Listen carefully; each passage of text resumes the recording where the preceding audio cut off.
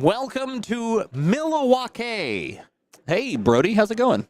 I am Brodie Spurlock. Oh my gosh, how cool would that be if you were Brodie? It would be cool if I was Brodie, because I basically just hit like a rewind of 20 some odd years of my life and be like, let's try it again. It literally 20 years of my life. If you can go back 20 years and with all the knowledge that you had, how many Super Bowls would you be betting on? Oh, now see, that's the thing. Invest in Bitcoin, maybe. That might be something that you would do. True story, though. I had an option of getting into Bitcoin when it was like $300 a coin at Wave, and I was like, you guys are psychotic.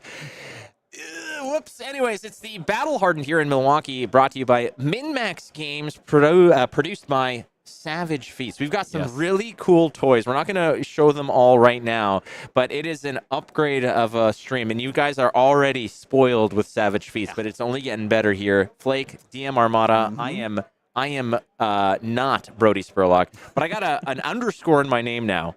Hey, that's good. which That's I would consider that a slight upgrade. that's an upgrade. Let's space them out. You know what? We're upgrading everything. We're upgrading setups over here. The tech's getting better. You know, we're adding cameras. You know, we're giving you some really cool things we'll show you throughout the event. But we're also upgrading heroes in this meta because we got Dash.io now available. Maxx can be played with all of the boosting and possibly some mechanoid stuff on his end. And then the Teklo Daddy himself is now available to be played in this brand new meta of bright lights. How about that? Yeah, that's pretty damn good. I'm wondering if is it Teklo Daddy? Is that the moniker that we're that's giving? what people are going for. Sure. I mean, say it in chat. Is it Teklo Daddy? What are we calling Teklo Vossa? Is it Teklo Daddy? Is that just the term we're coining? I was gonna go with Boss Voss. Oh yeah, people doing Teklo Boston. Boston, yeah, Teklo Boss Voss. But yeah, it's going to be classic constructed 127 or 117, I think. 117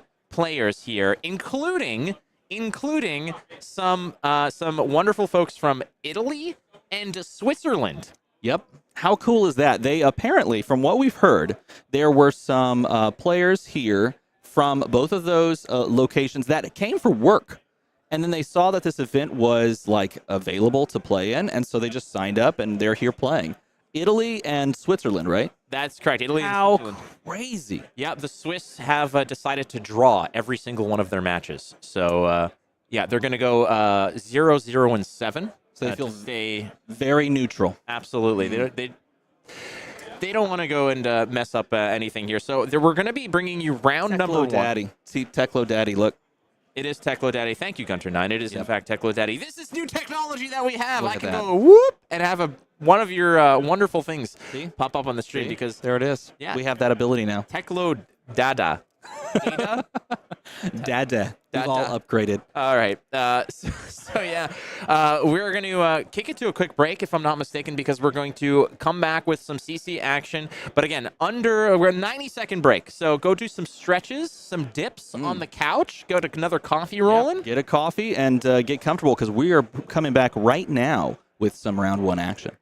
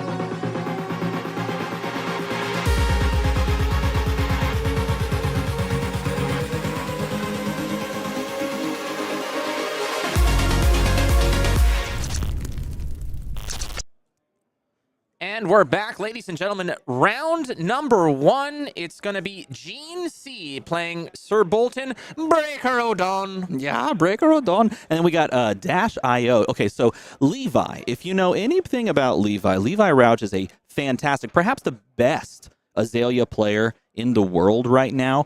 But he was convinced by several people here at the event before it opened, including you and I, to play Dash IO. He's been grinding out Dash IO games for the past week and change, or a couple of weeks. And he was going to go Azalea, I think, or a Lexi pick. And then he just decided at the very last moment to take the new Dash IO out for a spin. So settle in, everybody, because we got some new stuff to talk about with Dash IO. Lots of Boltyn fans out there, lots of Levi fans out there as well. So we welcome everyone from the chat. Thank you so much for joining us again. This is round number 1 of the Battle Hardened here in Milwaukee, brought to you by MinMaxGames and Savage Feats. And yeah, brand new hero, Dash Input Output. Yes, and so it's funny because all Azalea players out there, love to, peep the top of your deck and maybe Azalea into some dominated arrows. And now Levi can just look whenever he wants. He doesn't have to use card effects to look. He just knows what comes out the top. And we're going to send in a dive through data. This is a great new attack. It's a 1-for-4 boost that if it hits, it lets you opt 1. And there Levi, after it resolves, is able to look at the top of his deck. Opting is one of those new things that oftentimes is like, that's a wizard thing that you want to do. It's a very Kano-esque type of move, but now with the new dash, opting is going to have a lot more significance. Yes, it does. Covered up completely, but we're just fine with that most likely from the Dash IO perspective. And, ooh, it looks like we're getting a trigger of the Halo of Illumination right here on turn number 0. That's usually when you want to do this. Might as well get it done. Go ahead and load up the Soul. If it's it's a light card, you can go ahead and draw a card up as well. This Fate Foreseen, not cold foil. So unfortunately for Gene here, playing with a trashier Fate Foreseen. Have you seen those new Judge promos? Oh my gosh, they are beautiful. Absolutely beautiful. We get the pitch here, the banish. I believe we're going to continue on after getting our 2 resources from the Teklo Foundry Heart. Nope, we're just going to Arsenal and pass, clearing up our space. Choosing in that moment, knowing on the top of the deck there was a backup Protocol blue, but not wanting to pay the resources to go ahead and get that out. Instead, we're just clearing and setting up for a 5-card hand next turn. A lot of these new cards here from Dash, just for us on the broadcast booth, is going to be a learning experience as well. To see I'll tell you right now, I've been playing so much Dash IO. This is my favorite pet deck of this new format. I absolutely love it. It feels very wizard-like. That's what I was going to ask you. It's like, is a lot of your attraction to this new hero because of the fact that it plays a little wizard-esque? Oh my gosh, it exactly is the reason. And I was talking to someone earlier. I have built 7 versions of this deck already, and I have been trying it out in a variety of different ways. I really, really find Dash IO to be very compelling, and hopefully has some legs in this format. Pitching a blue boom grenade. Boosting away that 0 to 60 and sending a zipper hit for 4. Now, we're oftentimes going to be seeing these boosts push breakpoints. When you're building this deck, you want, especially if we're playing boom grenades, and there's another blue boom grenade, when we have that available to us, we want to push breakpoints. That boom grenade is going to come in at instant speed.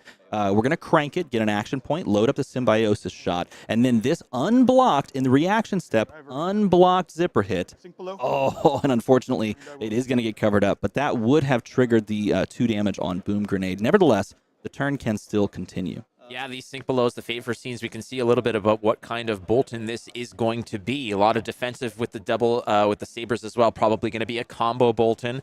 While a little Blast from the Past working towards that Lumina Ascension Explosion type turn, as a Tome of Fyendal is going to be wrapping up the turn here. No, he actually created a second action point by playing Boom Grenade and cranking it. Oh, cranking it. These are the new beauty. That's the beauty of this play line, because now you can get 2 action points consistently. One off the boost, and one off the play of the item off the top of the deck, and cranking it, meaning that you have 2 action points, and now Tome of Fyendal is just draw 2 cards.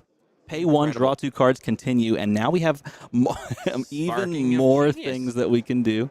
Yeah, see, this is incredible to see how these new heroes, exactly the skill floor and ceiling of this new dash. I was having this conversation actually with Logan Peterson about the new heroes, and what is your assessment of them? Like, well, Boss Voss in Limited, feels great in draft, feels great, but if you're playing constructed, dash is probably going to be one of the more prevalent heroes to try. But again, the skill floor on it is going to be difficult. As you can see, so many moving pieces, so many little intricate rungs of the ladder to climb to get things going on, as Levi is no stranger to the more complex heroes. So if you're curious as to how this turn continues from here, yes, there's no go again on the Spark of Genius, but he goes and grabs a backup protocol red, and then he cranks it to get the action point back. So playing that draws him a card and gets an action point, and he can continue going with another red dive through data, pushing that 4 breakpoint, threatening 2 points of damage from the boom grenade, and he can still continue because he has 2 resources.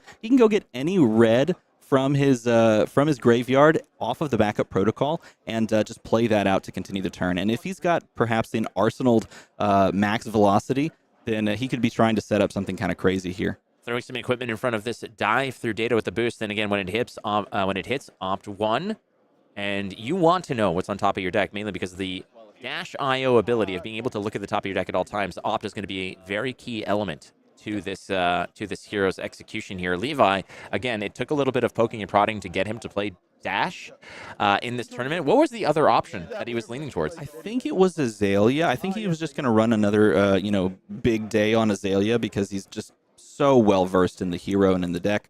Oh, and he's looking on the top of his deck. He has a Teklo core.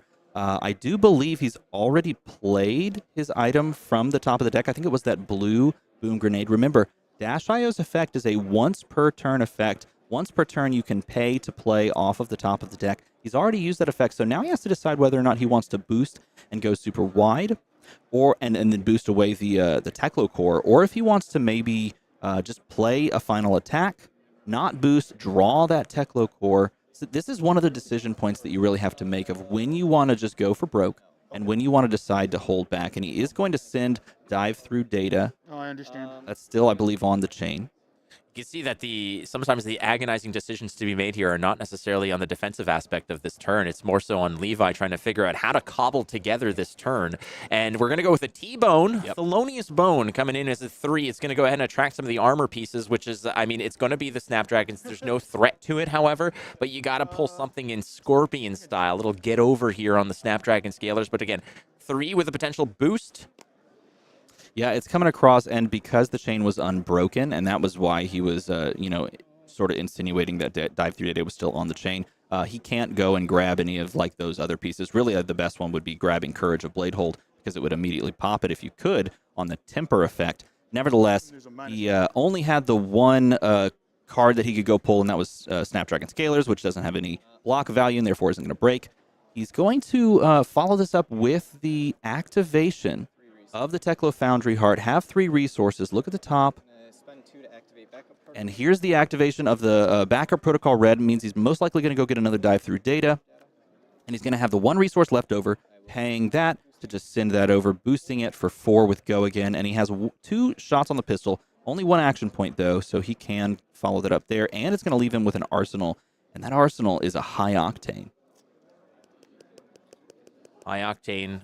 A very powerful card. We know it from Mechanologists of old. Dash, Inventor Extraordinaire. Great card to have in that deck here as this new Dash, Dash IO.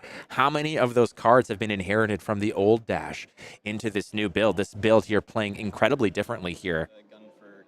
Shooting Symbiosis shot for 2 is going to take the 2. And in the early goings of this game, what a large turn. Very complex, weaved turn from Levi on Dash IO. But weathering the storm, if you will, with his 3-card hand plus arsenal is our hero Boltyn. And Boltyn may be looking to make some hay on this turn after making some equipment blocks and starting off with a yellow Bolt of Courage.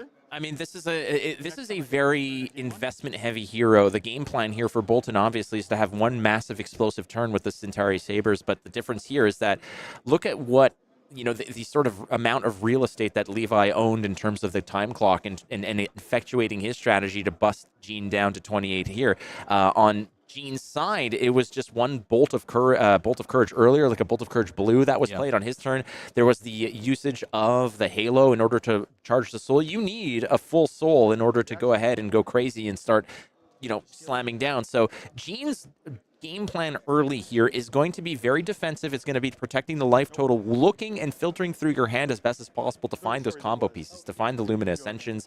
But at the same time, if you don't have a really loaded up soul, you can't necessarily effectuate that kind of strategy that you want to use. Well, I think you also see what could be sort of a meta game plan into Dash and other mechanologists that are playing aggressively in that, well, I can just play a blockout strategy, and eventually you're going to get to a low deck total where your reds and your threat density is like burned through. Maybe this is a, just a general posturing of like, I'm just going to play defensively. I'm going to send value attacks your way. And eventually maybe I'll get my combo, but you'll also maybe just run out of threats. I think the meta may try to take a posture of that. We'll see if it actually works out, though, because you can do some very crazy things with Dash, with Maxx, and even with Teklovasa.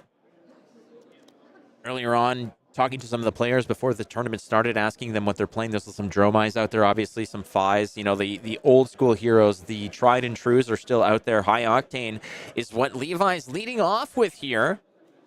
High Octane is going to draw a card as well. It's going to basically replace itself. It was in the arsenal, so we are playing with a nice full hand. Pitching the yellow boom grenade. Sometimes those can be a little bit awkward when drawn in hand. You can always play them out and crank them. It just replaces its action point. But another dive through data coming across. That's just an MVP card in this deck. I tried a lot of different 1-for-4s.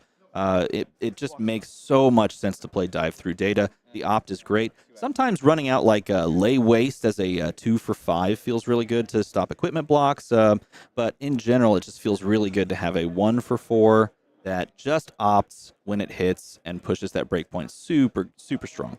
So the boost from that dive through data in conjunction with the High Octane giving an extra action point, meaning that this Spark of Genius is going to go ahead and fetch another item. Lots of items in this list over here. Obviously, Dash wants to see items, wants to look at the top of the deck, play items off the top here. It's going to be a Teklo core, which is going to just basically be free money at the end of the day. Yep, we are going to load up the Symbiosis shot number 2. Now, this was not cranked because it does not have crank as an option. We'll check the top of the deck if we want to be able to play anything at instant speed. But do keep in mind that we can play this pseudo setup turn mentality. Even though we are on a high octane turn and boosting does give us the extra action point, we can play to another 5-card hand next turn fairly comfortably. Oh, but we are boosting away some of our very important reds, the threat density going down a little bit. Let's see, we're getting Goliath Gauntlet. Yeah, we're not done yet. As you can see, it's very quick. You can see Levi kind of just very casually and quickly checking the top of his deck, which you can do with Dash, just to make sure that sometimes some of these boosts are just effective and efficient. The Goliath Gauntlet here is going to be ramping up on this, and you can see both Heist. Both players are playing incredibly fast. This is Heist, like you said, one of the new cards. This is a huge card to use Goliath Gauntlet on because it has an on-hit effect. When it hits a hero, you can get an item with cost 0 or 1, and that Teklo core that we boosted away earlier can now come into play if it's connected with. This is why you run Goliath Gauntlet. Yes, you can throw it on max V turns, but really it makes perfect sense on Heist, and it's why it's okay sometimes to boost away our items or to just force them into banished in some scenarios, because we can go get them off of Heist, a very, very big, good card in this new set. Well, this is the output aspect of Dash in the input-output, which is going to be a lot of the items being output onto the board, and these Teklo cores are just going to be spitting out free money, like that free payout off of the slot machine. These Teklo cores are going to be spewing out resources of plenty here, as Levi doesn't necessarily he's not going to have to worry about pitching to any of this here, but he's been boosting galore. And like you mentioned earlier, sometimes you take the defensive posture against this list because you just say, I'm just going to wait you out when those, the Teklo Pounder versions of Dash Inventor Extraordinaire in previous metas, sometimes the strategy was, hey, if I can block, I'm going to block you out. We're just going to go and take it to the limit here. This is a red zipper hit, 3 floating, which is not just a great group of dudes, but also what the reality is here for Levi, as he's able to send a 5 attack with the boost and the go again, and 3 resources just swimming. Oh, now this is the turn that Levi has to have right now, because we're starting to see the deck begin to thin. The process of boosting and thinning that deck for go again is really starting to push down.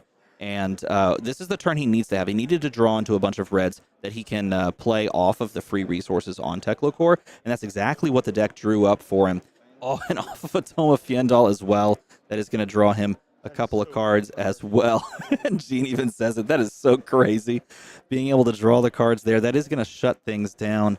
though I believe we didn't have the extra action points to play around it like we did in previous turns. There's going to be a lot of this, in my opinion, which is going to be some of the responses from the players who are probably having some of their first in-person goes at some of these new heroes in the constructed mode. Levi, obviously a world-class player, and Gene here are just sort of figuring it out, saying, okay, this hero means business, that there's something there. As you can see, Gene holding on to 12 life here as Levi's been in the driver's seat, has really not faced much. A Bolt of Courage here, a slight little attack here and there, a Centauri Saber, no problem, a poke and a prod, but that's all it's been. As Levi has been just laid on incredibly thick, a maestro of just so many action points, balancing them like this puppet master, just completely pulling all the strings. And Gene says, I'm just going to eat it. It's funny, too, because on that moment, he chose to pop the Achilles Accelerator to gain that action point back after he saw what he drew into, and he saw that he had even more gas available to him. This is going to pull with an equipment no matter what, but the scalers are probably going to be the thing. But I mean, Gene is like just desperately holding on to his cards, trying to effectuate his own game plan. But there's one card left after taking T-Bone down to 5. He's basically just saying, please don't have anything that pushes 5 damage. Oh, another T-Bone. And typically, if you're going to T-Bone once... He's going to pay first. There you go. He's going to pay for a third Teklo Core. That's going to tick up the Symbiosis, but this is going to force cards out of hand, because not only is T-Bone going to pull like Gallantry Gold here, but it's also going to effectuate or give you the opportunity to send Symbiosis shots out there and threaten onboard lethal. And my goodness, you need a economics degree to... just be able to pull this kind of nonsense off. As you can see, the amount of Teklo cores are just spewing it out for free. Free money, baby. Free money. We're talking earlier about investing in crypto, like in 2006. Okay. Yeah, well, here's what it is. Levi invested in crypto, and it's paying off now. So you can see why Gene was holding on this hand. He had 2 Beacons of Victory in play, like in his hand. He had a Light the Way, which he can use he's got the Go Again on, because he's charged a Beacon of Victory, and then he has at least 1 Lumina Ascension in hand, which we can then assume maybe the second one is in Arsenal. And if so, then he can go double Lumina and gain a bunch of life back. So in a way, it's almost like his life total is unnecessary to think about if he's still at, 1, because he can gain life back on the pop of the Courage and the play of the 2 Centauri Sabers with multiple counters. All right, Beacon of Victory. There is an Illuminate Ascension in hand over here. This might be one of the opportunities for Gene to, put a dent into Levi here, who Levi really, the 32 damage, any of the damage that he's taken has honestly just been a formality. It has been sort of brushed off. There hasn't been much concern on that point, because Levi's been in his own little world here, going absolutely haywire with all the X's and O's, the I's and O's as well from Dash.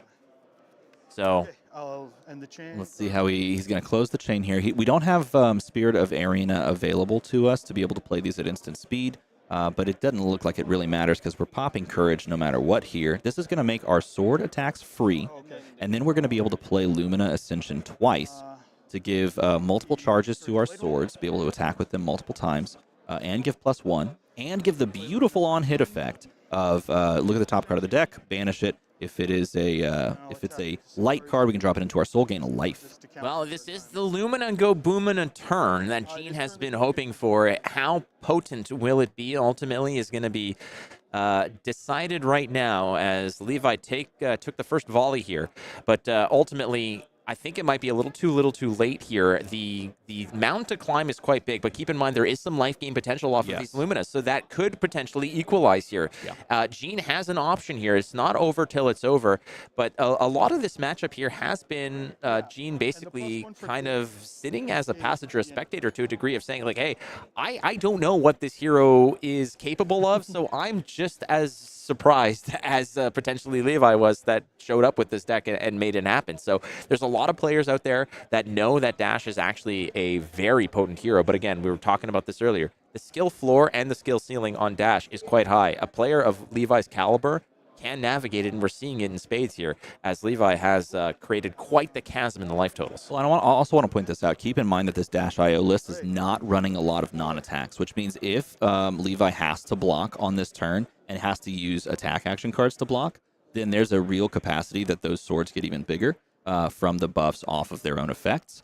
And if I were playing in a meta with brand new heroes, I might almost feel more comfortable just playing a deck that almost does like the solitaire thing and just trying to set up a major combo and come at it come out the meta with this combo. And that's honestly why perhaps Boltyn just feels really good in running it out there, because you just do your own thing. And yes, new heroes do their new thing, but I just play to my combo.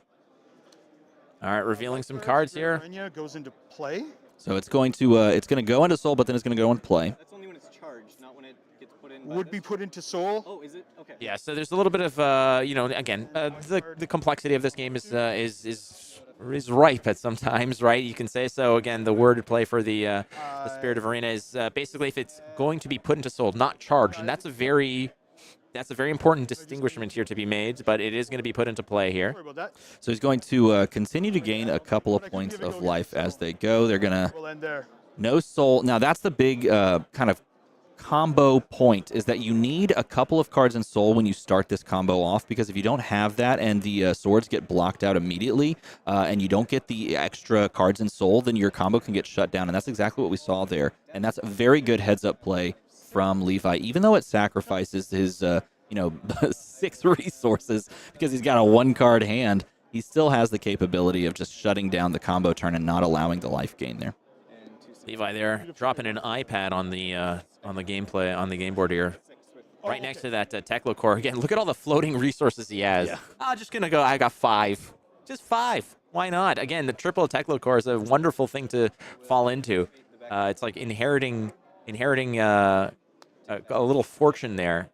I just want to point out how cool Backup Protocol Blue is. It's a card that if we play off the top of our deck, costs us 1. We can crank it. It gives us an action point. If we pitched a blue for that, we're floating 2, right? We can then pay those 2 to destroy it, go get a blue from our graveyard. So essentially, we've turned that blue card off the top of our deck and the blue in our hand into a blue that we want from our graveyard. And so in this case, you've just transformed just some random blue that you usually pitch to into a blue throttle, which is a really cool use case scenario for blue Backup Protocol.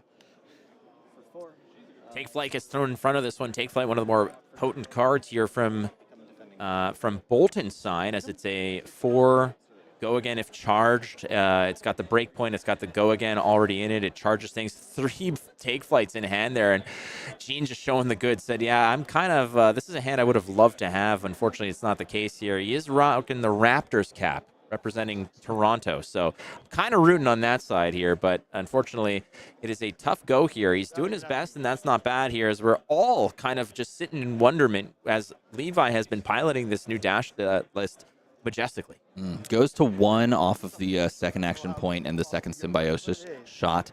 Send, drawing up, and then drawing up and passing is Gene off of the new 4-card hand. The final use and charge of the Teklo core comes through and gives him 2 free resources. That plus a 4-card hand, and let's see, onto a high-octane turn.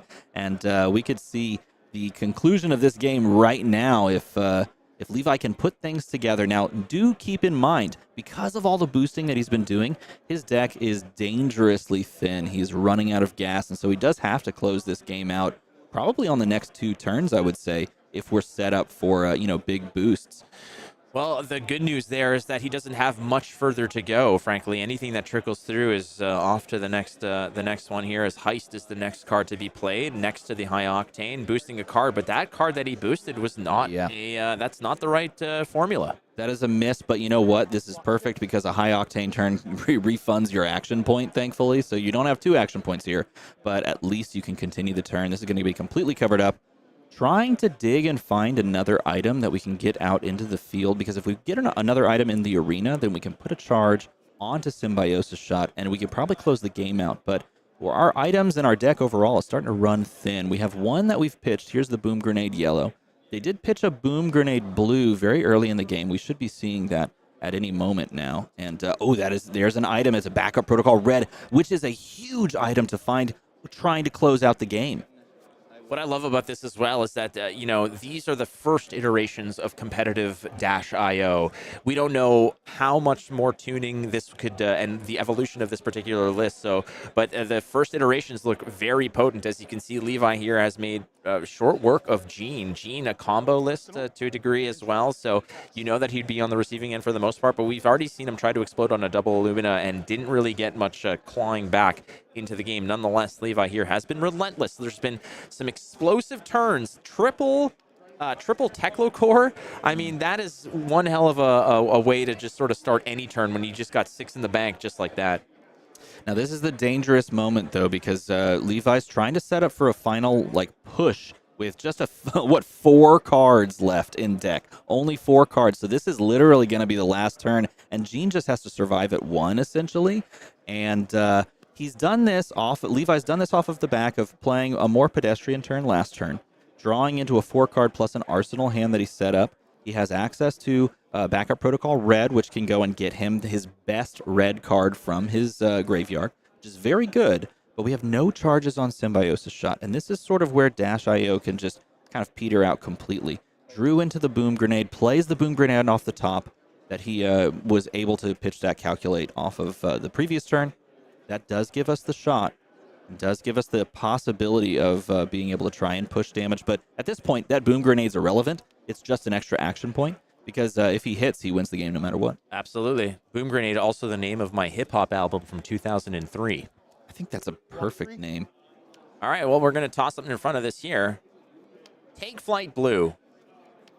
Starts off by shooting his shot. Symbiosis Shot comes across.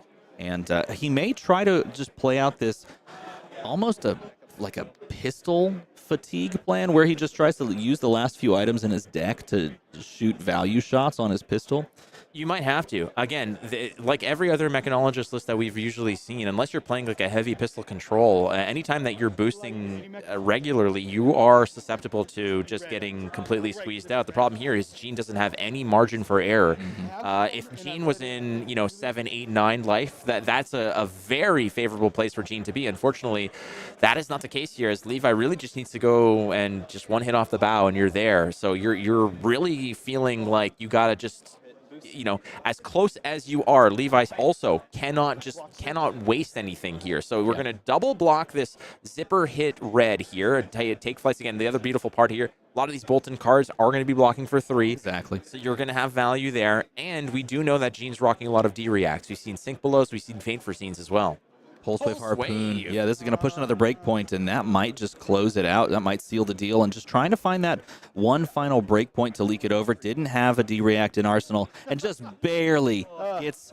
Look at that, 1 card left in deck. It was a Boom Grenade, and just barely gets across the finish line, but showing how cool this brand new Dash IO hero can be.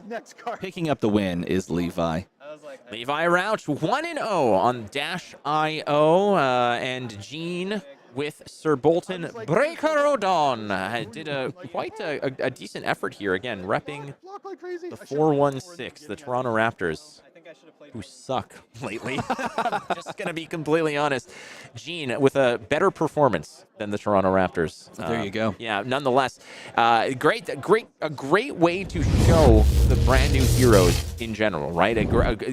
Levi Rauch has showed you just what the potential is of this new Dash, but also the complexity of playing it properly and playing it, with that kind of efficiency. It's incredible to see. Yeah, that was very well executed by him, and he acknowledged and really understood the play lines leading up to that final few turns, and understanding that he had to really set up a big turn to close it out, because that is something that I feel like heroes are going to be doing over the next few tournaments. Is just when you see a mechanologist that's playing this boost strategy, just block out and try to win in fatigue, if you will. But we'll see if good players acknowledge it and then really just go and try to pivot themselves and answer that fatigue strategy. We'll see how it plays out. You're just clicking buttons over here.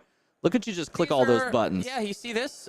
This is what happens when Savage Feats and NASA collaborate. We get this kind of cool stuff, these awesome toys to play with. I'm just going to keep... I want to click things, too. This is fun. It is fun. But again, we want to hear what you guys have to say. Obviously, we are keeping our eye on the chat here, and a lot of what you're saying makes a lot of sense. This makes me want to try Dash, as Aidan mentioned. And I am the same way. When you see great players take new heroes and do funky things with them, it really inspires you to want to try these new things. And again, we want to hear what you have to say. We are going to be doing some giveaways to do today. I mean, if here's the deal, okay?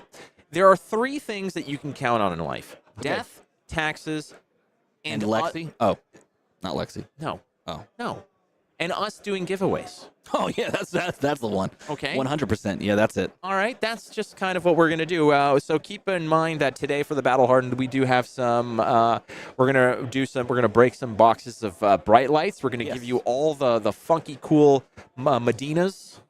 Medinas? Funky Cold Medina, no? Do you know that? No. Man, I feel old. If you know what Funky Cold Medina is, who sang that song, write it in chat so I don't feel like an absolute And then click dinosaur. it. And you got to go click it over there. I will, absolutely. But we're going to be doing some giveaways as well. Ethan's here. Ethan, do you got camera mode on your side as well? Yeah. Look at him against the wall. What up? What up? He's guarding the There he fire is, escape. just tucked, watching out, making sure no one goes through that door exactly. He's also, you can tell he's also in. Look, he's so tiny, like, compared to, look, this is my normal size hand. Look, it's mini Ethan. He's I'm just also relaxing, man. For once, things are just going well. Oh, see, you just, They're just just going living the well. dream, my friend. Just living the dream. he's also in charge of the thermostat. Yeah, he's the thermostat man up there. Look, go back to you so that we can all point out the fact that you control our destinies with regards to temperature.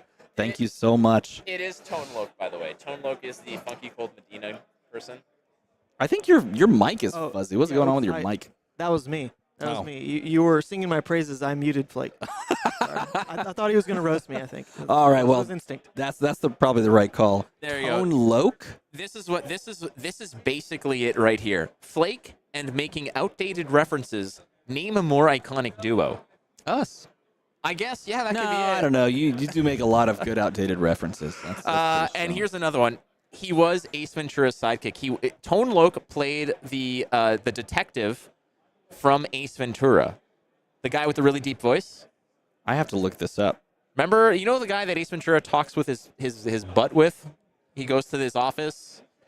Anyways, yeah, so that does it for round number 1, ladies and gentlemen, of the Battle Hardened here in Milwaukee, brought to you by MinMaxGames. Flake, DM Armada, Ethan of Savage Feats. What do you mean, no? I don't recall this at all. I think that's like the Mandela effect. I think Ace you're just Ventura, making this Pet up. Detective? Oh, I definitely remember Ace Ventura. I just don't remember a sidekick.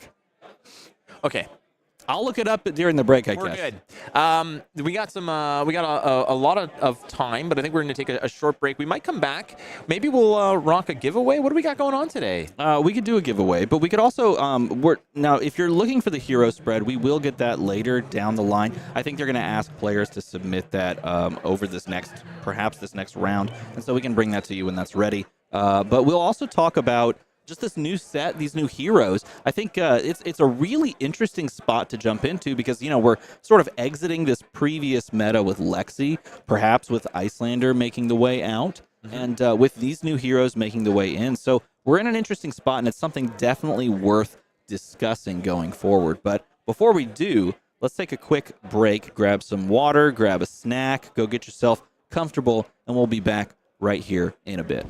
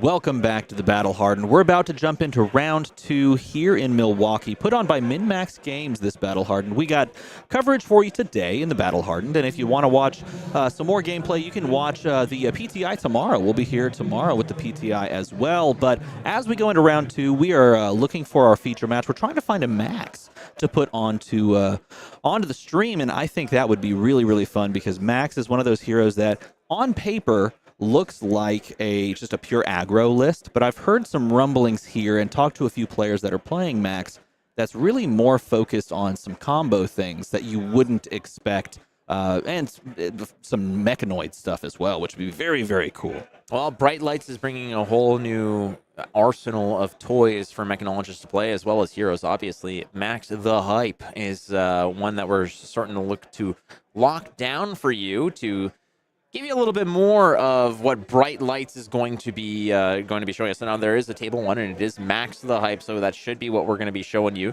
which is going to be great. Who is Maxx going to be facing off of? I was talking to some of the players. There are Lexis in the field. That hasn't gone away. People love their tried, tested, and true power decks like Lexi Livewire, and I spoke to Logan Peterson of Flesh and Pod, and who's playing Dromai. I said, "What's going on? What's the story?" He said, "Lost to Lexi. Water wet." That's kind of how we go. Indeed.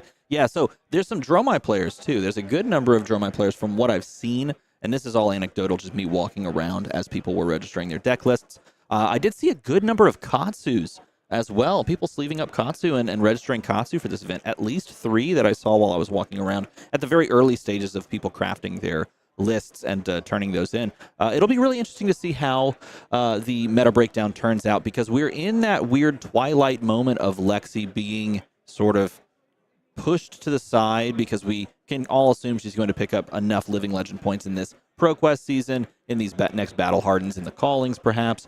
So we can kind of assume that she's moving away, and our players going to still play her. Are they going to shift to new heroes and prep new heroes for Worlds? Or are they just going to ride with her until she's completely gone and moved off? Well, Worlds is a month away, and it sounds like a lot of time for players to go ahead and maybe get accustomed to the new meta and the new heroes and how they're fluctuating and kind of shifting what that meta is. But oftentimes, if you either don't have the time or you just can't figure things out, the best course of action often is to just lean on what you know. Lean on the tried, tested, and true heroes. For some, that might be Dromai, might be Lexi, it might be Bravo. We don't know. But ultimately, these new heroes are definitely throwing a wrench at the system here, a wrench that some would call Banksy. Yes, well, that was a very good transition, and one that I think was quite S tier.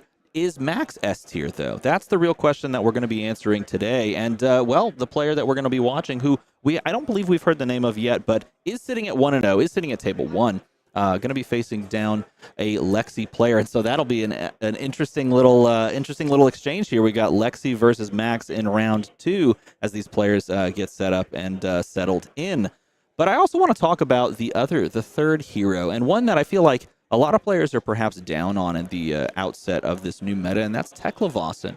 And I don't necessarily know that they should be as down on Teklevossen as someone who played a ton of Fatigue Briar prior to Briar's rotation, thinking that I would take it to the Calling DFW, Tekla Austin feels surprisingly like that deck in a lot of respects, especially depending on how you build it.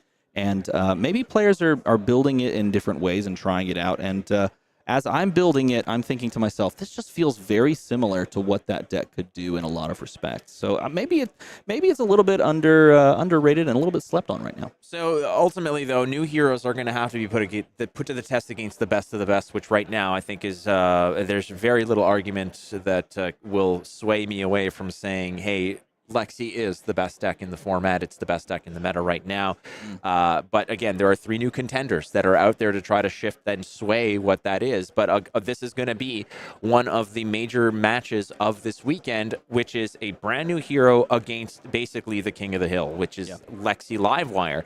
Also, we have acquired the goods. We have a full case of bright lights that, well, we're going to be doing some cool giveaways with it even this stuff says as it. well. Look, it says bright lights. There you go, everybody. Does it really? Bright Yes. lights. Absolutely. That's how you know. Look at that. Incredible. So we're going to be doing some giveaways for that down the line. But again, the players are shuffling up. They're getting prepared.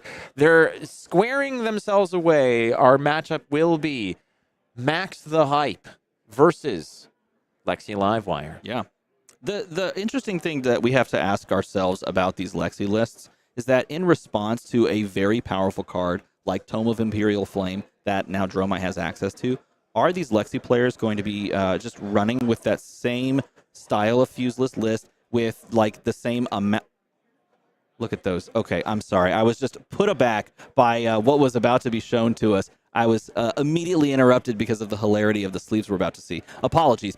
Nevertheless, are these Lexi players going to be, keeping their lists relatively the same, or are they going to be adding more ice cards in? More ice? Because if you include more ice into Tome of Imperial Flame, you're still taxing their turns and their plays, and you're still forcing their plays to be suboptimal. And so even though Dromai gets this powerful card in Tome of Imperial Flame that really pushes them into this, aggro archetype, is it enough to really vault over just the sheer power and the disruption that Lexi can put out there? That's the thing. It's wide and it's disruptive. It has on-hit significance. It has breakpoints. It has everything. And a lot of the discussion, we don't need to beat this dead horse as further into the ground than it already is. This is the discussion that we've been having since Outsiders and the whole Lexi, this rise to dominance, which is that, the deck is good. Like, we just get over it. It's a good deck. And that's just the reality that we live in at this moment, which is the fact that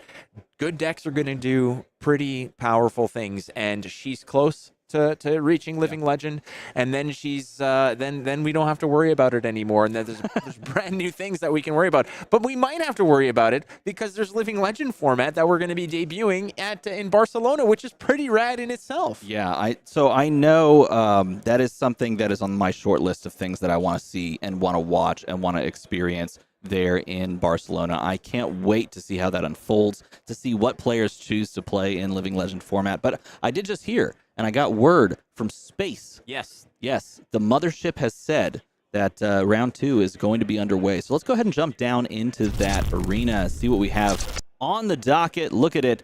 Maxx the Hype Nitro versus Lexi the Livest of Wires. Both of them, got a very electric personality, but we'll see who comes out on top and who comes in full charged. Yeah, Maxx Nitro not doing much to squash the conspiracy theory of lizard people existing with that tongue, but it's all good. As Devin versus Johnny here, it's going to be Lexi Levi versus Maxx Nitro. He is the hype, and the hype is pretty palpable here to see what this hero can do. A lot of players have run it back multiple times at the pre-releases, the drafts, and all those events here. But this is CC. This is the real deal, Holyfield here for this one here, as Maxx Nitro is up against the heavyweight champ, as it were. In this case, Lexi Livewire is probably going to be the benchmark. This is the test, the litmus test to see how these new heroes are going to fare in the CC meta. Okay, I gotta ask, Ethan, can we kick it down to the top-down screen so that my gosh. Okay, so if you're wondering what caused me to pause completely in the moment, those sleeves are just perfect. Those sleeves are perfect. This is what caused me to pause mid-sentence because, Ethan was working on some stuff in the back end, and then this popped up on screen, and I just thought to myself, this is perfection. There's nothing better than exactly those sleeves, and you may see those sleeves on my channel very soon as well, which is a fun prospect. Here we've got Trench Lexi showing up. Trench Lexi with the standard kind of fare after that. We are running the Quiver of Rustling Leaves into Maxx Nitro. And I will say, it wouldn't be a Flake and DM Armada stream if I didn't make an Arnold Schwarzenegger reference. And in this case, Trench was the actual name of the character that Arnold Schwarzenegger played in the Expendables franchise. Wow, you know what? I did not watch any Expendables past the first one, so I unfortunately didn't get to catch that. And that's why you live a happy life, my friend. You're probably very correct there. All right, so we're opening up here with the first activation of Voltaire. And again, we're going to pitch an infecting shot. I believe that's blue. 2 floating here, loading up a Pathing Helix. And again, we've sang this song multiple times, but it's all good. Lexi is going to go ahead and be content with a 6-card hand to open things up here. Turn 0 6-card hand feels quite good in Lexi, and I believe we started off by arsenaling passing Helix with the Voltaire, and then I think we arsenaled at the end of the game. We arsenaled the Premeditate. You're pointing out to me the really cool alternate Teklo Foundry heart. Take a look at that. That is a pretty cool. Whoa! Look how cool that looks. We were just waiting to bust out this new technology. Ladies and gentlemen of America, this is why you don't have healthcare, because this is where all of your investment dollars go. Technology like this is incredible.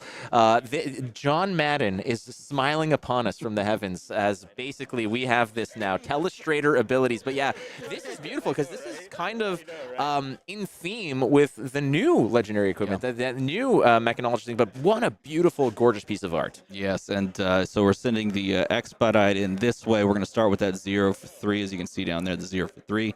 With the go again, if we connect with this, we are going to be able to drop a 0 or 1 cost item. But you know, most likely this is just going to go on through. Lexi says no blocks. This doesn't really matter. And is Maxx here going to activate the hero ability? Yes, all right. I am going to. I am going to handcuff the Armada so here. Sorry, I am just going to do this. This is too much fun. Is he going to activate the hyperdriver here? I want people to know. Put a hyperdriver out here. I want people to know that I am not at the controls here for the Telestrator. This is all DM Armada. I just also want to note that immediately the chat thought that all of this goonery was me. Yes, right. That's exactly. Oh, and there's the activation off of the yellow. It looks like we are going to do the activation of Teklo Foundry Heart, and that's going to gain us up to 3 resources. And this is great for us if we do plan on activating Nitro's ability so that we can then go and put a hyperdriver in play. You know who was really good at putting hyperdrivers in play? Brett Favre. Brett Favre was great at that. And you know if you have dirt on your uniform, there's less dirt on the field. And then we're going to recharge here. So this recharge is going to give us a buff, but it's also going to put a hyperdriver boost. You're welcome. See, Ethan, you should not have done this because Ethan, I'm not doing this, waiting man. for 2 years for this to happen so that we can talk about how this could be a consideration for 8 damage. It's true, because we have been begging for this technology for years and years. I'm not kidding you. Steven and I, since I think it was like US Nats #1 in Orlando, we have suggested that this would be cool stuff to do. And it's like getting a puppy for the first time after begging your parents for years. We're going to play with it and walk in and do all that stuff for the first week, and then we're just going to be like, whatever. No, because we're going to follow this up after the fact. After we boost, we're going to follow this up with the Banksy for 3, and this is an important block now because the on hit on this Banksy can put a token on that. I'm so sorry, everyone. 2 Boltyn shots. What have I done? You did nothing wrong, Ethan. You enhanced this experience for everyone. Unfortunately, I'm casting with Pee Wee Herman here, and we're in the playhouse. But ultimately, yes, 2 Boltyn shots were given up here in the defensive posture. But we're opening up with that Premeditate, which is a very, very strong opener. Again, it's going to lift this card out of the arsenal and bring it up with a +3 and an on-hit Ponder token. This is kind of a little bit of Outsider's answer to Plunder Run from way back when. I'm just going to highlight the fact that people are indeed loving it. You can't. This doesn't work in this particular scene. Yes, I'm so sad. It's all good. Don't worry about it. We will have plenty of telestration related things. But yeah, it's awesome. This has been great. So again, threatening the Ponder token, the premeditated with the Pathing Helix, and a potential kind of reload effect from Pathing Helix as well. This is a fantastic block. I think this is a really respectful blocks on Johnny's side on the previous turn. And blocking the Banksy is really important because it does keep that hyperdriver around for longer. And so when you recognize that your opponent is giving you a little bit of tempo, just free value, knowing that giving your own block there feels really good, especially when you're just going to play this hyperdriver. And their 6-card hand is basically just, you know, melted into like a 2-card hand. You don't really care. Just prevent the Ponder token and feel really good. So there's the Banksy again. Oh, okay. We've been told that this now can function. Let's try it. Let's go with that. Yes, it Oh, does. look at this. This is so cool. Space so big you could drive a truck through it. The classic John Madden kind of esque play. And again, this Banksy looks innocuous, but the fact that it does put, if not blocked, if not answered, a counter on that hyperdriver means that this hyperdriver can stay around infinitely. Ethan, come put the camera on us really quick here. I just want to make sure that everybody knows that my hands are in the air. I am not responsible for all of this. Neither is Ethan, okay? I'm doing everything. Yes. Look, I'm doing so much heavy lifting right now. Look, I'm clicking buttons. Yeah. Gosh dang it. I'm trying to really click everything and just show you the fanciness that After is. this round, I'm going to go to Target and get him an Etch-a-Sketch and keep him busy in the corner with some crayons and stuff too as well, okay? We'll you get talk there. about the cards and I'll just draw cool pictures. But nevertheless, trying to decide how this turn's going to unfold. We've got a Codex of Frailty in hand. We do have the Rain Razors there. I believe that's Rain Razors pitched to activate Voltaire. Drill shot with the go again mode chosen most likely. And look at this rapid fire.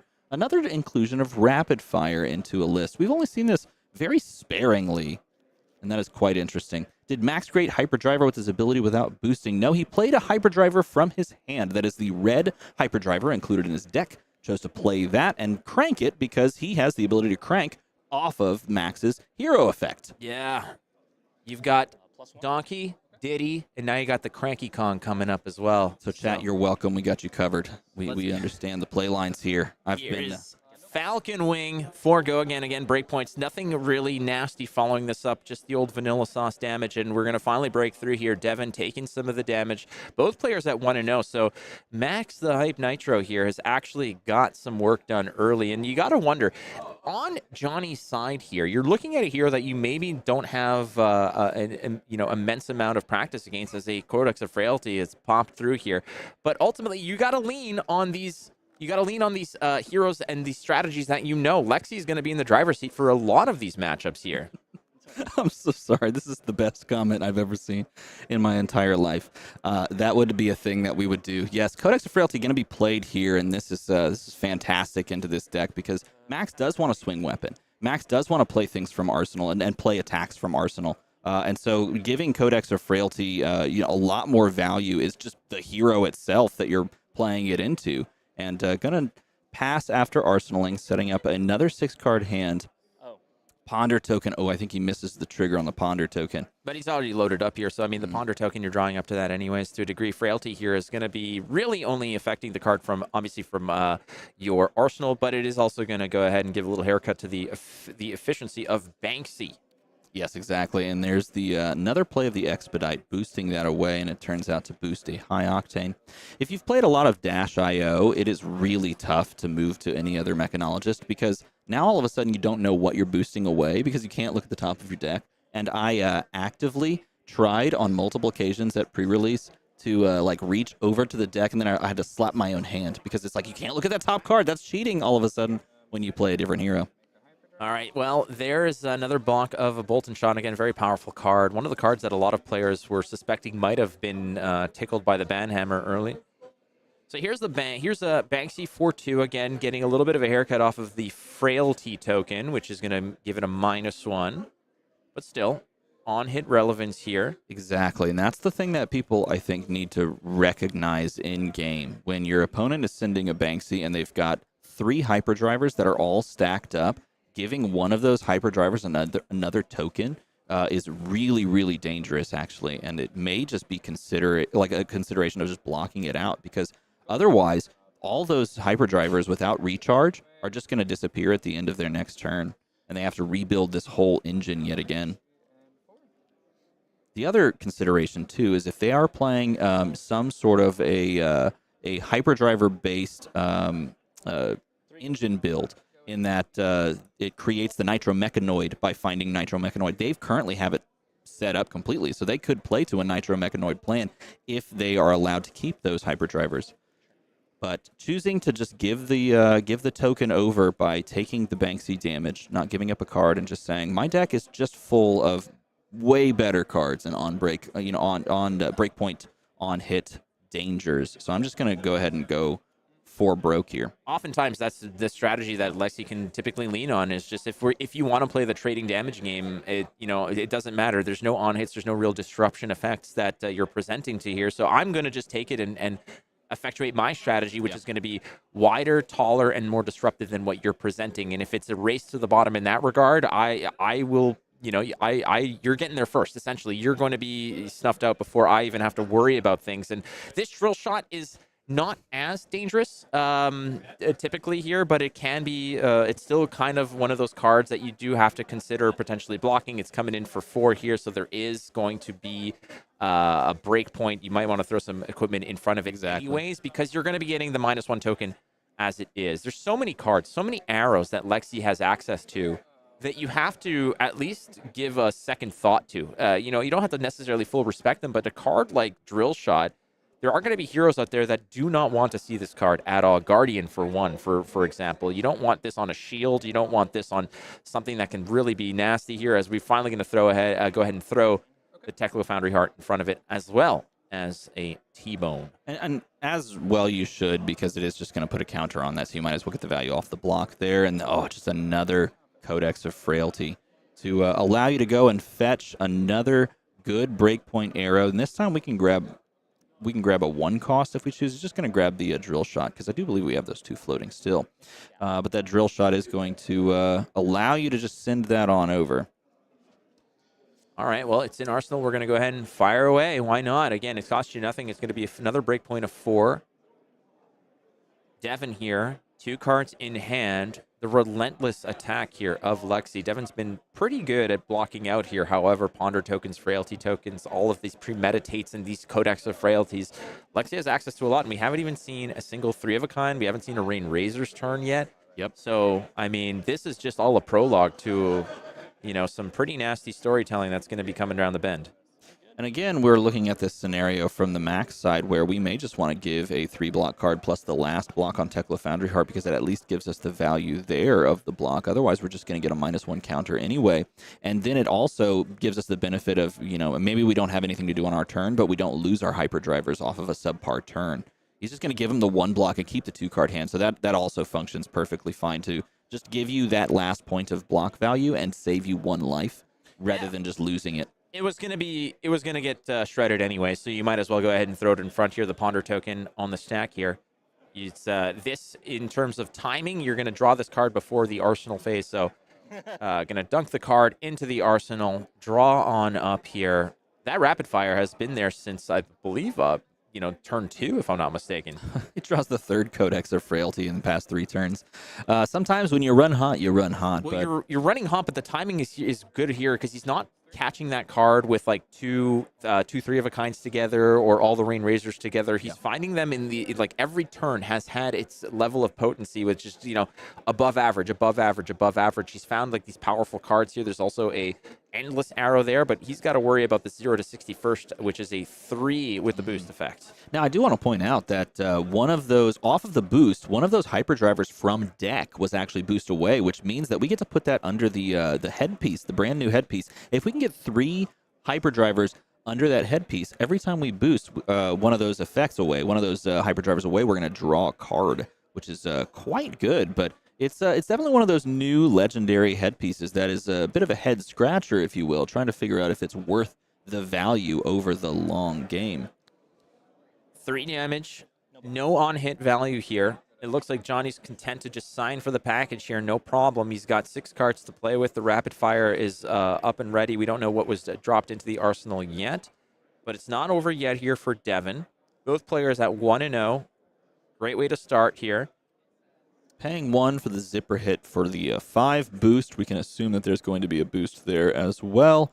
And if that is the case, then we will have 2 resources floating.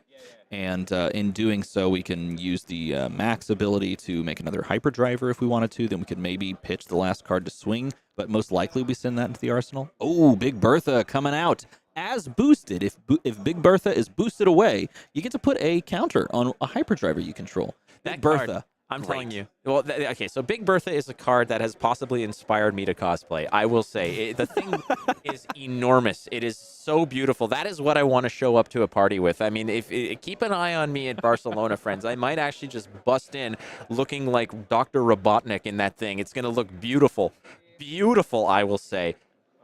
There's the activation of the Tekla Foundry Heart to allow you to get 3 resources out of 2, and then be able to pay all of this off of the axis of just the resources that were floating, which is great because you're hyperdrivering, you're able to crank it.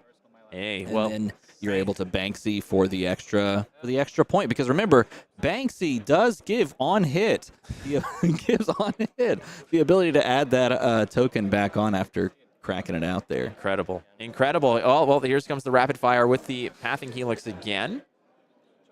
Rapid Fire, one of those cards that you're not necessarily seeing in too many Lexi lists. Lexi has some flex slots, some meta adaptive cards here, but Pathing Helix is one that has sort of made it in and out of particular lists. But the beautiful part about Pathing Helix ultimately is that it's a 4 attack, 3 block, 0 cost. So it checks all the boxes that you want to see. But yeah, this one doesn't come off of the activation of a bow, so this might be a Snapdragon Scaler's turn we're going to see. Well, you don't have to because it's giving Rapid Fire giving go again. But Rapid also, Fire, my bad. The best part about Pathing Helix is it's just a pseudo reload, which is fantastic. It's a 0 for 4 reload, and in this scenario, it's a 0 for 4 reload with go again, which is quite good. And on a strange kind of turn where you want to be able to drop like stuff into the arsenal, you've already used your bow twice. Maybe on like a 3 of a kind turn, you can't play things from your hand. You can do some stuff with Pathing Helix that you wouldn't normally be able to do. Pitching that 3rd Codex of Frailty away. And I think that's fine. There's still a lot of life to deal with here on Devin's side. So Johnny, possibly wanted to see that maybe later, but ultimately we're going to load up with Voltaire here, firing away.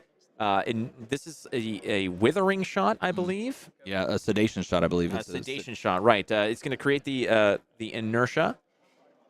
Yes, sedation shot here being chosen with the +1 effect because remember, Rapid Fire gives us the ability to just give it go again already, so we don't have to pick go again, which means we can push it for extra damage.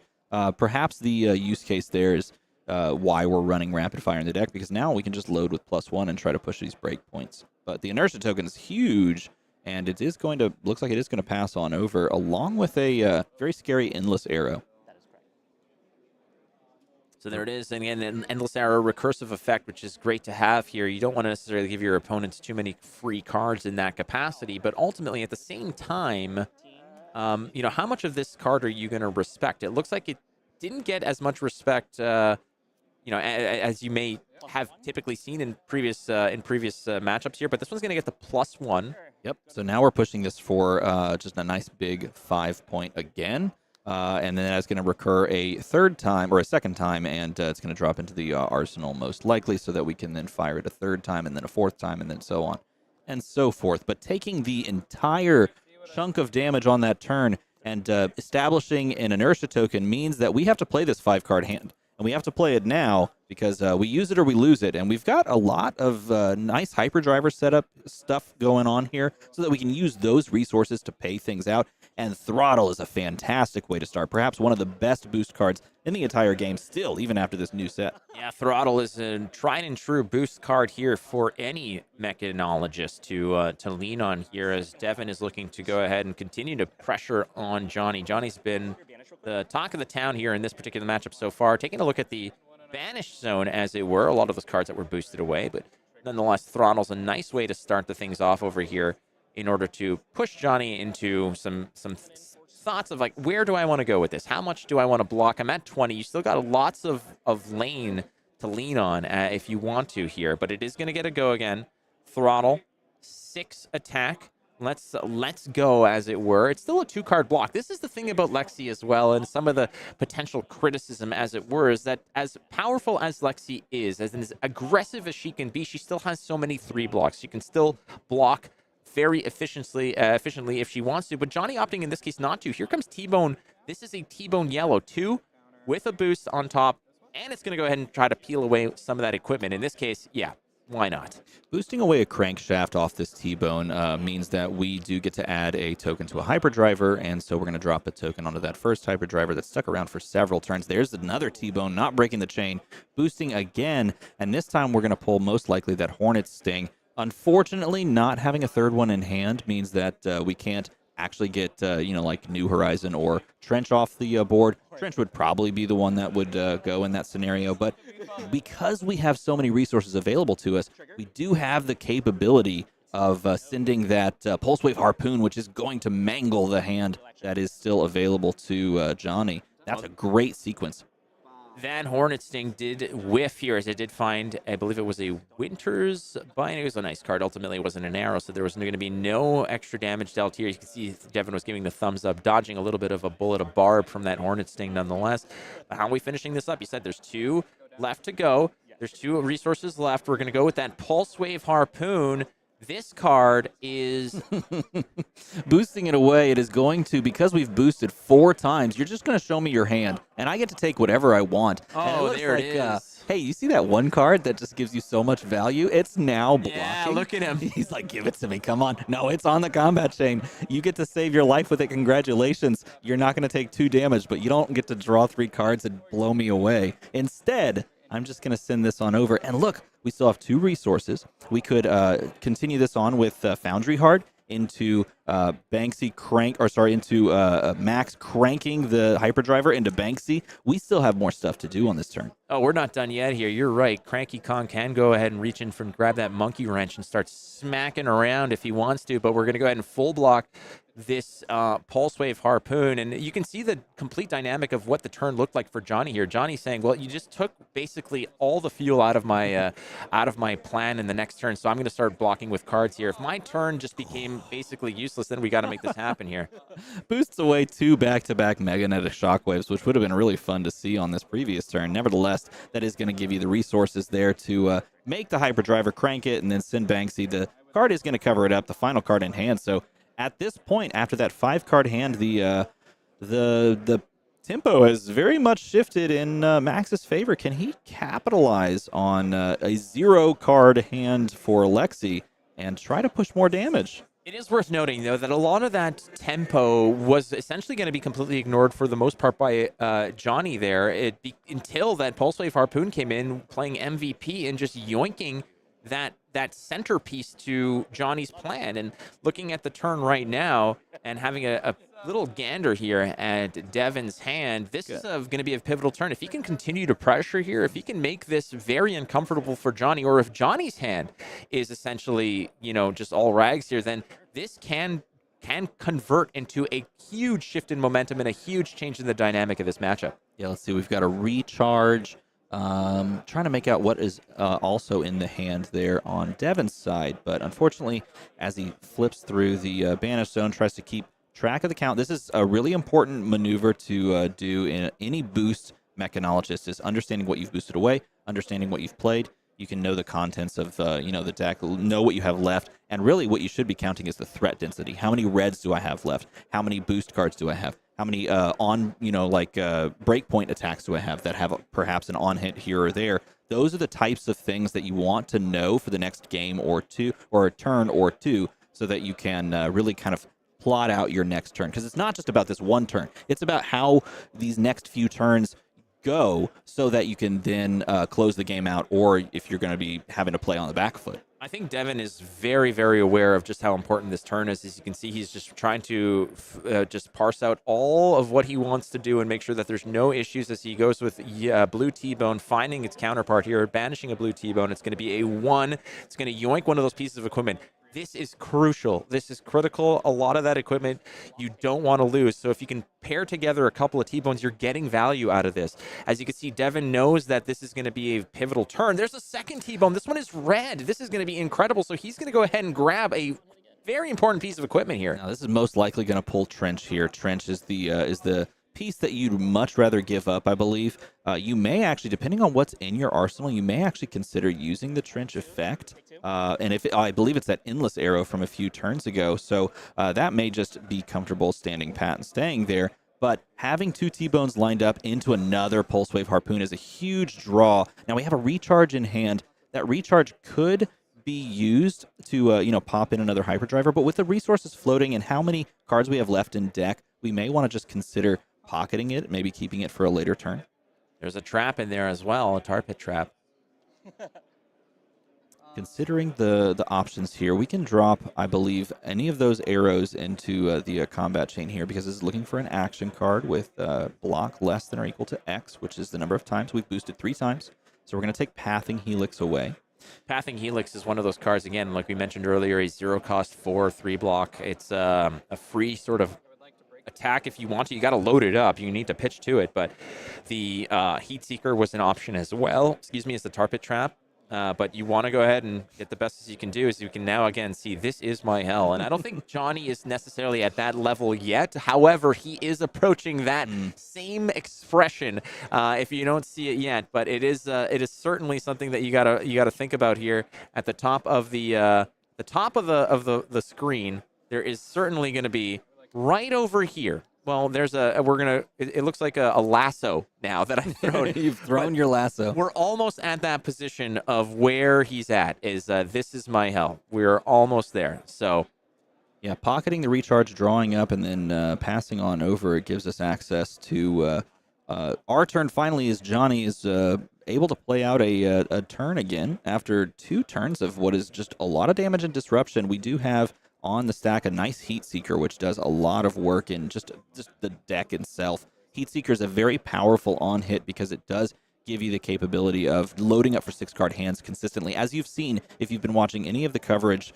over the past, 3-4 months of Flesh and Blood, as Lexi has sort of rose to prominence, Heat Seeker is an absolute bomb of a card that does need to be respected. And can Devin respect it in this moment? Because his deck is running thin. Most of his deck is now either in Grave or in Banished. there's a little bit of a mix-up here. Well, there was a forgetting of the flippage of the Lexi ability. Nonetheless, that is that's something that was missed there. They are going to call the judge over, I believe, and take a look at that proceeding.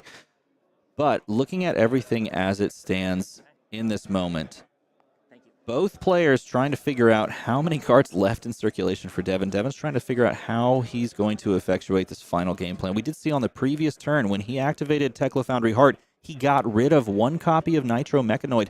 Is he playing more than 1? I would hope that he has this Nitro Mechanoid plan in sort of reserve and has multiple copies floating around in the deck. But if that was his only copy, maybe he's okay with boosting it away because he doesn't have the 3 setup at this point, the 3 Hyperdriver setup. But we'll see as he plays out these next 2 turns. There's the Endless Arrow snapped on it. There's that over. Endless Arrow is going to get snapped up, so it is taking the damage here. Devin now calculating. It is going to be an Endless Arrow.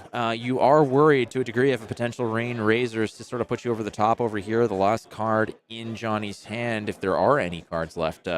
Ultimately, this is a 5-attack arrow. Okay, so we're going on the +1 on this one. This is basically all she wrote. This is going to be an incredibly important block over here. You just block 3 of this and then keep a bigger hand in order to potentially send it back, but you're giving your opponent, you're giving Johnny the option of recurring that Endless Arrow, or do you full block and have a less potent turn on the comeback here? So some thoughts made here. Both players are really just kind of agonizing over every decision.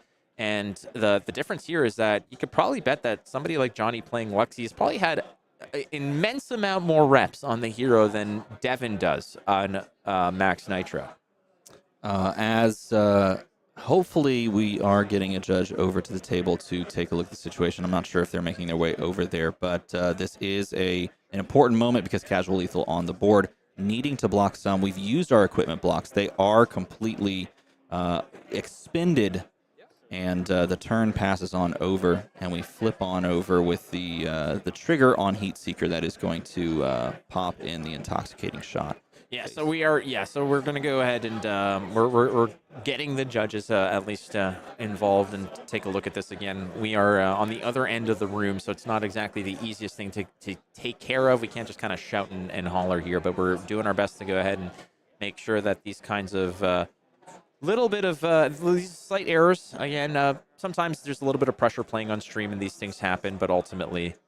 We're round 2 here at the Battle Hardened in Milwaukee. New heroes, we saw Dash.io in round 1. We're seeing Maxx Nitro now here in round number 2. It's a great showcase of what these heroes, maybe we get Boss Voss down the road. Yeah, I kind of hope we get to see a Tech Voss, and I'm not sure how many are floating around there, but it is certainly something that I would love to see on stream, see if players are picking it up and running with it. It's a hard deck to construct on day, essentially day 2 of the thing, because a lot of those Steel Soul pieces of equipment that you would be running in the blue slot, and just because they're very valuable and powerful, are Majestics. And so getting your hands on those cards quickly means you just probably got to buy them from a store somewhere like MinMaxGames. Have you heard of that one? I have heard of them. Yes, MinMaxGames out of Chicago. Wonderful people. Great. We've got actually some giveaways that we're going to be doing. Yes. Courtesy of MinMaxGames. So you always want to be paying attention to what's going on over here. Yeah, so that's where we're at. And again, so just to sort of rewind, mistakes happens in games. It is not the end of the world. And all you doomsayers, you guys can sort of just cool it and maybe dial it back down to 1. It's no big deal. The game will live on. Life will happen. The sun will rise tomorrow. Not a problem. Don't worry about it. These things happen. But out of the new 3 heroes, DM, is there anyone that you're kind of, you said that you really like the new Dash because of the wizard vibes. Do you have like a second? For me, it's Teklevossen. I think Teklevossen is incredible. I think it's a really fun kind of control archetype that plays on the similar axis that Fatigue Briar did, in that we're going to get value out of our hand. And we're going to try to push our, our values to like a 4-block scenario, except instead of doing that from the hand, we're now getting that value out of our equipment. And you can do some really cool things with cards like Fabricate on like the battle-worn pieces of equipment that can block for 2, like Sentry Heads, Sentry Arms. All those cards that block for 2, you can just magically, at instant speed off of Fabricate, say that those block an extra. So Fabricate, if you have like a bunch of Sentry Heads or Sentry Pieces, you can just come in for like a 4 value off of a Fabricate, which is really, really cool. But continuing on, these players with Magnetic Shockwave is going to pull the New Horizon. And that was the play that Devin was really trying to set up for. It really nuked the arsenal and turn overall from what Lexi can do, and hoping that he can hold on to his 4-card hand at a 3-2 life lead, trying to maybe close this out. Both of these players in this very low life total, trying to find those breakpoint attacks and the extra long combat chains. All right, well, Devin, again, just ahead by a hair here, as they're both players are at 1-0. Again, this is 117 players here. I think that's 7 rounds, if I'm not mistaken, of Swift. 119. Wow, that's right. There was somebody gave birth to twins. Actually, in between round 1 and round 2, I was over at the registration table, and a new player walked in and said, "I'm so sorry I'm late. I want to play in the event, but I couldn't find parking. Is it okay if I sign in? I'm brand new to the game. I've never played in a tournament before." And the people over there were like, "Yeah, sure, let's get you set up. Let's get you all kind of squared away." I thought that was really cool. So I walked over. I said, "Hey, congratulations. Welcome to the game. It's nice to have you." That is very nice. It's always great. Again, when your first tournament is something like a Battle Hardened, it's for some big stakes, man. Like I'm telling you, when your first game, you might be up against somebody like Brodie Spurlock, or like that is a definitely not the first sort of blow across the bow that you want to feel, but ultimately it is a great experience. And again, we welcome everybody. We love this community. It's a great community, and there's a 5-attack Endless Arrow. A 3-block can keep you alive for now. 2 cards in hand. There's a T-Bone in there. Now, this is the danger as well. If you're playing Mechanologist, there's a good chance that you're going to be holding on to potentially some zero blocks, some of those items that just do nothing for you. So this it's very dangerous when you're holding on to or drawing up and you see some of those no block cards. I've been in those positions with other types of heroes, and man, is it a scary reality when you're like, if they only knew what I am holding here. I have been in that situation over the past week and a half quite a bit, actually, playing several of these Mechanologist heroes going, yes, these were the items I included in the deck list. Who put that in there? Why is that card there? Oh, it's going to mean I lose the game right now. Sometimes that happens, and that happened to me in one pre-release game, unfortunately. Playing -IO, it was like the in-game scenario. I just pushed 21 damage on my opponent, and they swing back for their own casual lethal, and I just so happened to draw into like all items. And it was Perfect. Like, there they were. Well, they buried you with your things. Yes, You're like a pharaoh. You just get to hold on to my, hold on to all my backup protocols. Like, I could have used these as backup earlier, but Now, alas. Devin is just as disturbed here by this particular attack here, because I think he knows that I don't know what he can do with potentially one card. Like, do you want to take the damage and swing back, giving your opponent the endless arrow here? The other option is you full block this and you give Lexi a 4-card hand to go crazy. But that's possibly the option here, is you're going to be throwing a high octane and a T-bone in front of this 5-attack endless arrow, basically completely stuffing it. But you have no recourse, and sometimes against a Lexi that has now completely nothing. There's no equipment, there's no nothing, but she is drawing up to 4 cards, and we haven't seen a 3-of-a-kind yet. We have not seen a 3-of-a-kind yet. Well, the one 3-of-a-kind was drawn in by the Pulse Wave Harpoon, which was a perfect timing of it because it has prevented the other ones from being found towards the bottom of the deck, clearly. But drawing up and passing is Devin, looking at another 4-card hand and kind of feathering 2 of those cards there, one of them being Twin Drives, which is a really good new card from the new set, but being most likely used here as just block fodder. Well, do we remember that earlier on there was a pitch of that 3rd Codex of Frailty? So even without the New Horizons to have 3-hour turns, it is a possibility. It's load, go again into that into a Codex with one of those 0-cost arrows. That can essentially stretch you a little bit thinner here, but this infecting shot is one that really needs to get respect here. So on hit, it would have created a Blood Rot Pox, which is good for 2 more damage. Here's a Boltyn shot, +1, go again. Such a good card in this exact moment. It's a good card in general, but such a good card right now because this Boltyn shot is threatening the other Boltyn shot in hand to be loaded up and fired as well. And the respect has to be put on this card as well, which means another most likely 2-card block. I don't know if we live in a world, in a society, that you can just let some of this go through. And you actually, yesterday night at the hotel room watching Seinfeld, found the first media usage of the term "we live in a society." We live in a society. Which was the season 2 episode of Seinfeld, the Chinese restaurant, where George gets mad because somebody's hogging the payphone and says, "We live in a society." Yeah, that's a 30-year-old reference. And the actor that played the maitre d', the person at the front desk, the host, a fantastic actor. I forgot that guy's name, but he was the villain in Big Trouble in Little China, and I found out you haven't seen that movie yet. No, I told you I saw Little Trouble in Big China. Yeah, the prequel. The prequel, yes. I understand that. Oh, and look at this. This is actually a perfectly timed Winter's Bite because the Hyperdriver non-block card was in hand, so you're actually totally okay with that being the moment you play that, because it's like, I was going to use that card anyway. All of a sudden, that card got value, but there's the Heat Seeker. The pull of the Heat Seeker is just a huge, huge card, and I was curious, and someone mentioned this in chat as well, when given the choice to harpoon the Heat Seeker or the Pathing Helix, the choice of the Heat Seeker was made, the choice of the Pathing Helix was made, leaving the Heat Seeker to be played for next turn, which gave an Arsenal slot. And I wonder if we go back into that tail of the tape, if you will, whether or not that was the decision that allowed for a couple of these other turns from Johnny to kind of push this extra damage versus an innocuous 0-for-4 load from your hand.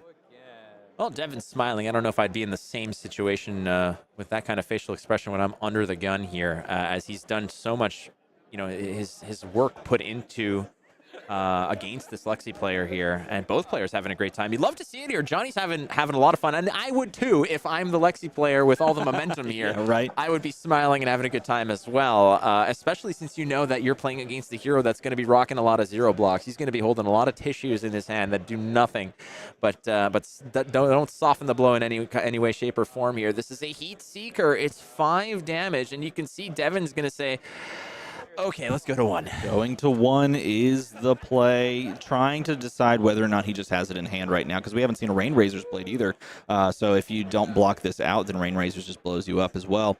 But choosing to just thread the needle and see if you got it, you've got it. But here comes the Boltyn shot for 4. And man, does it not feel good to know that your opponent is going to be able to push another breakpoint after that first one. All right, keep in mind that every hand that Devin manages to survive is another 4-card draw that gets you closer to that Codex and closer to a 3 of a kind and closer to some more of those heavy-hitting options here. But oh my goodness, this is the problem. This is the problem that we're running into as Maxx. It doesn't matter if we can block out all of these hits. Really, the win condition right here for Johnny is just more damage, because it's going to mean more of these cards get blocked, and it's going to mean that this goes to 0. Okay. And that's the win condition right there.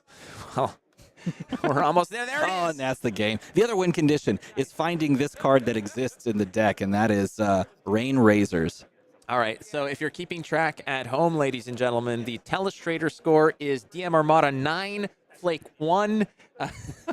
You almost lost the mouse at one point, too. I was worried for you, but I didn't know where it was. It was found it, though. Oh, no way. But again, the Rain Razors did manage to wheel their way back. And again, hey, Lexi Livewire doesn't need 3 of a kind to win. It's a blocking card. It's 2 blocks. That's all it is. So it's really solid red 2 block. Yeah, get on Twitter, start complaining about it. Ultimately, here's Lexi Livewire 2-0. But a valiant effort here by Maxx Nitro. The Hype did a pretty hyped up job of getting that game closer than we perhaps thought it might be. You'd think that Lexi, with that kind of momentum and that kind of life lead, could get yourself into a very comfortable spot. It seems like an inevitability, but it was, to a degree, a close game. However, the last 3 turn sequences, unfortunately, Johnny was just saying, give me all your cards, give me all your cards. Yeah. We'll get there.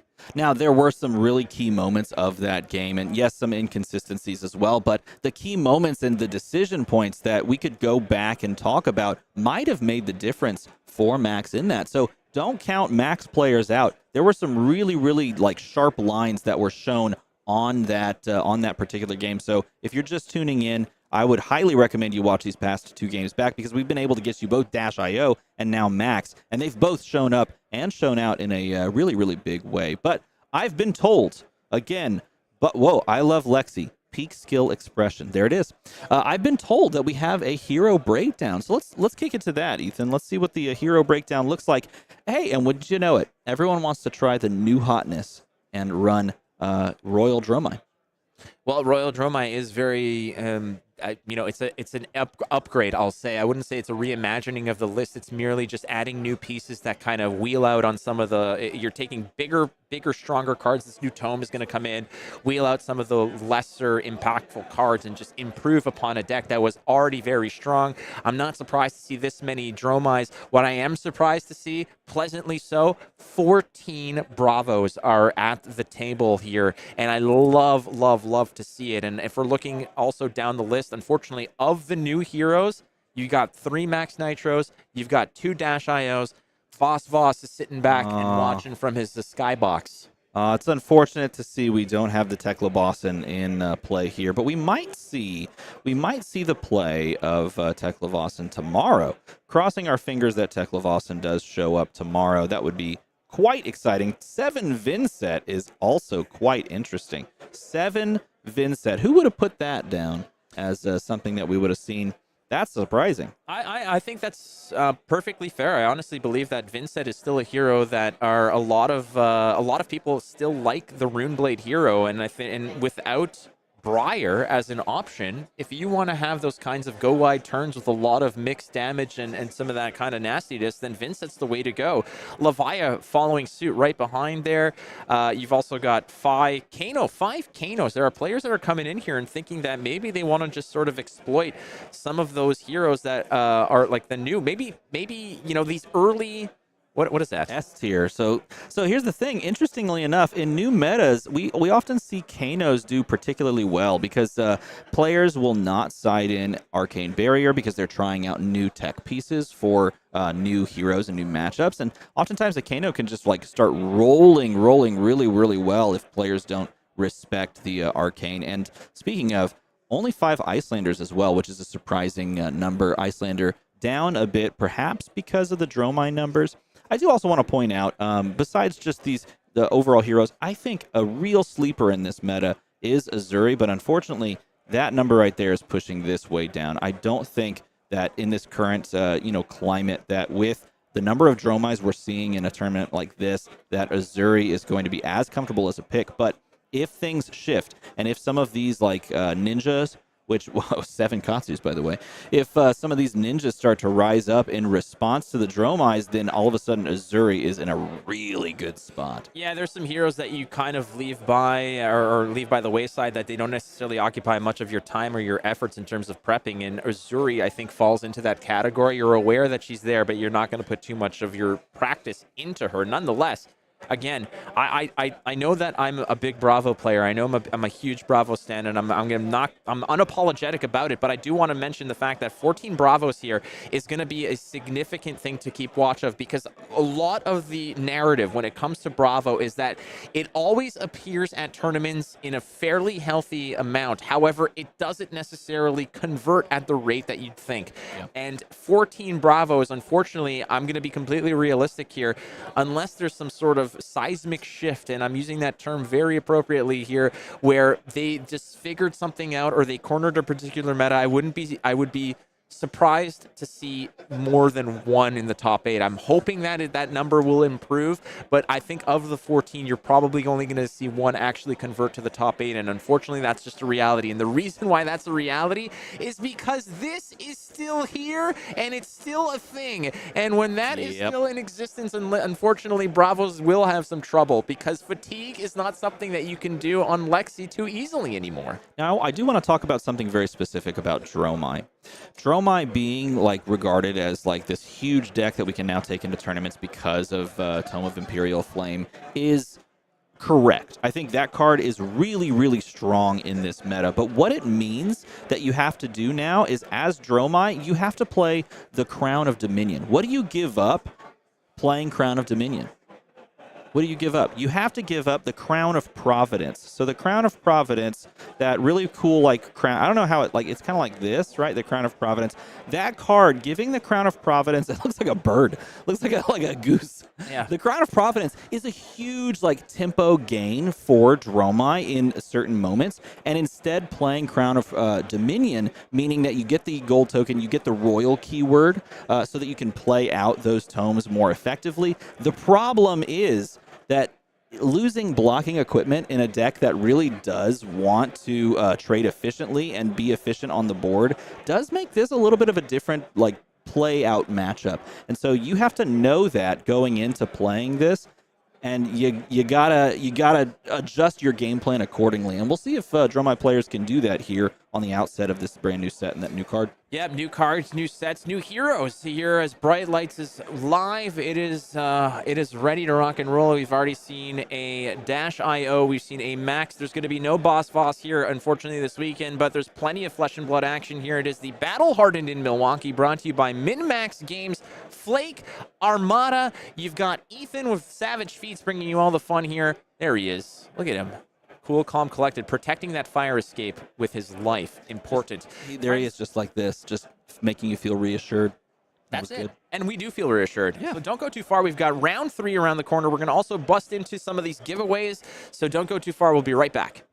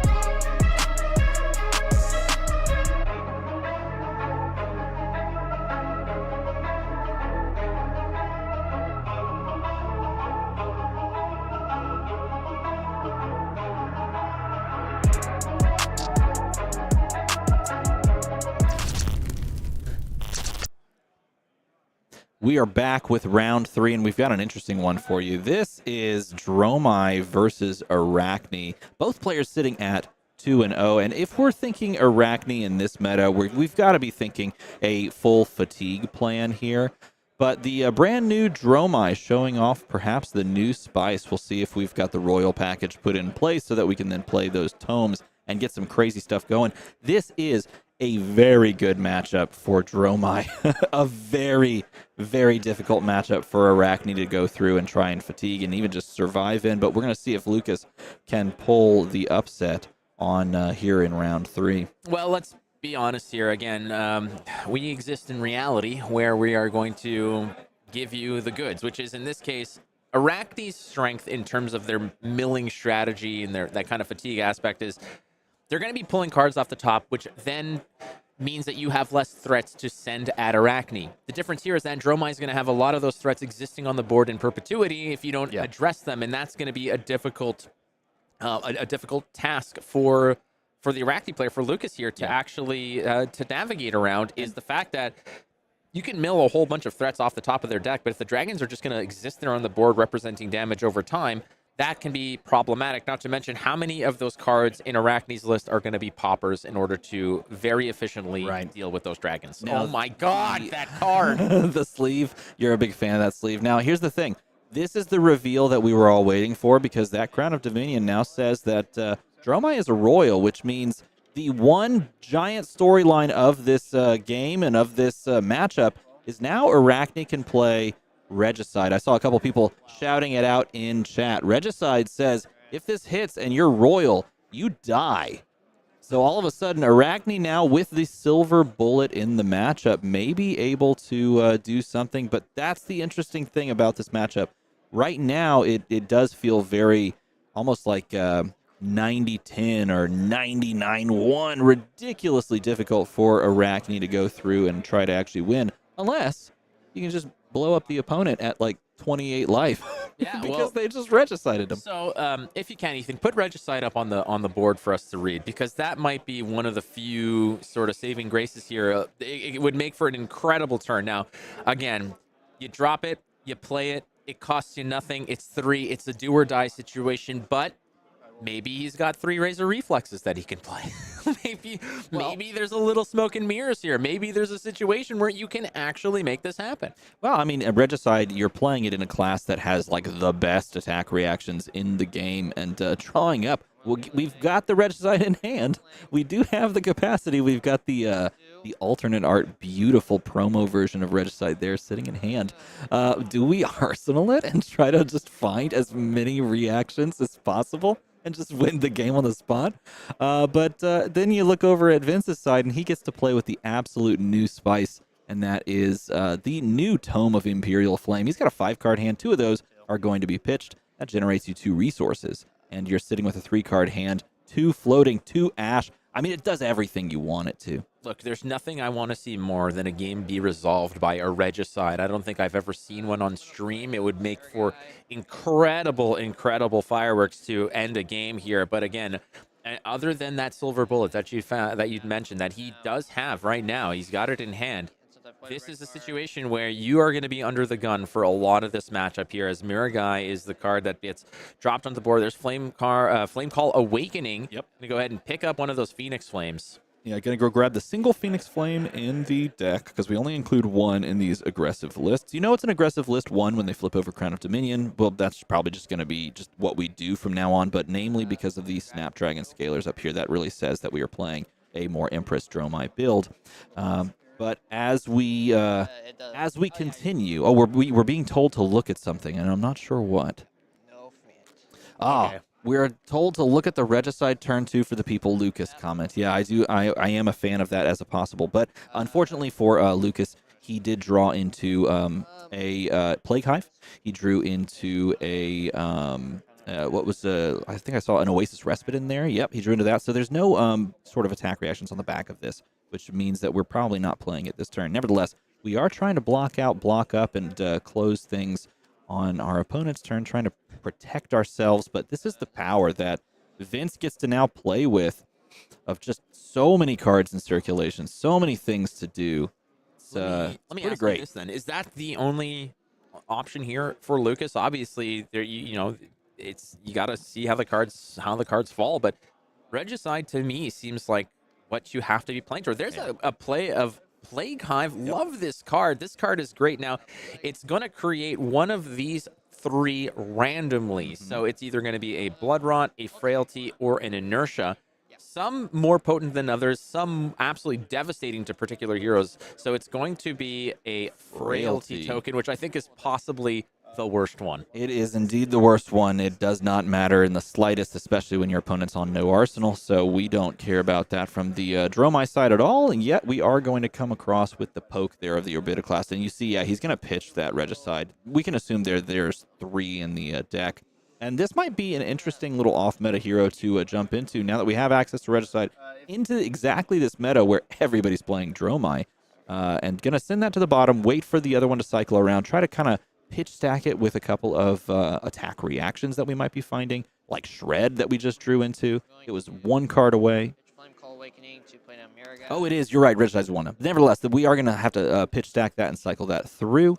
And then we are going to slam down, look at this, the Rake the Embers, which is the death knell of Araknis everywhere. More Ashwings than you can deal with. Well, let's be real here. I mean, these Ashwings can just be food for your daggers. It can just get gobbled up if necessary. It's the bigger dragons that become problematic, right?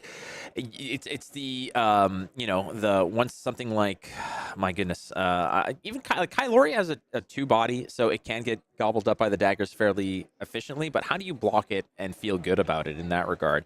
And Miragai here as well, a problem. But this seems like a game of just survival until you can maybe pull off the Regicide. And you just pitched it, so you know that card is not going to be seen for another 20, 30 minutes at the very least. And in that time, there's going to be a massive horde of dragons that are just amassing overhead, and you're going to have to deal with them. Now, he is able to pop the second dragon on this link because of the very lucky draw there of the Command and Conquer, which means he does have cards in hand to be able to try and mitigate this board. But I think that's exactly what we're going to be seeing. The pitch of the Shred to start removing these dragons. There's the pitch of the Fighting Spirit, and there's the removal with Annihilate the Armed. Going to activate this first, and it's going to see a sink below. Leaving that on top is just fine, especially if we're playing this like Fatigue Arakni, where you're essentially just trying to clear the board every single turn. You don't care if they have a sink. You can have the sink. You're not going to do anything with it. I'm not attacking you. I'm taking out your dragons. All right, as it stands right now, Lucas has been on the defensive here. Vince at 39. No dragons are on the board, but that's okay. But we did see that one of Regicide that got cycled very early. Here's a Pursuit of Knowledge. It is a 4 attack, 2 block, a blue pitch, 2 cost.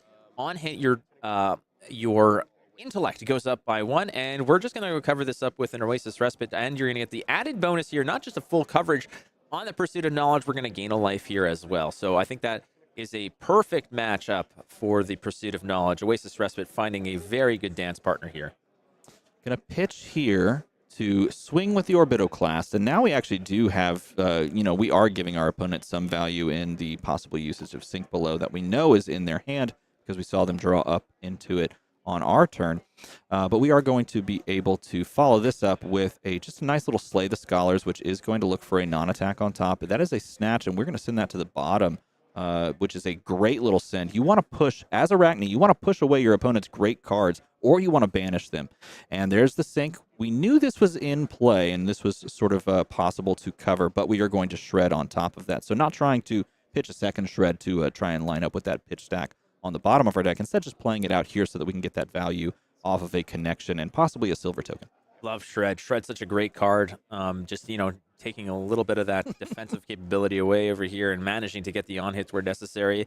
We did complete the contract, so a silver token is created over here, which will allow you to go ahead and recur that mask. Yeah, we need one more silver in circulation before we can buy the mask back. But what did we get off of the banishes there? 2 of the best cards in the deck. We got a Ravenous Rabble and Tome of the Imperial Flame to, fill our contract up. That's absolute gas that we just took away from our opponent.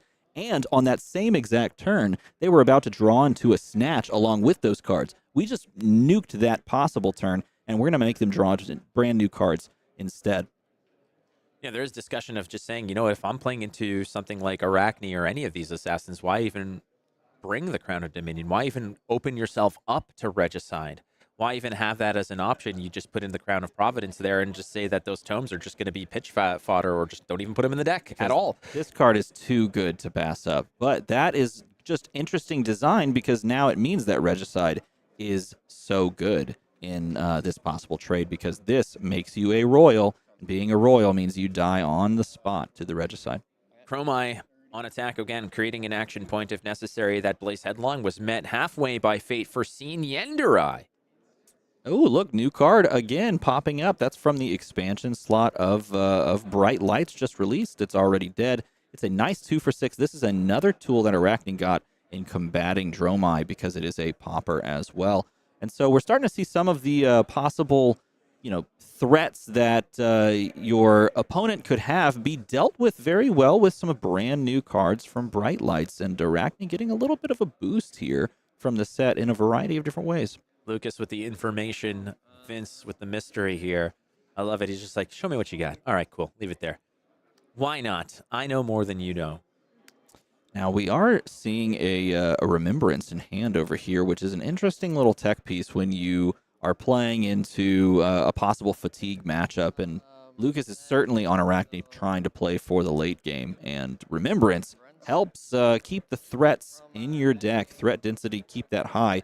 The question is, how many of these Remembrances are we playing? Because Remembrance is generally a 1 to 2 amount card in the deck. You don't really want to fill up your sideboard with this unless you're really expecting like a very heavy Bravo meta, which actually, look at that. Bravo is pretty popular right now. I think that is perfectly fair and fine to put in there right now as a single copy of Remembrance. It's one of those, everybody runs it or nobody runs it. It's kind of a, you got to sort of keep up with what the common, or at least like today's news is for Remembrance. Do you play it or do you not? In this case, picking up 2 Chromais and a Miragai means that you're getting more dragon presence. You don't want to necessarily to go rake the embers necessarily. If I was playing Remembrance against a Bravo, I think that's perfectly fine. You want the rake the embers. I think those are going to do a lot more work.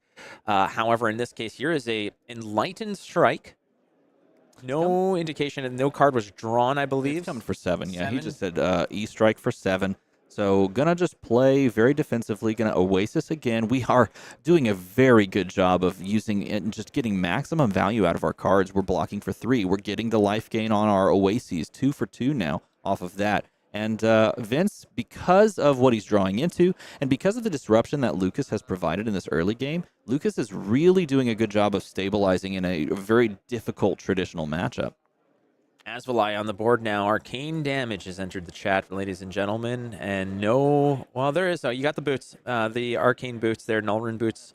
Lucas is packing them, so you don't have to worry about this Azalea. You don't have to worry about Burn Them All necessarily, but Tomultai, it's going to be a pretty attractive target for Tomultai potentially.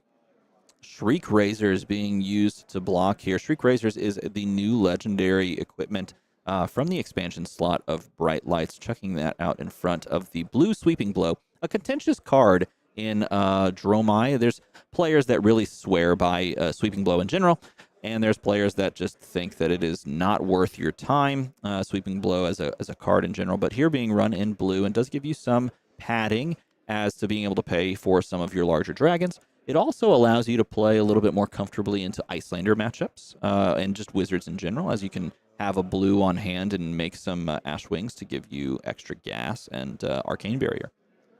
All right, well, Lucas, again, just kind of waiting to see where that Regicide is sitting pretty. We're going to pitch a shred here. Again, 1 float. Spider's Bite flying in. And you can tell Lucas is a pretty big Arakni or Assassin player because he's got everything nicely foiled out. Got the cold foil Spider's Bite or Class. We got the double signed by Mark Poole Plague Hive floating around in the deck. The reverse color alternate art Regicide that he is most likely, I would imagine he's pitch stacking this, and he's knowing his count on the bottom. So we're counting how many cards are in that deck, and we're counting up from the bottom to see how soon we're going to draw that. But this is a big play that I think Dromai's been waiting for, establishing those very, very potent and scary Aether Ashwings on the board. And Vince really wants to establish more than just this as a persistent threat. And unfortunately, he is not given the space to do so because more 6s have entered this deck, and another one is introduced there to pop away one of those Aether Ashwings. 2 still left on the board, though. Is it Jeremy and Jeremy Jr.? This one is Ashley. Oh, it's Ashley. Okay, right so there. Jeremy was the one who got popped. Yeah, no, Jeremy Jr. Oh, We always give up the Jeremy Jr. Gonna send out the Spider's Bite and then gonna send out the on-hit give and take. But the on-hit isn't gonna trigger here. And instead, we are going to Remembrance back to 3 poppers. All of the already deads are coming back. Smart and move. We are just going on in. Shuffling in, yeah, it is a very smart move to go and get more poppers. That density of poppers is huge in this matchup. No, it's certainly important over here. Again, if you can just sort of stop a combat chain flat out, taking no damage and killing a dragon, it's the most efficient way that you could do it. Grabbing those, it's already dead, is important here. We're going to go ahead and flip a card off the top over here. That is a Vynnset, and the Ravenous Rabble is going to be 4-go again. So some of the damage is leaking through over time slowly, but Lucas has also done a good job of gaining life, protecting as well. But it looks like there's no fear here against this Ravenous Rabble as Lucas is going to go down to 30. Well, I believe he has some non-block cards in hand. He has another Remembrance. He has a Sigil of Solace in hand, and that makes blocking... I think he has 2 Sigil of Solace in hand. Pardon me, those are white border Sigils of Solace, so Lucas is not only going to be hitting him with the life gain, but also inflicting psychic damage against his opponent with the white border Razzle-Dazzle, as I like to call it. Yeah, that is an unfortunate sequence there, but we are going to pass on over to our turn and send the Enlightened Strike for the... did we just draw a card? I believe that would have been the go again. I want to make note of this over here. A great point made by She Walks on Roses, which is that the pitch stack has been reset by playing Remembrance. So you maybe that Regicide is closer, maybe it's far away. You can't rely necessarily on where it is anymore because you had to shuffle your deck. So great point made there. In the chat for sure. Yes, and what that speaks to is whether or not you believe as this game, on the outset of this game, actually is going to go for like second, third cycle. And with the setup that Lucas has maintained thusly, he's doing a very good job of really kind of biding his time and controlling the threats on the board. He's cleared the Ashwings time and time again, and he's keeping himself in this game for the long game. So playing Remembrance actually might seem just fine. If you're just thinning your own deck by taking out your threats, and then just leaving, your shreds and that Regicide, eventually you can set up for a big, just blowout turn. So Snatch for 4, again, this is just standard fare. One of those Welcome to Wraith staples from way back when. 4 attack, 2 block, cost you nothing on hit, draw a card. We love to see it. The efficiency of that card, tried and true, still making its way. Lucas down to 29. Not really doing a whole lot here against Vince, but it's tough to really send damage to face when you've got to play cleanup. But you got to sort of send the old Dagger Zamboni across the center of the board here to clean up. But Miragai is a nasty one. Now all these poppers are going to have to pick and choose what their targets are because Miragai playing bodyguard for that first one through as it loses Phantasm on that first dragon attack each turn. And hey, why not? Let's throw an Azalea on the board as well. And we're going to open up as the actual offensive move with a Blaze Headlong. A Blaze Headlong is a very good card in this deck, and it's one that I'm just a super big fan of in aggressive Dromai. But this is the 3rd Blaze Headlong, so now we know that all 3 are out of circulation. And if you're playing against Dromai, especially the aggro version, it's very important to look at the threat density that they have used and presented because we want to keep track of our Ravenous Rabbles. We want to keep track of the Snatches. We want to keep track of the Blaze Headlongs. And we want to know how many of those things are still in circulation and how we can best deal with them. Another Remembrance. So Lucas, you're playing double Remembrance, and you best know that that's probably going to be played again. Is it a 3-pack of Remembrance? I would imagine if he's playing Fatigue Arakni, he's running 3 Remembrances. It's just sort of a standard, but he could be on 2. I would imagine that there are some people out there that are running 2 just because the deck is so good at fatiguing. You could maybe run 2, but traditionally, the way that I've seen it and played it myself, it is just a 3-pack. You just throw it in there, and it's just really good. It also just straight up pays for daggers. All right, a little mistake on the board over here as Ethan put up a black border Sigil of Solace. It should be a white border Sigil of Solace. We'll let that one slide over here. Again, the importance of having that kind of style, flexing on your opponent, saying, I don't even need black border cards. Give me those history pack bombs. Sigil of Solace, gain 3 white border life. That is important to note here with a, we also followed that up with a Codex of Frailty. Again, Frailty token, not that important in this particular matchup. Frailty tokens can really gum up an opponent like a Ninja, a Kadachi's, or, you know, Lexi's go wide lists like that. But Frailty against a Dromai is a laughable feat, but ultimately you got to play the cards you draw. Now, one of the things you hate to see is drawing into a Phoenix Flame. You always want to find that off of the activation of Flame Call Awakening, but here just using it for pitch fodder, playing out another Rake the Embers. I think this is our third copy of Rake the Embers. Oh my god. If not cycled, I know you're so excited about white bordered cards, but it's either the second or third copy of Rake, and we have just done such a good job of controlling the board with these Rake the Embers that just there's been such little value gained on Vince's side here. For Lucas to be able to just control this well is a huge talking point in this game. Completely unable to block the damage here in its entirety from the Enlightened Strike because it's a white border card. Look, we're coming back to the booth here to show you exactly our exasperation. You're wearing a white shirt here. Clearly, the white shirt versus the black shirt, the white border card, the white border caster, frankly, here is the superior caster, much like the cards here that we're seeing. So that is incredibly important. Get that away from me. That is a nightmare fuel. But as it stands, look, we were talking about this before this game went live, where we thought that this might be a steamroll of a match in favor of Dromai. Lucas has done an exceptional job of sticking to a game plan, and the more that we're watching this unfold, the more you got to think that this game plan is probably leaning towards something like a regicide finisher, and I would absolutely love to see that kind of climax to this match. Yeah, and it is certainly one of those scenarios where it's sort of an all-in mentality, but you have to get there in order to execute that game plan, and Lucas here is showing how to get there. And the question is he going to be able to continue this into the mid and late game? We're currently sitting in that mid game. The life totals, in a lot of respects right now, are sort of just irrelevant. We're not looking at the life totals as the sort of the tracker as to who's winning this game currently. We're looking at how well Lucas can control the board and control the threats. And here, this is a fantastic way to swing back on your own.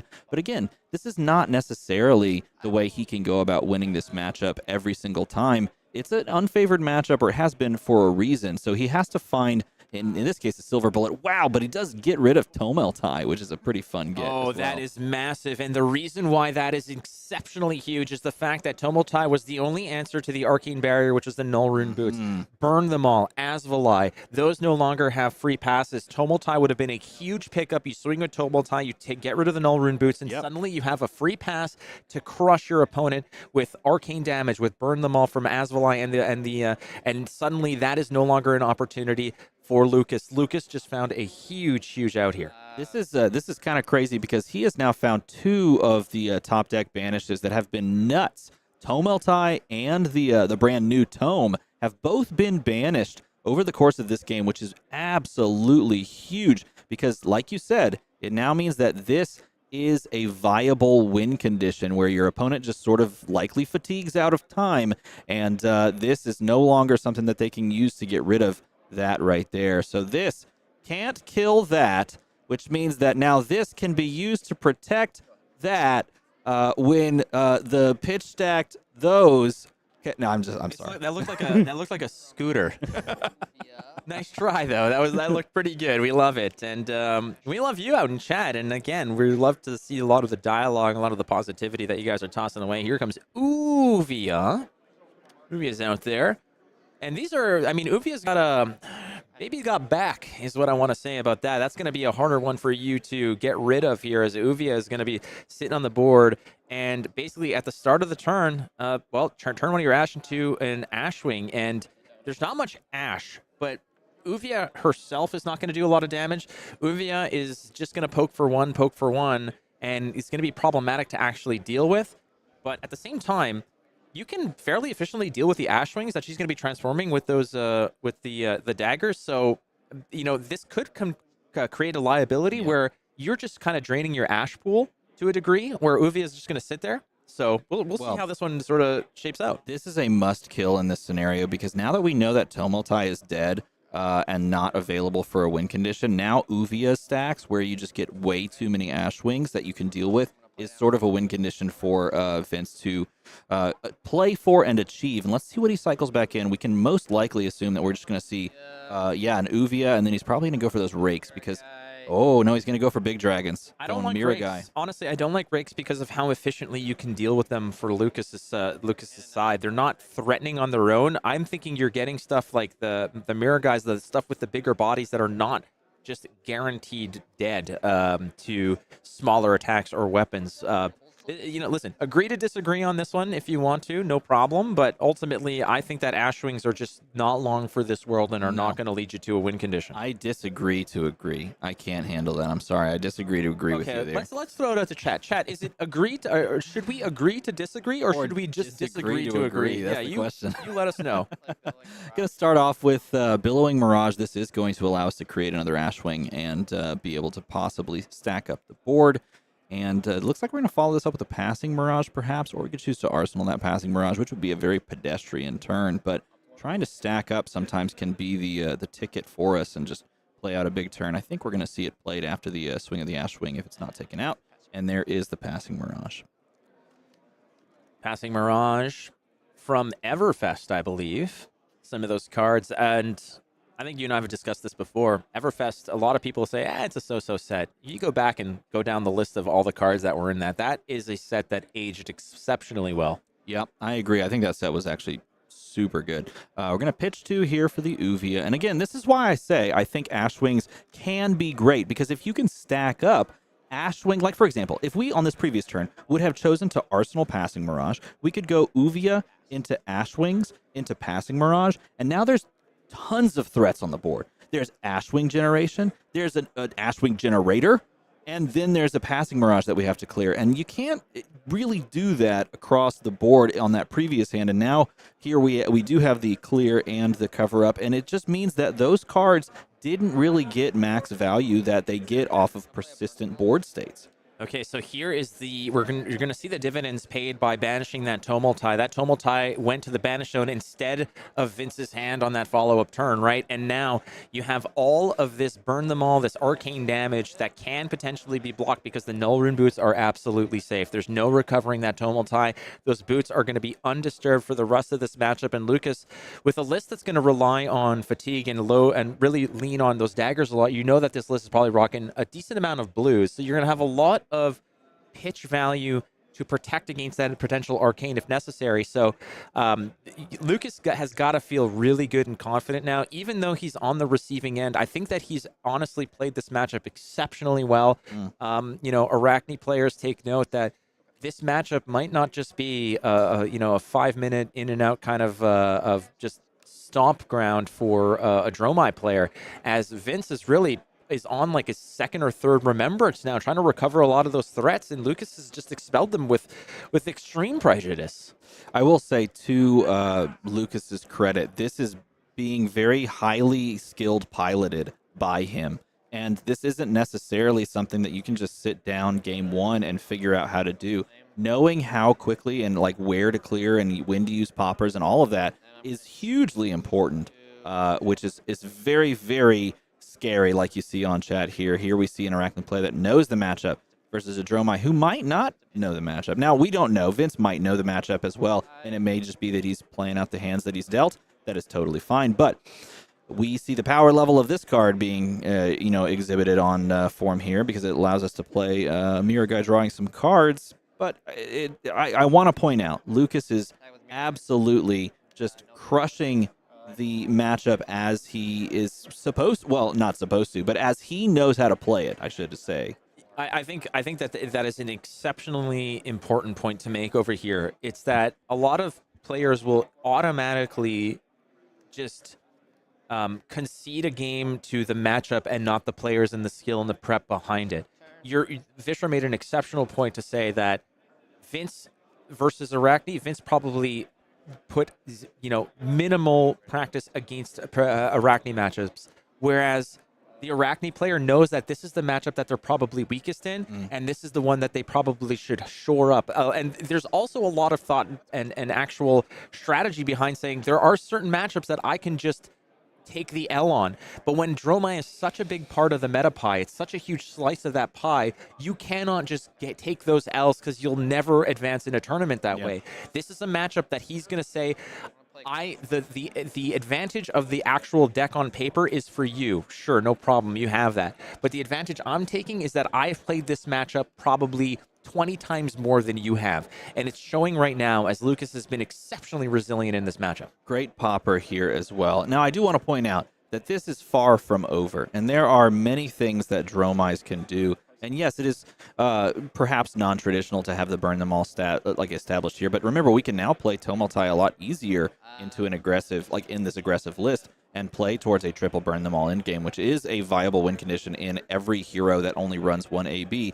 Unfortunately for Vince, he had that banished off the top by the most fortuitous banish of Lucas. But Lucas has to play this exactly the way that he's doing it, and if he doesn't, then yeah, I know, I was about to mention that. If he doesn't, then he can't close this out. But again, he's going towards the win condition of fatigue and possibly playing towards the big explosion of Regicide. And if you're looking at the size of both players' remaining cards in deck, it's not looking great for Vince. The more and more this game moves on, the better it is for us to potentially see that regicide victory, because that burn them all is now kind of working against the Dromai player, working against Vince, because all the cards in the banish zone means that regicide is going to look and say, you can't block with this, you can't block with this, you can't block with this. Yep. You might not block with anything. Yep. And ultimately, the regicide just needs to just poke and prod you for one, and then you are winning the game. It's an incredibly dangerous play with the boots still up. If the boots were gone, burn them all, go for it, make it happen. Now it's a potential liability. And the other thing that you have to think about, too, is that you also just win off the back of them not having any more threats of any cards whatsoever. And we're looking at, what, like a 20-card deck right here. Like, that is, we're in the end game now. And this can very much be just your win condition now, is how many cards and how many threats you have in deck versus how your opponent is going to play it out. And they're running out. Well, I mean, the life totals are probably going to, I mean, it doesn't seem like they're going to necessarily factor into a win, but when you have a card like Regicide, which offers an alternative win condition, that's where that becomes a real option. That's sort of where you might shift your opportunity, like your options. This could have been, I would love to talk to Lucas after this matchup to see, was that the plan all along? Is Regicide the way to go? Are you just drawing this out to either draw or play for that Regicide? And it's a very curious opportunity here for Lucas to really show the world that this is not just a rollover and die kind of matchup for Arakni. This could potentially be something where he has put in the work, he's put in the matchup, he's done the homework on it, and he knows how to, that even if it is just one out, there's only one way to win this match. If he plays towards it and plays properly, he can get there. Well, and not only that, you're still seeing him play towards that out in the pitching of shreds that he's cycled multiple times. Yes, Arakni does include Regicide in the list. He actually drew it turn 1 officially. He drew turn 0, played his cards out, drew turn 1 into that Regicide, pitched it turn 1. So we know it's cycling in the deck, and we know it's a possible win condition here off of the Crown of Dominion choice by the Dromai player. But there's the generation of the Ash. There's our Ash Wing, and that is Ashley off of the desktop. Welcome back, Ashley. Indeed. You know how Josh Lau has that route, that fabled route, that every time he beats a player with route, he gets the opponent to sign it, and it's kind of like this ongoing thing? Maybe Lucas can do that with Regicide. Every time he beats a Dromai or a Royal player with Regicide, he gets them to sign it. I think that would be something pretty cool. I agree. That would be very, very cool. And as we're entering the last portion of this game with the Dromai player running out of cards rapidly, maybe about, 4 or 5 card draws, maybe that much left in this deck. We're really starting to see, a very scary proposition for the Dromai player and trying to close this out. It's not looking very close here. Lucas is so happy to see that burn them all. He's just saying, absolutely, burn everything to the ground. It's not a big deal, honestly. He's going to get to a point where that Regicide is going to show up, and it's going to be all she wrote here. Dromai, again, a very threatening dragon. It's a very nasty dragon. As a Bravo player, I hate this card so much. But at the same time, Lucas is very slowly running out of runway in terms of life totals here. He's at 13. I think he's played all 3 Sigils of Solace, if I'm not mistaken. Some of the Oasis Respites and the life gain associated to that. There are some also, he's playing, if I'm not mistaken, he's playing some of the Find Those Fighting Spirits. Indeed, and he has one in hand. Yeah, so he has done a great job of remaining in this game. He hasn't necessarily been in the driver's seat, but he's had some significant plays. Some of that you can attribute, I guess, to luck and the roll of the dice of finding the Tomotai off the top and things like that. But ultimately, hey, you have a game plan. We're hitting another remembrance. You're probably picking up some more of these poppers. Yeah. He's going to go ahead. There's the remembrance that was in the graveyard. Should have been in the banish zone. He just tossed it in there. That's where it was meant to be, no problem. And the Codex. Let's go get Codex instead as well. Why not? There are a good number of cards and threats still in deck for Lucas. The deck is definitely dwindling. If you're worried about whether or not the fatigue plan is real, it is most certainly something that is online. Unfortunately, he has not been able to block as efficiently because he's drawn into those remembrances at awkward moments and awkward times, ticking his tunic up to 3 here, and being able to clear out both the Ashwing and the Passing Mirage is going to be a huge play on this turn, and trying to stabilize on his next 4-card hand will be the name of the game as he draws up. But looking on over at Vince's hand, he's got 2 Kylorias that he's been kind of keeping in circulation for perhaps this end game moment. I also want to take note here is that we're just now approaching the 20-minute or the 30-minute mark in terms of time played. They've been playing fairly efficiently for a matchup that is meant to play to fatigue. They've just crossed they're just past the halfway mark more or less of the match. There's still 20 minutes left on the game clock. They're cycling through this. They're playing the game at a very reasonable pace. It makes it so that this sort of fatigue strategy isn't factoring in a draw. There's going to be a result out of this. Yeah, the Sigil is a smart play. It's something that you often see Dromai players do is just park a Sigil in the arsenal and wait for someone to try and take it out with like a CNC. And what that does also is it takes a popper away in circulation because you're thinking that you're using it to slow your opponent down, but instead it's just coming across for 6. And there's the follow-up pop on the draw on the CNC. He's kept his 6 attack cards so high. The threat amount of them is just so high in the deck. He's done a very good job of cycling those specific cards back in, and he's forcing so many banishes off the single burn them all, just no value coming across. Lucas, at some point, he's going to be in business when he's going to look at that and he's going to ask, he's like, can I look at your banish zone, please? The moment will come when he asks to view banished, and that's when everyone will stand up at home, raise their arms in the air, and start calling for the regicide. You know who is probably going to be exceptionally happy to see this is Brian Gottlieb, the man, the myth, the legend himself, who designed that card, one of his first pet projects. It's incredible. Again, his design saying, just watching an episode of The Wire, and I heard the line, if you want to come after the king, you best not miss. And that's what Regicide is based off of, that whole mantra. And seeing it in action, seeing the work it takes to get to the kingpin is incredible here, as Lucas has done nothing but be patient and be poised. And another Chromai. This is Chromai number 468 that he has had to deal with here, but no problem. The double Mark Poole signed Plague Hive, is it? Yes, and that is a metric measurement that you use for that Chromai, 468. We just call it the third here in the land of the free. Nevertheless, the block there on Shred is coming across and covering this up.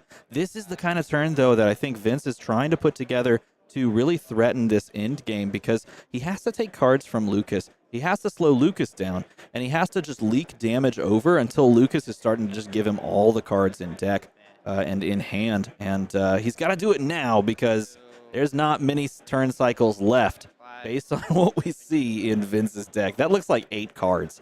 Looks like 8. Oh, okay, never mind. It looks like 8 to 10 cards. Look at that. Yep.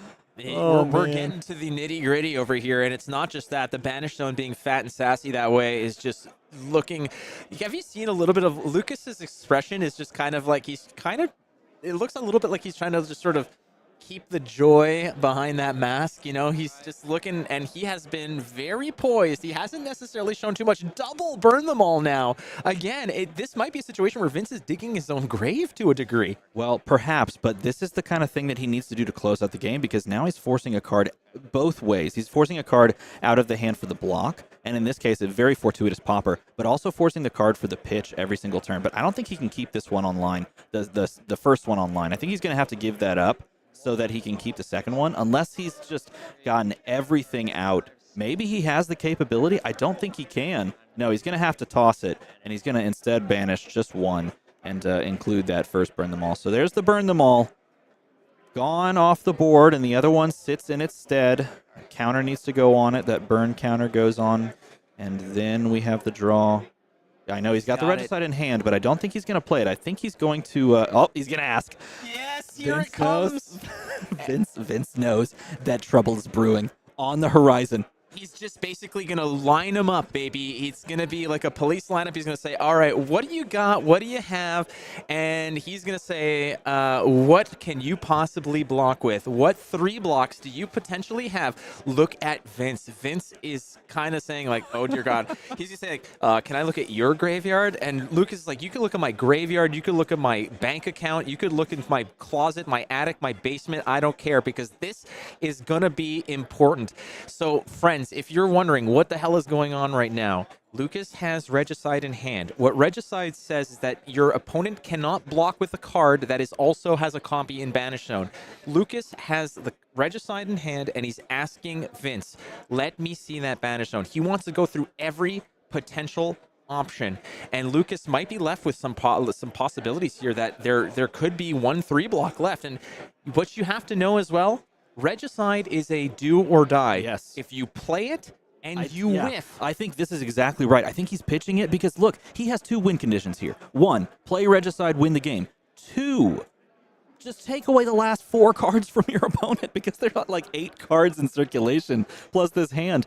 And if there's some random thing that just blows you out when playing Regicide and you don't have a shred to go with it, like you didn't here, then it's just no point in playing to that out. You might as well just play the best cards you can and just send big attacks. I mean, there's always an opportunity here, DM Armada, where you have, if you want to really. And he had a sink in Arsenal. See, again, he knows what he's doing. He knows that it's just played out without the ability to shred or, attack react. There's just no point. You're going to lose the game if you do that. So exactly the right play. Instead, just going against CNC, counting the sink belows, counting what possible outs that your opponent might have, and just saying, make me go to 0, or else I'm going to get there eventually. Look, there's the popper. He has another popper. Incredible. Lucas is putting on a clinic over here of not just how to play Arakni, but how to exhibit the most amount of patience over here. There are 3 cards. I don't know why I did it. There are 3 cards left in deck. 3 cards remaining to get through as the Arakni player in what several described, and I honestly believe as well, was a 99-1 matchup in favor of the Dromai player, and we might see it happen. So just for record, that sink below was not in the Banish Zone, right? I don't know. I don't believe so. It might have been. I'm not too sure here. Nonetheless, again, patience is a virtue, and Lucas is exhibiting it in droves here. There are 2 ways that you can win. One is just, I guess, deck out your opponent, and without a weapon, there's not much you can do. Mirror Guy on the board again. And at this point, with what we know in circulation about the previous few pitches, there's like almost no threats left for Vince. He's just running on absolute fumes. Whoa, and the respite as well. Let's block still gains it. the life on it. I mean, he's providing change on this too, because that Mirror Guy is only presenting 2 damage, so he's just saying, all right, you keep the change. The two damage I'm not blocking, you can keep that change, no problem. Invested in low-risk mutual funds. We are decked out, ladies and gentlemen. That's all he has to do. He just has to get there. He has 4 cards to get through. And look, I know everybody out there wants to see the Regicide play. Lucas is playing for a battle-hardened top 8 and a potential win. You take, if playing for the fatigue is a 1% chance better for you to win, you take that. I know that it's spectacular fashion to win on stream with Regicide. I get it, but you have to take the line that is going to get you there. And oh boy, can't even use Dominia's effect because Dominia has to reveal the top card of the deck, and so you can't even look at the hand and banish a card. It's just a 4 damage plus 1 point of arcane. When your opponent's sitting at a casual 9, And the ability to just continue to push pressure, damage, and say that you need to give me cards or else you die over the next few turns. And look at so many shreds in the hand because he's been pitch stacking them to go with Regicide. He knows what he's been doing. Oh my goodness, Lucas is gonna go take another And I gander think here. and I think he just said, "GG, congratulations. That's the game. I give up. I don't have anything left that I can do. Let me look at the insanity that was this experience." He looked at how many cards were left in deck. He looked at everything. I think that was that. Oh boy, that's what a matchup here. Look at Lucas. Lucas knows that a lot of these matchups that he's going to play today are going to be 40-minute bangers, right? And he's just...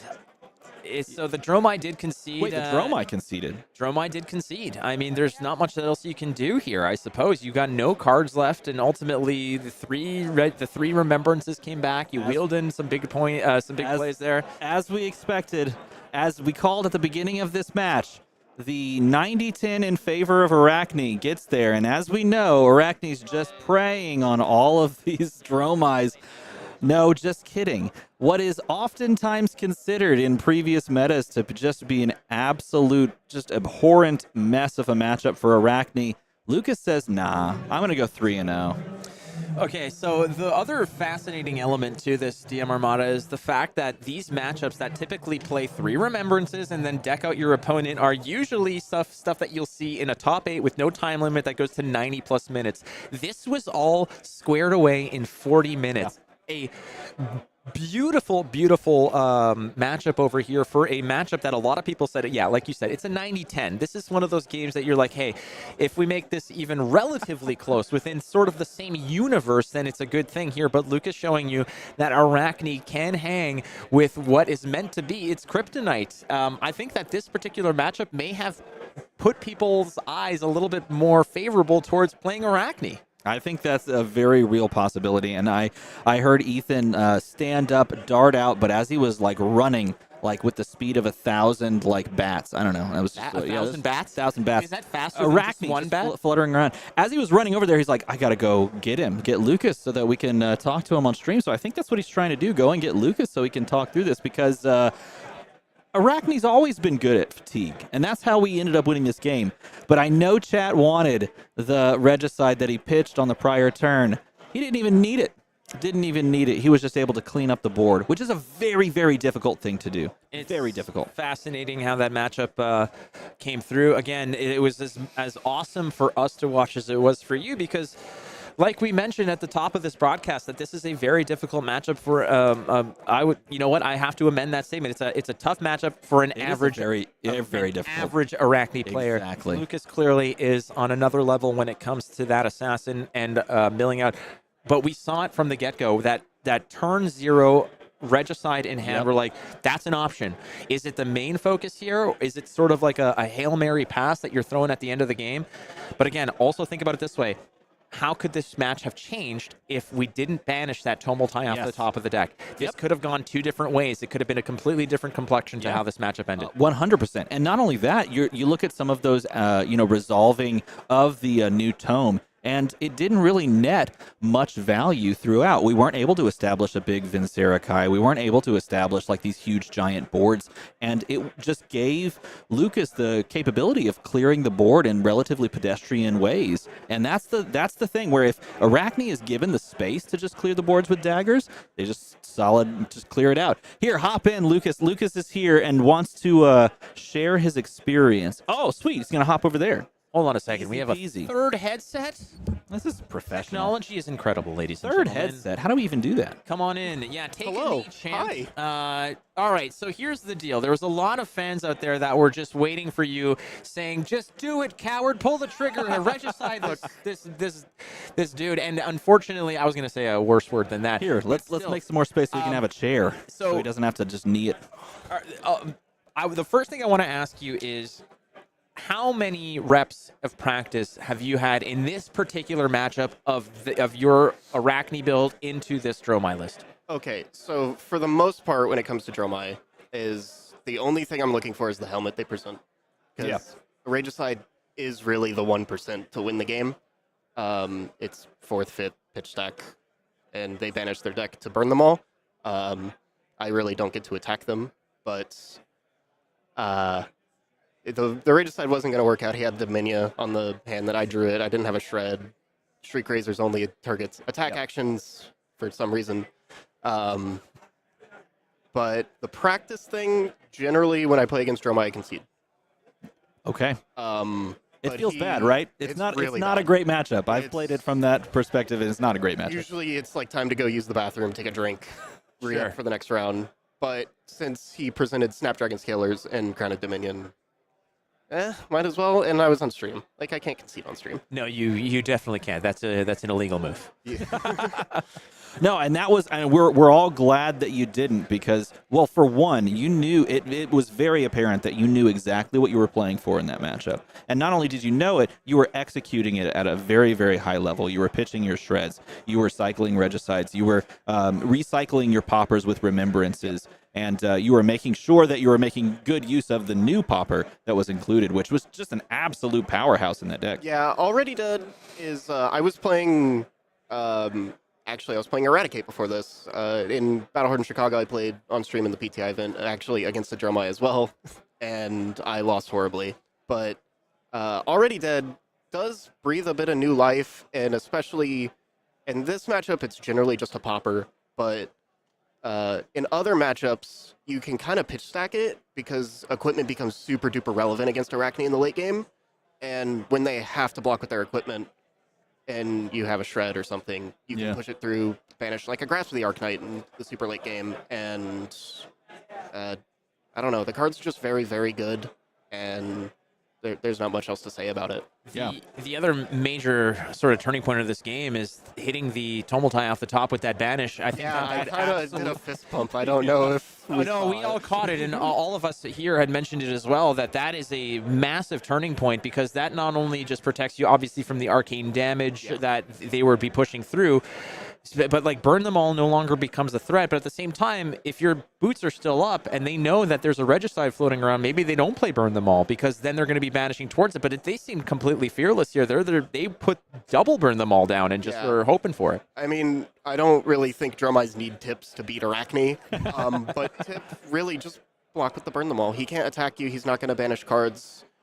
Regicide becomes Titanium Bauble with a little bit of text on it, and that's really about it. Very beautiful card as well. It is very pretty. And when it comes to the Already Deads, I was running around like a chicken with my head cut off this morning looking for a third one.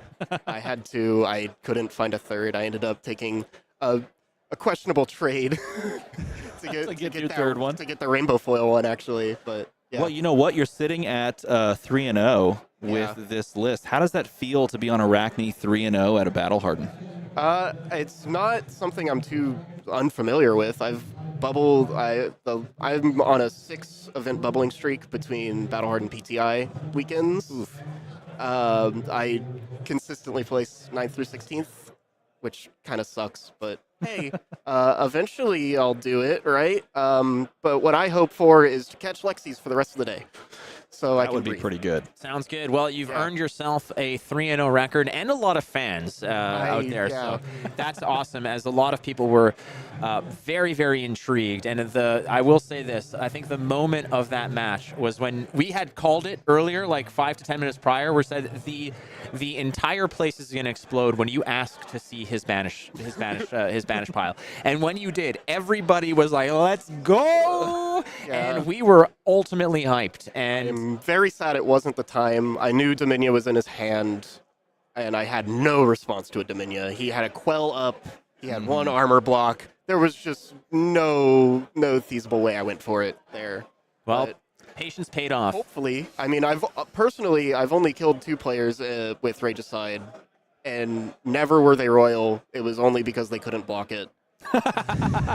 Oh, that's even better. I've killed myself with Regicide a significant amount of times. Do you sign your own card when you blow yourself up on accident? I was signing just the rainbow foil I have not signed the blackout raid decide yet. That's incredible because again, if you're gonna do the whole thing of like, if this card kills you, you sign it, and your name's on there like 8 times, but you have only would one be other really person's name. good. Yeah, that's That would be kind a of funny. blast. Honestly, I might have to think about that. Well, here's the thing. So all you have to do is keep playing well, keep winning games, and you'll be back on stream so that eventually we can show off you blow up a Dromai with Regicide. Awesome. I think can't that's wait. the plan.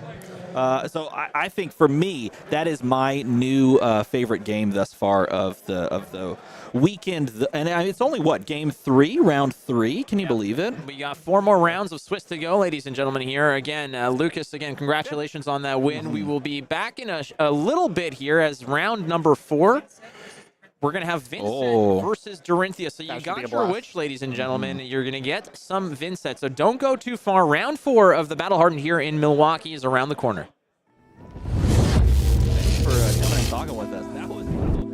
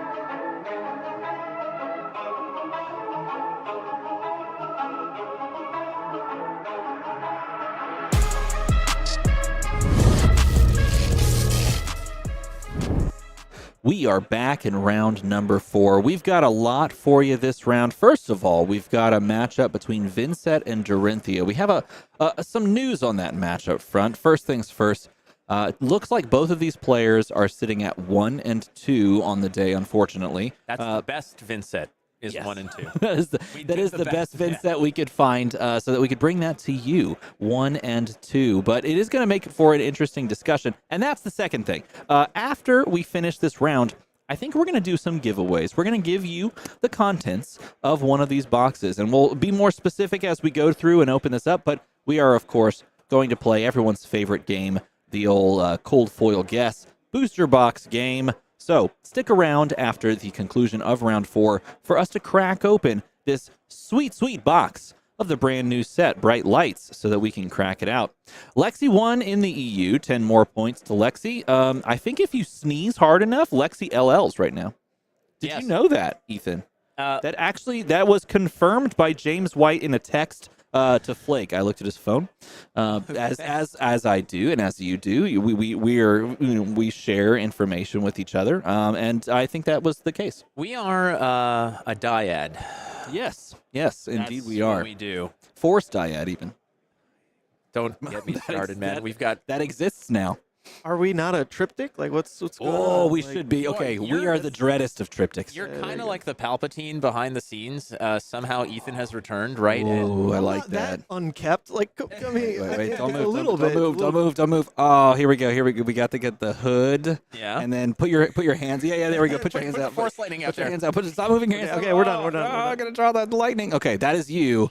Yeah. That's you. You're the Palpatine to I guess us, the Rey and Kylo Ren. Kylo. Yeah. Oh, we can do that. Go shirtless Flake. Go shirtless Ben. Flake. That's what I'm hearing. Ben. Don't. His name was Ben. I actually buttoned an extra button up.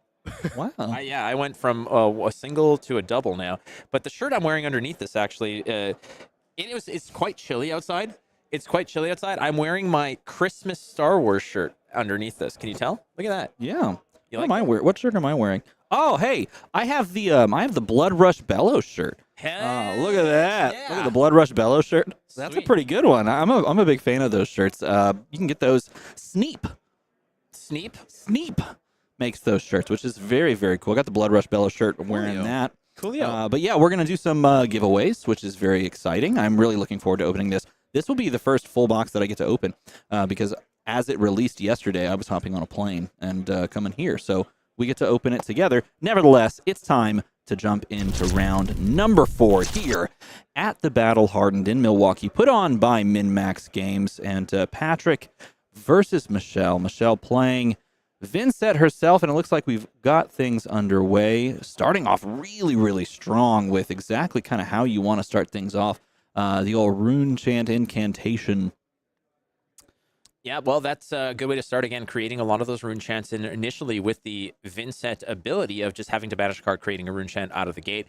Dorinthia going to be leaning pretty much almost exclusively on that Dawn Blade. Some of them are going to pack perhaps something like a Nourishing Emptiness or some kind of razzle-dazzle hidden away there, but ultimately it's going to be a lot of smoke and mirrors play, a lot of that kind of rabbit out of a hat. What you see is not what you get with Dawn Blade. It's coming in for just a casual 3. You think that's all it is, but So Michelle's going to have to play basically a kind of 2 steps ahead to see what Patrick wants to do, opening out here with Out for Blood. No, you're good. Now, there's some seriously powerful things that both of these heroes can do, and if you want proof of that, I just want you to go watch the Atlanta Battle Hardened game that we put Dorinthia on stream, and Josh Lau did perhaps the largest sequence of Dawnblade counters I've ever seen, but here Dawnblade +1. That's right, but it was like Dawnblade +12. Like, hit it again. Dawnblade +1. I want to say thank you very much to Morgan Freeman for providing the voice work for a lot of these. Sorry, that was the guy who did the voice for the kills in Halo. Oh, no. Capture the flag. Capture the flag. Kilimanjaro. Blue team has the flag. He always had flag. Anyway, Route being played here and resolving for the buff there and sending it on over to Vynnset. None of the Vynnset. Now having to play something called Nebula Blade. What is that weapon? Well, I thought this was Rosetta Thorn. Well, Nebula is actually the sister of Gamora, daughter of Thanos. I do know that. Yeah, and but Nebula Blade, on the other hand, the other option here essentially was the Flail of Agony. That's a lot of what Vynnset typically leans on, but Nebula Blade taking it back over here. It's 2 to attack. When it hits, you create a rune chant, and arcane damage and rune chants is oftentimes what Vynnset wants to lean on here. Spoiler alert, that was the first Runeblade weapon ever created, interestingly enough. Or at least ever released, I should say. But yes, Nebula Blade now making its way back in, which is super fun. The other strange thing is, like, there are many different Runeblade weapons that you could play, like Dread Scythe or Reaping Blade, and yet we're just back to Nebula Blade. You know, it was all sort of pushed out of favor simply because we had access to the very, very powerful Rosetta Thorn, which just kind of pushed every weapon out of the limelight.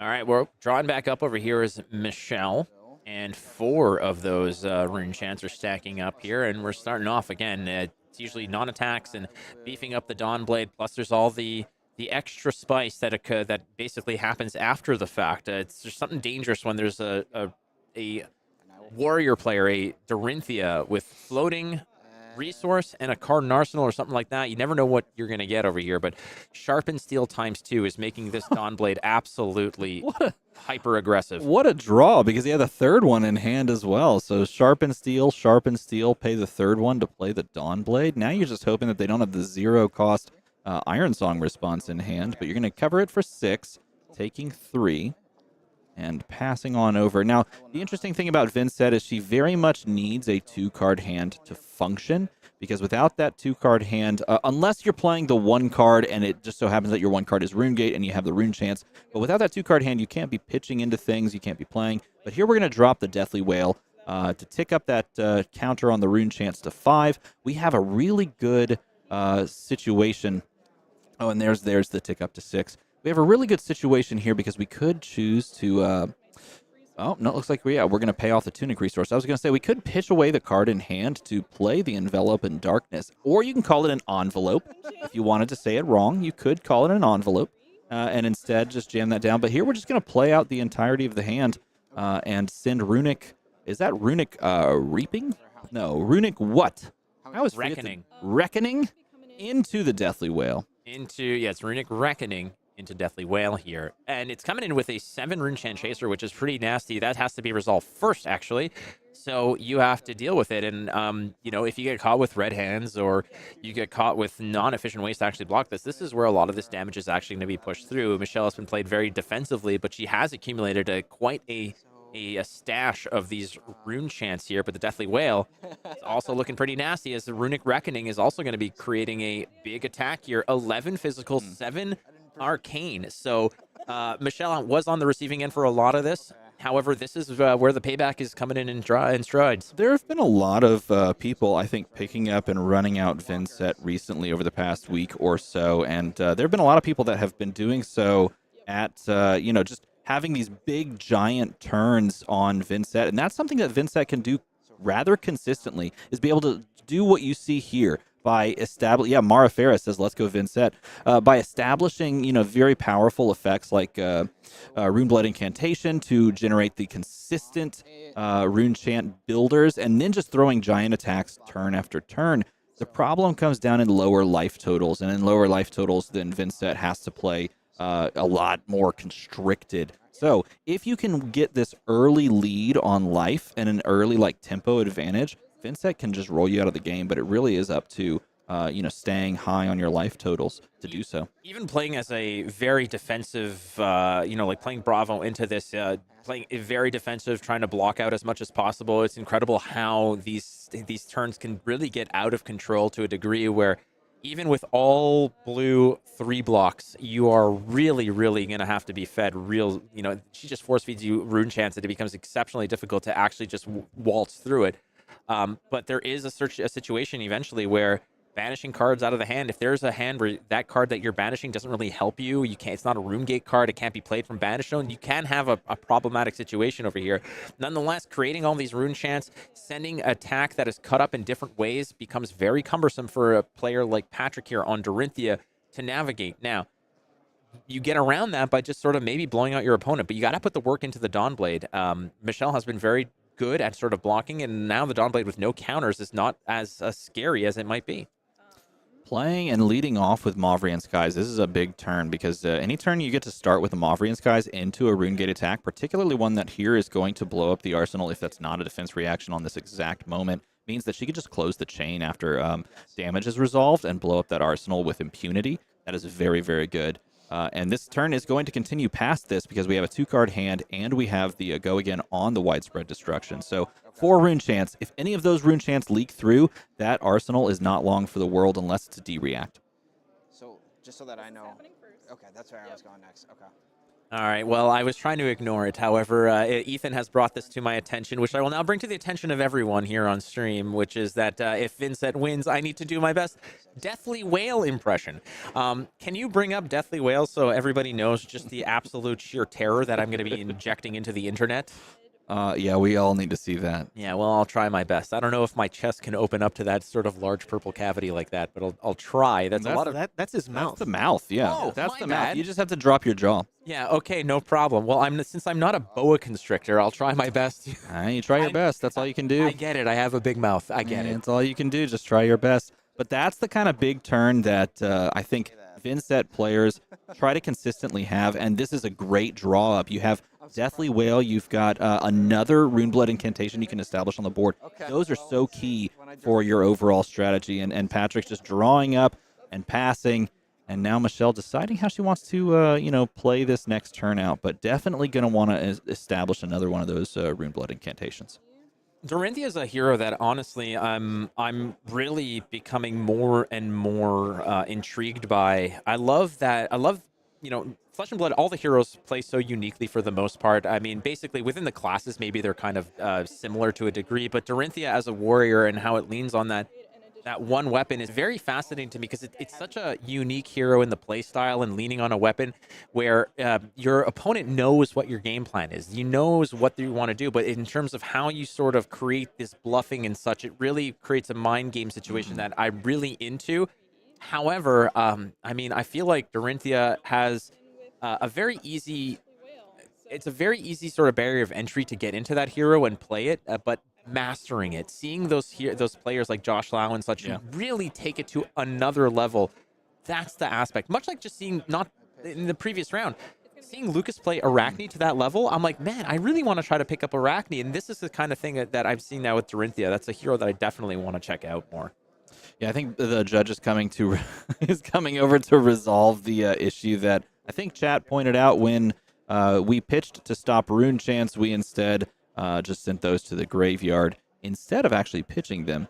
Nevertheless, even if we're resolving that by just putting those onto the bottom or just saying that they are now there somehow, whatever the judge rules, still having to look down the barrel of another red Deathly Whale, threatening 6 and 3 rune chants. That's 9 damage. That is quite scary. Yeah. So there's, again, what people might not understand is when you are playing at a table and you're just playing against, it's just you and your opponent, there's not as many outside sort of influences that sort of penetrate into your mind and maybe just kind of add as extra distraction. Playing on stream, you are well aware that there are plenty of people out there that are going to be watching these games and such, and that does influence you to the degree of it kind of freezes you up. And listen, it's happened to me. It's happened to other players out there. I've felt it before, certainly. Definitely. So again, we just appreciate the fact that these players are willing to come on camera and play the game for our enjoyment and for to do it this way. So, and also keep in mind too that we went and found exactly what you asked for. We were finding a Vynnset player that we can get on stream, and Michelle here is really starting to kind of gain control of this tempo and this momentum in this game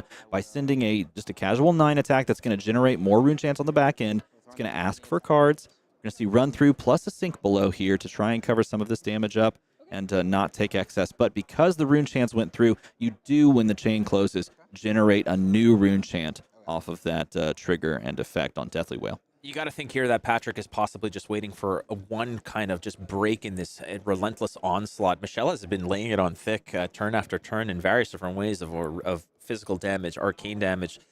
I think what Dorinthia is looking for here is something where it's just like, okay, it's just 6, or it's just, like maybe I can give up a card, but I need to build up this Dawnblade. That's what we have to do here. So we're opening up with just basically the casual naked Dawnblade, just 3. Yep. No extra sprinkles, no baseline of non-attacks to beef it up.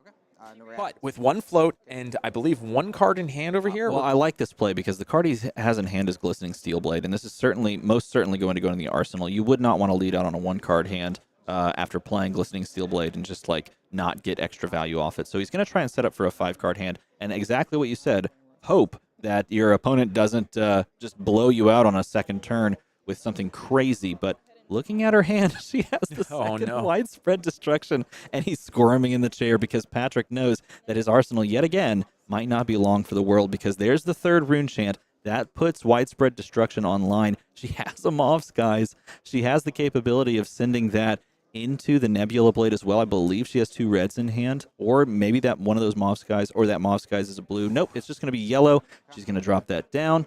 Going to give widespread destruction the go again, and the on hit as well with making more rune chants. But the 3, this is going to immediately threaten the chain close, blow up the arsenal play that he was just desperately hoping he would avoid this turn. Okay, so the thing about widespread destruction and why this is so threatening is that it's not an on-hit effect. It is if your opponent lost any life, you banish a card from their arsenal. There's 3 rune chants coming in tow over here, plus there's a go again effect on this. And if this hits, well, goodbye to your arsenal. If the rune chants hit, goodbye to your arsenal. There's another action after this fact. In this case, if Patrick doesn't catch a blue here to block the rune chants, then that's going to be 2 cards to just sort of shore that up, and it's not really all that great. But we're going to go ahead and drop in some more rune chants here. Why not? No, so he covered up the arcane barrier effect by putting that blue, and there it is. There, good. They caught it this time. That should be pitched, and it should go to the bottom of the deck whenever that happens. And he does successfully dance around it and is able to prevent that from occurring. I do believe those rune chants now are expended, and then they were recreated off of the play of the Read the Runes, which is a great alternative to the play line that she had originally drawn up, and just sending Nebula Blade after this dealt some damage. And another great play. Having that at the backswing in the pocket, reduced rune chant is basically a 0 for 4 in this case because it is reduced since we did have the rune chants, and it gives you another rune chant. So it's just all Vynnset so far in this game. Well, again, and Patrick is being patient over here because of exactly what you mentioned. It's like, hey, I've got a really big card here to potentially kind of fuel a very potent turn, but you keep sending these awful, awful situations my way. And we're going to banish another card over here, and then we're going to create another rune chant, and this is going to be really nasty. But again, what did you say was in Arsenal? He has a Glistening Steelblade, and he did a very good job of protecting that Glistening Steelblade. Because that is his power card in a matchup like this, where you just want to force the Vynnset player into like a full block scenario so that they give up complete tempo and lose all their rune chants, or lose many of their rune chants. It's sort of like a house of cards. It just eventually just folds under the pressure of just losing your hand. But sending the Beseech the Demagon, which is a card that you don't see played very often, but you get to just pick an attack action in Banished and give it +3. And not only that, I believe she paid into Vynnset, losing the life, which means that this is a guaranteed extra rune chant that she will create because she lost a life. She's forcing a life loss off of the Dorinthia player, so it's guaranteed to hit and give her 2 rune chants on the backswing, which on an innocuous turn like this one that we're seeing, this is actually a great little lineup. Deathly Whale off the back of the plus value from Beseech the Demagon. 5 rune chants as well. Patrick's been on the receiving end. I mean, it has been, besides the double sharpened steel turn, what has he really put together over here? There hasn't even been a second swing of the Dawnblade in this game so far. It's just been 3-3-3. But Patrick has been just very patient, playing a fairly defensively over here, waiting for those big turns. And we've seen what those big turns can be. You know, swinging twice with a Dawnblade, having those attack reactions to really kind of go over the top and play that kind of sneaky game, as it were. But Patrick's just dumping his hand on the defensive because at a certain point, Steven, there's going to be a situation where that Dawn Blade's going to swing twice. It's going to start to gain a counter. Then the follow-up turn is going to be juicier, where if that Dawn Blade attacks again, it becomes harder and harder for Michelle to maintain not just tempo, but also just stay in this game. So the hardest part, though, are those first few steps with the Dawn Blade. Because once you have a Dawn Blade with 2 counters on it, then you're happier to go ahead and take damage because you know that the follow-up turns are going to be massive. Great usage of Funeral Moon at instant speed because both heroes have lost life. We've met that condition of playing it at instant speed.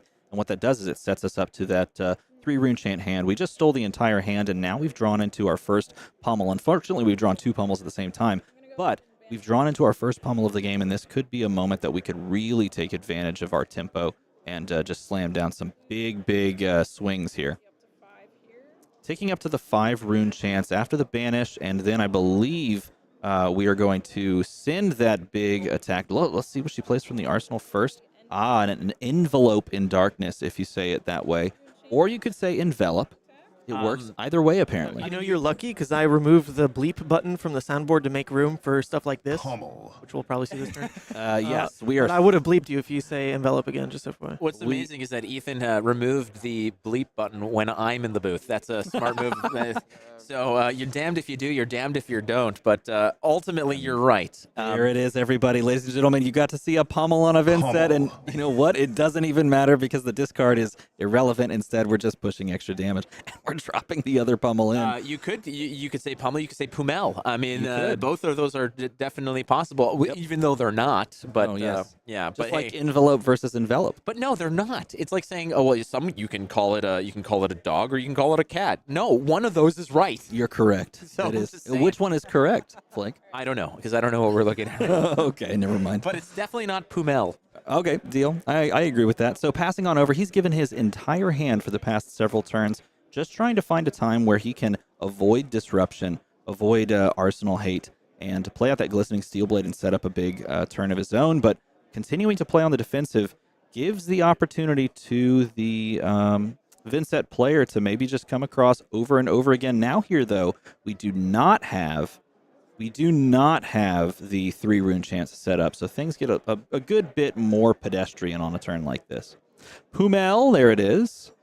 We can still just play out attacks, but it doesn't look like we drew into attacks. It looks like we've honestly drawn into the dreaded Runeblade hand in envelope in darkness. I am going to hate that. Then we have a pummel in the arsenal. We've got a rune chant generator card number 1 and 2, I believe. No, one of those is a putrid stirrings, and the other one is a rune blood incantation. And is that back card another putrid stirrings as well?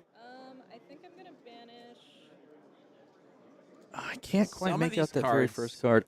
Okay, it's Oath of the Arknight. Okay, Oath of the Arknight is the other. Yeah, so the dreaded non-attack action card hand is floating around. Some of these cards are just built to be in the arsenal, pummel being one of them. D-Reacts, obviously, it just feels good when you've got a red pummel just floating there, just sitting, waiting for that right time to act. Love to see it for sure. We're just waiting. When is Patrick going to find a seam here to just Right kind now. of get there? Yeah, well, we're not there yet, as it's going to go ahead and create another rune chant. She's going to play the Runeblood Incantation floating, I believe, 1 here. Yeah, floating the 1, and that doesn't even allow her to swing the Nebula Blade, unfortunately. Unless she takes the Tunic resource, and she might just do that just to be able to send, some damage across. But we know the pummel's in the arsenal. We know she can't swing. Let's see if she's just going to pass. Having that Tunic resource up for a pummel turn is quite good, but this is the opening that Patrick needed, and unfortunately he has 2 Sink Belows in hand, I believe, so it's not exactly what you would want to see on a big glistening turn with like D-Reacts in your hand instead, but let's see if he can put together some serious damage. I think he does have perhaps a Singing Steel Blade in hand to couple with it. Still holding onto the hand over here. Dorinthia, unfortunately, hasn't necessarily found any kind of margins to put something together to swing that Dawnblade twice. The Dawnblade has really only swung like 4 or 5 times all game, and all on separate turns. You haven't really cobbled together any of that go again, any of that double hit to create any kind of counteraction here, but it's time. This is where it's going to happen over here, as Michelle has opted not really to do anything, but it's time to get busy here with, we're starting with the Glistening Steel Blade, which, again, Dorinthia specialization. We love to see it. It's going to give go again to that Dawnblade attack, but also Whenever it hits, put a +1 counter on it. This is a massive, massive play. This is where this is going to be a huge thing. And you know, when you see this, oh, it's okay. Glistening Steel Blade is just coming in for 3. Just 3 block it. Just 3 block it. Nothing wrong here. Just 3 block it, Michelle, is what he's kind of hoping for over here. But this is going to be that turning point turn where potentially at the end of this DM Armada, we might see 3 counters on the Dawn Blade? Well, unfortunately, he's drawn into an all-red hand. Well, technically he does have Singing Steel Blade, but that's a card he wanted to play. He drew into 2 red Sink Belows, which is just a backbreaker of a kind of a go-wide turn on a turn where we want to establish counters. He can still threaten that he has more in hand than he actually does, but his best play line here would be like play Singing Steel Blade, paying the last card in hand, going and getting Iron Song response and playing that for 0 so you can go up to 7.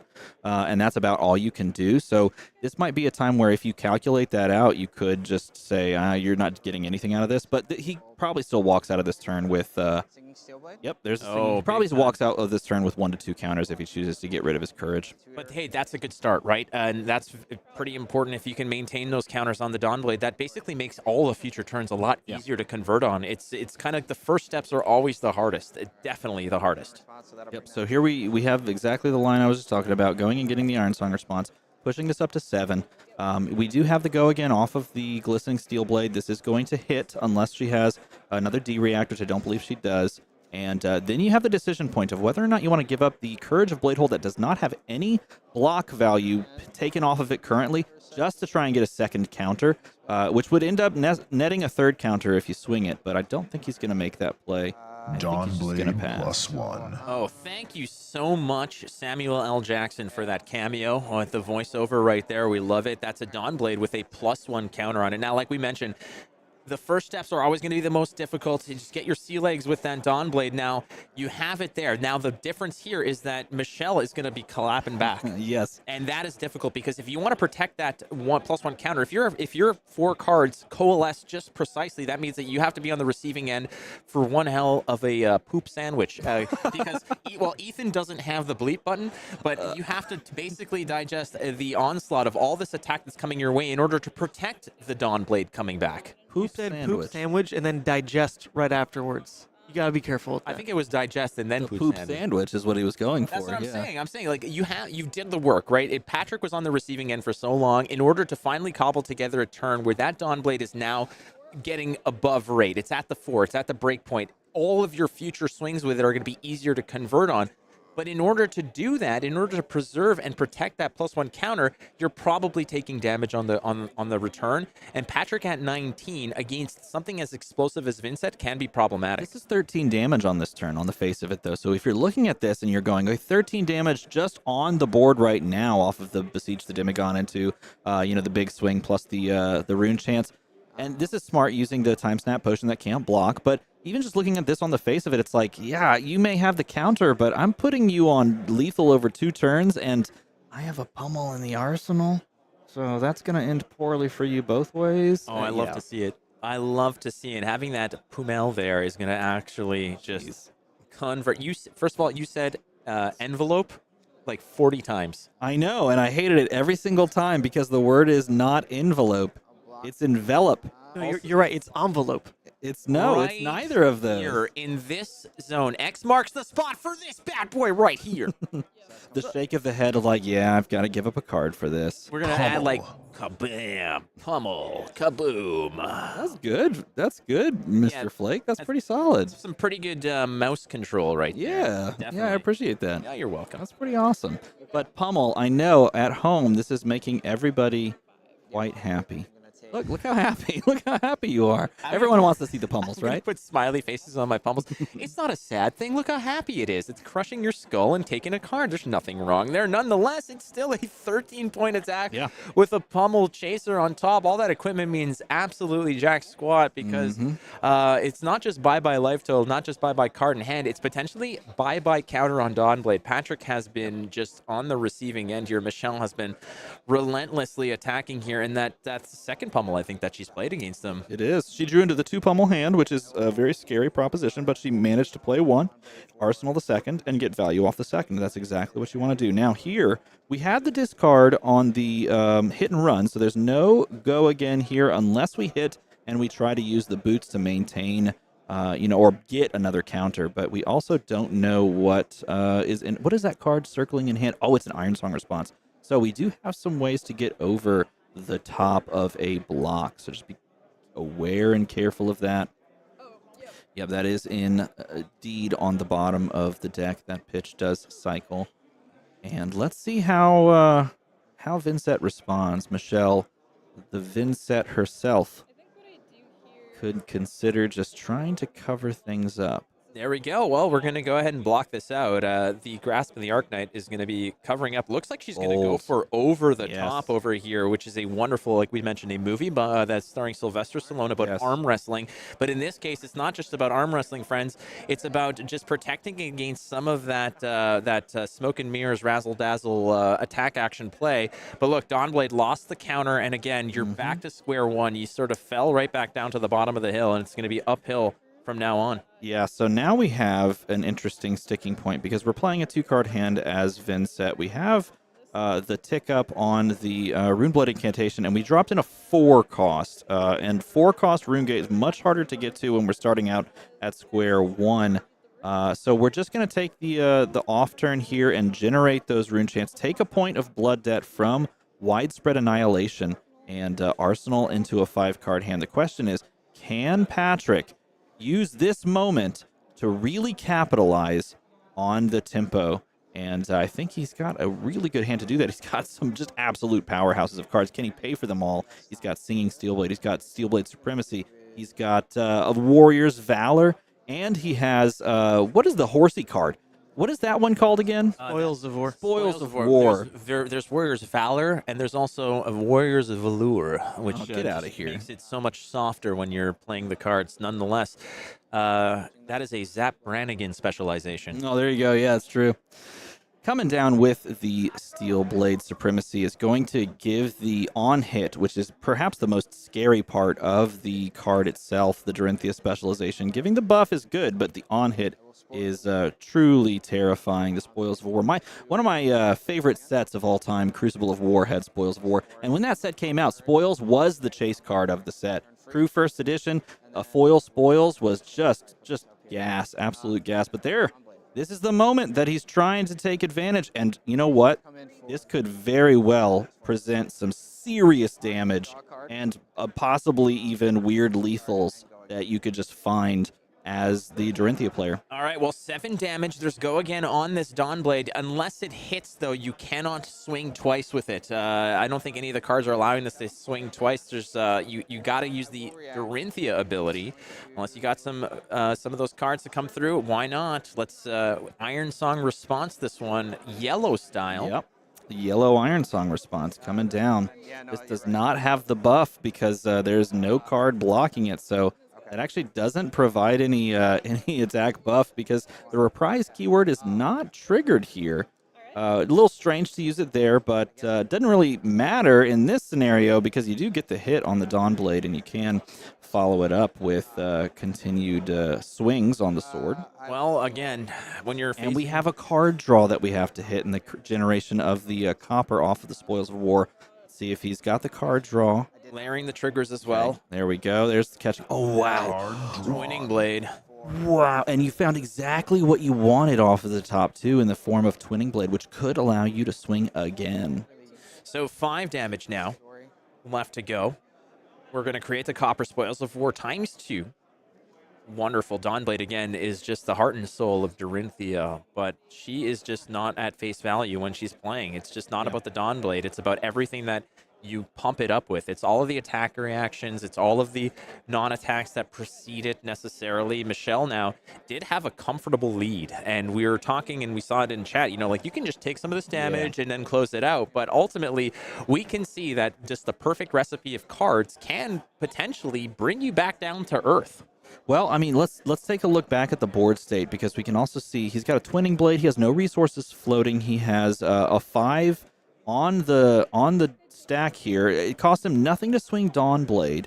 He has the capability of giving this go again. He can Twinning Blade. He also needs the Refraction Bolters, I believe. If he wanted to, he could do that in the other order, but this is a huge turn.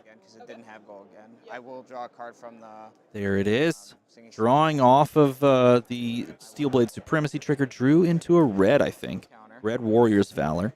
But you're going to send it on over. Dawnblade +1. Oh, and he's got an Overpower in hand. I think he's going to pitch the Overpower here to pay for the final activate. Well, the activation perhaps of Brave Forge Bracers might be a great choice if you got the extra resources for it. And then you can send that Dawnblade one more time. Maybe off of the back of Warrior's Valor buff as well, if you have every resource available to you. She still has equipment block if necessary. You can toss creepers. You've got an extra block from the grasp. I mean, if you don't care about the resource that's floating on your tunic, you've got potentially 3 equipment block if you need it, which can sometimes just round out some of those you know, if you're predicting a +3 off of something. But let's keep going here. We are not done. Michelle down to 13. This is that big turn that Patrick was hoping for. The problem is that Patrick may have been hoping for this like 3 or 4 turns ago. He's at 10 here. So if Michelle is opting to just take a lot of this damage, if she can convert, it might put Patrick on the back foot here. But Dawnblade has a counter on it. We're going to go ahead and continue onward with a 7-attack Dawnblade. This is the style of, or like this is the turn. This is the type of turn that Dorinthia players dream of. Lining up Steelblade Supremacies. Your opponent's just like pot committed to no blocks, and you just get to do the crazy stuff. But there's the block on the equipment, keeping up the creepers so that we can maybe line up a non-attack, gain an extra action point, and send 2 big attacks on our own turn. I think Michelle's literally just thinking only about, I'm going to stay alive to whatever point I can. I could be at 1, and I'm going to send my entire hand at you and make you deal with everything. Otherwise, you die on the next turn. What's fascinating here as well is no matter what Michelle wants to commit to this particular hand, she's already got 5 damage in the pocket in the shape of those 5 rune chants. Yeah. So just 1 card and a swing of anything is representing 5 damage already. So that's already half of Patrick's life total that she's got banked away, already locked and loaded in the crosshairs here. She's going to go ahead and banish a card with the Vynnset ability, bringing the rune chant up as well with the rune chant incantation to bring that to 7. She had the Deathly Wail. No wonder you full keep this hand. Deathly Wail is the nuts right here because it allows you to close the chain and generate more rune chants. Can she follow up by generating enough rune chants to create or to be able to play that widespread? Yep, she's going to be able to play. I'll say it for you. Envelope in Darkness. You're welcome. To start with the Deathly Wail, yes, this is going to be a huge amount of damage, and she might even be able to follow it up with Widespread Annihilation here on this turn. This is going to be a massive turn here for Michelle, who just took an absolute walloping on the back of that Dawnblade. That Dawnblade now with 2 counters on it, feeling nice and mighty. The difference is that if Patrick can have another opportunity to swing it, it's a whole different thing. So we've got cards in hand. Oh, Invert Existence is a card in hand, but no attack actions in this deck. So that is basically just a blue pitch, like dead card. But how sick would that be if you had the one of Nourishing Emptiness waiting for you to banish for the lethal? 8 rune chants. Deathly Wail. 8 and 8. Yeah, I love this. The whole 8 and 8. Okay. Well, we're gonna have to deal with some of this over here because Patrick, unfortunately, is we got to see if he's caught without blues in hand. It can be very dangerous in terms of dealing with it. Looks like he did find some, so he's going to be eating up some of these rune chants. 2 of them are going to leak through. So life was lost here, which means that, well, you're going to create some of the more rune chants based off the Deathly Wail. Yeah. So and I believe she played Envelop in Darkness so that she could then pay the life as well. I think she did pay the life so that she'd create 2 rune chants off the chain close here, which is fantastic because 8 rune chants is just too much to block completely out. And it's just the way you can kind of try and close this game out by creating 2 rune chants here and maybe sending another attack. So you're blocking 8? At this juncture in the game, again, there's not much margin for error. Both players really want to make sure that they are just getting all their ducks in a row to just send this one home. Michelle at 1 and 2. Patrick also at 1 and 2. Both players here. This is the best performing Vynnset at the tournament so far. So unfortunately, the Vynnsets have not necessarily been as dangerous as some have perhaps liked, but hey, there's still we got a 3-0 Arakni today, and that's already, I think we're playing with house money when we got a 3-0 Arakni at the tournament. But Michelle here's the activating creepers. Yes, TLC said creep back in 1998. And look, another Envelop in Darkness is going to generate another rune chant. It's going to give another buff, and it's going to allow us to keep on going.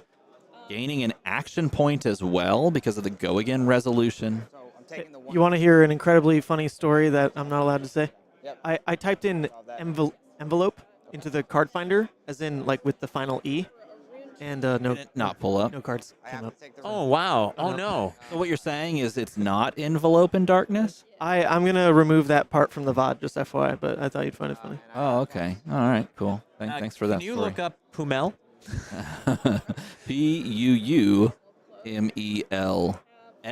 It sounds like a after bathroom fragrance that you spray. Now, closing the chain there does create those rune chants and should allow you to have a couple of rune chants on the field now. Maybe she did not pay. I believe she did, though, pay the life. Nevertheless, having a rune chant stacked up here and your opponent at basically just draw and pass scenarios, you have another shot and another crack at it, and now you've drawn into one of the best cards in the deck in Shadow Puppetry because it gives unconditional go again. We also can drop what looks like a widespread ruin or that Deathly Wail, which is even better. That Deathly Wail is super good in this scenario. Either of those feel great to drop in. As long as we have the resources, we can give it go again off of the Shadow Puppetry. Threaten and on hit +1, banish the top card of our deck, keep going, blow up our opponent, make them question their decisions.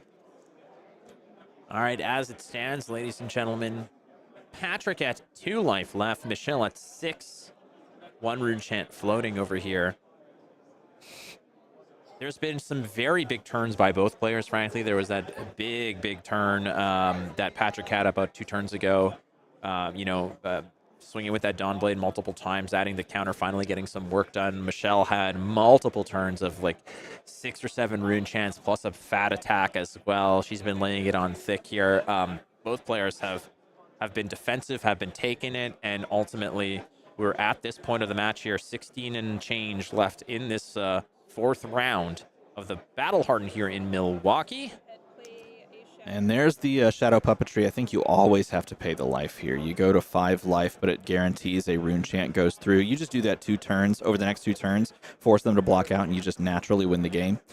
But paying the life on a Shadow non-attack is part of Vynnset's ability and allows you to put an unblockable rune chant basically on the stack. And we have 2 of those rune chants, which means widespread ruin is capable of coming in at the rune gate effect. That is going to send 2 rune chants, 1 unblockable, and 6 damage +1, making it 7 total, thanks to the Shadow Puppetry. Nice. Yeah, using the go again. Well, I mean, Shadow Puppetry is going to do that. That's a card from Monarch, and that was a very, very important card back in Chain days, but also now here as well. Shadow Puppetry, a great Majestic card from Monarch. 2 in hand. Adding the Shadow action, just giving the next attack action +1 and go again, very important. Rune chant to get rid of that. Covering up the rune chant, because if you don't, you lose the game on the spot, and then looking at 7 and just having to give you the farm and then following up with Deathly Wail, and that's going to do it. Yeah, looking at it and realizing, oh, yes, I'm already dead. Unfortunate for Patrick, but Vynnset flexing on everybody, showing us she's ball is life, apparently, is what chat is saying. I have no idea. I don't get it, but I like it. I don't get it, but I like it. Whatever, it's pretty awesome. And you know what? Michelle picks up the win. Michelle does pick up the win. Michelle moving to 2-2. Patrick down to 1-3, and that would be it, as I would imagine, for his tournament life. Michelle also just continuing to rack up some wonderful victories there. The best performing Vynnset at the tournament right now is Michelle, which is great. And awesome. I just want to say, sometimes these matches are not the cleanest, but you know what? The players are having a pretty damn fun time and had a great matchup there, and they had a good time. So should you. Yes, that's indeed. what I'm going to say. That's all I'm going to say about that. So you should as well, because that was a matchup. That was a hero that people wanted to see on stream, and we were able to get that together. So hopefully you enjoyed that. And now, hopefully you enjoy playing a game with us, because we're going to give away some of the contents of this wonderful box of bright lights. And the way this will function is that we will open this box, and we will crack packs until we hit the cold foil, if there is a cold foil. At which point we'll finish opening the box, and then we will ask the chat to sound off on what cold foil they think we open. The first person in chat will be highlighted right there Let's get some Borvo on stream. Highlighted right there, and that will be the person who wins. And what will you receive? Well, Flake, they will get the Majestics and foils and up from this box. That is what will be sent to you if you are in the U.S. Now, if you are abroad, if you're international and you're watching this right now and you end up winning, we will give you MinMax store credit so that you don't have to pay those like fees, you know, and international shipping fees. It can be a real drag, right? So we will hook you up with, I think it was $2,000 of store credit. No, I can't make that. No, that's all his money. It's a nice chunk of change for store credit. Not $2,000, but maybe something that can get you a box. Or you just want to highlight Borvo? I do, because I really want to see, just keep, that's it. Like, this is the cheat code, ladies and gentlemen. You want to see your name on the broadcast? Just make a Borvo-related comment. Man, don't guess now. Cold Foil, Evo, Whizbang, get out of here with that so nonsense. Here's the other thing, is that they don't listen. They don't listen. I saw someone in chat dabbing to their own stupidity. That's how it goes. Ultimately, though, friends, we are going to do the giveaway, and the giveaway is going to be when we say to guess. That's when you guess. If you guess before that, we don't care. We're not paying attention to that. Friends, do you want to do this now? Yes. All right, let's rock and roll. Let's do this. Let's do this. Look at that. Whoa. Look at that. Whoa, people are gonna find out that I'm not wearing pants. That's not cool. Well, not wearing pants is pretty cool. Many of them probably already knew that, let's be honest. Right. Okay. Yeah. We have turned this into a box opening stream. This is a case break. Hey, look, it's all of you. It's a case break. Look, it's a rare behind the scenes moment in view. I'm gonna shift this over. Where's the paper packs? You know how it is. Cheat code on how to open these? There's multiple. Okay, one of them is like this. Look, so you take the pack, you get the air in, and you just like that. Oh, really? That's one way to open it. Yeah, it usually opens at the bottom when you do that. Pinky. What do you got there? Got anything good? Why are you not showing it on stream? Well, because if we open the cold foil, then they'll know. I guess that's a good point. Right? I'm just going to show off all the cool stuff before we get to that. We gotta find the spot. Gotta find the spot. There we go. Big Bertha. We got the large, Hadron Collider in foil, which is a beautiful card. Red. Potato Link, our first non-red. Potato Links? Potato Links. Potato Links? Jump Start. Freaking cool is what we're going to say. Use titanium. Oh. Okay. Big Bertha. Yeah. Gotta love some Big Bertha. Mini Force Field. Card's pretty good. So we're gonna rush through this because Flake will have to go and make. Guess what I opened? What'd you open? I opened a contest the minefield. No way. Expansion slot, which could be yours. This could be yours. Congratulations. That could be yours. So we gotta get. But not yours. But, yeah. I wonder if I'm ever going to open a Fable. You know that, friends? Oh, I opened this pack upside down. That's my bad. Hey, no, I was judging you. Friends, you know that I have opened probably in my life about 200 boxes of Flesh and Blood, and I've never opened a Fabled. 200 boxes. Not all for me, however, but in general, I have opened 200 boxes of Flesh and Blood, and I've never opened. The hell is this? All right. Hey, that's a good one. Show the equipment there. There you go. Everyone's playing Tech Levossin right now, and that card is really good. Oh, so here we go. This is a thing. Hey, yeah. The Evo Atom Breaker. Yep. Atom Breaker. That's a foil gas up, and I opened the cold foil, so we're just gonna put that right there. Okay, cool, perfect. Hey, we have a cold foil. Congratulations. For round number 5, Ethan has guaranteed that we're gonna see a Bravo, which is amazing. Right? I'm hoping. He's like rushing over there to do that now. He's like, some doofus just said that I had to put Bravo on there, so. All right, let's see. I should still cover it, I guess. Oop, found a cool thing. We got a TikTok clock. TikTok clock. Yeah. Have you ever been on TikTok before? No. Is that something you're into? Not in the least. No. I don't like dancing in public places like a complete clown. So that's not. I have no interest in TikTok. Not a big fan. Not really. No. You know that song where everything is just like, uh-oh. Oh, no. That is the number one trigger for me to completely ignore something, is if I hear that music, I'm just like, nope, this is worth absolutely nothing in my life. Still cruising through these. Fender bender. You know what I'm really liking about this as well? Bender. Is the fact that this is very much this whole shuffle up and play, like crack and play kind of thing. It seems very, very cool, and I'm really that's something I want to try. I think it's a very cool concept. Let's do it on stream. Crack-a-lacka. Crack shuffle play. Let's do it. Crack-a-lacka play, Fab. Yeah, sure. We'll do that. I may have found the bleep button. So really? I apologize if this hurts some ears. I got to test it real quick. Oh, God, I no. definitely need to start using it more. Oh, my God. Yeah, I think It's not bad. It's that is not way bad. Man, Worse. my life expectancy be worse. just got like 3 weeks of my All right, life. we won't do it. We shaved won't off. do it. Please don't. Oh my God! Did you guys Young hear that? Heroes, that's fun. Because I think that was the last thing I ever heard. Frankly. What? Huh? What? Huh? What? Did you say some words? Yeah. Did you get anything good over there? I got Contest the Minefield and a cold foil. I got Evo Atom Breaker, which I believe is the name of a wrestler. And That's pretty good, TikTok actually. Clock, which is his finishing move. I like that, actually. Oh, Pretty Rocket good. Rocket. Just cruising through some of the stuff. Now, again, Ooh, backup we are protocol eventually going to ask you to guess what the cold file is. And I say eventually. I got Scrap Trader. Hey, that's a good majestic. I didn't get a single. I got a great majestic. Look. What is it? Ooh.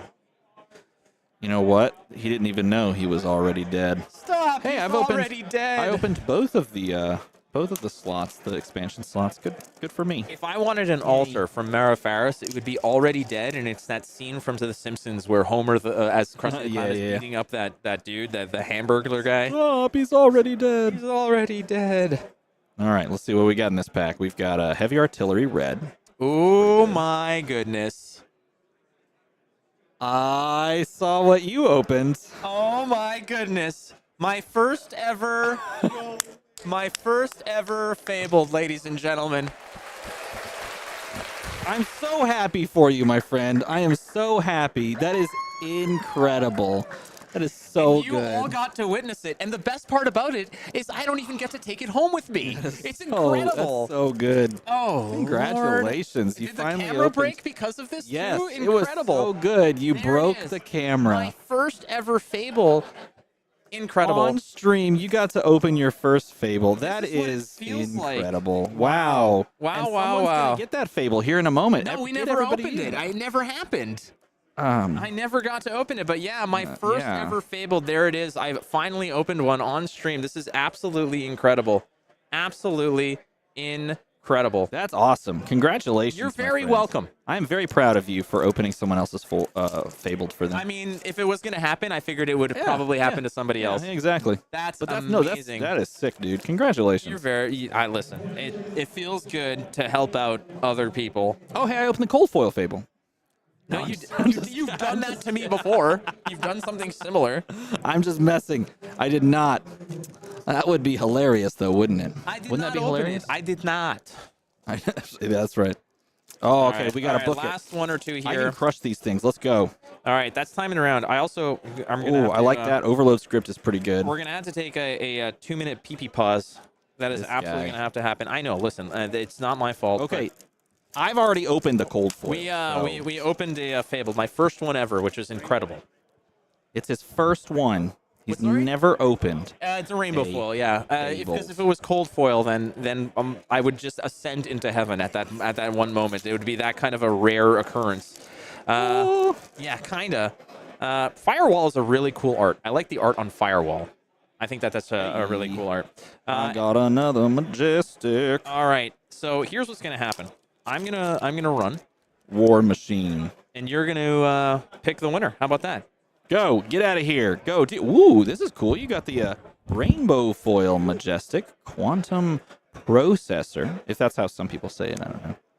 Okay. All right. The game is here. The jig is up. It is time to do this thing.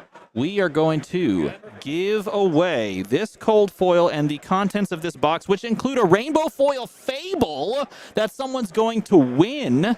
How cool is that? I'm going to show the card in question to none other than Maxx, and we're going to watch as we do this thing. Remember, The moment you see the message, you are going to... Whoa. Oh, that just updated. The moment you see the message from the MinMax, mothership post is when you start guessing, and the first person to say it will indeed win the box, and it starts... Oh. Right now, go. Let's go, let's go, let's go, let's go. Wow. Okay. Well, that was easy. We did it. That was it. GG's Nathan Crawford. I don't know. That was pretty fast. We did that very efficiently. Congratulations, because it is indeed Evo Zoom call. And don't forget, when you actually use Evo Zoom call, you have to say, "Hey, you're on mute. You're on mute.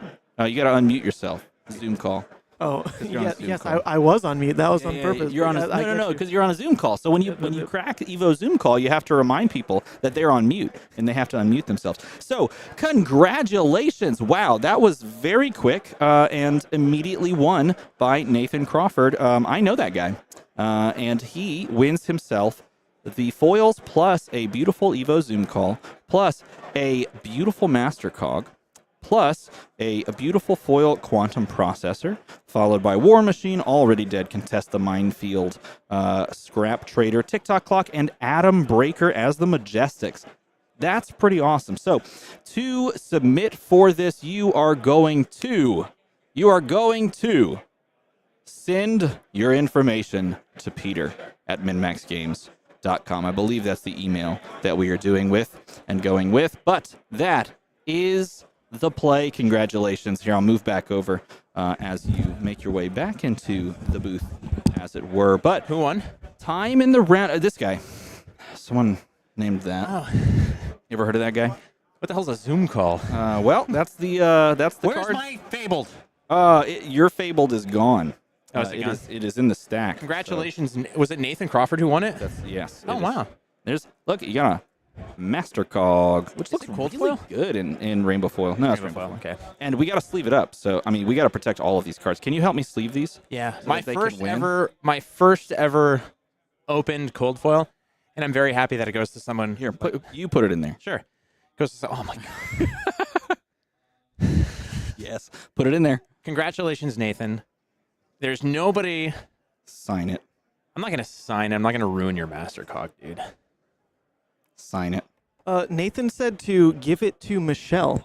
My name is not Michelle. It's Matt. I believe Michelle was on Vynnset player, right? Yes, on Vynnset, I believe is exactly the case. Oh, you still owe us a Deathly Whale. You've got to do your impression. I opened this. Don't ruin this moment for me. Sign it, and you have to give it to Michelle. I'm not going to sign it and then give it to Michelle. I will sign it and then keep it. Okay, that's even better. I will keep it, put it in your binder, and forget about it. Did Nathan say to give this to Michelle? Yes, he did. I will give this to Michelle on your behalf, Nathan. Thank you very much. It's very kind. Where is Michelle? There we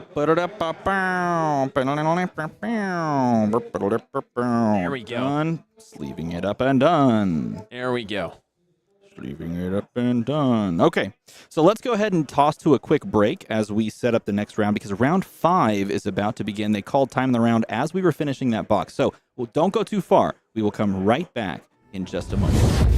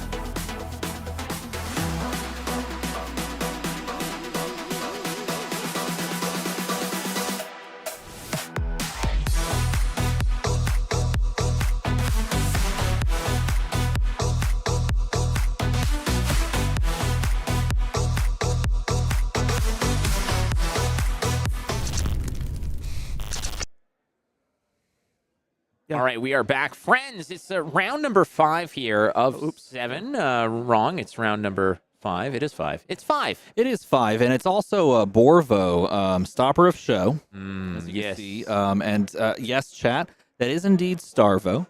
But oftentimes we just try to avoid talking about him simply because no one really wants to. You are incorrect. You are so incorrect. See, it was the setup, my friend. See, you have to know to set the man up. You got to set him up, okay? Look, we're using all the tools at our disposal. We got the soundboard. We got the teleprompter. And indeed, Borvo, stopper of show. Look, for all the people that are upset about this right here being the animation, just understand that there is not a Bravo showstopper adult animation. There's just not. It does not exist. And so Ethan has asked me on multiple occasions if I have time to animate Bravo, and I haven't had time yet. Okay, look, so here's the thing. If you want a non-Starvo animation, then we can all write paper letters to LSS, send them letters and ask for an animation of the original Bravo stopper of the show. Or you can use that time to do anything else. Yes, that's the other thing. That's also definitely, you can worry about other more important things. But this is definitely a matchup that is hotly debated. I think that this is a particular matchup where if you are just the superior Dromai player, then this is probably this is the skill match for sure. It's whichever player I think is better prepared that is the better player in this particular matchup. I would say it's a 50-50. People will argue up and down about who's favored in this, like a plethora of poppers and ways to kill dragons versus just the permanency of the dragons on the board and the constant threat in that regard. I love the players like joshing back and forth with each other. Ryan Rich over here at 4-0 on Dromai, and we'll see if he has the fatigue package in the list still. This is something that I was curious about in going into this new meta. Are we going to see the Dromai players just go full bore with aggro and side out some fatigue options? Are we going to see them bring in 1, maybe 2 remembrances? Are they going to include ways of just circumventing and combating the fatigue plan that Bravo naturally provides? That's the question. And yeah, pulling up Dust from the Chrome Caverns is a really great new card that they also have access to that can really make things awkward and require you to send the hammer to Chromai on your turn because it's not poppable. Playtime TCG making the very astute observation that if we will have Borvo, we have to have Borvo 2 red disc. Yes. 1 red disc, not enough. 3, too much. Too much. Too much. Just 2. That's all you need. Also, Mara Faris say, why not? Time to see some Dromai crust. That is no Dromai crust. Sorry, that's how Borvo read. Borvo yeah. see what Borvo want to see. All right, so we're going to roll to see who goes first over here. Again, definitely a skill matchup between these two over here, highly debated. I have a ongoing bet in this particular matchup. It's me and Mara Faris. Loser buys lunch. Oh, that's a pretty good deal. And considering she calls me a loser very often, I am definitely in the deficit factor of lunch giving. But ultimately... Oh, look what we get to have now. What? We get Guardian boots. Yes, we do, that friends. Exists. Can you believe it? Forget this Chromite dust. Get that off the screen. We got to put up the new Guardian boots. Every Guardian player's dream. They are not loaded. We are not going to put up the Guardian boots. So here's why round table, everybody, all the Guardian players were super on board with the round table because the new boots here are a 2-block temper, which is just basically a superior boot. Now, when you block, it gives your opponent a quicken token, but I don't really think that Bravo cares too much. We're going to open here with an opposing visage, which is one of the better turn 0 plays, which is going to go ahead and get a pulverize. We are not messing about over here. Now, when I play Borvo and I open with the imposing visage to go fetch a pulverize, you know what happens? 4 red cards. That's the drop every single time, even with the showtime. Now the question is was that heaved? Oh yes, it was. Oh, 100%. That's yes, exactly why you make this play. This is one of those like percentage plays that you actually calculate when you're building your deck and when you're putting together your 60 or your 62, however many you want to run in the matchup, you calculate how often you can make exactly this play so that you can get a pulverized into the arsenal with Heave and set up like a really big drop play. But he finds it on turn number 0. And looking over here, this is going to be a key point in the matchup. You're on Flake. I am on Flake. You're like on Flake. You know how kids say you're on Fleek? This is next level. You're on Flake. Says that anymore, my friend. Well, no, because they all say you're on Flake. Oh, okay. Borvo know Okay. how hip kids are today. Yeah, thank you. Continue, please. Okay, yeah, we're going to continue. All right, so over on to the side of Ryan Rich, he's got his 2 floating and drawn into a 3-card hand. Did he play a tome off? No, he popped the gold token. And this is something that I was curious about to see as well. The gold token is generated off of Crown of Dominion, and the question is, does anyone plan to use that for more than just the ancillary benefit of creating ash? And it is very good at creating ash. It definitely is that, but this is a great turn 1 play. When not given the opportunity to mulligan, having Passing Mirage and a Kyloria on the board, that is kind of a big, good deal. And accidentally flipping over as he was drawing up. I think the knowledge is now gained by both players. I don't know what sort of judge penalty there will be. And as you can see, the judge there just saying, yep, just now everybody knows. So draw your cards and let's continue on. So this is a very good opener as well for Ryan here, presenting a very threatening dragon as well as a way to essentially protect it. It's an on-hit, but again, look at all the equipment that can potentially block this, and there's no attack reactions that are really going to benefit these dragons. So the timing here is right for both players. The problem here is if Jeremy wants to block this out, he's going to be using that equipment because you do have to be able to pay for exactly that, the pulverize. So all the boots, all the equipment here is blocking for 2. So you can just toss, let's say you can toss a tech plate and the crater fist in front of it, or we can just go ahead and dominate a crippler. Why not? Dominated Crippling Crush is the alternative play to the pulverize. You have the capability for both, I think? Let's see. 3, 6, 7, 8, 9. So wait, is pulverize a 9 cost? No, what happened here is precisely what I said might happen, which is that you're going to get gooned by drawing all red cards. I cursed this and I feel responsible. The problem now is that this card in your arsenal is going to be a huge liability. No, we're just going to crown it away over the next turn or 2. Put that down. No, I can't help it. It's just so good. You have given us just the most wonderful tool over here, Ethan Vynnset. So thank you so much for allowing us to draw on the board. No, I think this is a really interesting opening because we have a massive turn 0 play that has led to a really scary, persistent threat in Passing Mirage and a good dragon that you would think you'd want to immediately just answer with Anothos, right, to take out the Passing Mirage. But we're instead going to just dominate a Crippling Crush and try to push damage over the top. And instead, we have a 5 plus the 4 sand cover for the 9 cover. Look, 9 cover. I am going to remove your duodenum. I swear. But yeah, again, this is, call it cursed or whatever it is, but when you play the old, when you play that card, the Imposing Visage, in order to draw up, he found 4 red cards and a blue. Like, that's legitimately, now there was the option, again, that Pulverize was costing 7. You could have actually pitched it all and played the Pulverize. That was definitely an option there. But now what he's opting to do here is let's just throw the Crippling Crush at a relative discount here and see what happens. And this is not bad over here. And again, the fact that the Bravo player is going to have a lot of block options with the equipment, cards like Kyloria are not terribly scary, even though they're being protected by a Passing Mirage. But the problem here is now Ryan's going to have opportunity to continue to develop the board.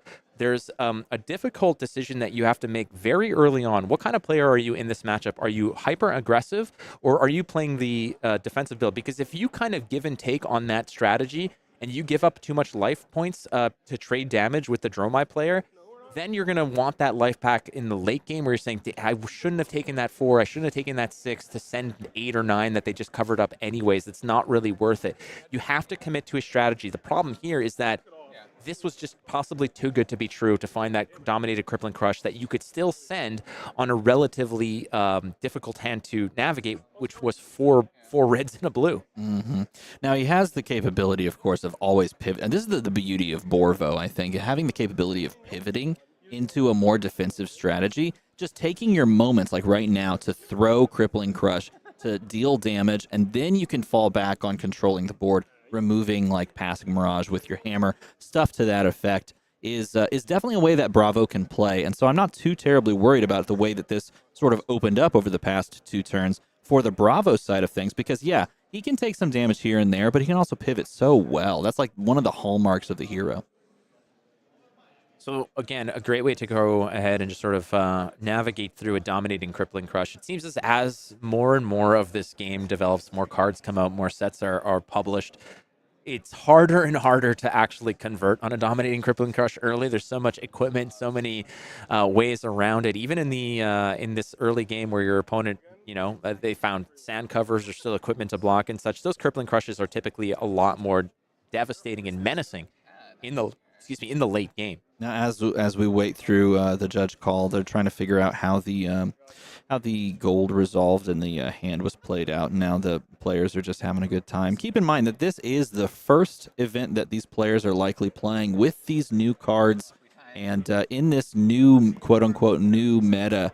And so players, from everyone that I've talked to, are having a great time out there. And this Battle Hardened is just really fun. It's enjoyable. These players are having a great time with each other. You could tell as Ryan and Jeremy here just chuckle about the fact that if this were Starvo, that would be +2, dominate, go again, and it would also say mean things to you as it stared across the table at you. Oh, no, definitely. And it would probably dip into your 401k as well. Like, there's all kinds of nasty things. But that's now only in Living Legend. That's legal only in Living Legend. Which is coming soon to a tournament near you in the Battle Hardened at Worlds. No, not near you if you're in Spain.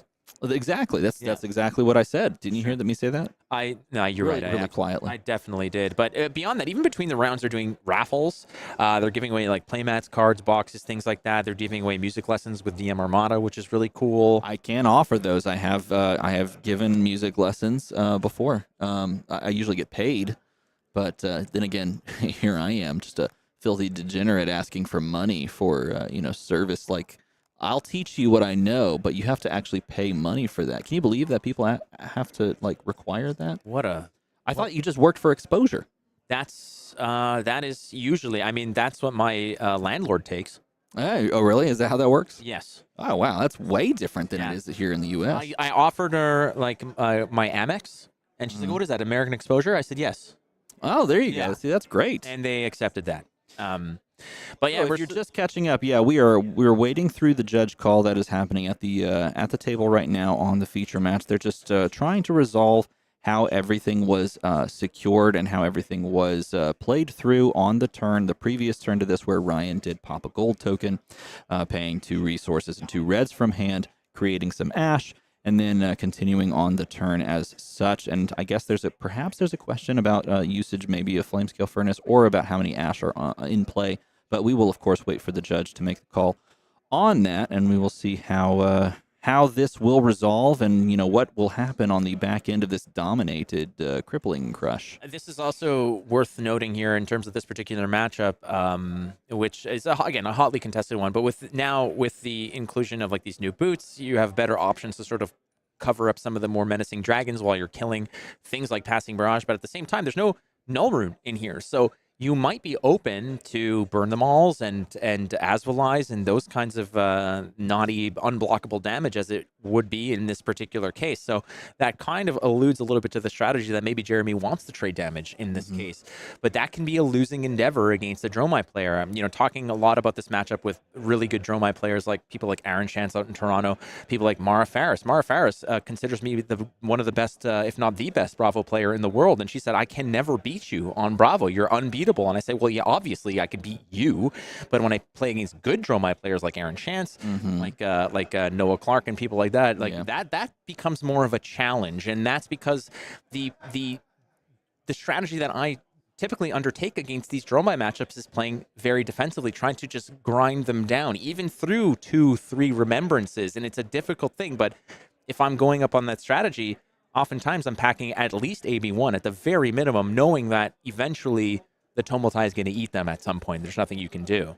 That's exactly right. And that is the sort of the win condition here. And looking at the board, like you're saying, there is no long game, perhaps, protection versus the triple burn them all win game, end game and win condition, because there's no Null Rune on the board.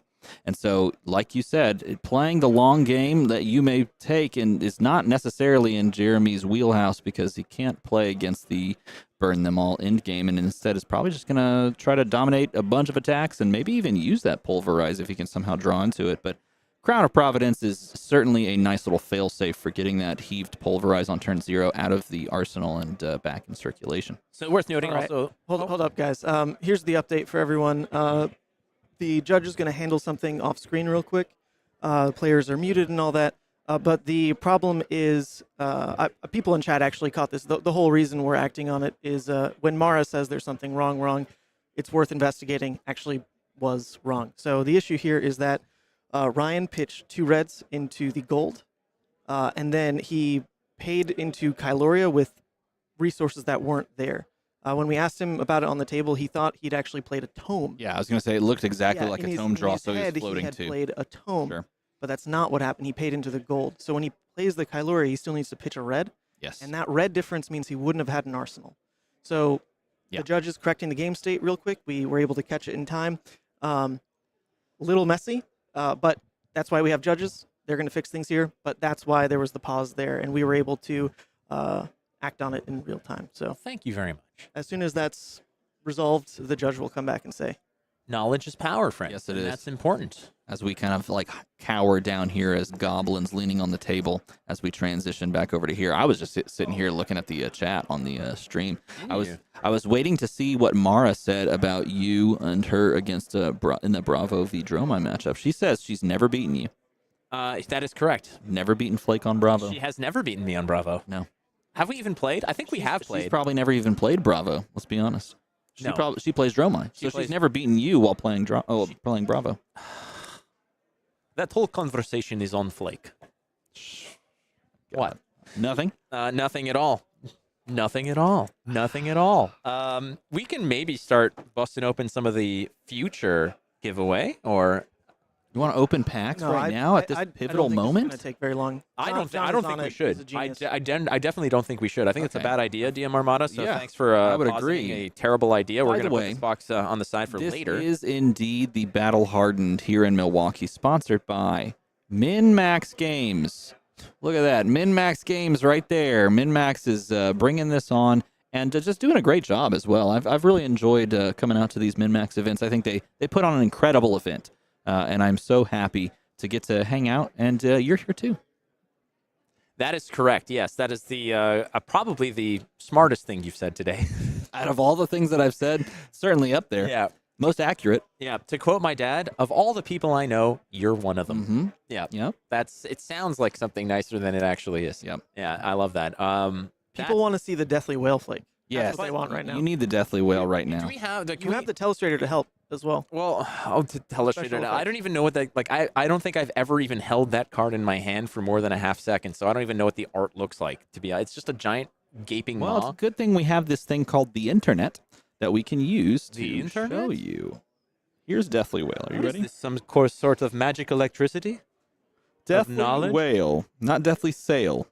That's much different. What's a Deathly Sail? I don't know. I didn't want to click it because it's going to come out in the next set for when the pirate class is released. Oh, God, pirates. Can we talk about that? I would love to talk about how pirates should be in the game. You have to do that. You know what this is? Because chat says. The only thing with a bigger mouth than this is Carolina. Oh, okay. All right. Go ahead. Do it. Ready?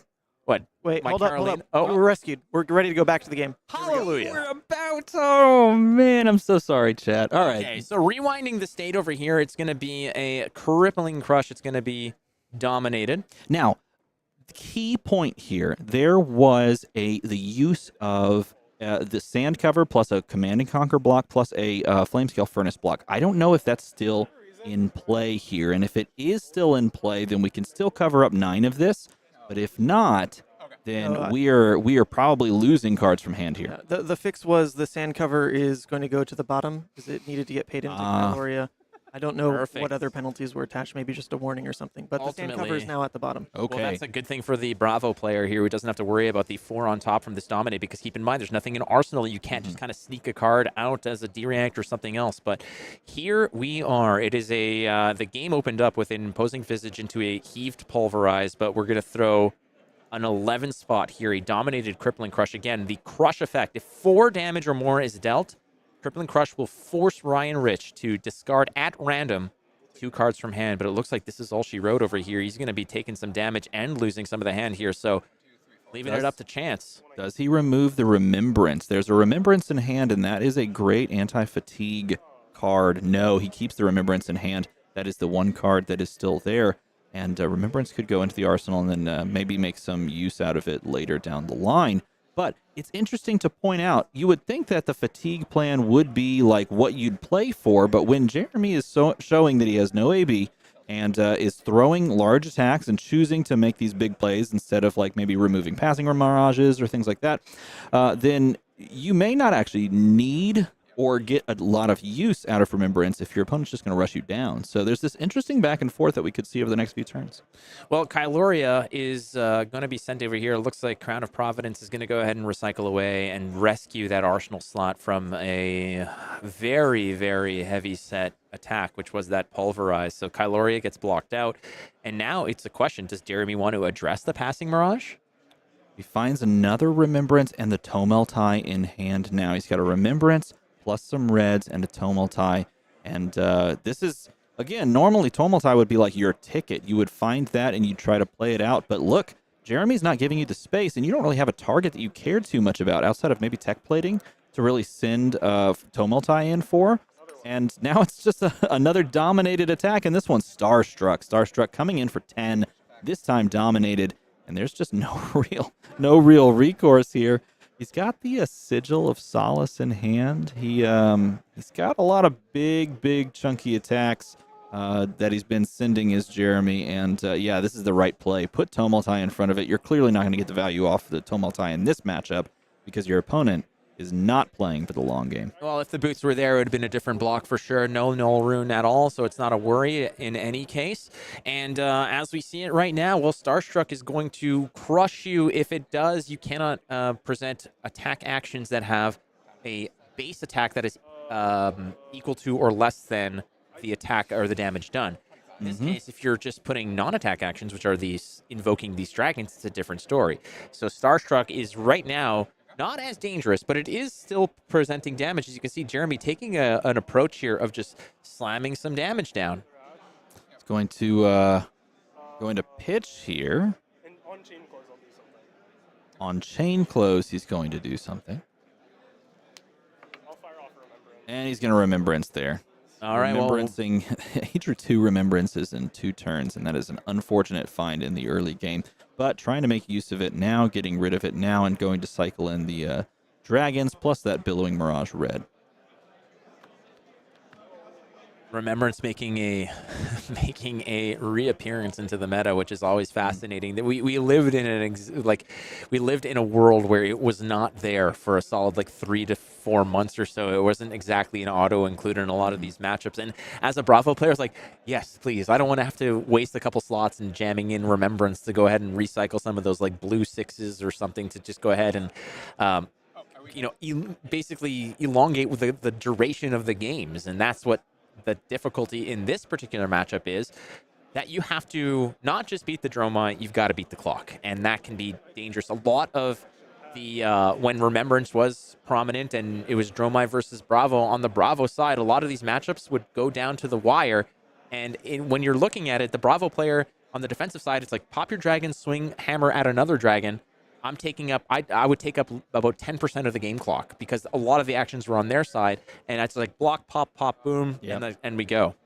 Here we go again. He's going to dominate again, and this time he's coming with Choke Slam, red, dominated, and this is not the game that Ryan expected to enter into. He brought in the full fatigue package. He may even be playing a big chunk more than just a clean 60-card deck, depending on how he sideboarded, and he's looking at this going, okay, unfortunately, I've drawn 2 Remembrances in the opening hands, and they've gone 3 dominated attacks in a row on me. And this is not what I signed up for with this Ghostly Touch. Not going to be doing just about anything in this matchup now going forward. Hey, look at that. The Tome of Imperial Flame finally comes on, and going to have to pitch 2 reds into this. It's going to generate 2 resources, which you can do some crazy things with, but going to pitch the 2 reds. see what she chooses. A Dromai player is going to be playing very defensively into this matchup if they could. However, the one way to circumvent that is just by sending these dominated attacks. Now, Jeremy has also found the right recipe to dominate some big attacks. You find a couple blues and an 8 attack, a 9 attack, a 10 attack, and I think that's good enough. But eventually, Jeremy's going to be caught with like an all blue hand or an all red hand to that degree where he's not going to be able to dominate. And that's where we're going to see Ryan start to throw more 3 blocks in front of these attacks. Jeremy looks like he's just been, really wheeling it hard here. But that's off the back of finding the right recipe in the hand, the right ratios of 1 fat red attack and the right recipe of blues to pay for the dominate and the card itself. That is not going to be sustainable through the duration of this game.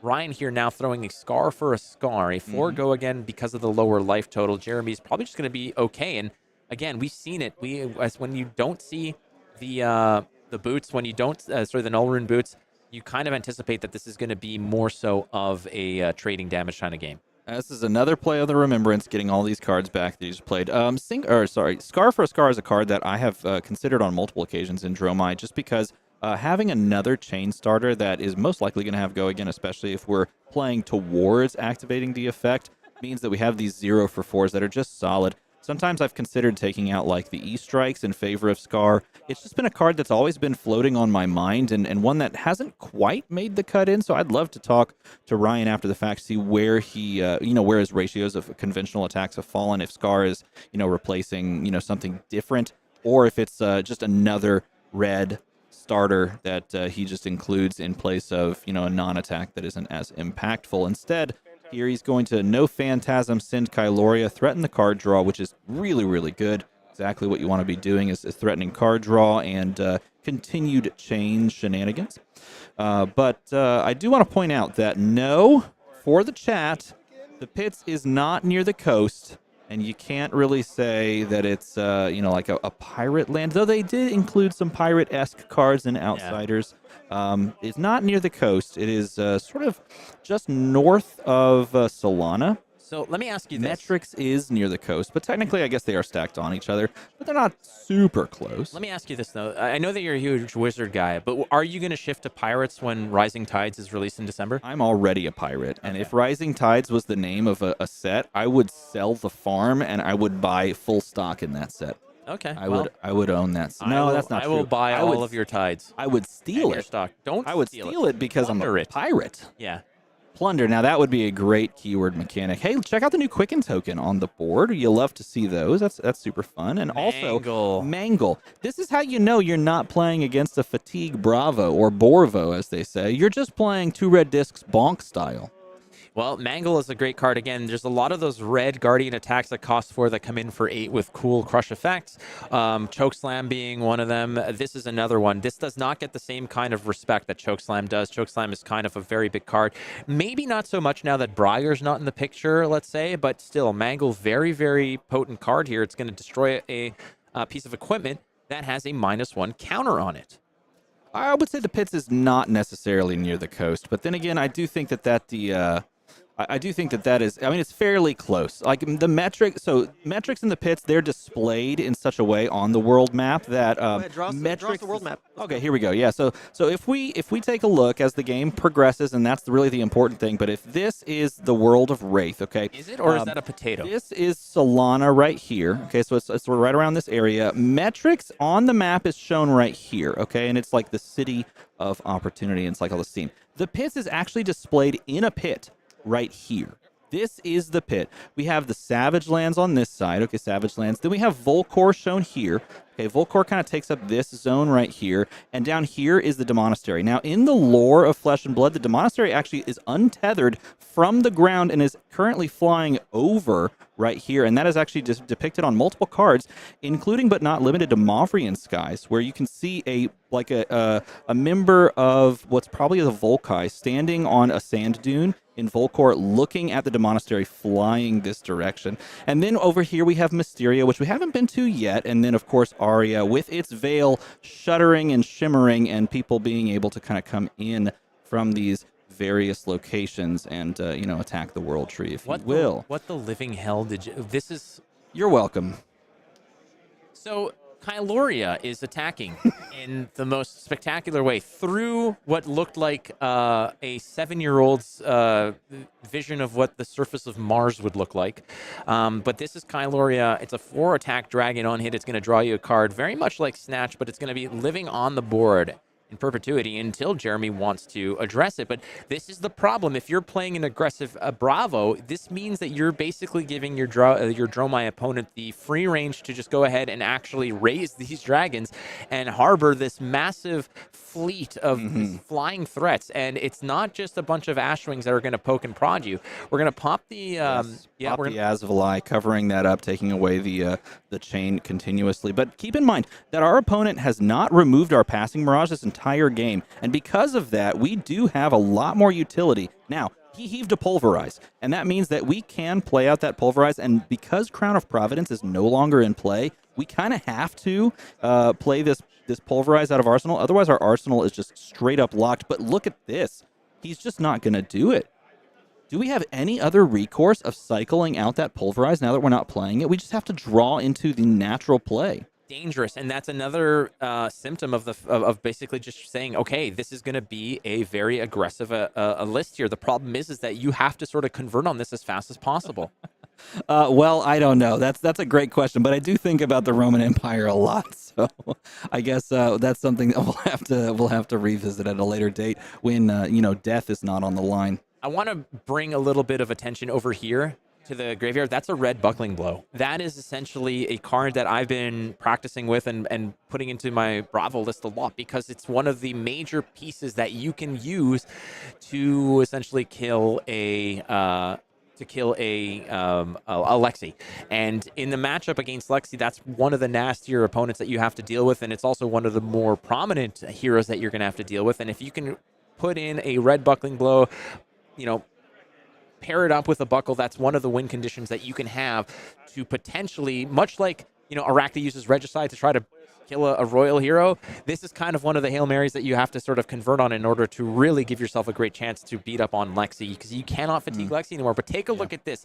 This is the absolute just spewing of dragon-related garbage on the board that if you're Bravo, you have to now just completely ignore. You have to completely ignore it. He manages to find the hand to play the Pulverize and is able to actually jam it down onto the board. And this is a big 14 spot. Coming across, it cost 10, so he had to find the correct recipe to pay this out. But in doing so, is able to establish 14 damage on the board. Now, the fundamental problem with this kind of back and forth play on the side of the Bravo is that we've basically given up the board, and we have to rely on poppers now on the second chain link. Like the second dragon attack is now just the popper that we have to play around, and this can prove a little difficult if our opponent establishes just this super wide board and is able to threaten in horrifying ways with conventional attacks first. And that might be what we see get played into if Ryan can stabilize and not get blown out by dominated attacks over the next 3 turns. All right, so this is a -3 attack Ashwing because the Pulverize did connect. But now you're leaving yourself open to potentially getting one of your dragons popped, and it looks like Ryan Rich is just completely content. Well, he didn't play a red card, so he doesn't there's no go again associated to it at all. No big deal. But no he problem. did want to use a show of force to send that -3 Ashwing across and try to send that attack in. I also do want to just address the comment here, which is you take that back. It's not garbage. You're right. My apologies. It's not garbage. It is wholesale, organic, free-range garbage. Well said. Well said. Yeah, there you go. So my apologies. Oh, hey, no. That warrants a little bit of, just a little bit of clarity as a Zealous Belting Red 5 go again off of the pitch. Look at that. Lots of red cards in another Pulverize, a Buckling Blow, but hey, there's the buckle. So look, the combos there together, not that it's really, might not make too much sense perhaps, but a buckle into Buckling Blow Red, that's the miracle combo that would probably give you a advantage against the Lexi matchups. You hunt with those New Horizons, and then you finally can, you turn Lexi from a 3-attack consistent 3-attack hero to a 2-attack hero, which is a lot more digestible. But look, I have to again just show you that this, all this here, this is just too much for Jeremy to handle. If you're playing a defensive build, you have to commit to it early. That would not exist if you're playing defensive. He wants to attack that life total. He's brought Ryan to 5. And if he can continue to dominate these attacks, Jeremy has done an incredible job here of finding the right recipe to keep going. But if you find 2 or 3 bricked hands in a row, it becomes very dangerous. Yes, it does. You're exactly correct. But I think he is playing to this win condition right here. The text on Bravo. He just needs to dominate a few more attacks and basically cross his fingers that we don't have more sand covers over here on the side of Ryan, because if he is able to find a sand cover, find more sigils, try to play around the problem, if you will, then he may just get stalled out by the board. Yes, he can pop the second dragon attack each turn, but and this is great too, being able to play a Dromai out. This is scary. This is truly probably the worst card to see if you are even at all worried about there being a possible wide turn. And that is the first pop of the first dragon of the game. And the Ghostly Touch is finally on the board, but it's not going to do anything. He's just going to, pop it. Has the play here. Continues the attack. And how is he going to favor this Billowing Mirage? Let's see if he chooses to pitch the Sigil or just send an Ashwing. I think that's exactly what we're going to see. Well, just poke and prod a little bit at a time. The issue here is that if you're going to be relying on popping dragons all day long, that means that you're going to be leaning on your hammer to do a lot of the work, and your hammer is probably going to only represent 6 damage. That's 2 card block from Ryan, and all of a sudden he plays a red card, and you're going off to the races again with all of these dragons. Jeremy took the go fast, go furious approach, but if he can't cross the finish line, well, he never had him. He never even had his car. That's true.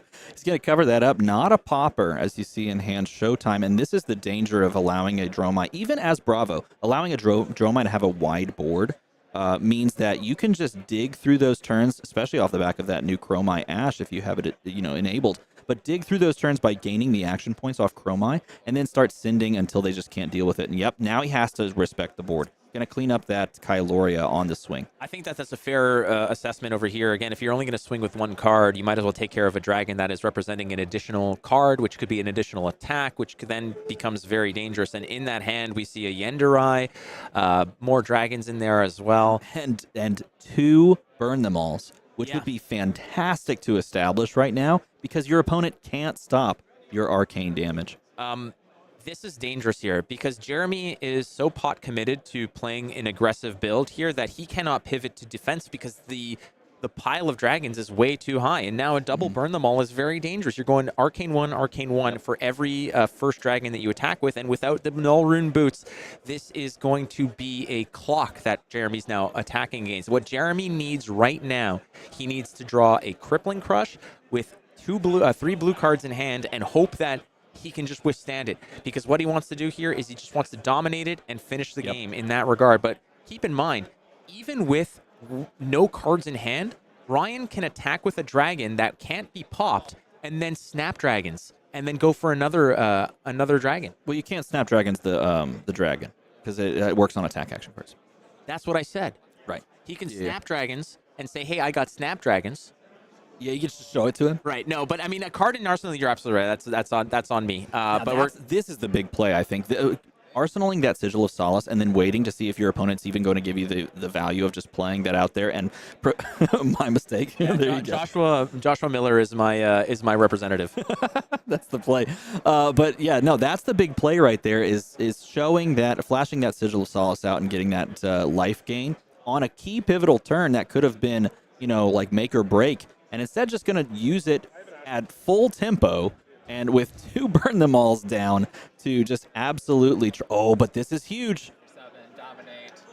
Yep, so this is going to be a 7 Dominate, and on hit, discard 2. 2 cards of choice, and that is a very big difference than a Crippling Crush turn, because the cards that you're going to toss away here, keep in mind you're also not under threat of losing, but you also don't want to just give up 7 health for free because you don't want to be in a situation where you're just dying to the next dominated attack that comes through. So there's a good chance that you're just going to put a card in front of this, dunk 2 cards, but if that card is, like in his hand right now, a red Ravenous Rabble, that means that this one Ravenous Rabble opens up a myriad of threat against Jeremy. Exactly. This Ravenous Rabble is the card to keep because it is your chain starter. It's a red. It's 4 with Go Again almost all the time. In this case, it is 4 with Go Again.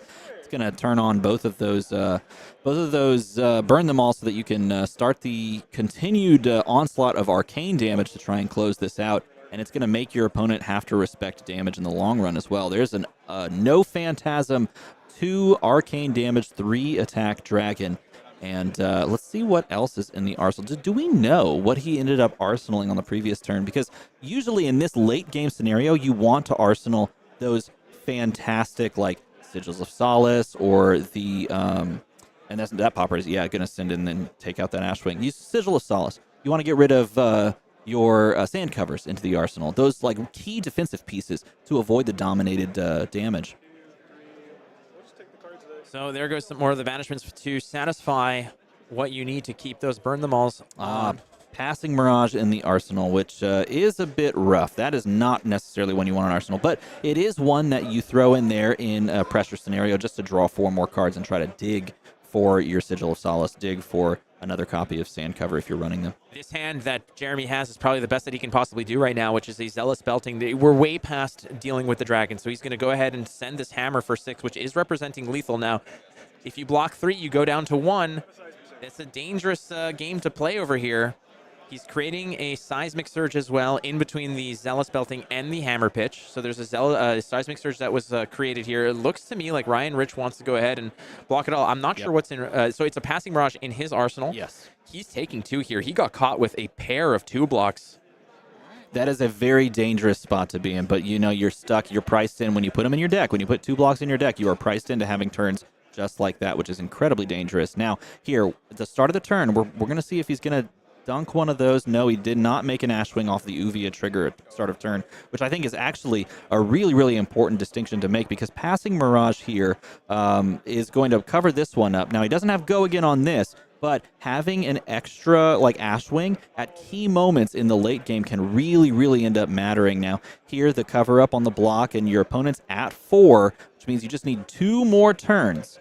2 more turns of the burn them all triggers. You just have to survive for 2 turns. But he just gave up a red 4 cost attack. So there's a good chance that he's got another red 4 card and 2 blues. If he's given up that card, it's either because he's got all reds or he's just got some massive amount of attack over here. It's going to be it's Arouse the Ancients. He's going to show 2 more cards. It's going to be a Cranial Crush and a Mangle. He's got the right numbers here to create 7 go again. That is massive. Oh, this is absolutely nasty. And if, honest to God, if it was me, there's a good chance that I'm actually going to be pocketing that. Oh, no, the Mangle comes in at the discount as well, so it's going to be a huge That's win it. for the That's Borvo. all. And because he had the tome in hand, he wasn't able to cover it up. What a crazy finish to that game that did not play out in the way that perhaps we would have expected at the outset of this. And Bravo, or should I say Borvo, picks it up. Well, Borvo never had it in doubt, never at one point. You know, you come in, you create the Seismic Surge,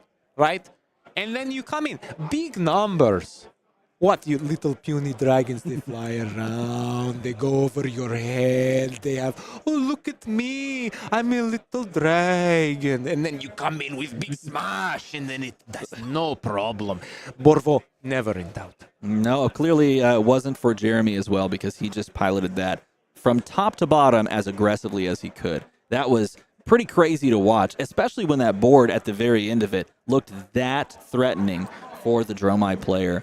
And he just said, nah, that's fine. I'm just going to hit you really hard. And also I have no slippers to deal with little arcane damage. It comes in, zap, zap, zap, zap, zap. Borvo don't care. Borvo have big friends like Mangle. Borvo have big friends like Pulverize. It's not problem for Borvo because easy you smash face. What, you know smash face? This problem for you? I don't even, at this point, I'm not even sure what we're doing. Yeah, this is the comment that I was feeling as well. He's just very excited. He's getting free lunch from Mara Ferris because of this win. So he's just deep in that moment of like, yep. She said it's on Flake. Yeah. And you know what? It's also on Flake. No, it's on her. It's on Mara Ferris. Yeah, that's right. You get the free. Oh, man. That's pretty good. You're very excited. Congratulations to you for enjoying that win. That was a fun game to watch as well. Man, we've had great games today, Ethan. So apparently, Callum says, God, please never show a Bravo on stream again. Callum, I'm not God. I'm Flake. But no, we're going to show whatever the hell we want, which is awesome. So thanks for your input there. That's great. Everybody has a vote in this dictatorship. That's right. Yes. That's how it functions. It's a Borvotatorship. Yeah. There. Okay. Great. Let's take a look at the meta. Oh, man. Okay, so there it is. We just saw 2 of the top, which is going to be the Dromai, which is the biggest piece of the pie there at 18, and Bravo at 14 showing up here. I mean, when you think about this, like this right here is great. Into that says a lot of players, right? And we just watched an aggressive version find the win against the most represented deck. But I think the question mark is still right here. Like, this is still the best deck in the format, right? Is that what you think? Because 14 players agree with you, and they brought the best deck in hopes that they can pick up that win. I genuinely do. I honestly, genuinely still believe that Lexi is the best deck in the format. Maybe if there's some time for players to refine. Look, I'm going to be completely honest here. I don't know the actual ceiling, the potential of heroes like Dash.io or Maxx Nitro. I do not know. Even Teklo Boss, I do not know. Boss Voss, I have no clue where their potential lands.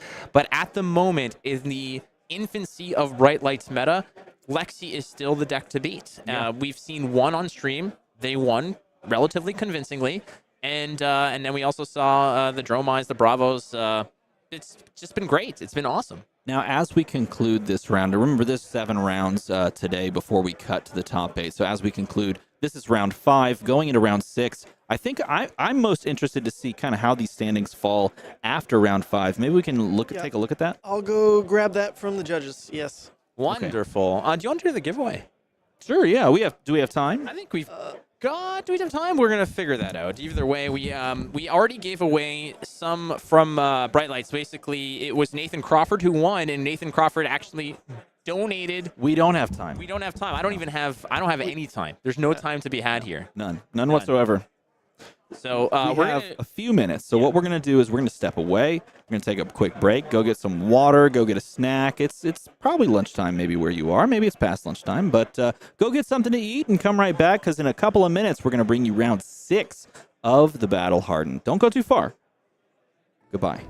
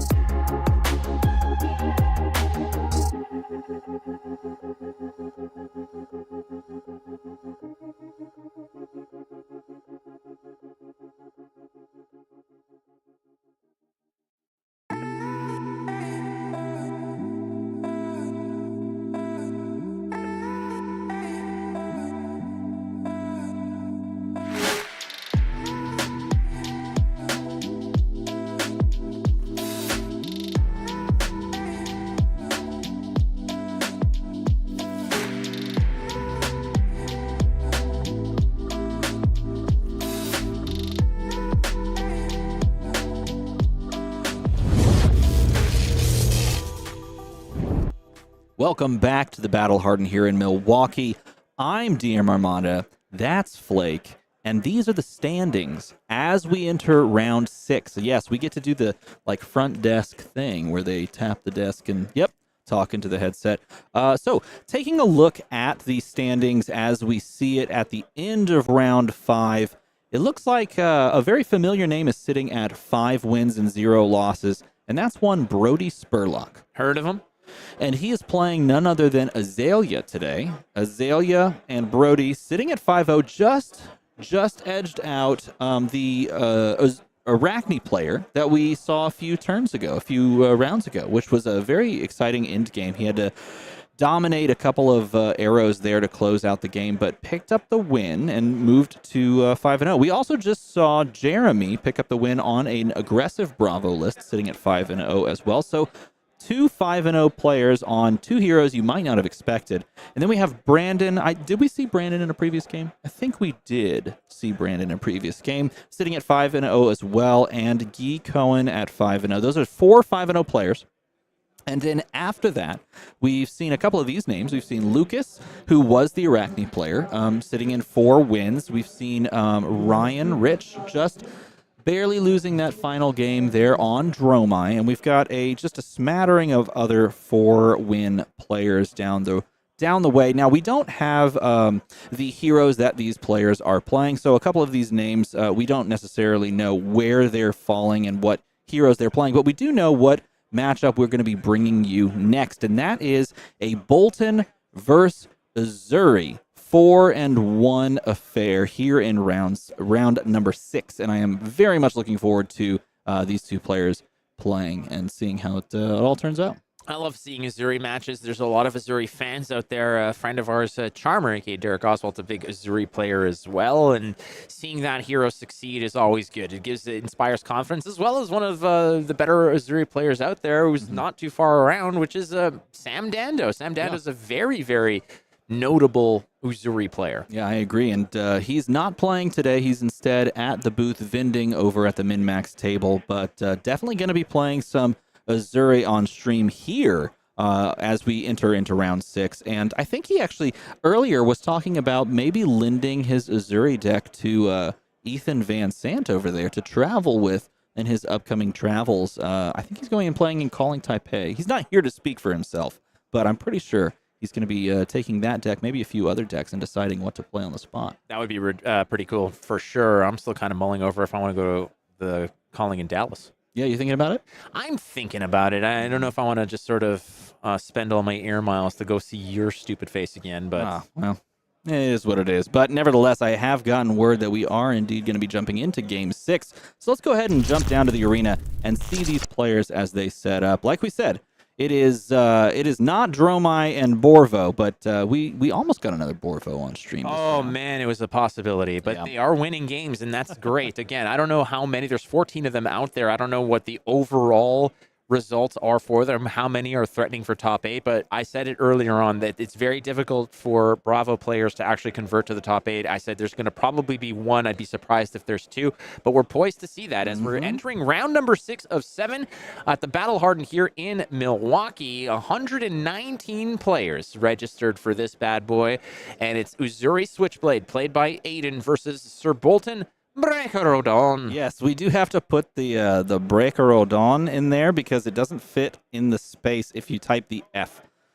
So no Fs in chat and none given as well. As Alex sitting on a casual 4-1 saying, yeah, you know this hero that so many people deride on their tier lists? Well, I'll just be 4-1 through 5 rounds. That's fine. But staring down a very scary and very tricky hero on the assassin class is Uzuri Switchblade. And there's like 1,000 different ways to build Uzuri, and all of them just seem good, which is just crazy and super cool. So we're going to see how this kind of melts out. But do keep in mind, Uzuri does have access to the brand new expansion slot card, Already Dead. And that is a huge get.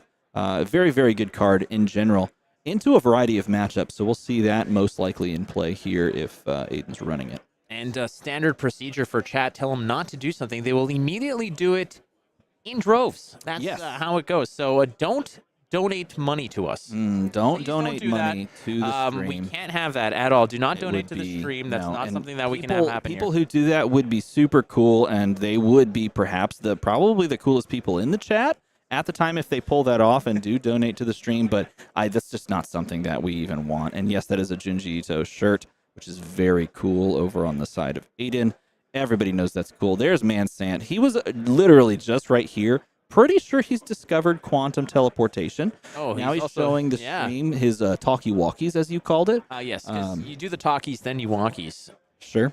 Yep. That is kind of how it goes. But there he is. Somehow he managed to go from here to there, and I don't know how. Probably through locomotion with his legs. And definitely don't subscribe to the Instant Speed podcast. You cannot do that at all. I don't recommend it. I don't recommend that you Don't do subscribe to that. the Instant Speed podcast, and I also don't recommend that you sleeve your deck at least 6 times. It's not recommended, and certainly not the amount of times that you'll be seeing in the next week or so. If hey, we need to find a few people because I have a project here that I definitely need some help with. Please, man. we need to find a few people here in the event hall at the end of this whole thing, and then I need to find I don't know, like a pool or something. Maybe we can ask Sir Boltyn Breaker-Odon. Breaker-Odon. So here we go. It's going to be Sir Boltyn using Raiden in this case, not the God of Lightning from Mortal Kombat, rather a sword. Mm-hmm. And both Dotsy and Mara Ferris are now the coolest kids in school. Actually, the coolest kids in school, simply because they both did donate. So I know look, just like teachers say they don't have favorite students, parents say they don't have favorite children. That's just a filthy lie. That's a bold-faced lie. Now Mara and Doxy are both the favorites. All right, so opening salvo, it's going to be a Nerve Scalpel if they defend with reaction cards. Those are, if this hits rather, the reaction cards are going to be -1 on the block. But it looks like Alex here is calling in an airstrike on his opponent potentially, or he's just trying to communicate with Ethan. Either way, it's a Nerve Scalpel opener. This is a fascinating matchup. Again, when we're talking about Uzuri, in my opinion, kind of plays a little bit like Dorinthia to the degree if you're on the receiving end, you have to really anticipate what they're going to do. Are you all right there, buddy? All right, thank you so much. Yes, I'm great. I'm having a great time. I'm having a great time Calling also. in an airstrike was perhaps the single best thing you've ever said, and that's saying a lot because you've said some great things. One time you said I was very good looking, and that was very kind. But this calling in an airstrike was quite a good one. There's the block on the Spider's Bite, and that's the one that you want to block when you're playing as Raiden Boltyn specifically, or just Boltyn in general, because we're not playing a lot of those D-reacts. We are playing a lot of attack actions, though. So. One of my favorite things I think I've said to you is that I told you that you strike me as somebody who claps when a plane lands. That was a fantastic line, and I thoroughly appreciate it. But starting things off, going Dagger, Dagger, and then Arsenal. A very standard turn 0 play that allows you to play the 5-card hand, and this is a great find early. Getting Spirit of Arena into the Soul, meaning that you can set up a very big Raiden turn on the back of a double and triple Illumina, and I have, unfortunately, experienced double and triple Illumina on something like turn 3 and turn 4. Those are the highest of rolls that you could see, but that is something that the dream is alive, and there's one of the pieces of the puzzle right there in hand in the ability to just go find at attack reaction speed, find one of those Lumina Ascensions. So as we see this E-Strike coming in here, it looks like it's going to be I wonder if it's a +2 to go up to 7. Ultimately, though, no, it's going to be the go again. We're going to finish this off with a Leave No Witnesses. Dangerous card that does threaten that arsenal, definitely, but there's no kind of over-the-top ability here in terms of attack reactions with Uzuri will have, definitely. She will have some of that surprise value. But in Uzuri's sort of Uzuri strategy here, is she more of like a mid-range deck? Is she more of just kind of a chip-away damage deck? Or is she kind of a, is she a fatigue deck? What kind of strategies is Uzuri trying to use here? Well, this is the cool thing about Uzuri is you can build her in a variety of ways. One of the ways that I was actually testing for the calling DFW with a couple of friends was what we just saw there. Playing out these turns wherein you're providing damage that just is damage on the board in the form of an E-Strike, and then following it up with an on-hit. So if your opponent wants, they can stop the damage on the board, but they have to take the on-hit. Or if they want to stop the on-hit, they have to take the damage on the board. And the other thing that you can play into, of course, with this strategy is swapping out your cards, those cards that you can put to the bottom of the deck with stealth, and then instead playing that Uzuri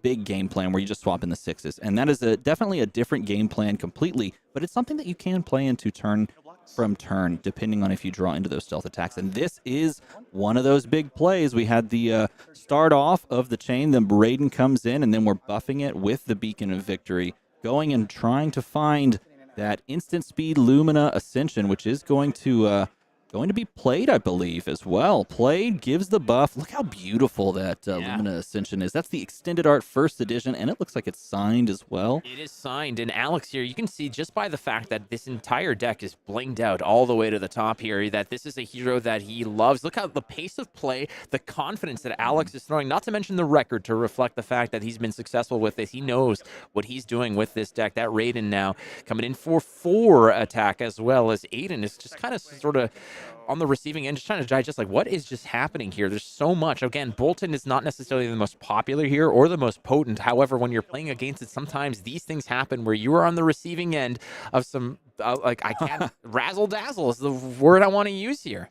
He gets a banneret into the soul as well, gets the trigger off that first Lumina Ascension, and not looking to play the, like, hyper combo version, just looking to get value off of that Lumina Ascension and off of that Beacon of Victory. Draws into another Beacon of Victory here. Oh, you can tell he's feeling it. He's got a little shake to the hand. He's got the adrenaline pumping. He got one of his combos to go off. He's just going to cover this up, just expecting the swap, the Uzuri swap here. And the swap targets are there. It's 2 of them, in fact. You could swap either of them, but because they're covered up, you might as well just drop that into the arsenal, because it can only be played from arsenal. Keep that in mind. Yeah, Alex is playing like he just found out that Aidan favors Skittles over peanut M&Ms, and he wants to put an end to this as fast as possible over here. But yeah, no, you're not wrong here. Those blocking of 6s is kind of the standard procedure here to whenever you're presented with something like a stealth attack that doesn't have, like, if it's not isolate, doesn't have dominate, just block 6. And in this case, Alex has the right pieces here to make some things happen with Beaming Bravado. And you know why this card is good? Because it almost sounds like Bravo. Okay, sure. Yeah, it's also good because it's now a 4 attack that charged a Banneret of Gallantry, giving you a Quicken token, meaning that you don't have to attack react Boltyn to get the go again off of certain effects. So here we do have a cover up of the Shred, sending in the raid, and this does give it the Quicken. You don't have to react on top of this, which is quite nice. And that's just going to send on over the big chunk 3 attack on the weapon for free. Yep, infect in front of this, and why not? Let's just keep going. Attack reactions. Aidan just doesn't understand. It's like he doesn't know. It's just getting blindsided by a lot of this, and this is the beauty of this deck. Alex is playing so confidently. You have to know that when you're playing the deck that you just absolutely adore, that you have so many reps on, it feels like it's just muscle memory. It's all reactionary. There's not too much actual conscious thought that you're putting into it. It's like, I know as soon as I look at the cards what the lines are and how to make it happen. As the second Lumina Ascension signed, first edition, extended art. What a beautiful, beautiful card Alex is going to be thrown his way. Yeah, is it Bravado or Bravado or Bravodo? How do you say Bravoda. that? Either way, it doesn't matter because that is a ton of attack. We got the buff from the Beacon of Victory. We also got the Lumina Ascension trigger, which gives the extra buff. We sink, or we drop, I should say, the Soul Shield from the top of the deck into the Soul and just ask for more cards. And that's exactly right. Just cover it up so you don't get the extra value, but follow it up with a Valiant Thrust for extra damage. And these are the kind of crazy turns that you can put together with Raiden Boltyn. But the deck does have the problem of running into just brick hands and sometimes just running out of gas after the big Lumina Ascension turns have been expended. So it may not be, just the steamroll of a game going forward now that 2 of those Luminas are now gone. Well, again, we had a lot of matches this today that were just kind of getting used. Like, you know what? You see that that Arakni match. I want to play Arakni. You see how Dromai play. I want to play Dromai. This is another one. This is a Boltyn match where you just want to play Boltyn because you see Alex and just the sheer reach. And the problem here is that Aidan's just saying, okay, well, I can do this little thing. And I mean, it's not a terrible thing. Playing a death touch is an incredibly strong card to play. It has to come from Arsenal, obviously, and he's giving a frailty token as a result. But we're going to go with a Take Flight Red here. It's going to cost you 1 you charge. It does have the built-in go again. He's charging with that sync below. It's 3 go again off of this because Frailty's going to give it a little haircut here. So go again, 3 attack. But no, I don't think that did that come from the arsenal. I'm not quite sure it did, but nevertheless, it's going to get covered up no matter what. Did it not come from our? Okay, no, that's my bad. I think it's straight up just drawn into. But nevertheless, we are going to activate Iron Song Versus, and we are going to send the raid. And this is -1 by Frailty. It only comes for 2, but if it hits, Iron Song Versus triggers and creates you a nice little courage token on the backswing. And a lot of times you don't necessarily want to throw something in front of this, but Crown of Providence allows us to cycle a card that we don't necessarily need. And now that we know the turn structure is kind of coming to a close, we might be just fine sending this Crown of Providence, finding something different to sculpt our hand with so that we can go back on the offensive as Aidan and as Uzuri. Now, we've passed 5 minutes of this match, but there's the 3rd Lumina Ascension. We're not going to figure this one out just yet as that Crown of Providence gets put over the top by Lumina Ascension again. Incredible. Alex has found all the pieces over here to make this just absolutely disgusting. We're going to go ahead and, hey, why not? Courage token? Sure, no problem. We're going to continue the onslaught here, blocking with Razor's Edge, one of the best WWF finishers by one Scott Hall, the Razor's Edge. And one of those things that you do look for after you've expended all your Lumina Ascensions is, filling up your soul with all of these cards that you're getting off of them. But in this case, you're just making enough soul so that you can make use of that card right there, Celestial Cataclysm. You don't want that in the soul. You want to be able to play that at the end game when you're basically expended from your threats. And having it in the soul is a bit of a downside, but pushing damage and trying to get your opponent off of these big turns that they're clearly trying to set up is the name of the game thus far, but now is the point. Now is the time where we actually have to see if Alex can continue to push damage when you know you don't have those big attack reactions. Yeah, we're going to cover this Engulfing Light. It's going to create a charge off of the just playing it over here. If it hits, it also goes to Soul here, but he's loading up here. He's got 4 cards in Soul, and we're going to go with a Ravenous Rabble, revealing a Nimble Strike. Yeah, not a card you see often, but this is that sort of that aggressive version of Uzuri where you're not necessarily doing the Uzuri Switchblade effect. You're just doing this. Damage on board, on hit effect. Do something about it. You have to pick one. You can't take care of all of this. You don't have the defense to take care of the damage on board, and if you want to take care of the on hit effect, then you're going to have to wait and take all the other damage. And that's exactly what we see. The game plan is effectuated right there. Wonderful to see a lot of these heroes like Sir Boltyn, who may not have been as prominent in the meta, but here he is at 4-1. Alex is showing you how it's done. V of the Vanguard is a nice way to open this up, opting to, I believe, charge 1 with the Illuminate. Yes, that's correct. Charging the Illuminate here gives the buff, and it gives you the ability to attack react Sir Boltyn here. This gives a buff as well as this pushes to 5, but the 5 is blocked out. And we're going to follow that up on the same chain link so that we don't break the chain and get the buff continuing over from the V of the Vanguard. That's going to go over to Bolt of Courage for 4, which is a great card to have at a breakpoint. And your opponent, you've caught them with the unfortunate Sigil of Solace, which is an interesting card inclusion in a deck that's already going so aggressive. But going to cover the 4 with the Flick Knot. Whoa, why not? Let's just throw another beacon of victory over the top of this bad boy. Even Aidan chuckles. It's like, this is insane. How many does he drop here, though? The question becomes, do we send more than just the 1 and just push over the top of this? Do we send multiples? Do we do 2? Because managing your soul is one of those underratedly difficult things to do when playing Boltyn. If you just go for broke and you're just like, we'll just throw the kitchen sink at him, then you don't have the capability of attack reacting enough to continue your turns in the later times, in the later turn cycles. I would say that it's much akin to just sort of managing your Ash economy as a Dromai player. For players who might not be as familiar with Boltyn, there are so many other kind of aspects of resource that you have to be aware of. For Dromai, it's Ash. For Boltyn, it's Soul. You have to make sure that you're loading it up, and it's very difficult to have that in abundance. But here it comes. Okay, so we're going to go in with an Illuminate, a 0 cost for 4 on hit. It goes to Soul, but it's going to get a little bit of a help here from some of the buffs. Yeah, Via the Vanguard continues on this chain because this chain has just been extended, and Illuminate's going to go to the Soul. He attack reacted so he can continue, and he goes Bolt of Courage again. This is absolutely nuts. This is like This is Christmas land right here. Is he gonna attack, react, and send Raiden on the same chain? I have never seen 1, 2, 3, 4, a 5-chain V of the Vanguard. Look, everybody is breathing just this insane. He's at 1. Yeah, you got it. Okay, Tunic went to 2. We're at 2 on the Tunic.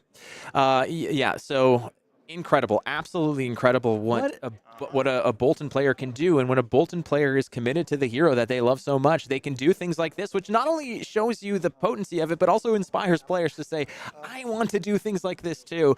If there's any solace to be had here by Aidan, it's the fact that the soul is now completely washed clean. And unfortunately, though, he has 1 life to live left here for Aidan, and that's not just oh my goodness. Okay, well, this is going to be a little tricky. He's going to drop 2 in, and I was wondering if he's going to send the 2, but that still threatens a Raiden activation and a possible Arsenal activation as well. That looks like, I don't know if that courage is up right now, that courage token that we see in the bottom right. I'm not sure if this is, I think this is probably just where he keeps it. Yeah, it doesn't look like that is, but catching your opponent with 2 blocks in hand makes this a very scary turn indeed. That is going to be a 5 damage, and you're gonna take everything. You have to take everything. This is the moment where this could be your only saving grace, otherwise you just die. But take the entire hand and try again next turn.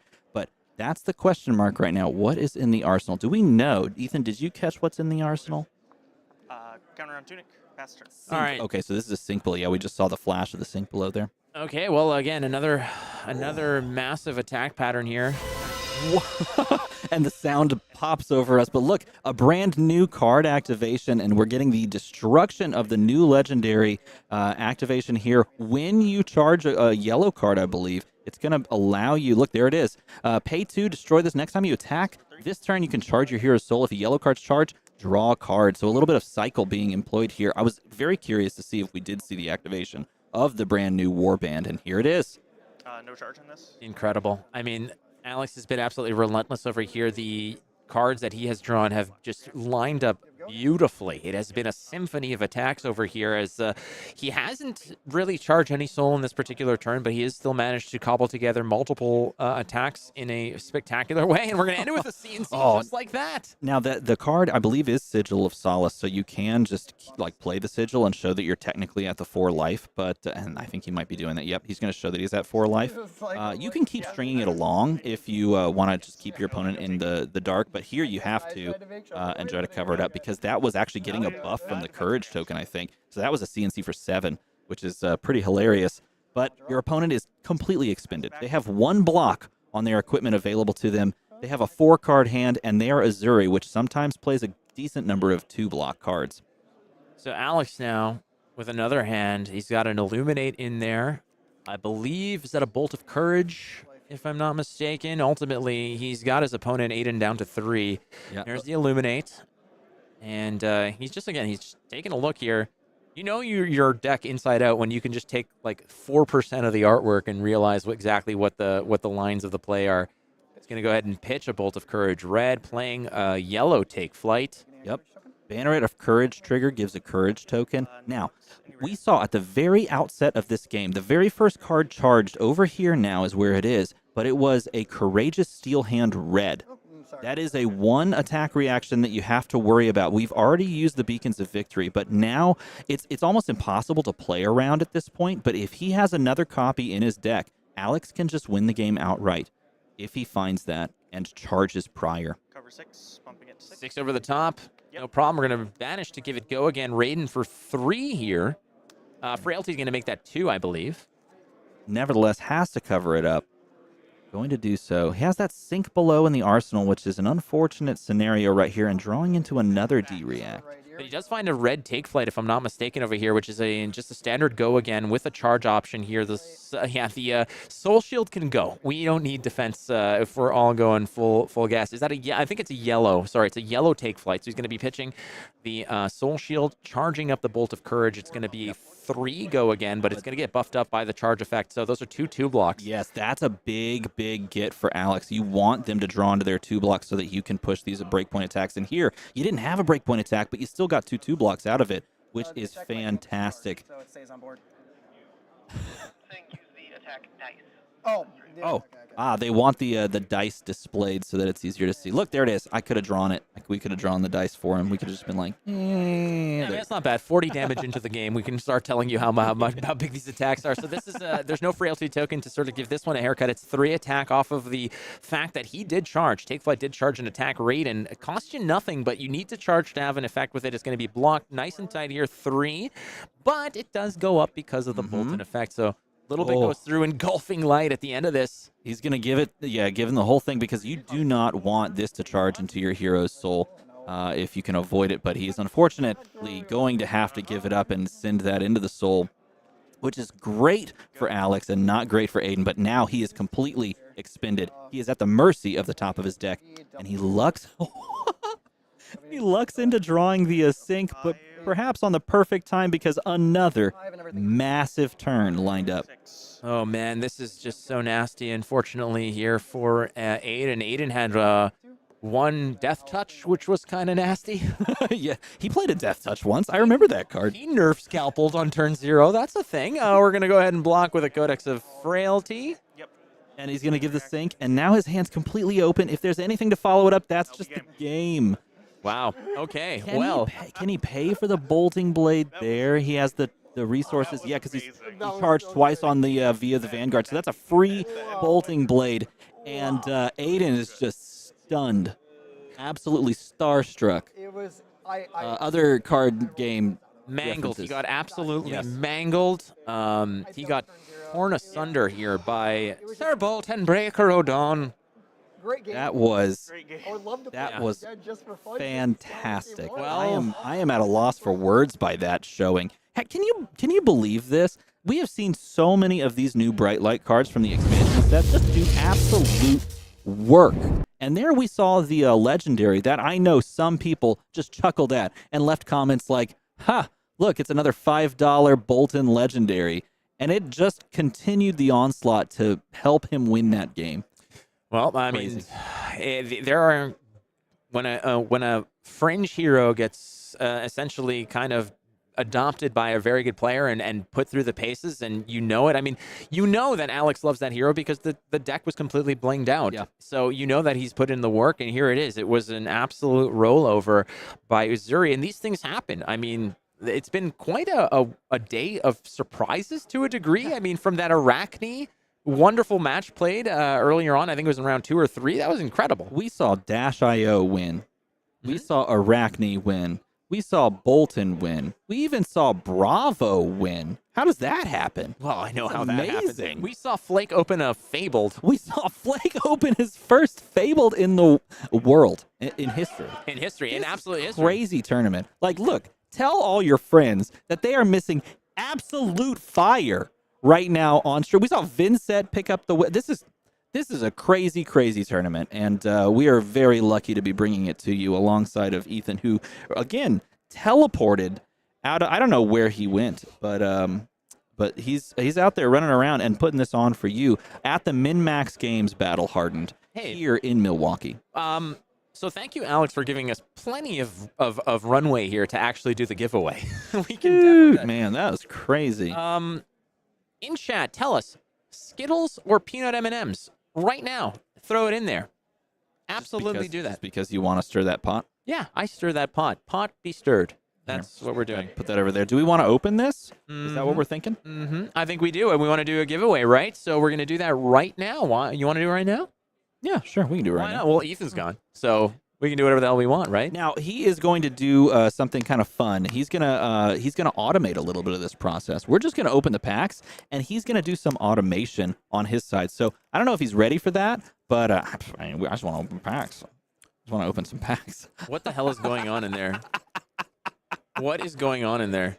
Wait! Stop! So we have to do this. We have to click. Good lord! Oh, good lord! Click. I can't. The chat's too fast. There we go. We got one there.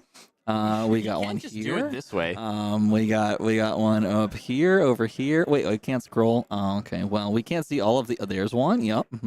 See, these are all people that are just good people. Salt of the earth types. Real salt of the earth types. Okay, sure, no Just problem. like very And then Norm there's- Macdonald salt of the earth types. And then there are those who are correct in their in their opinion. No problem. Okay, now can we all agree? Yeah, no. Can we all agree? Nathan Okay. Crawford just being a hero twice this weekend. Elder statesman Nathan Crawford uniting us all in our dislike of Swedish fish. Do you believe on Ethan? What do you think about that? You a Swedish fish stan? Also, yes, I'm a Swedish fish enjoyer. I like how they're not that sweet. That's Pascal Wings writing a thesis about it. All right, we're in diatribe over here. We're gonna read that manifesto, as you will. Do you want to divide this in half and we just go that way? Or? It doesn't matter. You can start a poll, by the way, Flake, with your little portal over there. We can start a poll. Skills This guy over here. How do we do that? I don't Where's know. the poll option right here? Plus, start a poll. I'm just doing all the work, clearly. All right, we'll just do a poll here. Keep in mind the results of this poll. It's Skittles or no? Skittles or no? Actually, it's not bad. Let's just put this in here. You gotta put a question in. You gotta ask a question. So, okay. Which? Just type which. Which? That's it. Yeah. Just pop that in there, and then we can kind of talk to everybody. Figure that out while we open the poll. There we let's go. Fire it up there. All right. While you do the poll, I'm just gonna open packs. I will also open packs. Okay. So again, keep in mind the results of this giveaway, or how to enter the giveaway rather, is that when we do open everything, once it's all opened, we are going to put aside the cold foil, which you're not going to see, and then we're going to have a guessing game. And if you are the first to guess, you win the Majestics or better. Is that fair? Perfect. Awesome. No, it's actually not. We're gonna update how this works. Super cool. I am so wrong all the time. We have keyword functions. So the way we're going to do the giveaway is once the box has been opened and we know what the cold foil is, I'm going to put that in as the keyword. And then you have like X amount of time. Name the time, like a minute, 30 seconds, whatever you want to give them, to enter your guess. Yeah. Then we will randomly draw from the people who have entered in the correct keyword. Because it's very hard to regulate who's first, per se, it loads differently on a bunch of people's screens. Okay, and however, corn sucks. If it is a vernal equinox, then things get turned around. And if the sun is at the 90-degree position, and if the barometric pressure is less than it was last year in the Farmer's Almanac, then everything else gets reversed. I like this card. What I is like it? this card. I don't know what that is. It's a backup protocol red. Ooh, you got a penetration script. That's a good card too. Where does that? Oh, I did get a penetration script card. I don't know how I feel about that penetration script in the deck. Yeah. But what I do think is that you are a pretty big shot. It's a big shot. Oh, is it a big shot? Also, I got an expansion slot card. What is it? Oh, Mashing Performance. Incredible. So pop that. That's a Majestic that you could win. You could win that because we all know that Brian Gottlieb loves the brute class. Yes. Big brute. Incredibly. Big brute enjoyer. And in fact, he says that on the next card that he's going to create for it, he's going to find it by doing a dumpster dive. And that's where he's going to find the next brute card. I mean, it makes sense, right? It does make sense. Seems like the right place to find them. It absolutely does make sense. No, I think next time we get I think we're gonna get a big brute set down the line. I think like in the next year or so we're gonna get a big brute set. That's my opinion. I think all the brute players are gonna feast. I know a couple brute players. Do you? Yeah, one of them's over there fiddling with that camera. He's a brute player. Oh, the foiling on backup protocol blue is really nice. I definitely look like a brute right now. I'm trying to unscrew this thing. Yeah, I know. You were like, he was like looking at it, just like, what is this thing? Yeah. Yep, that's the way we've been doing things. Ooh, oh boy. Hey, I found that. That's a thing I found. May I see? Yes. Yeah, that is the thing that you found. Gosh, that is really cool looking. It is very cool. Foil I'll share it with him. It's Proto Basehead. That's really cool looking, isn't it? That was the name of my metal band, Proto Basehead. Oh man, this was Peter. This was a good case. Yeah, this case was pretty good. This is 2 boxes in, and we're looking at some pretty solid stuff here. I opened my first Fabled, friends. Yes. Can you believe that stuff? Yes. Can you believe it? This card's super good. Look, everybody.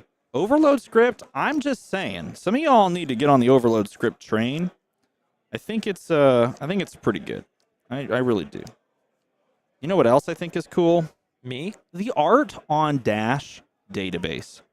Someone named Sam Yang did the art for this. Heard of them. Yeah. Heard of them. Pretty good. Pretty good. Oh, I really like the art that Sam does for all the lore articles. Do y'all like that? I think he does fantastic art for the lore articles. Those like little splash arts. I think those are really cool. What am I looking at here? Those are cards. Oh, okay. Rectangles. Yep. You can play them. They act as tokens in a. You can put them together and they can be a deck. I found a Evo Steel Soul Collector. Whoa, that's a controller, but yes. No, I call it a collector. Soul collector. Yeah. Look. Scrap Prospector foil. If you're playing Fatigue, this card is super good. Saying. Super good. Recur your 6 attacks. Just recur wait until them. Rising Tides comes out in December. Everybody's going to be on the pirate class, and then no one's going to care about mechanologists again, especially the brutes. Yeah, that's accurate. Especially the brutes. I think Rising Tides is a fantastic name for a That's why they pirate set. That's why they I chose found it. a Majestic. This one's really good. Whoa! Twin drives. Twin drives. Twin. Double boost. Double boost. Like it. Love it. I think that's great. Want some more Feels of it. good. Ukulele Fender Bender. Got him. Got a I fender also got a bender. fender bender. Hey, you got a ukulele. I also got my cosplay, Big Bertha. Love it. You got to get on that. I will get on it once it's built for me. Cosplay contest. Yeah. I know a cosplayer. Oh, yeah? Yes, I You know cosplay? several. Name I know all the several. cosplays. Name all the You think you know cosplay? Name every cosplayer. Name every single cosplay. So it begins. Gas guzzler. You know what I want to see? I want to see one of us open the legendary Teklo Boston boy. I think that'd be awesome. The double-sided. I want that. I think that'd be sick. I will absolutely. If somebody wants to make me a Big Bertha cosplay, you damn well know that I will not just wear it to a cosplay contest. I will wear it to the next wedding I'm invited to. He will host his own. This is what we're all wearing. This is the dress code. Okay, heard. However, if I may. Oh, that was cool. What we got going on there? That was pretty exciting. Oh, Nope, messing with the GoPro. It's having issues. Ooh. Whoa. This is huge. I did miss that. In the expansion slot, you can find the adult heroes of the set, and you found one.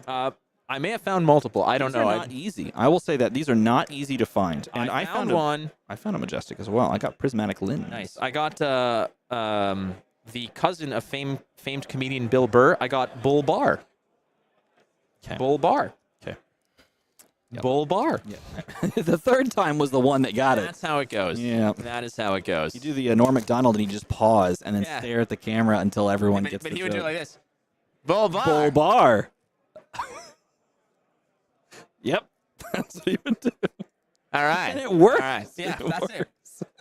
Norm Macdonald. I love Norm Macdonald. Norm Macdonald is very much somebody who's like, he'll wait for you to catch up to the joke. I can't wait to finally see Norm Macdonald in live in like a stand-up scenario. I cannot wait. It is one of the things I've been hoping for, and I'm really hoping it happens pretty soon because the light was on. Norm Macdonald is a fantastic comic, and I can't wait to see him live in person. Oh my God. What? You wouldn't want to see Norm Macdonald in person? I don't know when his next show is, but would you want to see that? Because the light was on. I think he's fantastic. He's one of my favorite comics, and he's on my list. Oh, R.I.P. Norm Macdonald. What are you talking about? So hold on. There's a very important thing that was said over here, which is, there are orange creamsicle M&Ms. There are. I've had them. They're freaking amazing. It's unreal what you like. This is where science is in America, by the way. Screw, I don't know, curing disease. We're just going to put all kinds of random stuff within a candy confined sort of cocoon and say, hey, this is where we're at in life right now. I got the foil Majestic. Okay. Scrap Trader. Nice. Very awesome. Rip Norm, what are y'all talking about? What are y'all talking about? Bull Bar. Is Norm Macdonald dead?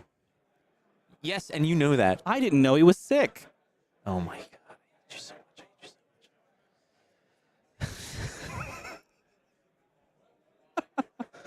God. Oh, have you ever seen? Okay, look. If you know Norm Macdonald, I was waiting for this idiot to set me up for that joke. No. You earn it. You go through it. I did. On Well, your I own. waited for chat to set me up for the joke. One of Norm Macdonald's best jokes was a Hitler-related joke. And yeah, and I will tell you, no, I will tell you. He's muted. We're cutting a break. No, just kidding. I disagree. No, and you got to go look it up because it is absolutely hilarious. Because the punchline is that joke, and the man was a comedic genius. And at the time of his passing, no one knew that he was sick, and so he pulled off the best joke ever. In that punchline to that joke became what was said across every publication when he passed, and it made me smile, happy tears. It was great. Full bar. Cut the feed, y'all are.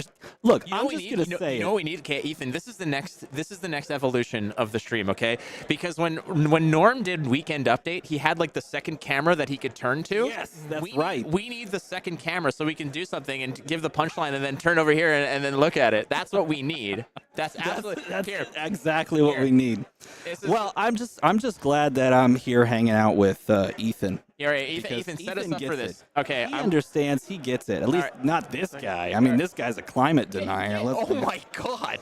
Oh my god. You know what I heard? You know what I heard DM Armada say this morning? He said, "Oh my god, this is crazy. Out of all the places we can be on this flat Earth, I'm so glad we're here." That's exactly what he said this morning. It was insane.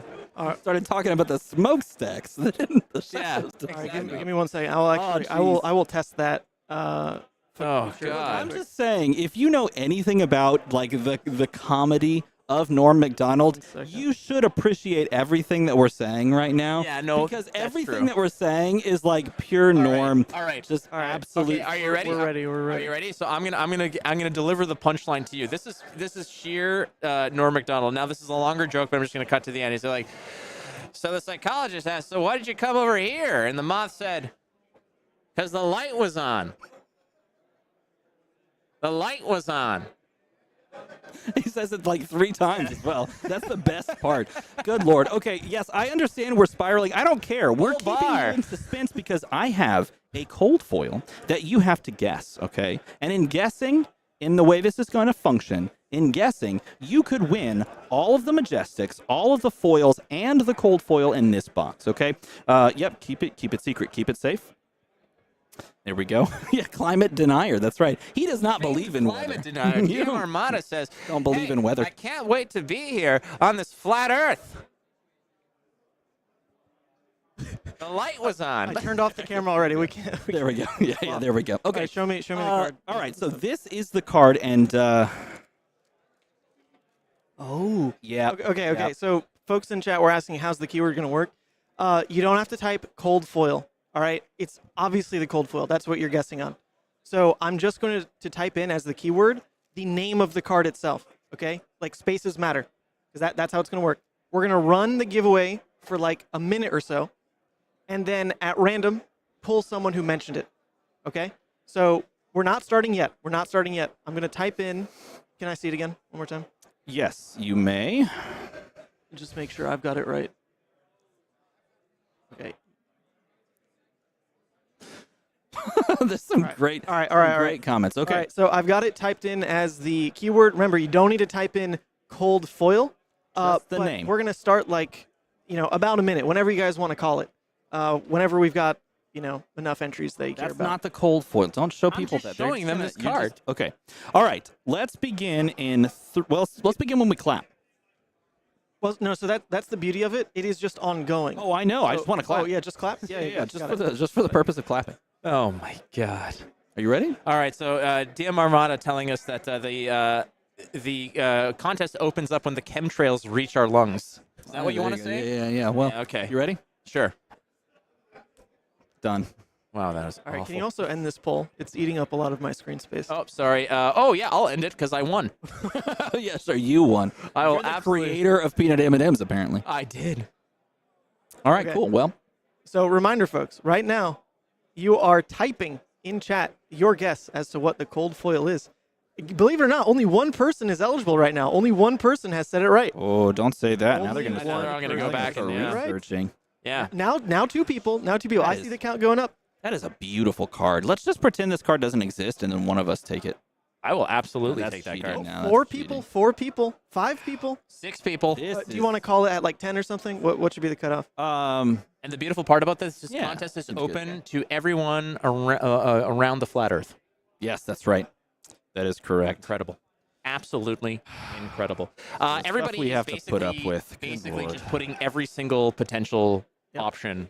Yep. Yes, yes, they Are are. we? When are we cutting this off? We hit 10 people, so I can call it now. Call it now. ready? Call it now. It's Wow. been Roll called. it. 10 people have entered. Let's It's see who been gets called. I am going to vomit. And the winner it. is. Says it in chat by Nightbot. Marvelous Morgue. The card was. Go ahead, show it. Ba-da-da-da-da-da-da-da-da. Wow, it's a marvel. It's a marvel cold foil. Look at that. Gorgeous. Gorgeous. Goodness gracious. This is a fantastic one. Marvelous Morgue won it. Yes. Perfect. Evo Marvelous Steel Morgue. Soul Processor. We're going to sleeve that up. I can't wait for people to complain. That is beautiful. It's going to happen. Congratulations to Marvelous Morgue. That is incredible. I'm going to clean off the sleeve. They're in chat saying, woo. Well done. We like look, that. Look at that, man. Look at that. Look at that. Beautiful. Look how beautiful That is disgusting. That is much better. Beautiful card. Everybody's still guessing for no reason, but hey, thanks for the the engagement, I guess. Stream delay, I guess. Stream delay. Yeah, it that was happens. my first guess. Ah, great. Ah, but see, we changed the rules on you. It's Yeah, not about yeah. first. Okay. Congratulations. Equal opportunity here. All Amazing. right. Well, skill testing question. in order to take this home, you have to email Peter at MinMaxGames.com. Okay. Evo Steel Soul Processor plus all of the Majestics plus all of the foils. So if you want to know the Majestics, Steel Street Hoons was in there. You must have pulled a Steel Street Hoons. I That's did kinda cool. indeed. And then we also have Dash. This is pretty amazing. Finding the adult hero in that slot is tough. You also got an Evo Steel Soul controller. That's pretty great. You have the foil. There we go. Look at that foil scrap trader. Okay, that's a Majestic that you got access to. Okay, what else we got? We got the prismatic lens, a very cool new item in this Bright Lights set. Twin drives. You got twin drive. Smashing performance. And then we have a blue foil. Man, I'm done. Okay, great. So those are the.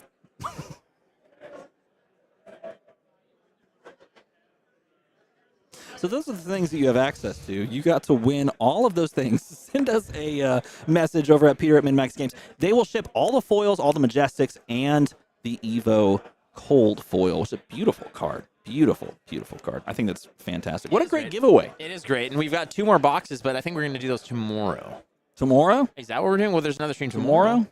Tomorrow. Yeah, so and more incentive for you guys to watch us tomorrow. There's the PTI event, but we also got 2 more boxes of Bright Lights that we're going to be doing a giveaway. Let's take another look here at nothing. Absolutely nothing. How about this card?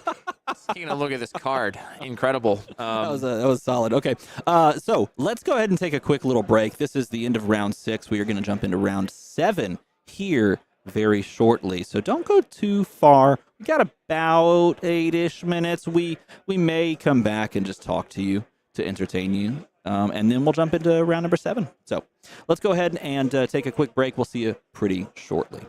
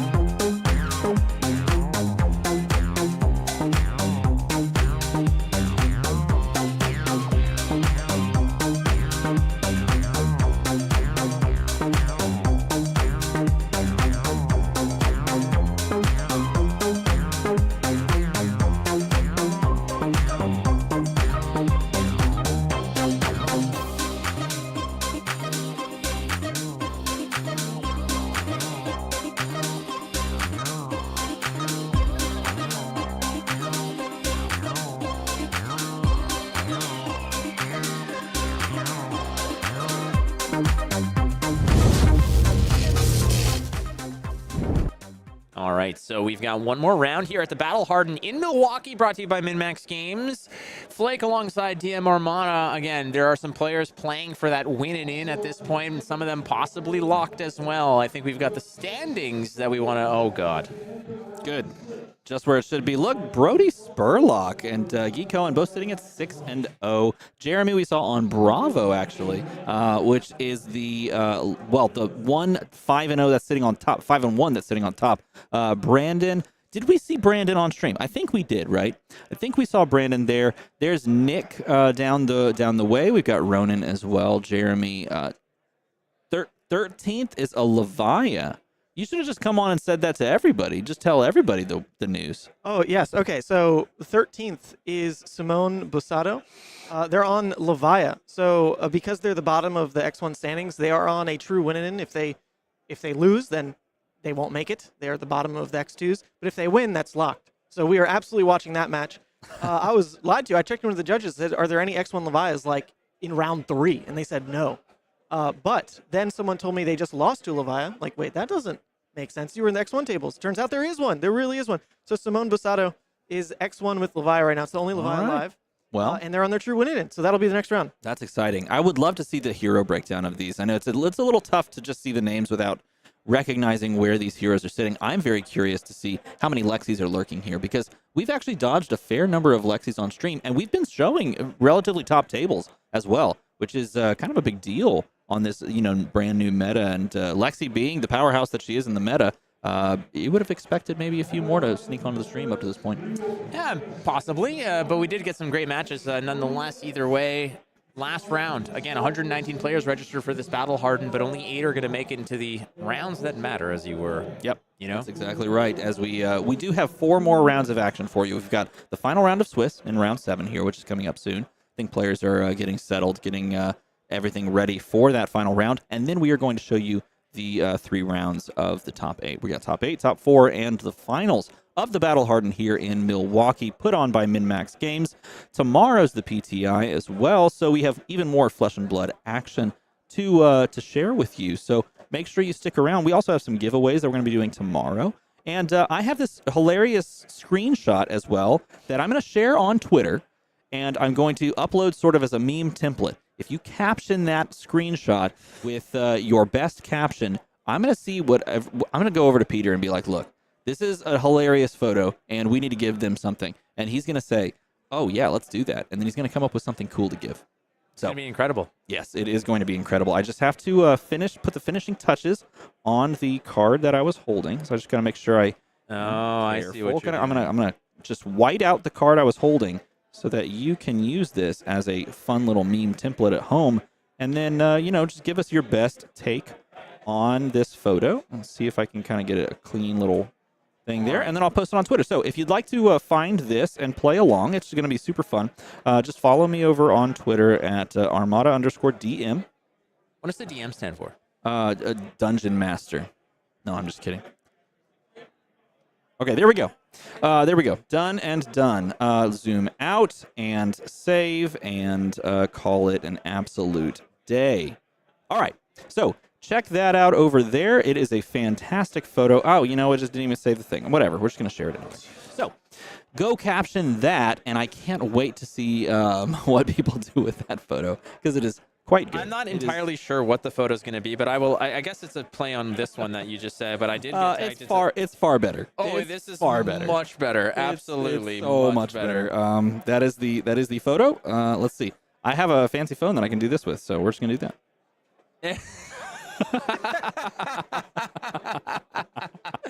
Yeah, that's pretty good. That is that's the one right there. Please go and caption this as best you can. I don't know if I can get it to focus. We can do a meta one.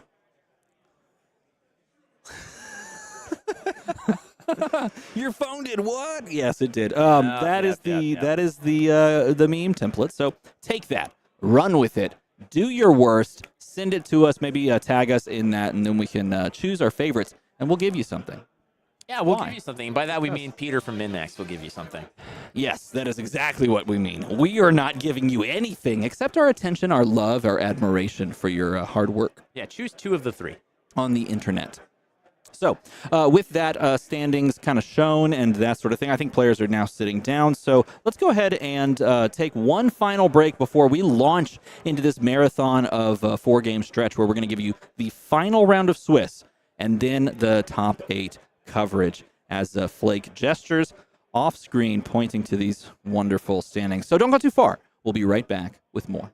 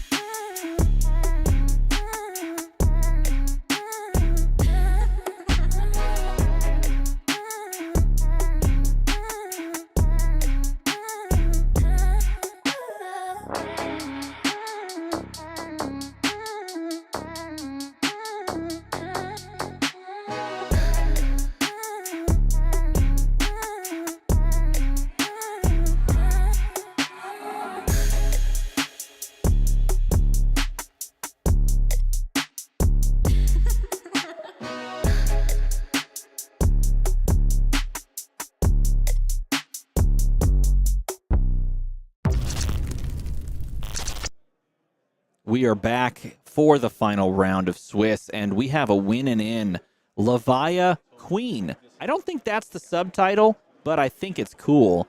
And this is going to be a Levia versus Katsu matchup that you were telling me, Ethan, that you had some very strong feelings about. Do you want to share those feelings? Sure. I mean, this is one of those matchups where some Levi's will tell you it's absolutely free roll, but some other Levi's experiences are that this is pretty tough, because this is a matchup where blocks are demanded, or otherwise the Katsu's damage can just kind of go past your own. And Levia builds tend to balance pretty delicately between hands that can block or just don't even have the choice to.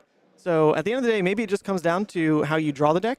But critically, there is a new piece in Scowling Fleshbag that Levia can use in combination with her other strong equipment pieces to try to levy those positions where she doesn't have great blocking from hand to still play the game, which is nice. Yep, so it looks like as both players draw up, looks like Jeremy's on the play here, turn 0. Not quite sure yet who won the die roll and is going to be moving on, but looks like he's feathering a card, looking to what to pitch and what to play. So starting off on turn 0 as the Katsu player. And as Katsu, oftentimes we want to start off by, innocuously sending some Kodachis on turn 0 and then maybe arsenaling one of our very strong combo pieces so that we can set up a really powerful 5-card combo hand. So let's see if that's how he chooses to go, or if he just tries to, come over the top with damage. Opening up on these turn 0s, you don't want to give your opponent an opportunity to potentially filter, but at the same time, by just poking with the Kodachis, you're also giving your opponent the option where if he just lets him pass because he's thinking that there's more going through, here comes Bonds of Ancestry. Yeah, Bonds of Ancestry coming down here, not giving him the second Kodachi, and instead just doing Bonds 4-2, trying to push over that breakpoint and choosing to maybe Arsenal that Surging. Looks like, yeah, that's going to be the play. Take the easy Arsenal there on the Surging and just pass on over, holding the other card in hand, which I can't quite make out what that card is. Oh, it's a Descending the Gust Wave, it looks like. I'm wondering, held onto. Is this the player from Italy? Yeah, so I believe so, yeah. Jeremy and Simone from Italy. This is who's here on business, I believe, and just managed to actually time it well with a Battle Hardened. Why the hell not? Let's just make it happen here. So. Not only that, I mean, if you might as well be rolling the Scab Skins, you might as well just roll 6s. I think that's just the general play. It's just a skill matchup in that scenario. But starting off with Mana Claw 4-3, pitching the Reckless Swing, which has no real utility here at the beginning and the outset of the game, outside of maybe blocking up some of those breakpoints. And continuing on, yeah, like I said, he just casually rolls the Scab Skins, hits the 6, and then moves right along with that big turn. But you know what? We're just going to chuck out a big 6 attack and put us down to 1 action point, floating 1 resource, maybe giving us the chance to arsenal this next card and see how things go from there. See, it's playing Levia is very easy. I don't know what people complain about for the most part. You just roll Scab Skins and you drop a 6. It's the easiest way to do it. So at the moment here, Jeremy very much favoring Zen, just taking all the damage, going down to 31. We're going to see Katsu do Katsu things. Frankly, this is the first hero I ever played. This is also the first hero that I ever loved. And I'm very happy to see this succeeding as it is. We're going to pitch a yellow Surging Strike to send the red Surging Strike. So 5 go again, but also Surging Strike is essentially, this is the first chapter. This is the bookend and the first opportunity to send a Carrion Husk. Is this the right move here? Is this where you want to send the Carrion Husk? There's a general rule of thumb that I've talked to a lot of players about when it comes to playing against Katsu, and a lot of times they'll say, look, if someone's just going to straight up start out with Surging Strike, it's just block Surging Strike every single time is a lot of the the comments that I've gotten, and this looks like it's playing exactly into that. Levia is very easy. A stream sponsored by Ethan Vynnset. Fantastic comments. You gotta love chat, and it's beautiful to see these new cards that have come out, such as Descended Gust Wave, which are other lines or avenues. You don't have to rely on a Whelming Gust Wave in order to go ahead and follow up with the Surging Strike. Now it's going to go from the natty here. It's going to be a Surging into Descendant into Bonds of Ancestry. This is the way you want to play it, my friends. Well, we actually discarded off the Katsu on the Winds of Eternity there to go and fetch the Bonds here. Bonds going to come across for free because it's being followed up, or it's following up, I should say, Descendant Gust Wave, which itself was also free. And so, yes, we're drawing it up exactly how Katsu players want to draw it up, and Bonds is going to do its thing and send 4 damage for free. And then we have 1 card left over in reserve as well. I'm wondering just how much of this damage Simone is comfortable taking here. He's got a Art of War in hand. Nope. No block. Yeah, I don't believe there's going to be a trigger on the effect of Bonds of Ancestry simply because we don't really have the capability of searching at this early state of the game. We haven't found our Fluster Fist, we haven't found our ZR4, but we just, just check out Dishonor. Dishonor seems pretty solid. Seems like a good card. If you can, and this is the important part, if you control Surging, Descendant, and Bonds, then the hero loses all abilities for the rest of the game. And well, that is a dangerous gambit if you it's let really that not one what pass. you want. Yeah, not what you want, and something that you definitely want to watch out for. And you do have to cover up at a 5 break point because that breaking scales is lurking on the combo activation there. Let's be real here. If that was a hit over there, this could have been potentially game over to a degree. And it's not even just the game over from the fact that Levi was going to turn off the blood debt, but hey, insult to injury. You have the Mask of Momentum play. We're going to open up here with an Art of War banishing a, it looks like a Dread Screamer drawing 2 as well. No need to banish a 6 here, but does it anyways. Yeah, chooses to banish the 6 on the Dread Screamer, which is a great card to have. I mean, just in general, a go again attack is a 6 attack, and drawing into a Reckless Swing is not what you want to see. And then what is the other card there? It looks like, is that a Soul Harvest? Soul Harvest, yeah. Yeah, Soul Harvest. Again, not a card you want to really draw into. And you can go Graveling Growl into Mandible Claw. Mandible Claw, because we banished to the 6 there, yeah?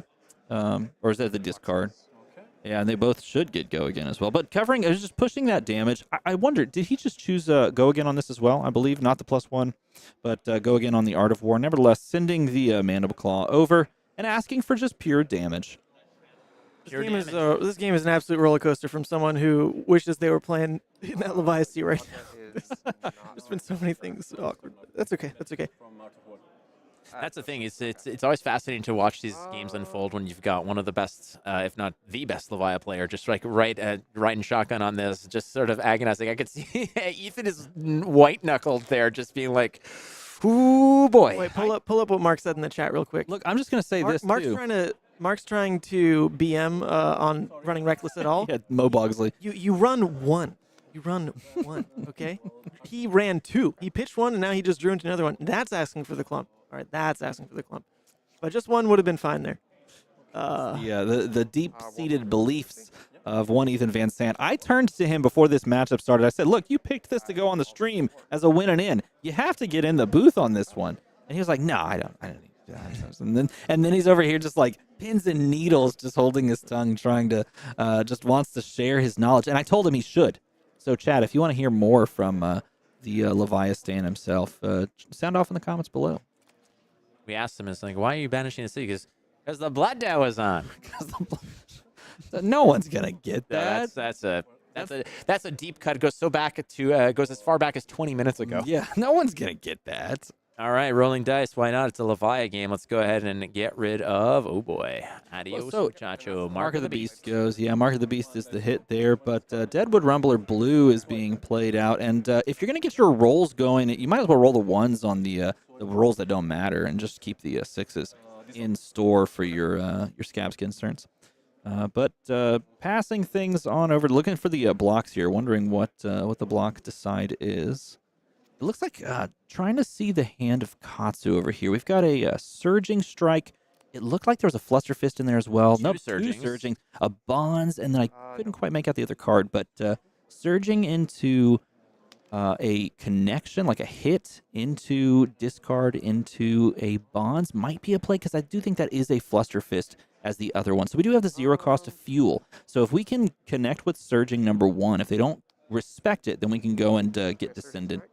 And this is the one. This is why I've heard so many people just say, look, if they start with Surging, you just make them have the natural combo and just full block it out. Let's see if he makes that choice. Yeah, this is a great Scowling turn. If you Scowling here and you break up the if you take the Fluster Fist or the Bonds from the hand, either of them just can cripple this turn in damage. All right, looks like it's going to be a block of a Barraging Beatdown Blue. You've got the Scowling Fleshbang, and the remainder of the Scabskin Leathers are going to full coverage on this one. Now, this does not have the benefit of being a combo card, so the breaking scales are not going to be any help here. But if you're holding on to something like Ancestral Empowerment, that can be dangerous here. Yeah. But instead, we're just going to go ahead and intimidate one of these cards. It looks like it's going to be that one.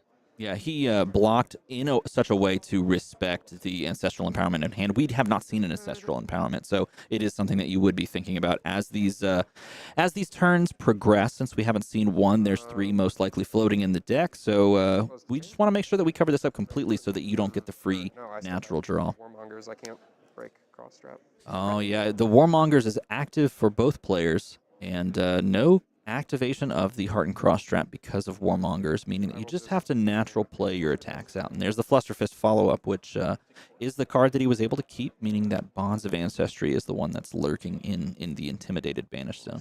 Yeah, Flusterfist is just going to be a 4 attack here. It's not following Open the Center in any way, so it's not a big deal, but still, we're dealing damage to a degree. Simone at 27.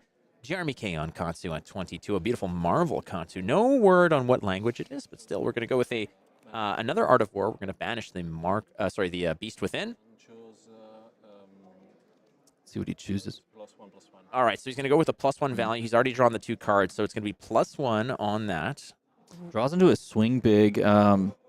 That Flusterfist over on the other side is a fantastic little role player in this deck, but Swing Big is going to be the name of the game on this turn. Huge, and this is a 9 attack Swing Big because of the +1. And again, one of the cards, I believe this is an Everfest card as well, talking about all those incredible cards that came out of that set here. This is huge.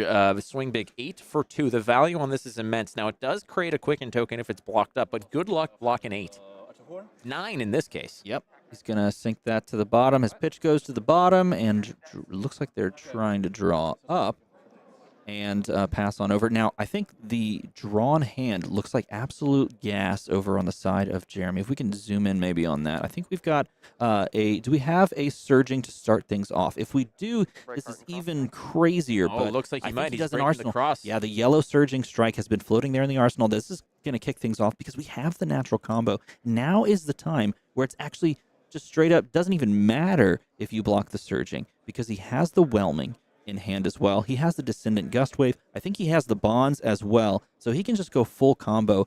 A CNC there just kind of mucking up the hand, but the rest of this is just pure fire. Call me old school, but I prefer the Whelming over the Descendant. Descendant is just, there's more value on it. You get 5 damage off of it, but Whelming has the benefit of potentially drawing a card. It goes up to 4 off the red, and you do have the breaking scales, just waiting in the wings potentially to put you over the top to draw a card over here. So this is just 4 off a yellow Surging Strike. It is the first volley here of what Katsu does so well, those long, those very dangerous combo lines that go, in this case, Surging, Whelming. I don't think they're running Magenchi release in this. The Lord of Wind combo is kind of old news at this point.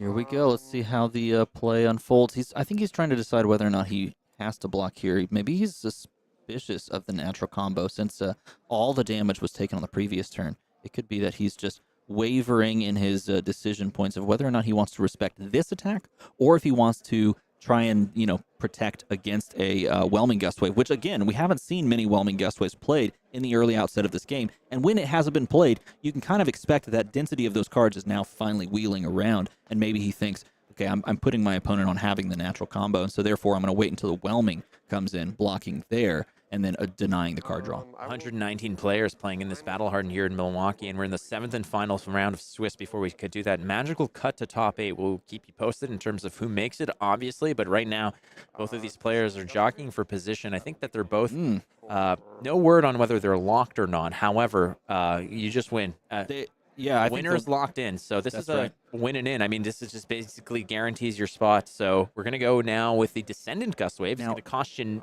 nothing. It's 5, go again. He popped the Breeze Rider boots on this turn as well, and that is a huge signal that we are about to get crazy with it because you very rarely see Breeze Rider be popped. It definitely speaks to the amount of combo cards that we could be seeing on this turn. And 3 Bonds of Ancestry is going to banish the Bonds.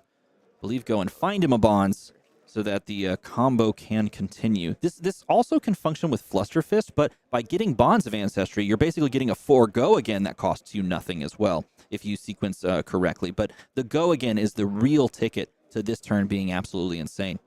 Mark of the Beast is going to meet this halfway. This Bonds of Ancestry blocked by 3. It has to be blocked here as well because we don't want the Mask of Momentum draw to trigger and just for this turn to just get out of hand.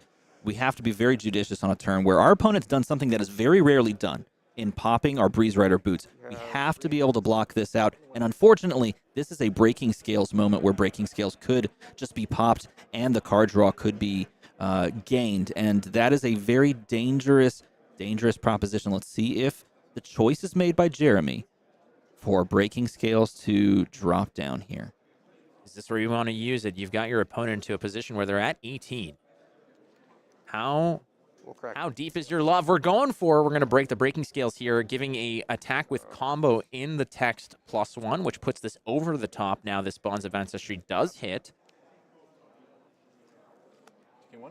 So keep in mind that you're going to go ahead and find a card. There's an opportunity here that Kodachis have seen very little use up to now. Usually that's something that the Katsu players have leaned so heavily on. There's a CNC in hand as well. He draws into, he's got the whelming here. The whelming is going to come down. Go again from the boots. Go again inherited from the Breeze Rider boots. 3, go again. Damage aplenty here.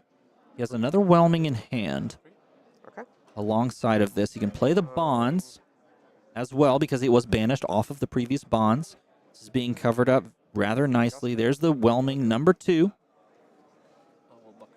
to cover that as well. And the continuation of the turn, Bonds of Ancestry again with the go again. This one's 4 this time. You get the card effect, the trigger effect. He's going to banish the Dishonor.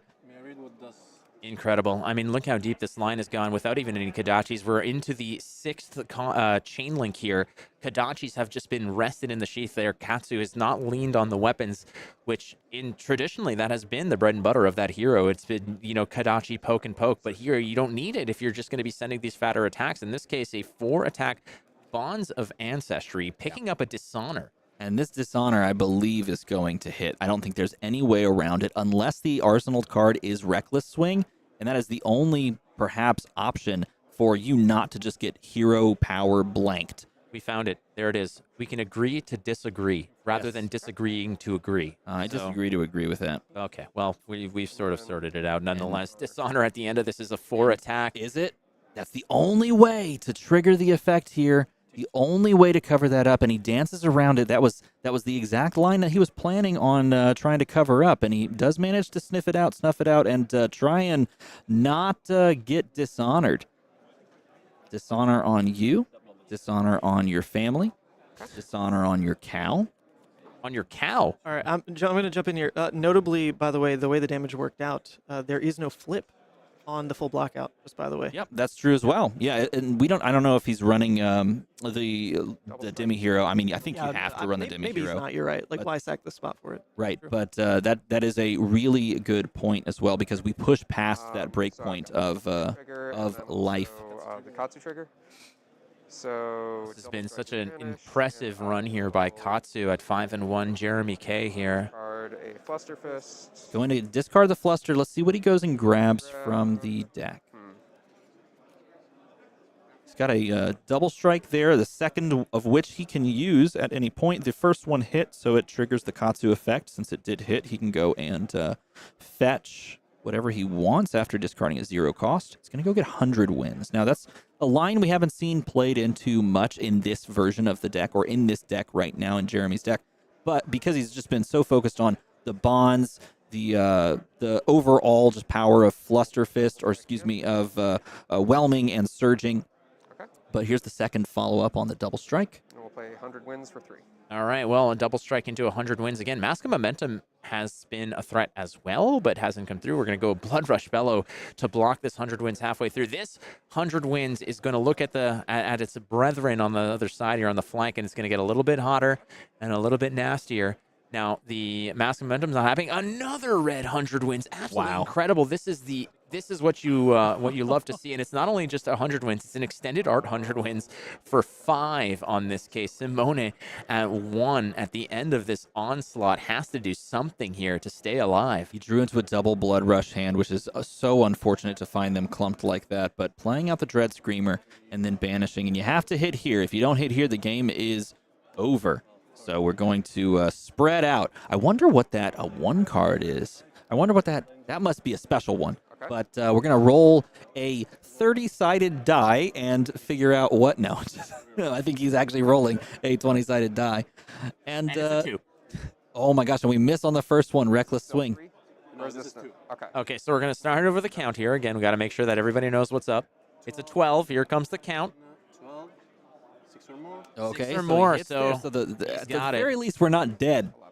Now, the worst thing you can do right now if you're Jeremy is to pick up. Yeah, that's the best possible outcome for Simone here, is to find the 6 and weed out the garbage in this case, as the Dread Screamer is going to attack for 6 with the go again, but there's no real follow-up to it. But the important aspect here is keeping cards in order to start banishing from your graveyard. You have to do that. Simone has enough blood debt there to basically kill 2 Levias if necessary, but ultimately he's got to make do with what he's got here. Jeremy's got enough runway with 13, a cushion that he can just withstand whatever it is. He's got to keep things going here. This is a Kadachi Lock Central right now. It very much is. He has two attack reactions and an Art of War in hand as well, which is an awkward little draw with both Ancestral Empowerments, but that just also means you can just go way over the top if you choose to as well, because those Ancestrals do draw you cards, and now your opponent, being at 1, has to just so respect everything.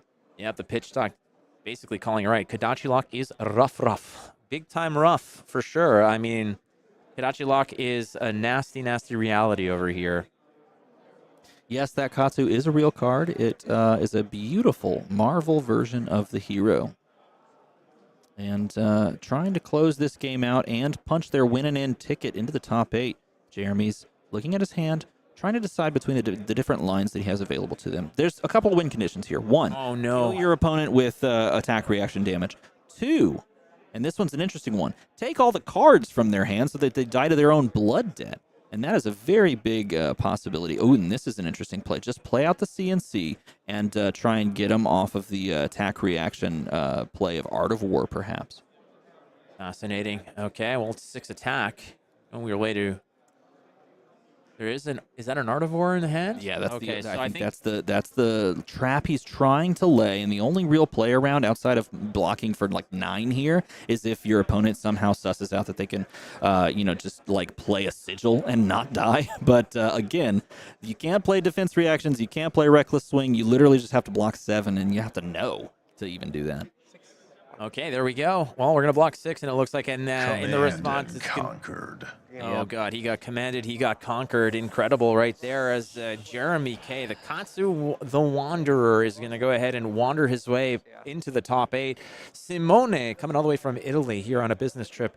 Not a bad showing at 5-2, and possibly still alive still. And I am getting the shake of the head saying absolutely no, they were bottom of the X1s. Okay. Oh, They're now kind of middle X2 somewhere. So it's close. It's a close thing. Sitting at 6-1. We'll see if Jeremy is able to take Katsu into the top 8, but definitely dispatches Levia the Queen. I want to revert back to a conversation we had earlier at the beginning of this round with you, Ethan, which was, certain Levia players saying that this is a gimme, and you also, I just want to sort of add a little bit of qualification. Just left that up. That was actually kind of funny. Go ahead. I want to give some qualification to the type of Levia player that thinks that this is a free matchup.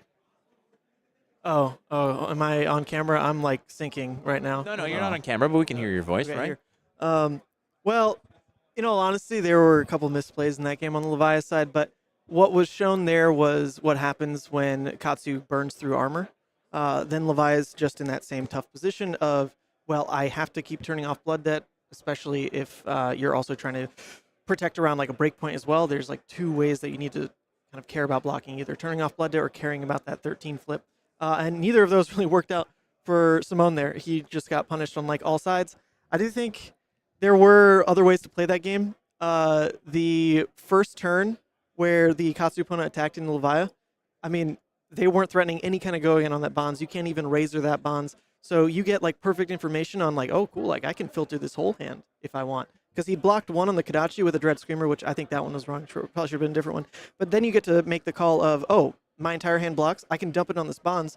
I can't get punished because it doesn't have go again. And then like try to draw deeper into an Art of War or a Blooders. Because what we saw happen is he kept like a mediocre card. I think he kept like a blue or something, and then drew 3. And those other 3 were like also kind of filler. He rolled Scabs and got 9 damage out of it. But imagine that the last card you keep is either the Dread or you just full block 4 and draw the 4. And then he overblocked 1 with the Scabs as well, and like a Surging, and like that's really that's you can't play the matchup that way, because the moment that you lose armor, you kind of lose the game, and so to kind of hedge over like that is just not worth it. So it was a little tough to see. Well, and I think to Levi's your point, perspective. and to your credit, you mentioned trying to dig deeper for Blood Rush Bellows and Art of Wars, and we saw none of those resolved onto the board throughout that game. There were no Art of Wars. Well, which he did misplay, by the way. He there drew was one and Art of then- War. That's true. He drew and then said +1. Indeed. You have to call the modes first Yes. because in that scenario you almost always say go again. But then he drew no way to pay into claw, so he drew and then said +1. So it's like Right. yeah, okay. Nevertheless, we do have the issue that you highlighted very well of needing to dig for some of those power cards so that you can match damage with a hero that clearly has the capability of putting out a massive, just a ton of damage. I just want to also give some credence to the fact that there was 2 attempts at some significant potential dishonor abilities there. I mean, dishonor as your 6th chain link with an online, it was incredible in terms of how those types of attacks went by the entire time that you're trying to just go ahead and punch through. If you dishonor a Levia, I think that it's pretty much game over at that point. You just basically turtle up and forget it and say, okay, you just die to your own devices. In this case, seeing the ability of that Katsu to make it happen, it was incredible. So well played on both sides. A great options here. Again, 7 rounds are in the books. The Swiss is all wrapped up here at the Battle Hardened in Milwaukee. We got the top 8 soon. Yeah, we do. Top 8's going to be coming quick. Apparently, the pitch stack also said in chat that the 5-1 Kano will be in the top 8 as well, being 6-1. Apparently, they picked up their win at 6-1, alongside of Brodie Spurlock, who was well positioned at the end of that last round to go into the top 8, because I believe he was one of the 2 6-0s.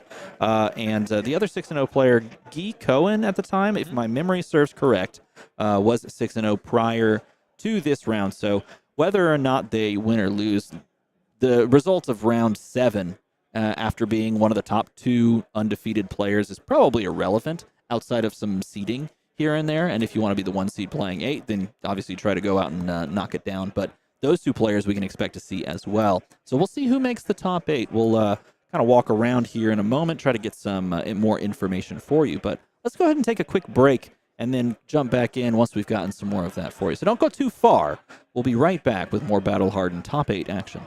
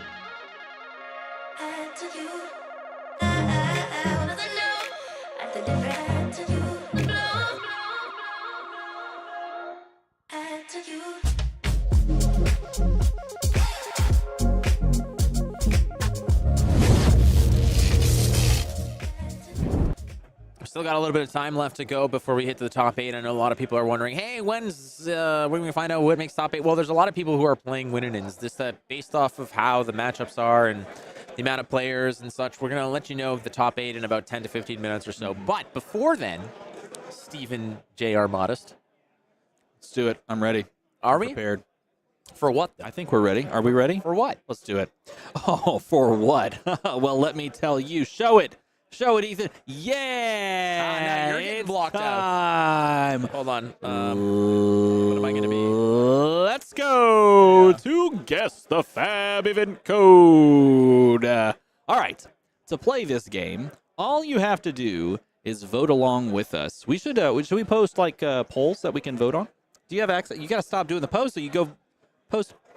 Oh, okay. He's gonna do that. So that I guess you just keep holding that pose indefinitely. So, there will be a poll in chat, and you will guess which of these Fab event codes below equate to the photo, or in this case, the drawing that has been performed. Okay, so you need to understand this right here. This either applies to 1, 2, 3, or 4. That's the Or A, B, C, and D. Yeah, A, B, C, D. Now, everyone that's posting in chat, you can certainly do that if you would like. I'm not going to say no. Look, you can definitely post in chat, but the poll is now live and available. So here are the choices. Choice number, letter, I should say, A, dramatic gibbon. A gibbon is a type of monkey. Choice B. Oh, you got something to say? No, I am. Yes, I do. Let's plug real quick. Deb from yes. Twitter, aka Bobble Waffle on Twitter, is the one who draws all of these. And if you love the illustrations, there's 2 ways you can support her. MinMax, the MinMax sponsored team Ascent actually sells merch with a lot of these illustrations right on it.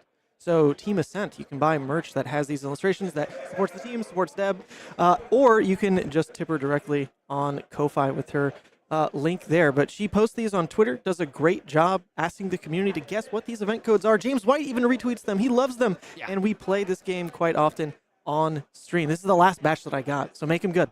Do both. Buy like merch and also tip her. Because poetic, is it Simang? How do you say that word? I don't think I've ever seen that word. It's pronounced poetic. Thank you. Thank you so much for being here on this just wonderful day. Depressed monkey is letter C, and introspective ape. I don't think that's an ape. Yeah, I guess that's the question. I don't think that's an ape. All right, what is your vote? B.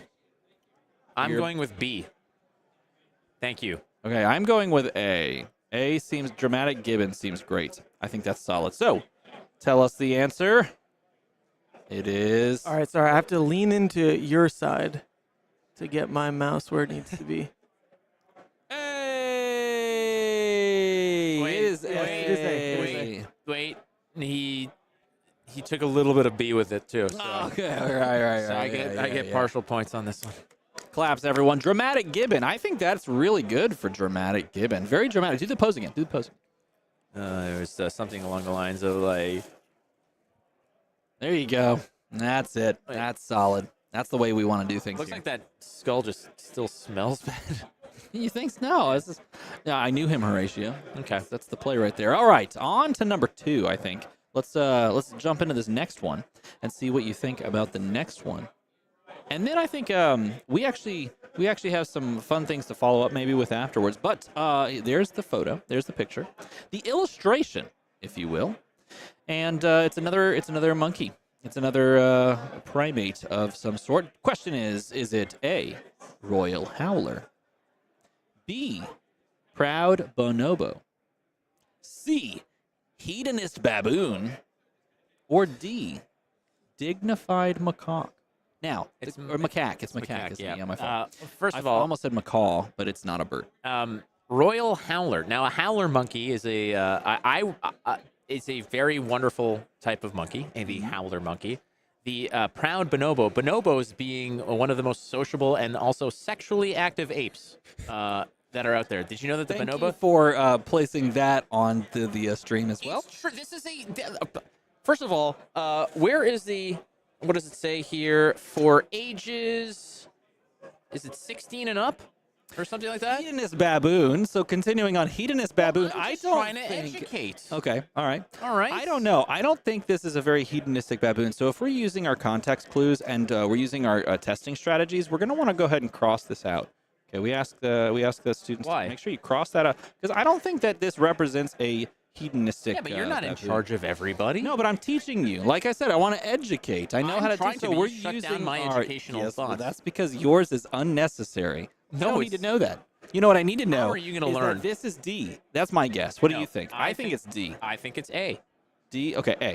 All right. Well, what the hell is that other stuff he's got going on? I don't know. I think this is just like I think for me it's the dignified pose. That's what does it for me. It's just very. Yeah, but that doesn't look like a macaque.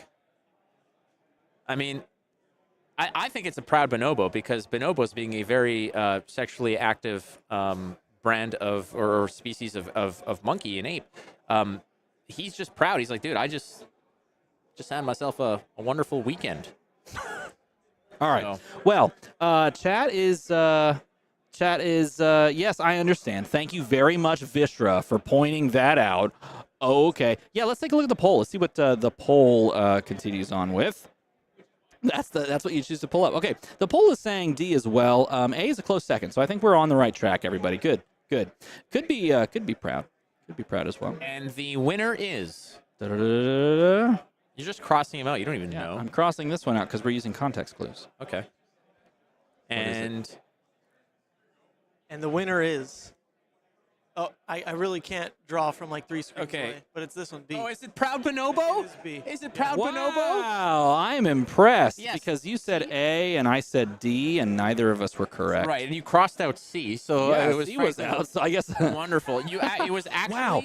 it was Look at that That's the lowest number of people to actually is. pick that. No one had that one. because wow. you kink shamed them.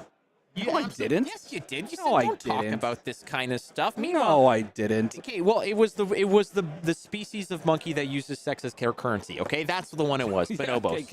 Okay, great. Next. That's great. All right, what's the next one we got? Continuing on at Fab event code number 3 is. Oh man. Oh, that's pretty cool. Okay, so I can't see it. Oh, there it goes. It's back. Okay.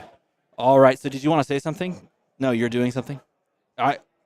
I'm not gonna draw. I promise I won't draw. All right. You're gonna draw. So number 3 is gonna be, and this is very cute, very apropos for the season where we're getting towards Halloween. It's the sippy arachnid as A, the tired tarantula. You have the morning mite, or the wakeful spider. Yep. Which all of which are terrible superhero names, by the way. Yeah, I would agree. I don't know. Sippy Arachnid is actually pretty solid. Nah. Pretty solid. I could see a superhero being that. So first of all, a mite has 6 legs, so it can't be a mite. Yep, because we see the 7th and 8th leg are these front ones holding That's correct. the drink, right? Only 4 eyes, so spiders typically have 8 to 12 eyes, which is interesting. But ultimately, I'm gonna go with it's wakeful. It's not tired tarantula. Nobody looks that happy and aware. That was exactly what I thought as well. I think Yeah. if we're using our strategies, I think we go and cross this out. I think that's the cross out there. Okay. I'm gonna go with sippy arachnid. You took exactly what I said as well. I was thinking sippy arachnid as well. So you're on A. I am also on A. Those are my beliefs. How did Flake say tarantula? I said Tarantula? it. How did I say it? With my mouth. Yeah, tarantula. With my mouth, I said it, and my voice. He said tarantula. It sounded like he said the exact same words that we were just I saying. said tarantula the first time because I was just basically enunciating all the syllables. Okay.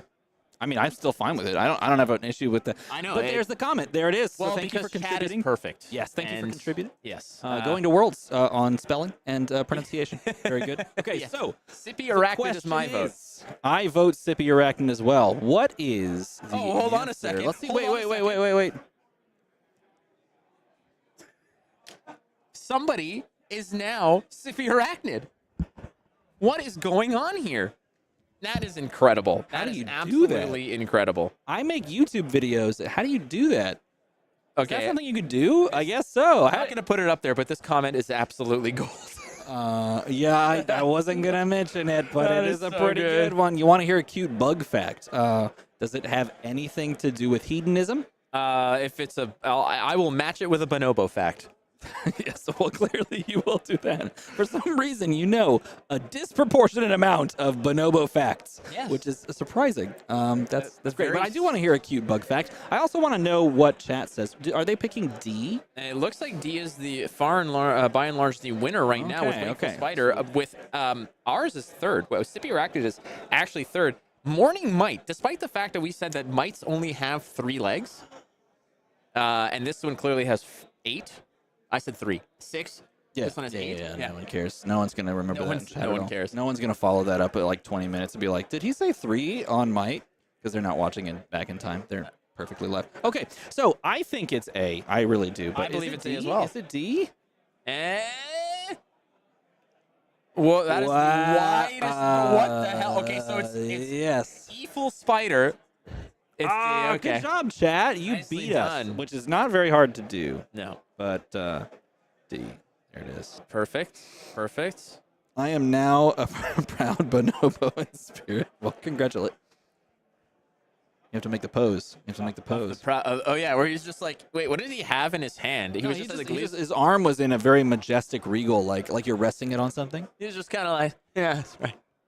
You raised Yeah, the eyebrow. that's right. I'm a bonobo. You know what I do. You never know. It might have 3 legs. Oh, and they wrote it as might as MIT. That's pretty good. I got it. What the living hell? Wow, this one's kind of cool. Okay, these are some good options. Yep. Wow. So we're not going to write yet, but ultimately, this is number 4. You have A, Handy Swallow. Uh-huh. I've seen all of her movies. Swiss Pigeon, Robust Robin, and Adaptable Swift. I really like Adaptable Swift as a good option. Oh, did you just catch up on the joke? Yeah. Okay. Yeah, I just got flamed. I was trying. Pardon to me. leave it I don't know what you're talking far, about. Actually, that's so far down there. no. That's Oh it's my another. God. Okay. It's the author of the bonobo book. Anyway, so we're gonna go on here. We have Handy Swallow. Okay. Swiss Pigeon. Robust Robin. And Adaptable Swift. Adaptable Swift. The light was on. Are you okay? Are you all right there, buddy? All right, I don't know what you think, but I'm kind of inclined to think I think it would be cool if it was a Swiss pigeon. But for some reason I just really like this as a possible answer. But can we all agree that it's certainly A? No, so Adaptable Swift is also... Don't put A on me. Adaptable Swift is basically the best way. That's why she's dating Travis Kelce now, because she's very adaptable. Okay, I can see that. I'm going to go with Swiss Pigeon. I kind of like Swiss pigeons. Yeah, and the reason why is because Robust Robins have like more distinguished coloration on their like chest and stuff, which you don't see over here. Pigeons, also known as street rats, feathered winged rats. Yeah, I believe they're called poop hawks, and I'm using the term very I don't think G-rated. anybody calls them that. What are you talking about?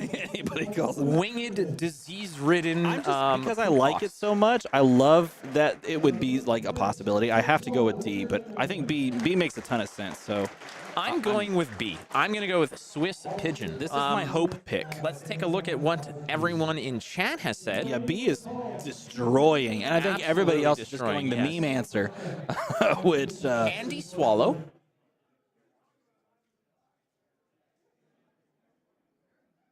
No. We've passed. We've passed it. Never passed it. Oh, yeah, we're done.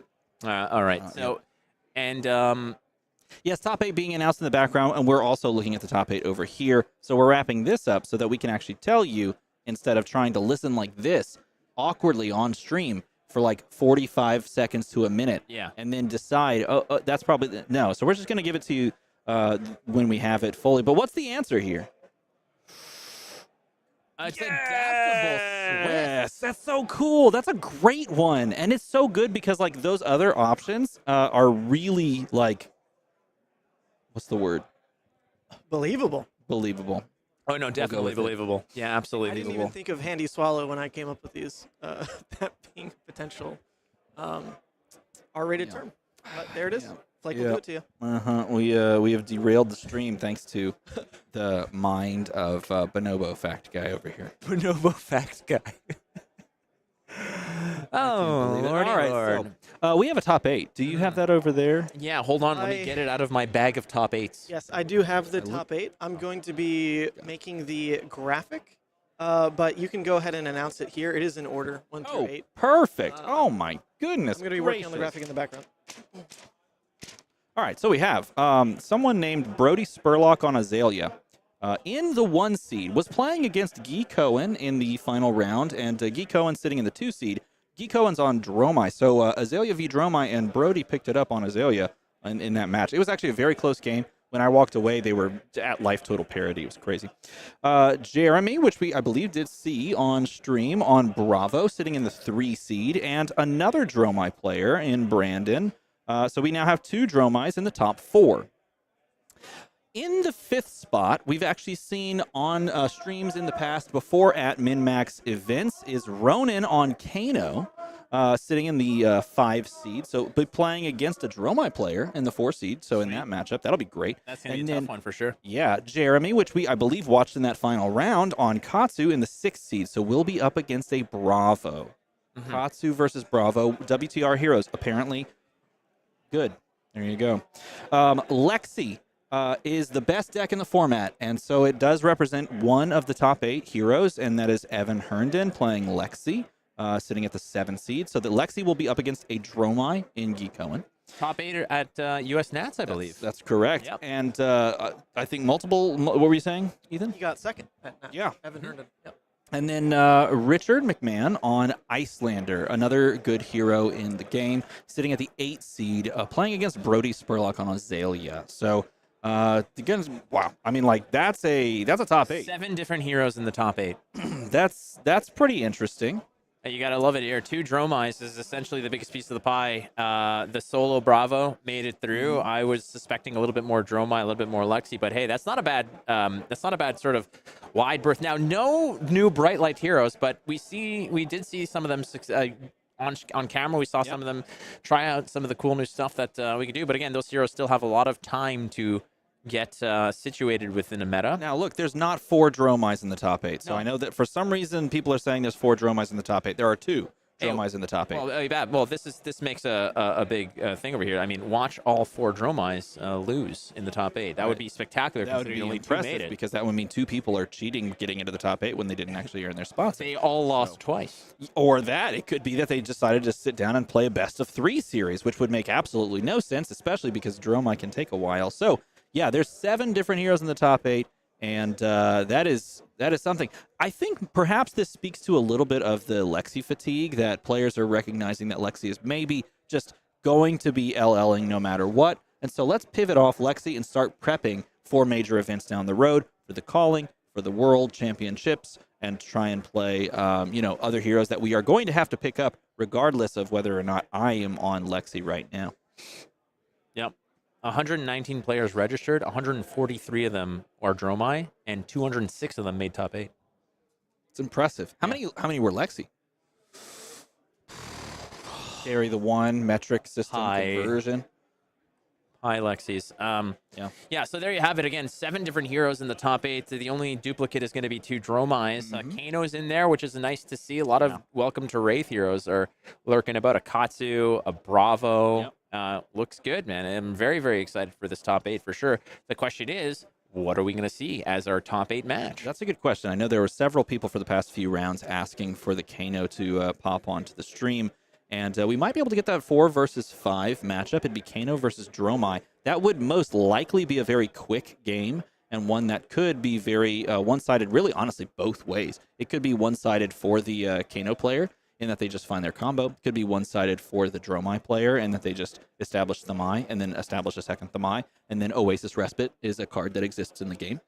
So either way, it could function to swing very widely in one way or the other. So we could look at that game. We could look at 4v5.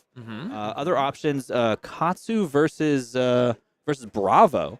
The old WTR back in the day. That makes you incredibly pumped. Yes, I know. those are, I mean, my first love hero versus my current love hero. Katsu versus Bravo. I would adore to call that match. It's not as straightforward either because Katsu can actually just bust up Bravo pretty nasty. So it would be very, very cool to see that matchup for sure. Everyone hating on Kano in chat is lesser.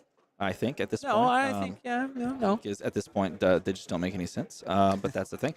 Azalea versus Iyslander, the 1 versus 8 seed. We haven't seen Brodie Spurlock at all today, and he is sitting at the 1 seed. And those are two heroes that we haven't seen as well either. The only undefeated hero and undefeated player on the day is Azalea. And how do they feel playing into Iyslander? That might be the game to watch. I think that's a really good one. And then Dromai versus Lexi is the other matchup. So that's the question. Katsu Bravo versus Kano any day. Well, it's okay to be wrong sometimes. Like, no one's hating on you for that. Did you just, you literally just banned that person from chat? No. No, you probably didn't. I can't. I don't have the power. I don't even have it in me. You do have the power, and I'm glad you didn't do that. Here's the bracket, friends, and what is up for grabs at the Battle Hardened here in Milwaukee. Again, presented by MinMaxGames, produced by Savage Feats. Flick alongside Armada, bringing you all the juice here. First prize, $500 US. Battle Hardened series exclusive playmat. I don't even know what that one is. I don't either, actually. I wonder if this is a new Battle Hardened playmat. Nevertheless, I think these are some fantastic matchups. It looks like right now there's a little mistake with the 2 Lexis, or maybe we got some like little missed information. Nevertheless, it does look like we got some great games coming up with Dromai. Yeah, no, Jeremy's on Bravo, so that's the little mess up here, but it's all good. Brodie Spurlock versus Richard McMahon. I mean, that can be a very enticing matchup to watch. I think so too. As much as I am, look, my vote is always going to be Bravo Katsu. That's the selfishness that I want to see as the person casting the match here. But I think that the match that should be featured is likely going to be the Brodie Spurlock match. We haven't seen Azalea. We haven't seen an Iyslander, not to mention it's the #1 seed of the tournament. Yeah, and there were only 5 Icelanders represented. There were only 5 Kanos represented, and Iyslander and Kano both showing up the top 8, which is quite cool. The other thing that we kind of have to point out is we could do a scenario where we get the Kano on stream and then they die in 2 turns, and then we just shift over to one of the other top quarterfinal top 8 matchups. Because Kano can just get rolled over, but then Kano could also just roll someone over. So we could just swing something like that. But I don't know. To me, it just seems like the natural must-watch game is the 1v8. Azalea versus Iyslander. Can Azalea get there? I can make a poll in chat. Yeah, let's do that. I think that's fair. Top 8. Let's do So that. I can't see the screen, so tell me it's Azalea. It's Azalea versus Iyslander. That is your 1 versus 8 seed. Okay. Your next matchup's going to be Dromai versus Kano. That's your 4v5. You've got Dromai versus Lexi Livewire. That is your 2 seed versus your 7 seed. And Everyone's gonna vote finally, for that. Watch. Bravo versus Katsu. That's your 3v6. Those are the available games, and we're going to throw a poll in the chat. You decide what goes on, and then we will drag the players over to the booth, set them down, and enjoy the game. If it's Bravo versus Katsu, we give away a whole other case of bright lights. On you. Absolutely not. Pretty amazing. That's He's going to not fund happening. that. Did you hear that, Ethan? You heard This is nothing. Incredible. Wow. Heard A absolutely very nothing. generous man, and one that we can all just admire as a pillar of the community. Giving away a case so that he could get the matchup that he wants to cast. Is this Brodie's first top 8? No, this is his second. It's his second top Today. 8. This is the second this weekend, Yes, probably. He actually rode a bike from his previous one. Soon he will be driving, but he rode a bike from his previous one. Hopped on. He won the previous one as well. So he has his 432nd PTI. Yeah. He sells them wholesale at this point. Exactly. I heard that he's opening up an Etsy shop, and he's giving out his PTIs as embroidered, items. Yeah, you can go, if you go to Costco, you pick up a hot dog and a drink for $1.99, and then you can get the ham sandwich deal for $1.99. Gets you a PTI involved in that. It's called the Brodie. It's a good deal for sure. There's a piece of paper in the sandwich you bite, and if you find that, you got the PTI. It's like a golden ticket. Oh, is it? Yeah, except it has no flavor because you only put ham on the sandwich. And Wonder Bread. Yeah, well, we haven't seen Kid Wonder Bread in a while here. We haven't. He's not been on stream at least for what, a week? Hey, I wanna show this right here. If Bravo wins, I'll cover the case for you. Well, we don't have to watch the matchup for Bravo to win. So Riddler Man Gaming just choosing to be a very generous, very kind person in chat. Let's take a look at what the voting is at right now. It looks like the winner by 18% for now. There's still a minute to go, so go ahead and vote, friends. But we've got Azalea versus Iyslander. That's the 1v8 seed. Brodie Spurlock versus can't see right now. Yeah, it's a little too small to read. I think it's my eyes are not normal. Richard eyes. McMahon. Oh, Richard McMahon. Yeah, my apologies. Yeah, so it's going to be Azalea versus Iyslander is sort of winning at the moment. I would love to watch that matchup just to see how Brodie tackles the frost tax, if you will. Brodie weighs like 90 pounds. I don't think he's tackling anything. Yeah. Maybe asking politely. Negotiating. Sharing sandwiches. He did walk in at the last possible second, I think, before round one started, carrying a bag, and I was like, oh, he's here. He's strutting. He came in that door right there, and I was like, well, yeah, I mean, it's time. Doors open here opened at 9, but like the Publix across the street opened at 9 too, so he had to make sure that he got Wonder Bread. So yep, that's how it goes. So that looks like it might be the game we go for. It looks like he even maybe pulled ahead a little bit there at the end. Get those Kano votes in there. Sorry, it looks like the Kano is going to have to survive round 1 of this top 8 in order to possibly be on stream, because he's going to either face down an Iyslander or Brodie Spurlock on just pick a hero. Brodie is like the ultimate, just like roll a die, point to that hero, and then I play it. He's the Flash of Flesh and Blood. If you know that reference, congratulations. You're a cool person. To quote Chief Palpatine, I love democracy. Okay, there you go. I actually know the story on why Brodie's on Azalea today. So basically, he was at the case tournament last night. I forget which game store was hosting it, but there was a game store in the area doing a case for Bright Lights on the Line event. And Brodie was there, and Levi was there, and they were having a little chat. And Brodie goes, Levi, is it true that Azalea's only bad matchup right now is Bravo? And Levi goes, yeah, that's correct. And Brodie says, okay, so it's the best deck. And Levi's like, yes, that's correct. And Brodie's like, okay, if that's correct, I'm playing it because that's correct. Like, just two little robots talking to each other. And then he plays Azalea today. And there he goes, top 8, first seed. It's all correct. Two little robots talking to each other. I just picture two Furbies just interacting. Is it the best deck? It is the best deck. I will play the best deck. You are correct. Correct. Engage. I'm so sorry. The visualization of these. It's like, you know when you put a Siri next to another Siri and they just interact? I see them both like sitting at the table playing each other, and they're like, Command and Conquer. Is it true? It is the best deck. 2-card block. Oh my god. Cycle pitch. Codex Frailty. It is the best deck. Like, that is the way it played out. I'm sure that's how that functioned. Dude, the two of them, it's just like two chat GPTs sorting out the world.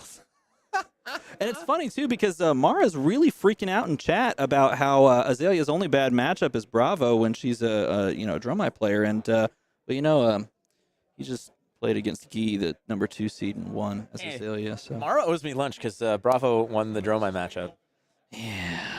Yeah. Oh, man. Yeah, throw it up there.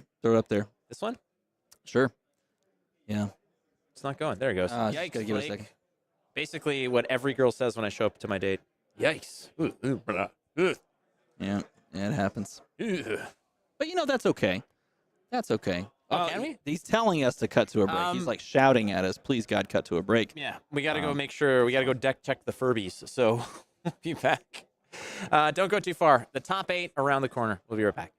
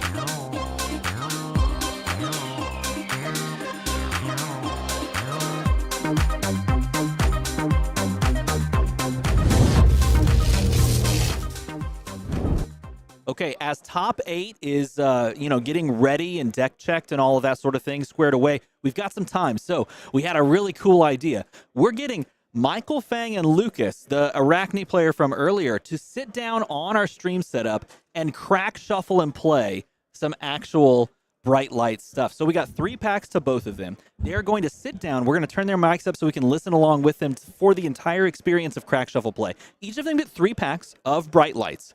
They are going to open those packs, take out the tokens, shuffle up that, and then immediately play. Just straight up the way this new format and this whole new thing is intended. So this is going to be really cool to see this kind of unfold as it was designed with this brand new set. So let's go ahead and jump down to that because I'm excited to see how this functions. So they're cracking it open. We're going to turn their mics up and just listen along. It's really not as simple as I thought. I can't imagine trying to teach someone new how to play like this. I'm pretty sure this is, instead of Bright Lights draft at Worlds, this is what it's going to be. Ooh, that would be cool. Just crack, shuffle, and play all your draft stuff in the World Championship. Cool. Alrighty. I did tell them, I said, you're not allowed to look at the cards. Farting. Oh, yeah, that's right. You did say that. I said, I'm like, you take out, look, and yeah. Michael's doing it. He's going to look at the tokens and then just toss it away. I said, you are not allowed to look at your cards. So, yeah. We got to pick a hero. I'm just looking for my EVO. All right, I guess. I want to know. Okay, that's that piece. Got to take out your Cogworks token there. Okay. You're going to fatigue me? I wouldn't say it like that. I got a cold foil. Ooh, look at that. Fancy cold foil. Yo. What did he find? Had the cold foil gloves. That one right there. He had a cold foil common version, a rare version of this. Is it a common? I think it's common. Looks so sweet. So when you do this, crack, shuffle, and play, yes, you do get to look at the 3 packs. All right, so and then you decide what you're going to run in this scenario. Crack, shuffle, and play. We just open 3 packs and take out the tokens and the equipment. In this case, I have like that's equipment that you take out, but not the equipment that you can play. Mm-hmm. I think I have to, so you have to look at your cards, or else you just randomly have equipment. Randomly just draw on Yes. equipment. That would suck. Flake tried to get Michael Fang to just play with equipment in his deck. All right. Oh, wow. We got an Evo Steel tower on the bottom there on Lucas's side of things. Whoa, really? Me too. Bro. Thought we had an agreement. What was the agreement? That you win and I lose? No. I got a Oh, no. Let me make sure. Very cool. Yep, that's that. And that's that, and that's that. Okay. Both players settling in on Teklo Boston because he can play a weapon. That is really good. I need some feet. I need some feet. Put this here. I need some feet. I guess for the stream. Having feet does help in the whole process of beating up your opponent. Oh, really? Does the King Cobra need feet There's to be an none of apex them. predator? I don't know. The bonobo does. I don't get proto. You think Handy Swallow can help with feet or no? The thing about bonobos is their feet are kind of like possibly extra need. hands. That's why they're. Well, they're all from double-sided tokens. And proto If you have opposable thumbs on your feet, Both of you. I think you could legitimately This just. is not. Okay, this is great. This is going so well. Bonobos could get a lot done with that extra thumb. exactly. Yeah, I'm we pretty got sure some Handy wireless. Swallow is actually a bonobo. All right. Odds evens? Sure. Evens, please. All right. Crack, shuffle, and place man. continues I will as go both second. players shuffle up. Alrighty. This is clearly a format that you're going to play I unsleeved. guess we didn't really describe it. That bothers We you. opened 3 packs. We took out the tokens. We took out the equipment. And we got to We're look at playing, the cards, yeah. and now we're about to play. Didn't really look at anything else. Barely scanned over the cards. I really didn't care too much. How many Evos do you have? This is a pure palate cleanser game. Gentleman never tells. Oh, man. You put me going first? Yeah. Wow. Flake is not a gentleman then. Yeah. Turn 0. Steal. Look at that. Look at Michael. Look at Michael. Hold on. Wear some new boots. There you go. Card. Sure. Yeah. All right. I got some Jordans on. Yeah. 3 block equipment. Seems pretty good. Okay. This is good. I like this format. Evo data mine. Not as good as a 3 block equipment. What are those? Oh man. This is I should have played. Should played Maxx. Wow. Yeah. Okay, so let's do this. I'll boost a gas guzzler. Coming in for 5 with Go Again. 5 Go Again. This is the only time I'll be on stream this weekend, so I should at least make an effort. They'll stream the PTI. Elder Statesman is Michael Fang.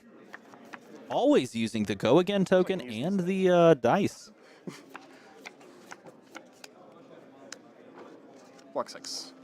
Yeah, and then I'll come in with a leveler for 2.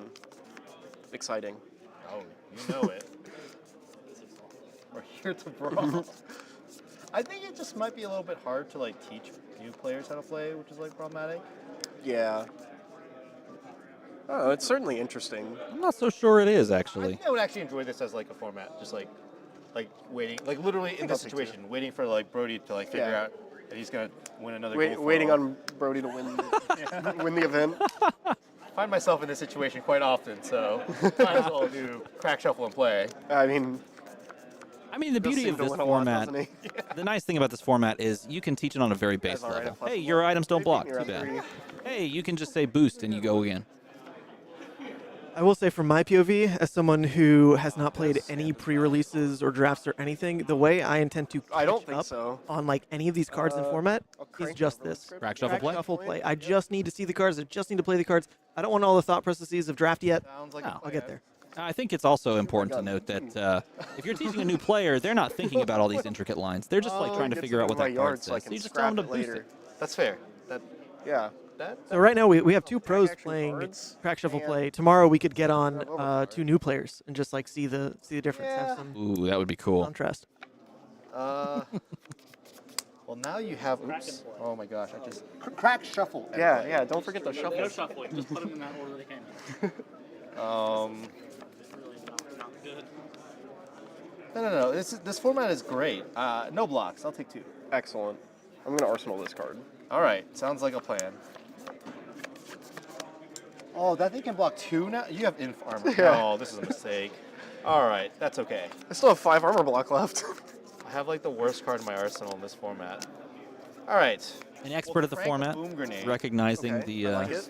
Definitely what you want to do when you're playing Teklovasen. Boost a full tilt. So coming in for 5 Go Again. On hit, deal 3. Yes. Just Seems hit good. Evos on the boost. Great idea. What if I block 5? Ah, bro. I was hoping you wouldn't do that.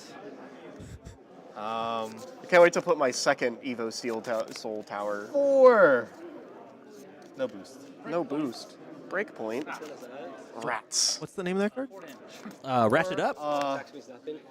The text is Boom Grenade Pops. Yeah, we don't like that. I've been practicing on Fabble. Got to get. I'm sitting at the number 8 spot. Wait, yeah, true. Hold up. We got the whole Fabble like tournament going on. That's what we should have done. 30 Yeah, I'm minutes. at You're gonna fatigue. number 8 right now. You want to just go to the table and tell them to. Yeah, you guys can stop. Get out of here. Number 9. We're gonna play on our phones, guys. Stop playing in person. No flesh and blood. $50. I'll just go ahead and elbow drop myself through that table right now. No. No? Start a turn. This is gonna break. All right, I'll do it for Are free. you gonna walk over there, talk through your teeth, and say, "I'll offer you 25"? And I'll scrap hop. Give you $25. I just got to Evo thing. That's actually kind of $50. I'll put my face in their soup and blow. 3. It's kind of nuts because Seinfeld. It's a Seinfeld I didn't reference. really look at my deck, so I don't know Functions if I on 2 have axes, scrap, Star so Wars I don't know and if I can Seinfeld. block with my Hey, Evos. wrestling gets in there sometimes. Plus, obviously, the Nature Channel with all the Bonobo references. Clearly, you have some you're very cooked. taste. Yeah, I'm done You're for. gonna get cooked.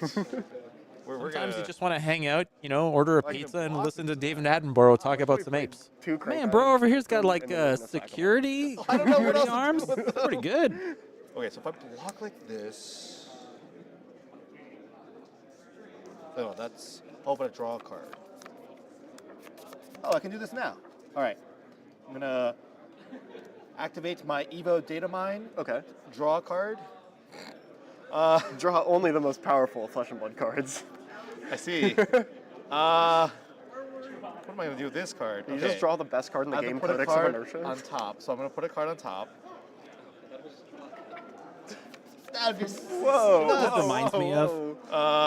Yes. Reminds me a lot of the game of Keyforge when you would open a random deck and just have to play what you're dealt, and the best players had to figure out how to take cards that were quote unquote suboptimal and make value out of them. That's what this feels like. That's a really good thing. Okay, so if I don't block, let's think. Actually, I have a lot of good memories with Keyforge because it was the only card game Sandra would ever play with me. Because if we went to the LGS, it means that we would stop at the Froyo. And so the deal was, I'll buy you Froyo if you buy me a Keyforge deck. And then we'd actually play. She actually played and enjoyed the game. They all say Hyperdriver remarkable. on them. All right, my turn, my boom. My first ever game of Flesh and Blood And was with my girlfriend at the time, and it was a Levia starter versus a Prism starter. I was Prism. I did not have a good time. I lost every single game. And now look at you. Chip on his shoulder really helped out.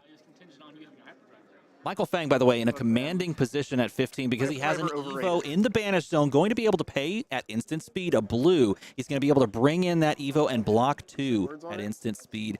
And he's going to draw a card off of that. So it's almost like it's replacing itself in a way. Macho Man Randy Savage. Maybe save some of that energy for the top 8. Nah, top 8 will be easy, right? I hope so. This is the skill part. Did we get a confirmation of who's going to be on? You want to remove all these counters? We're doing a 1v8, right?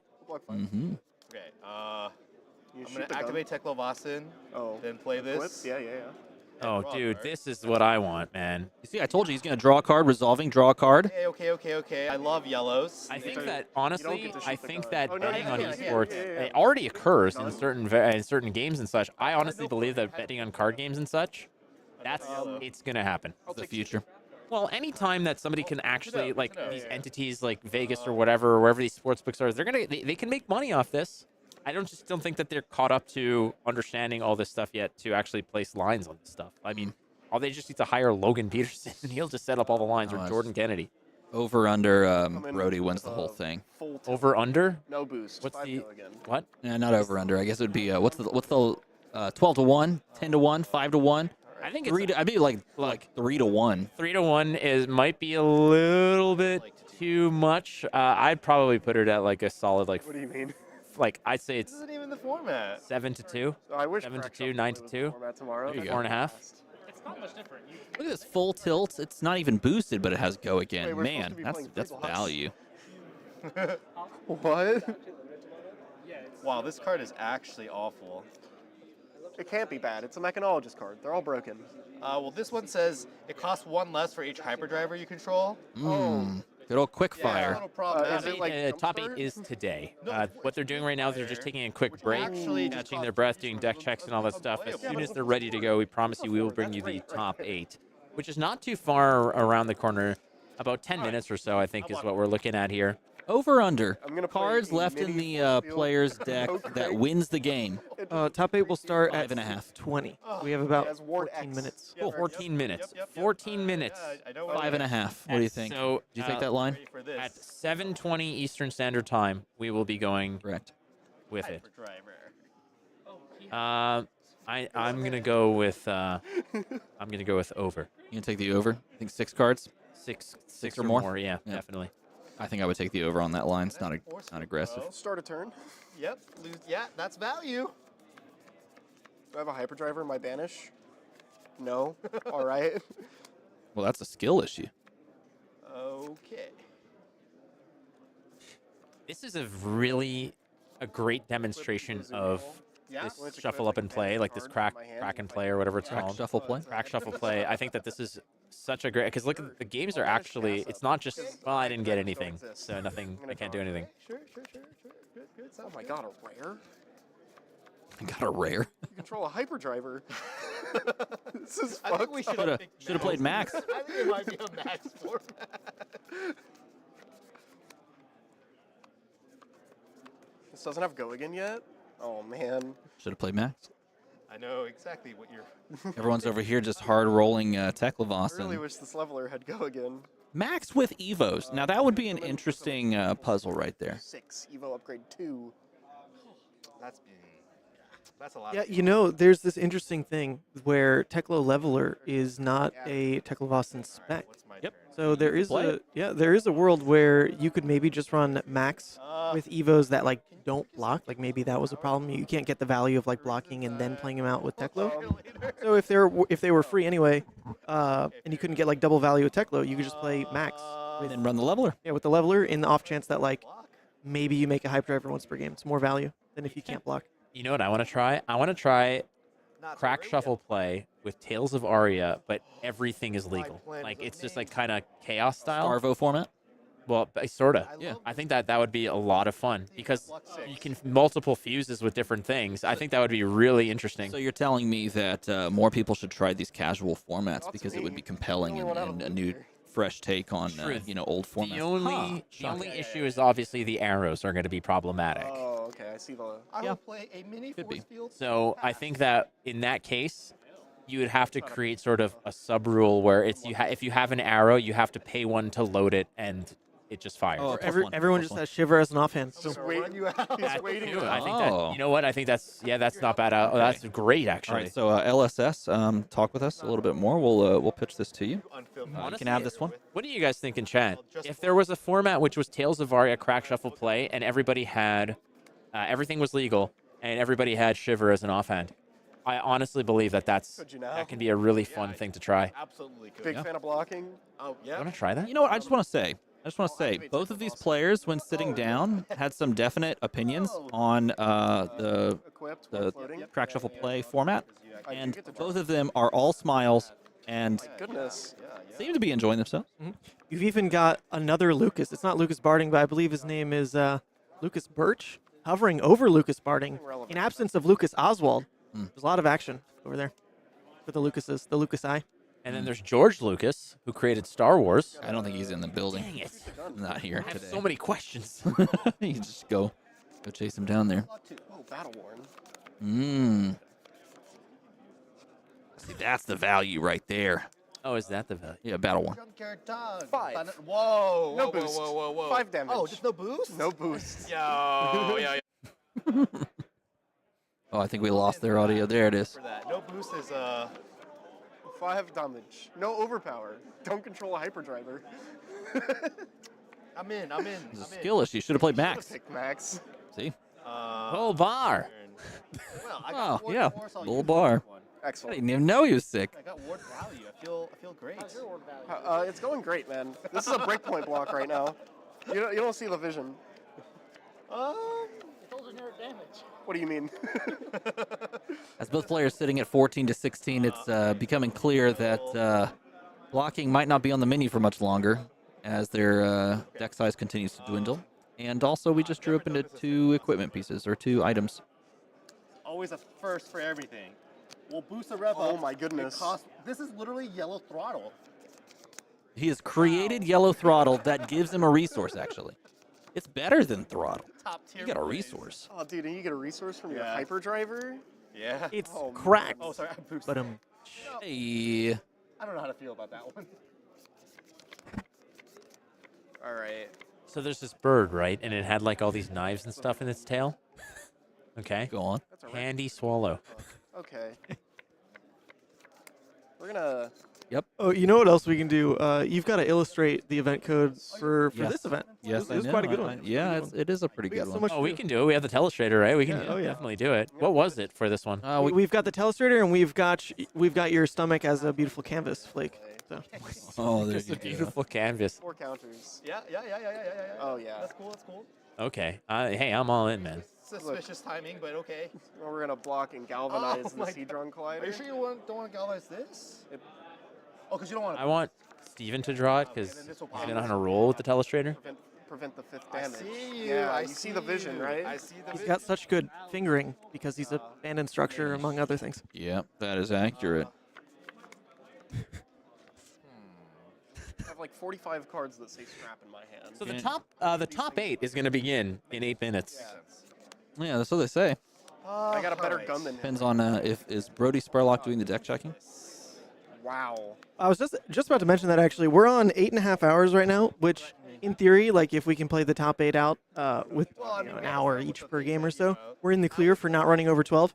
But Brodie's in the top 8, so this top 8 might take another 8 hours. And he's on Azalea? Yeah, and he's a thinker. Most of the time on He's a Azalea, he's a super thinker. Yep. Deep thinker. That's a very good astute descriptor of Brodie Spurlock. Also a robot still, but also a thinker as well. Ah, yes. Thinking robot. Brodie the Furby. Go ahead. Wow. I should play Hyperdrive? No, this card was... I think if it was a real game, I would have lost. But thankfully, this is just crack, shuffle, and play. I have indeed tried Grand Archive. I've played 1 or 2 games of Grand Archive. I think it's actually a pretty good game. I enjoyed it. If they're making a Guardian hero next, that's actually They are indeed a ranger as well. I'm definitely interested. The issue is, Ravenous librarian. Fabble, I am currently, besides Flesh and Blood, which I'm obviously very into, I'm playing a lot of Magic right now. I'm also playing, this coming weekend, so this 7 days from now, I'm playing in the Niagara Falls Regional One Piece Tournament. And I'm also playing in the Pokemon Toronto Regionals Tournament this month. You seem to like card games. I do very much like. Well, what's the fascinating aspect of that is so people were coming to Toronto to go to these tournaments, and they're staying with me. And they signed up for these tournaments. I said, screw it, I'll sign up as well, having never played these games. So I signed up, and I'm going to be playing in these tournaments because I just want to play card games. And then I started playing. I was like, these games are great. I would love to learn more games. I wish I could play every single game. It's just sometimes it's not feasible. But Grand Archive, I think when I played it, I definitely enjoyed it. Whoa. Oh, he hit on it. Look at this. Dumpster dive connects. It's going. He's going for 5. The value. We actually had the judge step in and say that they're ready to go and they want to start quick because of Brodie specifically. So, dude, all right. Well, do you want me to just go and absolutely just like one hand Zamboni the whole board clear? I think they're allowed to finish. Lucas is on like 2 cards in deck, so. We'll block 6. Okay. But yes, even the judge staff is concerned. I like how there's an actual like addendum to the rules. Okay, well, Brodie's in this one, so we're gonna have to change things up a little bit. Does not have go again. I don't know. I think it's just deterministic at this point. Who's going to even be able to take Brodie down? That's the question. It won't be the clock. Yeah, won't be the clock. Yeah. Well, this could be a card I could play, but slow passage of time. He's just. You want to do it now, basically. He's S tier. He is S tier. Feels so bad. Hey, you can't mess with results. If Brodie was sort of taking his time and such, and then we're just losing, I mean, like that's a whole different story. But the kid always wins. Well, I say always. He wins. The kid wins. Don't mess with a good thing. Go again. And then come in for 2. That low Boston. All right, here comes the And judge. The damage. Oh, he's kicking him off. Yeah. Oh. We don't need a The world may never know. Well, they cracked, they shuffled, but they didn't quite play. Well, they definitely played. It's just they didn't finish.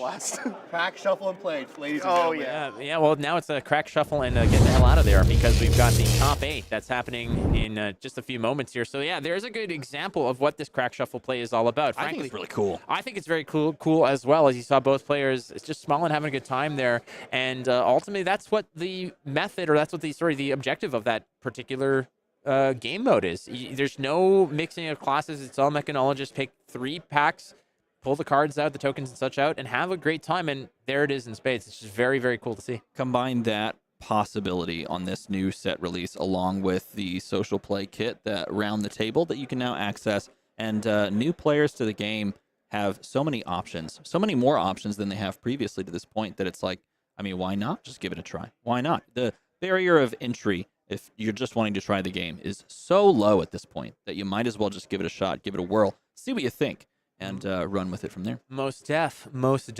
Let's go with, I believe it's the 1v8 seed, right? That's what we've won the vote. So this is on you, Democracy. You asked for this, and so you're going to get this. But we're going to get the players set up. We're going to get the stream ready to go. So don't go too far, because it's 1v8 seed, the quarterfinals, top 8, soon.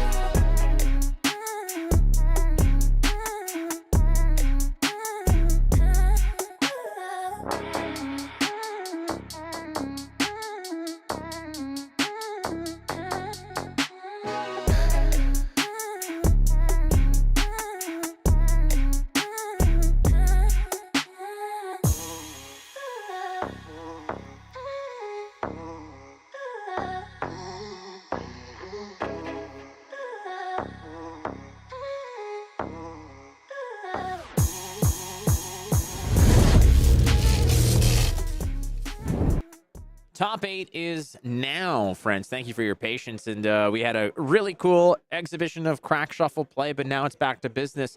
It is the top 8 at the Battle Hardened here in Milwaukee, brought to you by MinMaxGames. Flake alongside my good friend DM Armada. I'm ready to go. Are you ready to go? I'm talking to you, Steven. Yes. I'm talking to everybody. I'm talking you're talking to you. me. Oh, okay. Yeah. So, I was looking at you. I am ready to go. I am so excited to see 1v8 Brodie on Azalea. Can he dance around the control of Iyslander, the disruption of one of the best heroes in the format? And perhaps one of the best heroes the game has ever seen. Indeed, and we had that 30-minute time in between to try to hack his wiring to up him to 1.5x speed. But it is Brodie Spurlock, and this kid's got results. So we don't mess with the recipe, as it were. He is on Azalea, ace in the hole versus Iyslander, Stormbind, Richard the 8th. Apparently, King Richard the 8th seed. That is. That's correct. Richard M sitting on Iyslander and gonna be siding in perhaps some tech pieces that might help against the Azalea.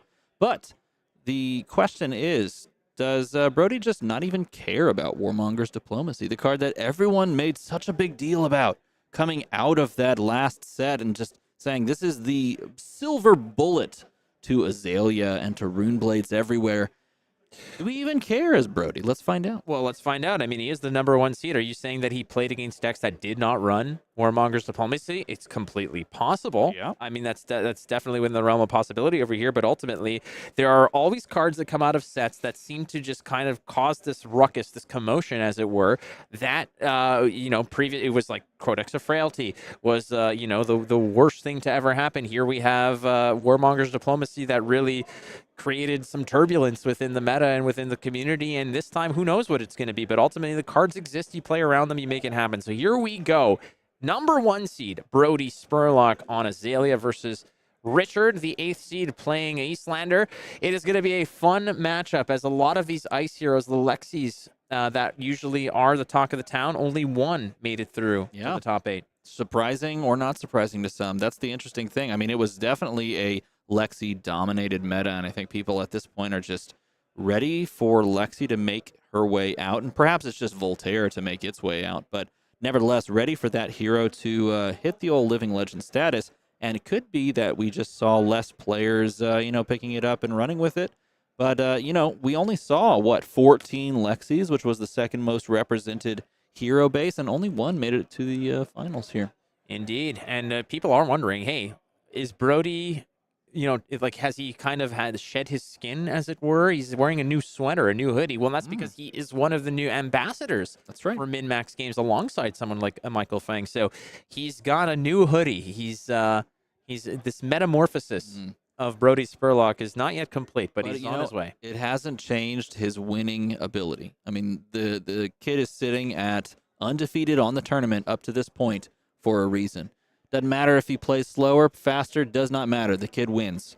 And that's the question. Is he going to sit here as a 1 seed, pick up this win, and punch his ticket to the semis, or is Richard going to ice him out and take the 8 seed onward and upward into the semifinals as both players pump it out and begin the process, shuffling it up? Most definitely. Absolutely. I mean, Brodie Spurlock is still so young, still 17 years old, but seems to have been on the... I think he's actually 18 now. Oh, yeah. When was it? It must have been recently then. He had his birthday. He's 18 now. Yeah. You know why? I don't know why. LSS told me because of some behind-the-scenes things that are brewing. They're like, Brodie's 18 now. Okay. Yeah, there you go. That is so cryptic and ominous. Incredibly ominous and kind of worrisome. I'm sure it's all good. Everyone, I'm sure it's all good. That's why he changed sweaters. Yes. Okay. We'll try to piece that together somehow. All right. Well, it's Azalea versus Iyslander, 2 heroes that we haven't seen all weekend, all day rather, but still, it's going to be fascinating to see here just how this one gets down and dirty, as ultimately Azalea versus Iyslander isn't anything new. This is a matchup that most players have actually. Brodie's played a lot of Azalea and has played against ice heroes a lot. We're going to open up here with a Scar for a Scar. The benefit being that you start at a lower life total, if you even want to call that a benefit. Yep. Going to send 4 with Go again here, asking for cards from Brodie. And last time we saw Brodie on Azalea was actually, if I remember correctly, the outset of Outsiders when the Realm Brawl happened in Chicago, and he picked that entire tournament up on Azalea with some really, really awesome plays at the final round against Levi, in fact. Indeed. Those players on Azalea. That was back when Outsiders just came out. It was awesome. So here it comes. Scar for a Scar. 4 Go again. Brodie Spurlock is definitely going to think this one through. Well, he's looking at a really good hand. I mean, look at the composition of his hand. If we can pop over to there, he's got the ability to go wide off of the Boltyn shot and reload, and he has the capability with knock the death whistle if he wanted to set up some crazy stuff. He had some really good options, but I think it's very wise to protect as much life as you can when you know you're going to get that refill.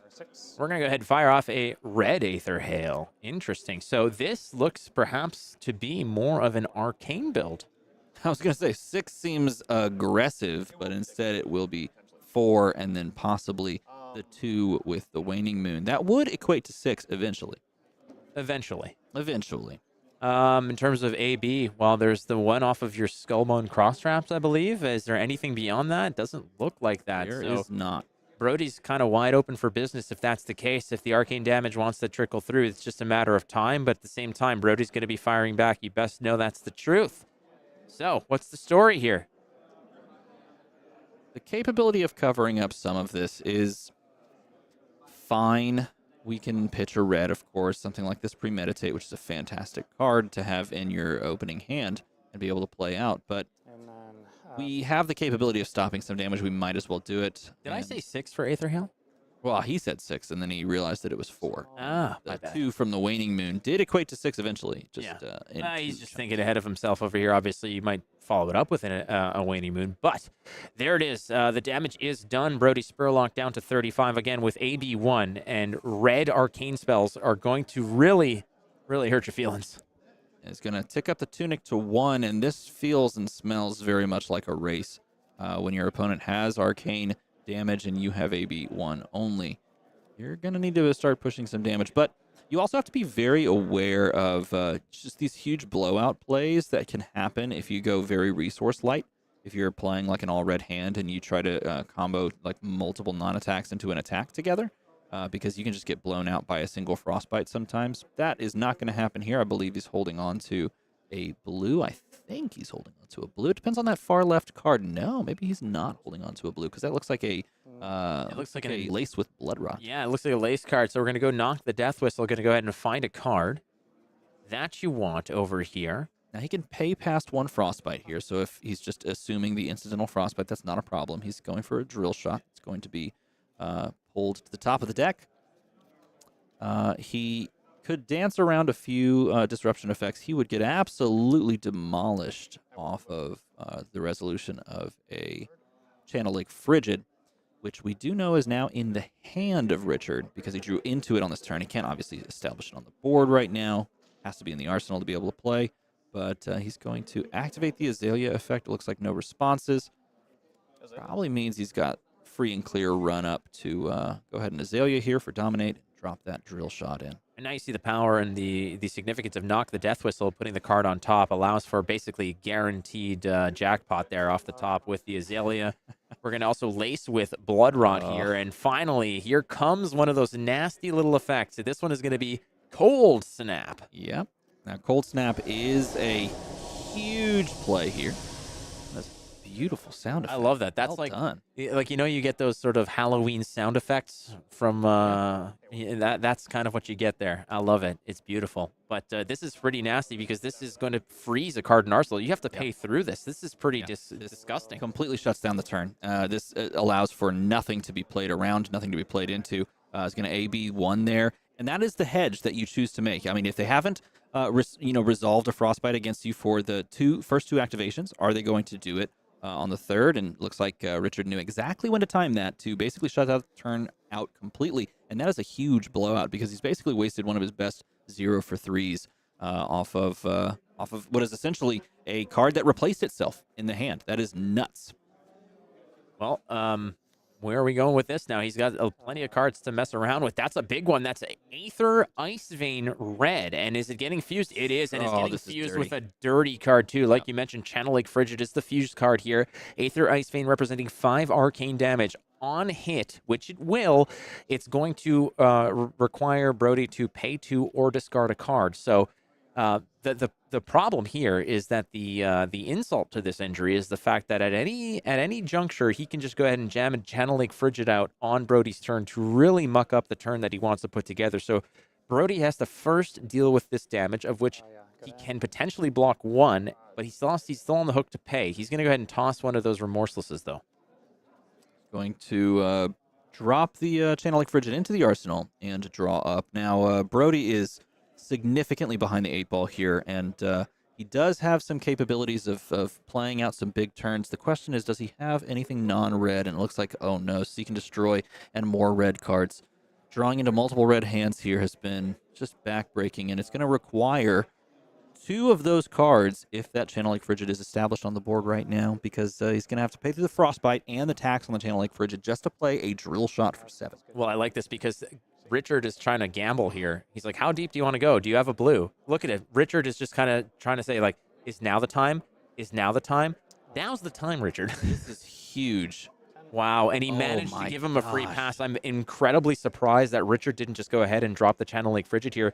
He's going to give up the whole hand. This could have been 1 card from hand, pitching for a Channel Lake Frigid. Instead, it's all 4 cards from hand to block this out. The reason you may make this play is because looking at the hand, you may not have many ice cards to establish and maintain a Channel Lake Frigid on the board. We only see that Frost Hex there. I think he had 1 other ice card in hand.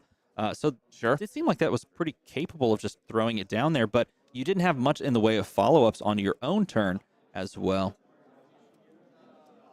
Yeah, so there's definitely some thought processes there, but again, it's very, very, intriguing to see how these decisions are made, because with so many non-attack actions, so many windows for Iyslander to go ahead and just weasel that Channel Lake Frigid in, you have to decide: is it now? Is it now? When's the optimal time? We saw in the previous turn that Richard timed it exceptionally well in order to stop that turn. Yeah. And he was trying to gamble in terms of when the best time to do it in this case was. And opting in this case, like you mentioned, maybe he didn't have the right thing. You could always kind of pitch to Cornet Peak if you need to a degree, but that's true. The other nice thing that you have available to you is that now on this following turn, we do have the Tunic up to 3, which means that we can combine that with the blue in hand so that we can go Channel Lake Frigid into 3 damage with Waning Moon very comfortably, very easily. And it also opens up some other play lines if we run into some bad hands. But at that same moment, I mean, you're looking at 10 damage that you don't have to deal with if on that second activation of Seek and Destroy, you just play the Channel Lake Frigid. But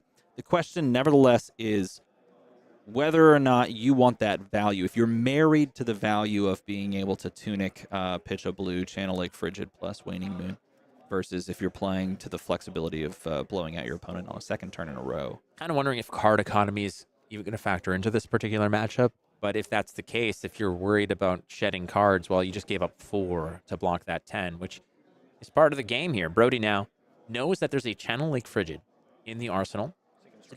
It just seems so strange to me to say, not blow out a turn on that, not hedge around possibly the blue play, and just play the Channel Lake Frigid. But it does also mean that you have a really nice lineup of a 4-card hand that you can then now leverage into a 3-card hand plus the Tunic to actually play that out on this type of turn. We also have perfect information in a lot of respects and know that the moment there would have been insane to play that CLF. Your Seek and Destroy, the upgrade from Seek or Destroy. I mean, the option. Combining the 2. That's correct. Efficiency. But this is a non-attack action again, +3 if it hits the beginning of the next phase. Well, discard your hand and destroy all cards in Arsenal. Anything that attacks Iyslander's Arsenal is really good. And this is the other option. If you draw into an awkward red hand when you have the Tunic resource up, you're able to pitch a red and just establish Channel Lake Frigid instead of the blue, especially if you need the ice blues on your own turn, so that you can establish and maintain that Channel Lake Frigid off of something like a Cornet Peak. All right, so pitching the Scar for a Scar and the Tunic value here to go ahead and present the Channel Lake Frigid. So it's going to create the Frostbite, which is on the stack, and then the resolution of Channel Lake Frigid. I don't think there's really any response to this unless Brodie opts to actually float the Tunic resource. Right. That is an opportunity that he can make. I think we're past that at this point. But Seek and Destroy has not yet resolved. The Frostbite looks like that is still on the stack. He certainly could take the Tunic we're resource past here, it. All right. But no, it looks like he's just allowed everything to resolve. He's going to pay 2 for the Lace with Inertia. So we have multiple opportunities here for us to stop an Iyslander from arsenaling, and that is a really good thing to have. And Remorseless, very powerful attack, and that's coming in for the casual 11. Yeah, that's super tall to the sky here. This Remorseless going to tax all the actions that that Richard wants to make, but ultimately it's more so the value here. The on hits are pretty nasty. We're just going to throw one sink below in front of this, but the Lace with Inertia is, again, another threat to that arsenal. I think he's favoring one of those cards in hand so that maybe he can pitch a blue to Waning Moon at the end of this turn, or maybe he just wants to pitch one to Coronet Peak if we have the one Ice Blue. Let's see what he has in hand here. It's a little hard to make out earlier. As we tick up the Tunic to 1, looks like we have a Fandal's Fighting Spirit instead. That's what we're going to pitch to. So that's a great 2-card combination, yeah. When you have something like that, you might as well just chuck that out there and call it a day. Pushing 7 damage, playing Iyslander, and keeping your Channel Lake around is great. That's the most important part here, is the fact that you're not just presenting the damage, but you're also keeping the Channel Lake Frigid around for an additional turn. The 7 damage is beautiful, don't get me wrong. It's a wonderful thing to be able to send towards your opponent, but you're also giving up your arsenal. And playing against Iyslander, when Iyslander doesn't have an arsenal, it's a completely different ballgame. It looks so much different. The game plays different because you don't have to worry necessarily about your game plan being disrupted by ice, by frostbites, by these kinds of things. However, the silver lining for Richard here is that even though he can't just sort of slide in a frostbite from Arsenal, he does have the Channel Lake Frigid up, which is going to just come up the turn anyways. Yeah, it's insurance. And especially when you're presenting 7 damage, you're saying that you're going to take this big life deficit, to play into a Channel Lake Frigid. You're incentivizing your opponent to slow everything down, and you're icing them out over the course of the next turn, giving you a 4-card hand and playing around this inertia that you weren't going to be able to play around anyway. So let's see him most likely make a 2-card block here just to value block and then maybe try to play a 1-arrow turn. But he could also just try to stack up. Looking at what he has in hand, he's got a Boltyn shot, which is going to cost 1 to load and then 1 to play. Sorry, 2 to load and 1 to play. He's got a Premeditate and look, I can't quite make out those are the 2. Oh, yeah, Spire Sniping and one more thing. There's, looks Red like Ledger, yeah. Spire Sniping, a great card. I think Brodie Spurlock has won major tournaments off of just the information from Spire Sniping. We watched that game. We did. That was great. It was incredible. Again, this is Azalea is all about the information off the top, be it through opting, through knock, the death whistles, Spire Snipings, wanting to be able to activate Azalea reliably in order to get that dominated effect. Right now, however, 1 flow counter on Channel Lake Frigid. We're going to go ahead and load with Death Dealer. And I think this is a smart play when you're able to maybe chain a larger attack or a very just powerful on hit together. It's just more value not to block the 7 damage and to try to swing something that's a powerful on hit plus some buff that we might draw into off of the back of the Death Dealer. And it looks like we did maybe draw into a buff. Premeditate. Cost you 1 though again. And the 2, which we did have in the Boltyn shot. Looks like it was a blue. All right, so 1 floating here. It's going to be 8, the Premeditate, creating a Ponder token on hit for the red in the ledger. And the benefit here is that we are pushing our opponent. The goal here is to push our opponent into lower life total so we can begin to try and set up dominated arrow turns off of the back of Azalea. And I'll say no blocks. Richard was trying to carve out his own advantage on tempo in pushing a big attack and keeping Channel Lake around. And Brodie's accepting the damage, hoping that he can push over on hits, build up big turns, and try to get his own lethal setup over the next 3 turns with dominated attacks. And I think that might be a great lineup and play in this scenario against a hero that wants to slow down everything so much that they put you on deterministic lethal. Well, when you think about it, when you play against Iyslander, we've talked about this for so long now that there's a window that you have to be aware of, that if you fall within a certain life total, you are susceptible to something like an Emeritus Scolding into you drop your boots and you can kill your opponent on their turn if they are not prepared for it. And Brodie not having much Arcane Barrier, that life total is going to be something like 9, 10 or so that you can make it happen. However, on Richard's side, he needs to be aware that if he doesn't have the right setup to sort of stop Brodie, if his life total falls too low and he gets hit with a dominated effect, his game might be over. So both players are really aware of that danger zone. But here comes another Aether Ice Vein. Yellow, yeah, it's going to deal 4 damage. It's going to have a fuse, and that's a great card in the arsenal. This Cold Snap is going to have a ton of utility in the arsenal for Richard. And this is also going to steal cards. It's guaranteed to hit, to quote-unquote deal damage. So it's going to cost that discard or pay 2.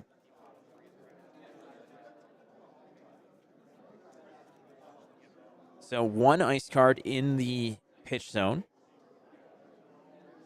1 flow counter on Channel Link Frigid, and possibility here to keep that Channel Link Frigid around should you choose to go ahead and follow up to pitch to the Waning Moon, if that's an ice card. Yeah, and we know the ice card exists because Cold Snap is there being fused with. It could be an ice card in hand as well. Either way, it's 2 Aether Ice Veins. Okay, so if we do want to keep the Channel Lake around, we can Waning Moon at instant speed. That does count as an instant, and therefore dances around the tax effect of Red in the Ledger, I believe. So honestly, I really like the play here to actually just pitch the Cold Snap, keep the Channel Lake Frigid around, 100%. Do some damage, and then have another Aether Ice Vein in the pocket here to really smash face. I think that's the game plan that Richard needs to effectuate here, is to get Brodie to a really uncomfortable life total where he needs to start worrying about perhaps, ditching cards to the Arcane Barrier just to keep him outside of that danger zone.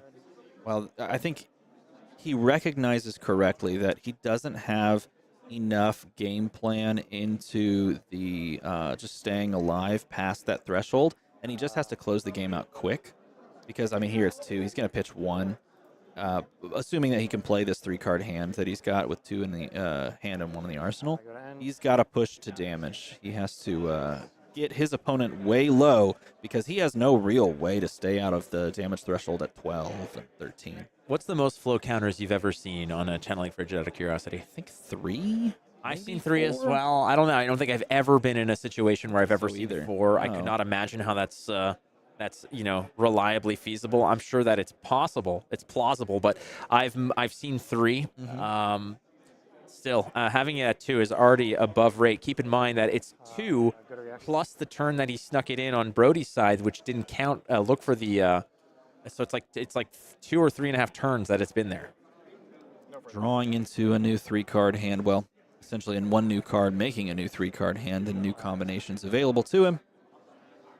And maybe got some more Aether Ice Veins in the works. He's got the 1 in the arsenal that he probably wants to clear if he's got a blue Ice Bolt as well, which is a fantastic arsenal card when your opponent is sub 16 like they're about to be. Oh boy, he's going to pitch the blue Aether Ice Vein to send the red Aether Ice Vein, and he's going to be fusing it with a blue Ice Bolt. So this is going to be 5 Arcane. Again, should this trickle through, which it absolutely will, it's going to be discard or pay 2. Brodie has been on the receiving end. His life total dwindling away. He's at 6. Could potentially go down to 11, but it's going to cost him a card from hand at minimum here. Yeah. This is a rough and dire spot to be in when you only have Arcane Barrier 1. It is a very difficult spot to play around as well when you know your opponent is going to be having a blue Ice Bolt in arsenal and the Stormstriders are live. Not only that, you've also got Fiendal Spring Tunic floating its resource ready to pay for the Stormstrider's activation, and there's a lot of danger that is presented on the back of Richard drawing into a hand with arcane damage.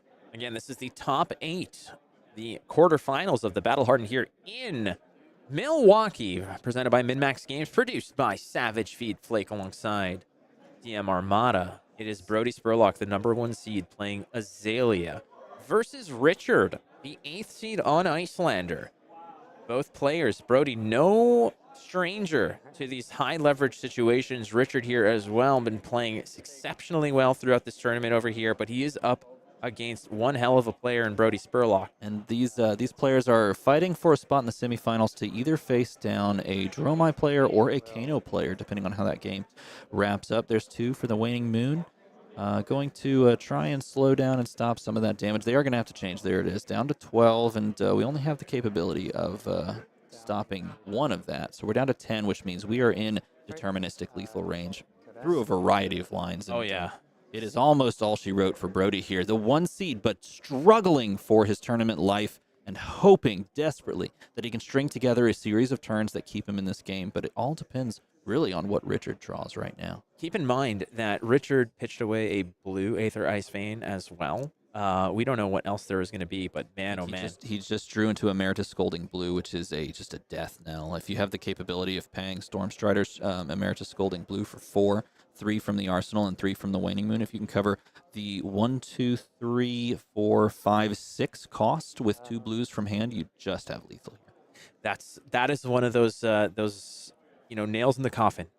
Blue Emeritus Scolding, right? And then Waning Moon for 3. Yeah. What's the next little bit here? We've seen. Well, that puts 10 damage, right? So we have 4 from the Emeritus Scolding, we have 3 from the the Ice Bolt, excuse me, and then 3 from the Waning Moon, which means that if Brodie empties his hand, he's dead. Yeah, you just play Striders into any type of arcane damage, right? And then you pretty much cross the pond here. The thing about it is we have seen red ice Aether Hails. We have seen red Aether Hails. Yeah. Well, which is the equivalent of an Emeritus Scolding on the opponent's turn, right? If we have the blue Aether or the blue Emeritus Scolding in hand. So we're going to see. I got an update real quick. I walked around. The only top 8 game that is wrapped up was the Kano versus Dromai. Sure enough, it was about a 10-minute game. The Dromai won. So for everyone who wanted that on stream, it would have been said and done like 10 minutes ago. Yeah, well, then you would have you had to go back to bonobo school, and so nobody wanted that. So here we are with Azalea versus Iyslander, which is quite an exciting matchup over here. Frankly, it looks fairly lopsided to a degree, as Richard has found a lot of the key pieces in order to keep Brodie at bay. We're going to open up Lace with Inertia into another Lace with Inertia. Yeah, unfortunately, I think he's just exactly waiting for the moment where he can catch Brodie on as little resources as possible and see if he can calculate his lethal out. 10 damage is looking like where we are floating right now. We don't have access to Metacarpus nodes, but we're going to send the Ice Bolt. That is going to tax here, and that's a big taxation because it may slow down the overall process. But we're going to pitch a Winter's Grasp to do so, and that's floating 1 resource, and that combined with Tunic means we could Waning Moon if we don't find the lethal here, but it also means that we could just find lethal if our opponent tries to just dance around the Frostbite that we're giving them. Precisely. It's not merely the fact that you're just throwing another wrench in the system here by creating the Frostbite to perhaps just muck up the turn that Brodie's trying to cobble together. It's also the fact that you're presenting 3 Arcane, a potential other 3 Arcane with a Tunic value on the Waning Moon.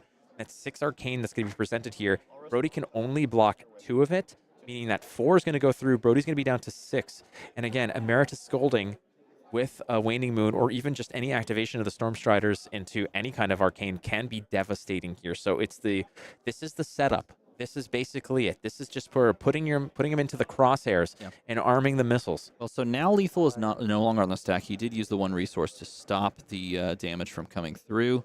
And so he will live at 1, if my math is correct. This pitching this floats him 1 resource. Moon in response to the Death Deal activation.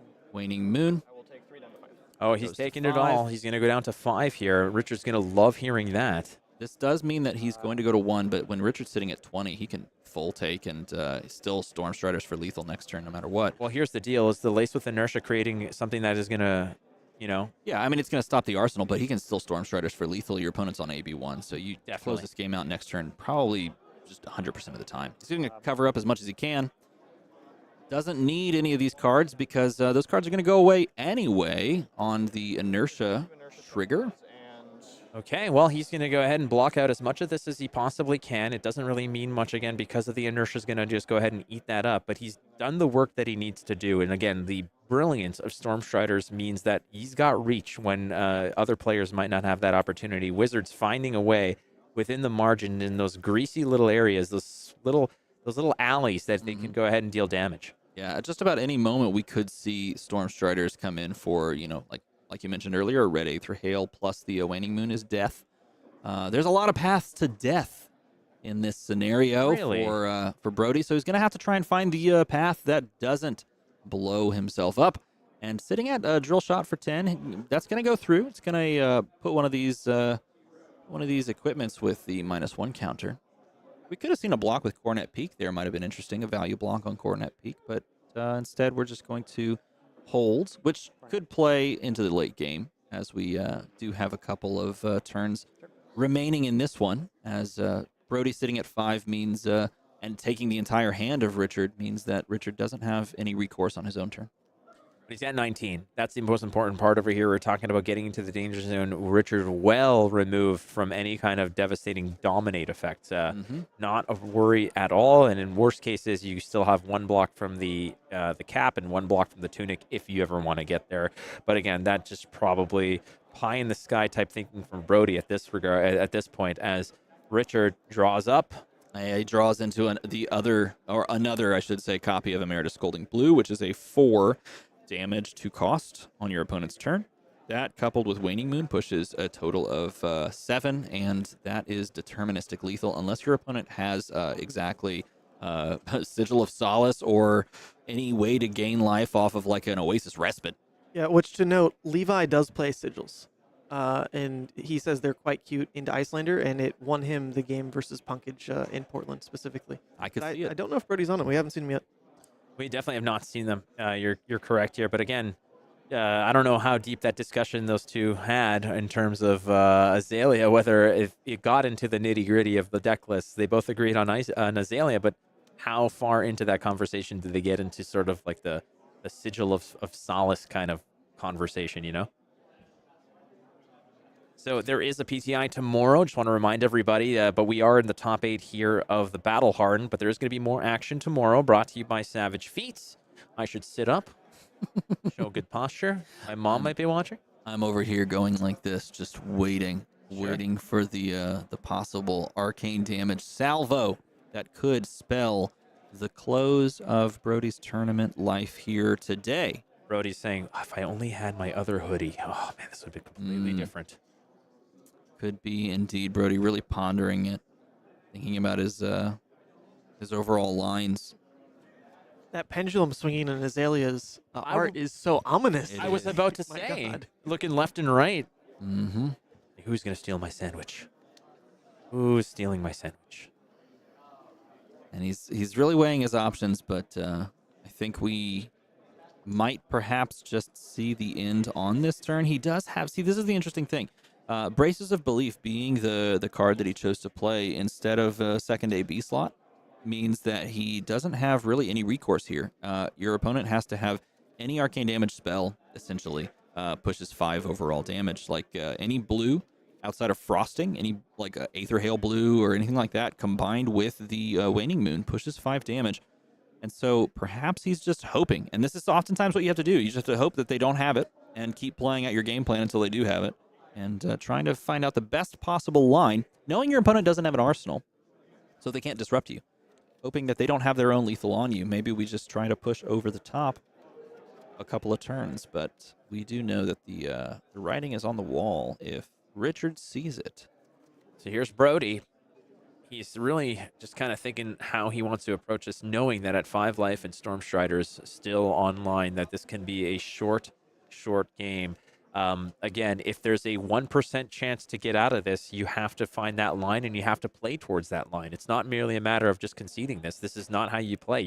There's such high stakes here that you have to play towards all your outs. And there's a reason Brodie's won so many of these, because he does consistently play to all his outs. And he's won a fair bit of tournaments off of the back of being very meticulous, very well thought out. And in a lot of cases, he's won a lot more than many other players have. Evaluating over here, he's going to go to the bottom. No problem. Pitching a blue Boltyn shot. No. Deadeye. Activating Death Dealer as well. Loading up a card, drawing a card. It's going to be a yellow Boltyn shot. Does not look like he drew into damage prevention or into a Sigil of Solace. That could have been his saving grace there. Allowing that resolution to come to pass and then drawing into a Sigil of Solace could have been a pretty decent game pivoting play. But really, this is every bit Richard's game to win or lose at this point. Difficult decisions here for Brodie Spurlock. You cannot necessarily just leave yourself wide open. Even though it's AB1, AB1 may be just enough to keep you alive and keep you back in this game. You play it turn by turn, card by card, action by action. He's really thinking hard here.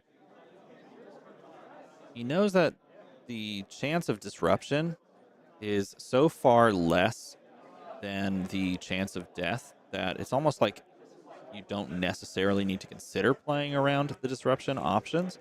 You're just playing around whether or not your opponent has, exactly 5 damage so that you can leave a resource up.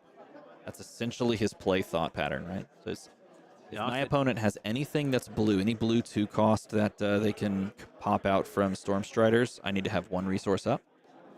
Otherwise, I need to be as efficient as possible with my hand and just hope that they don't have any damage whatsoever so that I can play down another turn after this, perhaps. Looks like, I believe, a Deadeye, a knock the Death Whistle in Brodie Spurlock's hand. He did load up that yellow Boltyn shot, which, when fired, will have go again because of the Deadeye. Yeah, Deadeye giving +3, and it also benefits if you have an aim counter. In this scenario, we do not have the aim counter available to us. We could have, maybe tried to set something up with Crow's Nest. That Crow's Nest does give you aim counters, but here we're just looking at Deadeye because it's a nice little +3. Brodie thinking. Richard has been very stoic on his side. Hasn't really shown any kind of facial expression or any nervous tics. Or he's just being just as patient as Brodie. Just giving the thumbs up. Yeah, no problem, no reaction. I ain't popping the boots just yet there, bucko. We finally see the activation of Bracers of Belief. That's going to reveal the top of the deck. It's also one of those points of contention. Do you consider running the Bracers of Belief when you know that you have the capability of popping in an AB2 there? And if you do, for what purpose? Like, is Bracers of Belief going to do enough and give you enough value in its one single activation to counteract the AB2? And is your deck even played and built around the activation of AB2? With that many reds in deck, you may just make the argument that, like, I can't honestly pitch into AB2 often enough for it to be valuable with this many reds in deck. And we did see, like, 2 full red hands at the beginning of the game. So maybe AB1 was just the choice in that spot instead and trying to get value off the +3 with that many reds. At a certain point, I think Brodie has to play to sort of keep a card in hand to keep Richard on edge that there might be an out to some degree, not knowing necessarily what that is. Again, they did look at each other's deck list, so Richard knows whether this deck has Sigils of Solace or not. Very good point. And now we have a double Deadeye, and now everything is wide open. We have the entire deterministic lethal available to him, and he's finally, I think, going to play it out. And yeah, I think Brodie sees the writing on the wall as well. He knows that this was a possibility, and that's going to do it. I don't remember if he registered Sigil or not, so I was like, am I going to kill myself? There it is. So here's the thing, is that Richard did think Sigil. He was holding on to it. So Brodie is running the Sigils. He just maybe didn't find it. Yep.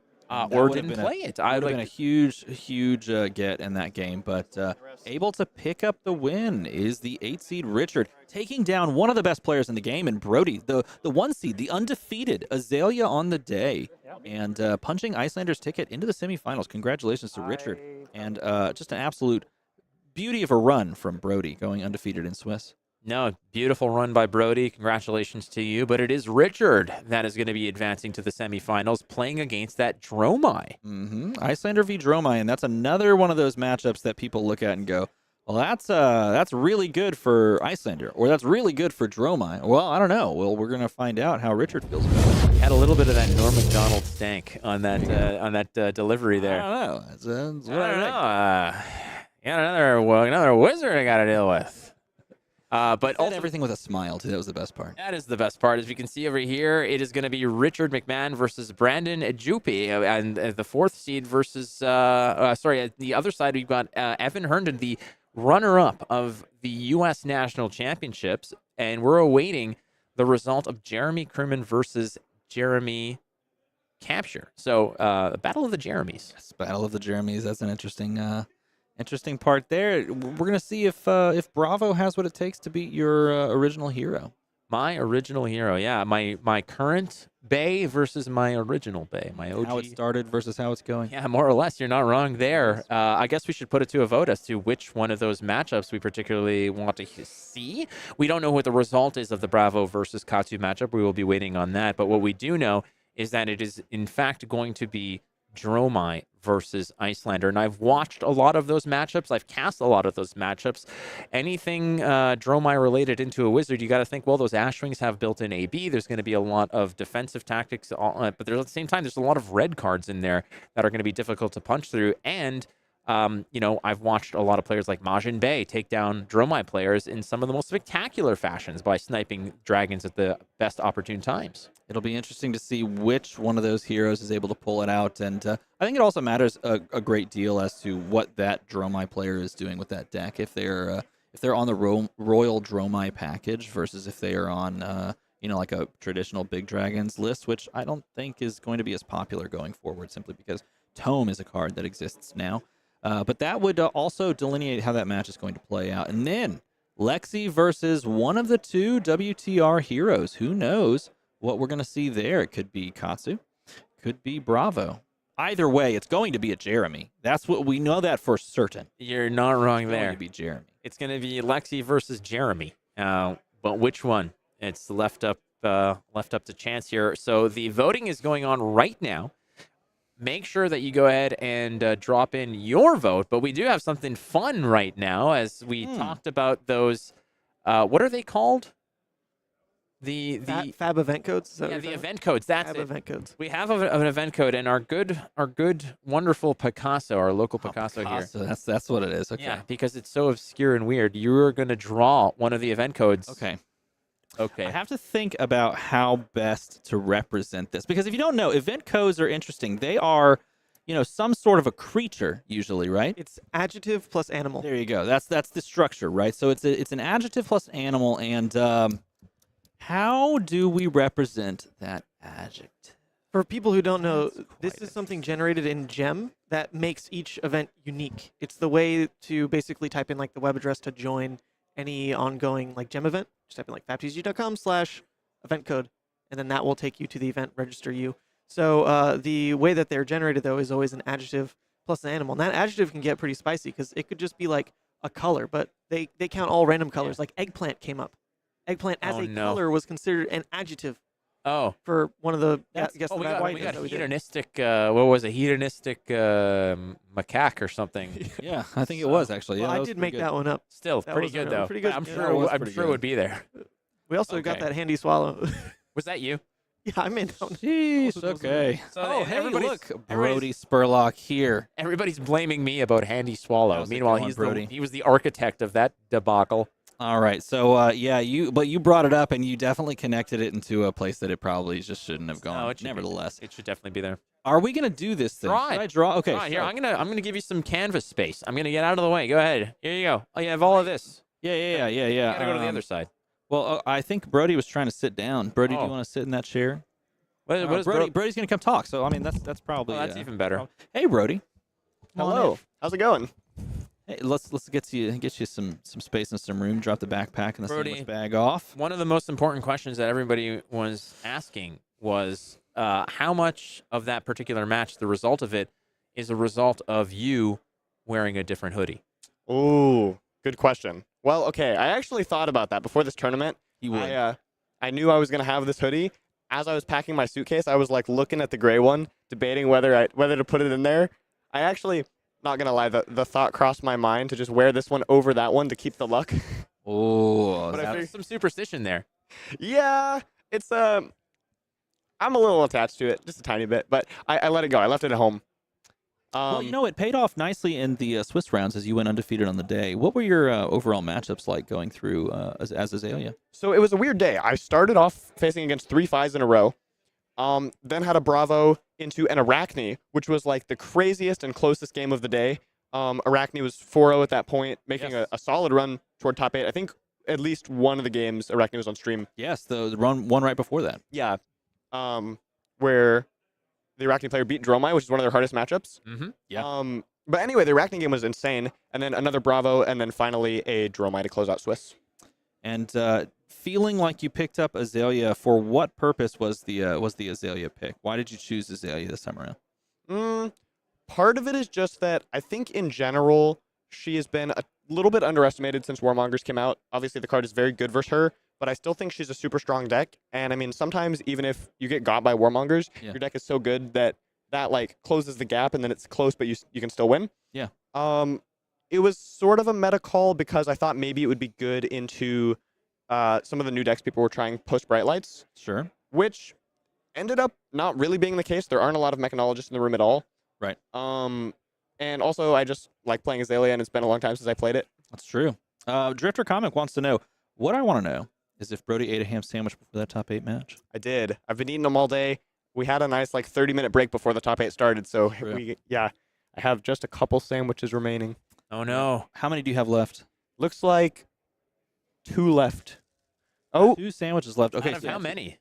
Out of 5 for the day. You didn't obviously import them. You went to the grocery store. Yeah.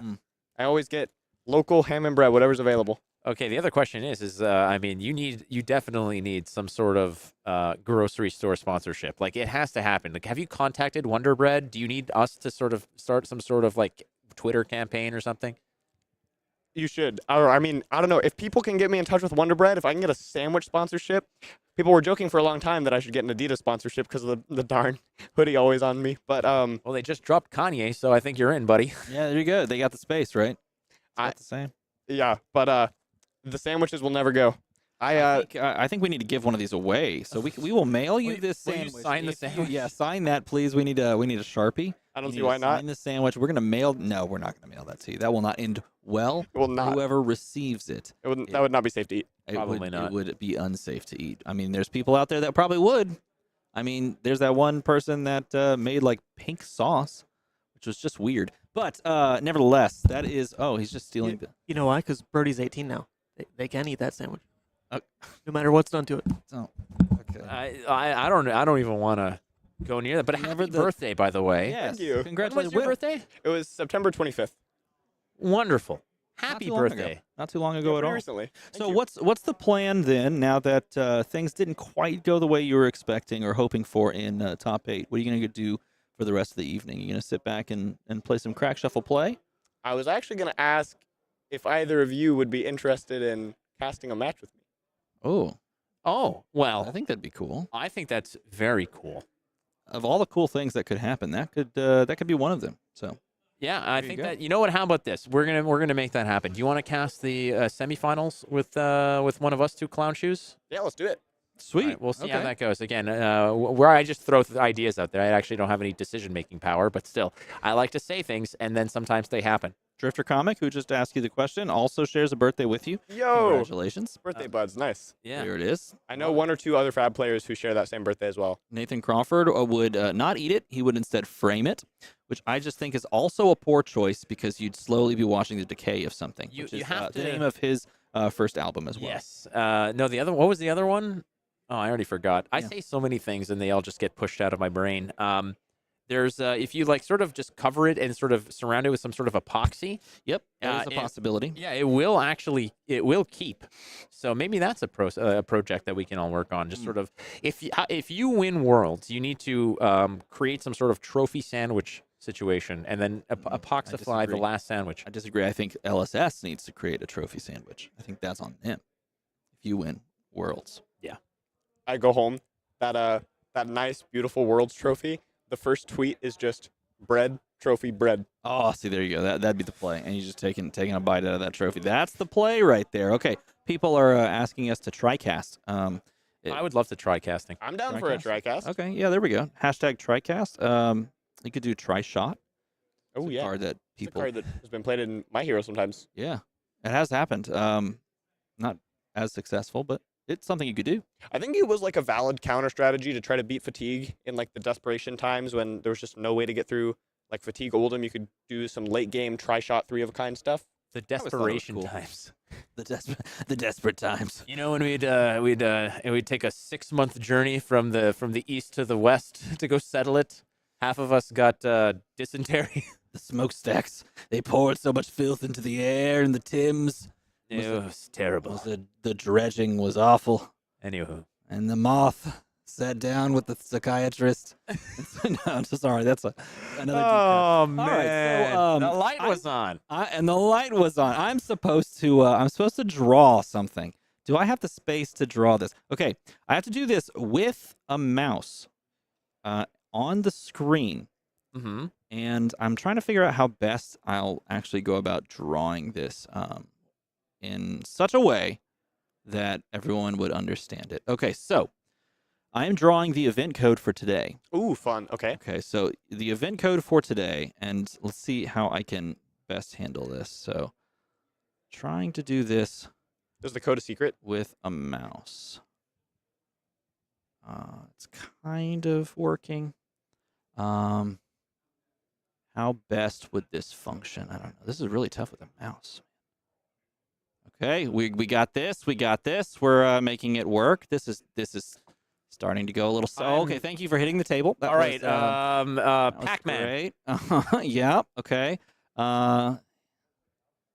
This does exist like that. Okay. It's like reminding me of some Pokemon, but I don't know which one. Okay, that's actually a very good thing for it to remind you of. Okay, so this is like a little clam. okay. Oh, you know what? I just realized I don't have a back. I can't go back on this. So I have to just use this as what I'm doing. Matthew in chat agrees. Looks like some kind of clam. Okay. Pac-Man guess. Get a little turn. We have a there. Fortunic Uki. Okay. It might be a Fortunic Uki. Okay, we got some markings on this. Ah, yes, love Okay. disc. Love disc. Okay, the problem is, so I'd also have to. That won't make sense unless you know the word. Something clam. Okay, y'all are fairly close. Toilet seat. You know what? That's a pretty badly drawn toilet seat, but I could see it. Excited clam. Okay, see this. Okay, this right here would be more applicable if it were like. Get me out of this. Down that direction. Okay, so like. So it's like he's holding a club. There you go. Okay, so we're getting some people that are starting to get it. Okay, I see. Okay, now, this is the part that's going to screw everyone up because I am going to try and represent something that may or may not make sense until you know the word. Okay, I should go this way. Until you know the word. So we got this. We got this. Okay, this is the hard part. I knew this part would start to be very difficult. Because this is representing something that would never exist on this creature. Oh, hold on a second. We have a potential winner right here. Bonobo, because you get the shut up. Good old Bonobo clam. Oh God. Okay. At this point, wait. Maybe I can go with like. So it's like a clam of sorts holding a club. At first, I thought that was like fire or something. But I know it does look like fire. It's a little tough because this is. I mean, if I tell you things, like it would obviously kind of give away what we're going for, but naturally, it's tough because that's not something that would ever be around a clam. It's like some sort of like proud bonobo. I'm trying to draw and not laugh. Oh my God. I would have called that like a cape of sorts, but it's kind of on the side. Not Okay. But you're on the right track, though. You're on the right track. It's like some like article of clothing sort of thing. Okay. Give me some positive like words, some positive affirmation. Since you know the event code, are you seeing at least like what I'm going for? Oh, jeez, yeah, you're right. That would work. Okay, so like we got something here. I'm doing my best with. Yes, I have no capability of erasing. That's the problem that we're running into. Okay. Oh my God. Doxy's starting to put things together. Congratulations. That's not a fiddle. Okay, that's not a fiddle. Some of y'all are really starting to get it. Okay. This. Looks like all right. I think Doxy is literally trying to represent with the picture that he has that they have. Where is it? It's covered up by the sleeve. Okay, so I think I would stand pat here and just try to make. Oh, this is where you're ending this charade? Well, I don't know what else I can add. I don't know. Maybe something coherent. I think it seems pretty solid, actually. I think y'all are actually quite close, and I would be surprised if you could even get about half this close, Mr. Matt DeMarco. I would be quite surprised. So, all right, so there you go. Let's put a little rock right there. Got some rocks around here. You know, I shouldn't have said rocks. I'm sorry. I forgot. I'm not supposed to tell you what this is. Okay. Grab the This is my best. I mean, there's worse things out there that could happen. This is my best encapsulation of the event code for today. And I would say that's not bad. That's B+, and that's with a Razer mouse. Can you just show me what it is?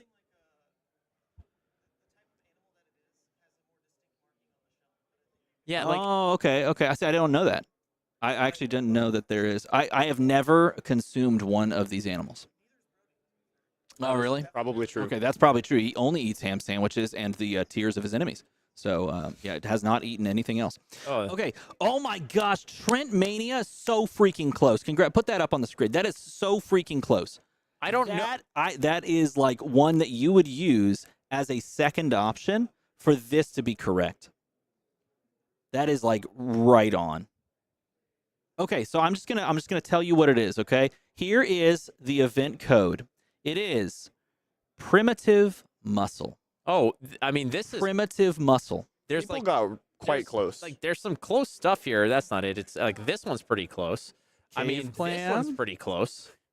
I believe we had primitive muscle. Someone said primitive clam, I think. So I think you got the exact adjective. Did somebody say someone primitive? said primitive? They put primitive in there? If they did that, that's impressive. Why are there rocks? Because I'm trying to represent like a caveman style muscle. So I tried to go for like a loincloth. I tried to show like like prehistoric fauna. Why is there like a skinny raisin here? This is a club. So I was trying to go for like the club look, like they're carrying around a club with like rocks and like a loincloth. That's what I was going for. Why didn't I draw a bicep? Well, because I did that on the paper over here and it looked absurd, like Trogdor the Burninator. And I was like, well, this is not going to function. So what I should have done is drawn this upside down. But the moment I made this line, I was like, oh crap, I can't erase. No. Everything I do is permanent, and that's where we went. Yellow is not primitive. I don't have the capability of changing the color. What do you want from me, Valentino Odorgen? I can't just muscle. Mussel. Yeah, muscle. Is it supposed to be an arm? No, it is not an arm because muscles don't have arms. Not gonna lie, when I first saw the club in the corner, I didn't realize it was like this guy holding the club. I thought we were gonna have Reinar coming in, like smacking him. Oh, so that would have been actually pretty cool. Yeah, that would have been cool. Norm McDonald, why is that just popping in there? What? Remind me never to part one. Primitive muscle. Okay, Hakai 14 can just. I'm not asking for you to partner with me because I crush Pictionary. Thank you very much. I absolutely destroy that game. I drew what you're looking at with a freaking razor mouse. I'm in the clan. I'd like to give a compliment to your art skills. I feel like you did a pretty bang up job. Thank you. I appreciate that. And let's be honest, it's objectively very good. Look at that. Brodie turns 18 and learns how to lie. Yeah. Incredible. I would like to see you do one of these, actually, Flake. What do you want me to do? I don't think you have the capacity. What do you want me to do? Well, you could try literally drawing that, and we could see what you got there. Okay. Bart Simpson. Is that the goal?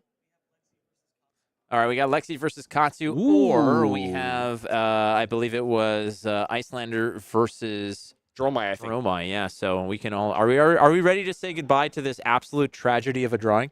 Yeah, that crown is awful. But we can say goodbye to the good one. Crown already. Yeah. That's Let's okay. go. Oh, okay. Well, maybe not. Well, we are going to go. Actually. Oh, we are going to go. We're going to go into semifinals. Is that right? He's giving us the head shake. Is it happening right now? Lexi v. Katsu. Okay, Lexi v. Katsu. That's pretty awesome. And I think Flake afterwards is going to attempt to draw absolutely anything of note. We will see if he has the capability of doing so. Otherwise, I guess it's just going to cosplay Deathly Whale finally. No. Yes. No. No. Yes. I don't know, man. I am. He promised it on stream, and then he never went about. I never promised anything. You pretty much did. I think at this point, yeah, you did. You got to go for it. Hey, look at this. Look at our top four. Our top four: Iyslander v. Dromai, and then Evan Hardened on Lexi v. Jeremy. As we knew it was going to be a Jeremy, it turns out it's Katsu. All right, we ready to rock and roll? Let's rock and roll. Let's get to it. I think we're diving into the Lexi Katsu match. 2-minute break is what we've been told. And then we will jump into the match. It's a tri-cast, a tri-shot, if you will. Don't go too far. Go to the bathroom, come back, get some water, and then we'll be back. See you soon.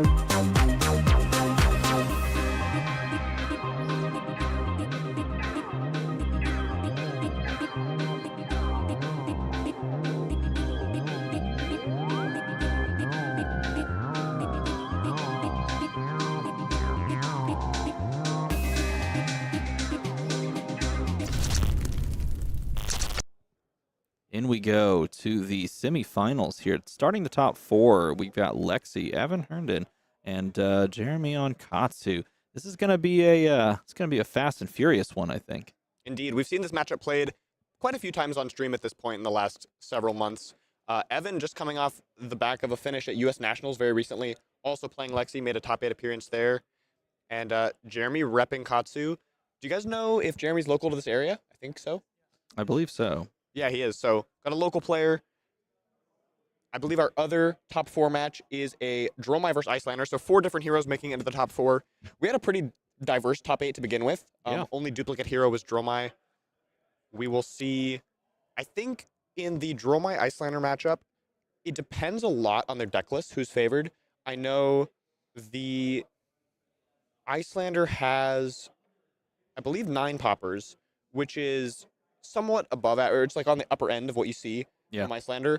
And I have no clue about how many blues the Dromai list is running or what their deck looks like. Yeah, we haven't seen that deck on the stream at all today, actually. So we're a little bit in the dark as well, but we'll find out how that one wraps up. And that really could go either way. That's one of those matchups that is very much play dependent and, like you said, deck content dependent.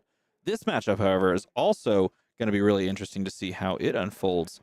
And who can really establish the tempo, and if there's some amount of disruption that can be provided by Evan onto the side of Katsu, because stopping them with possibly some incidental frostbites can really do a lot of extra work against a Katsu who wants to be very resource hungry.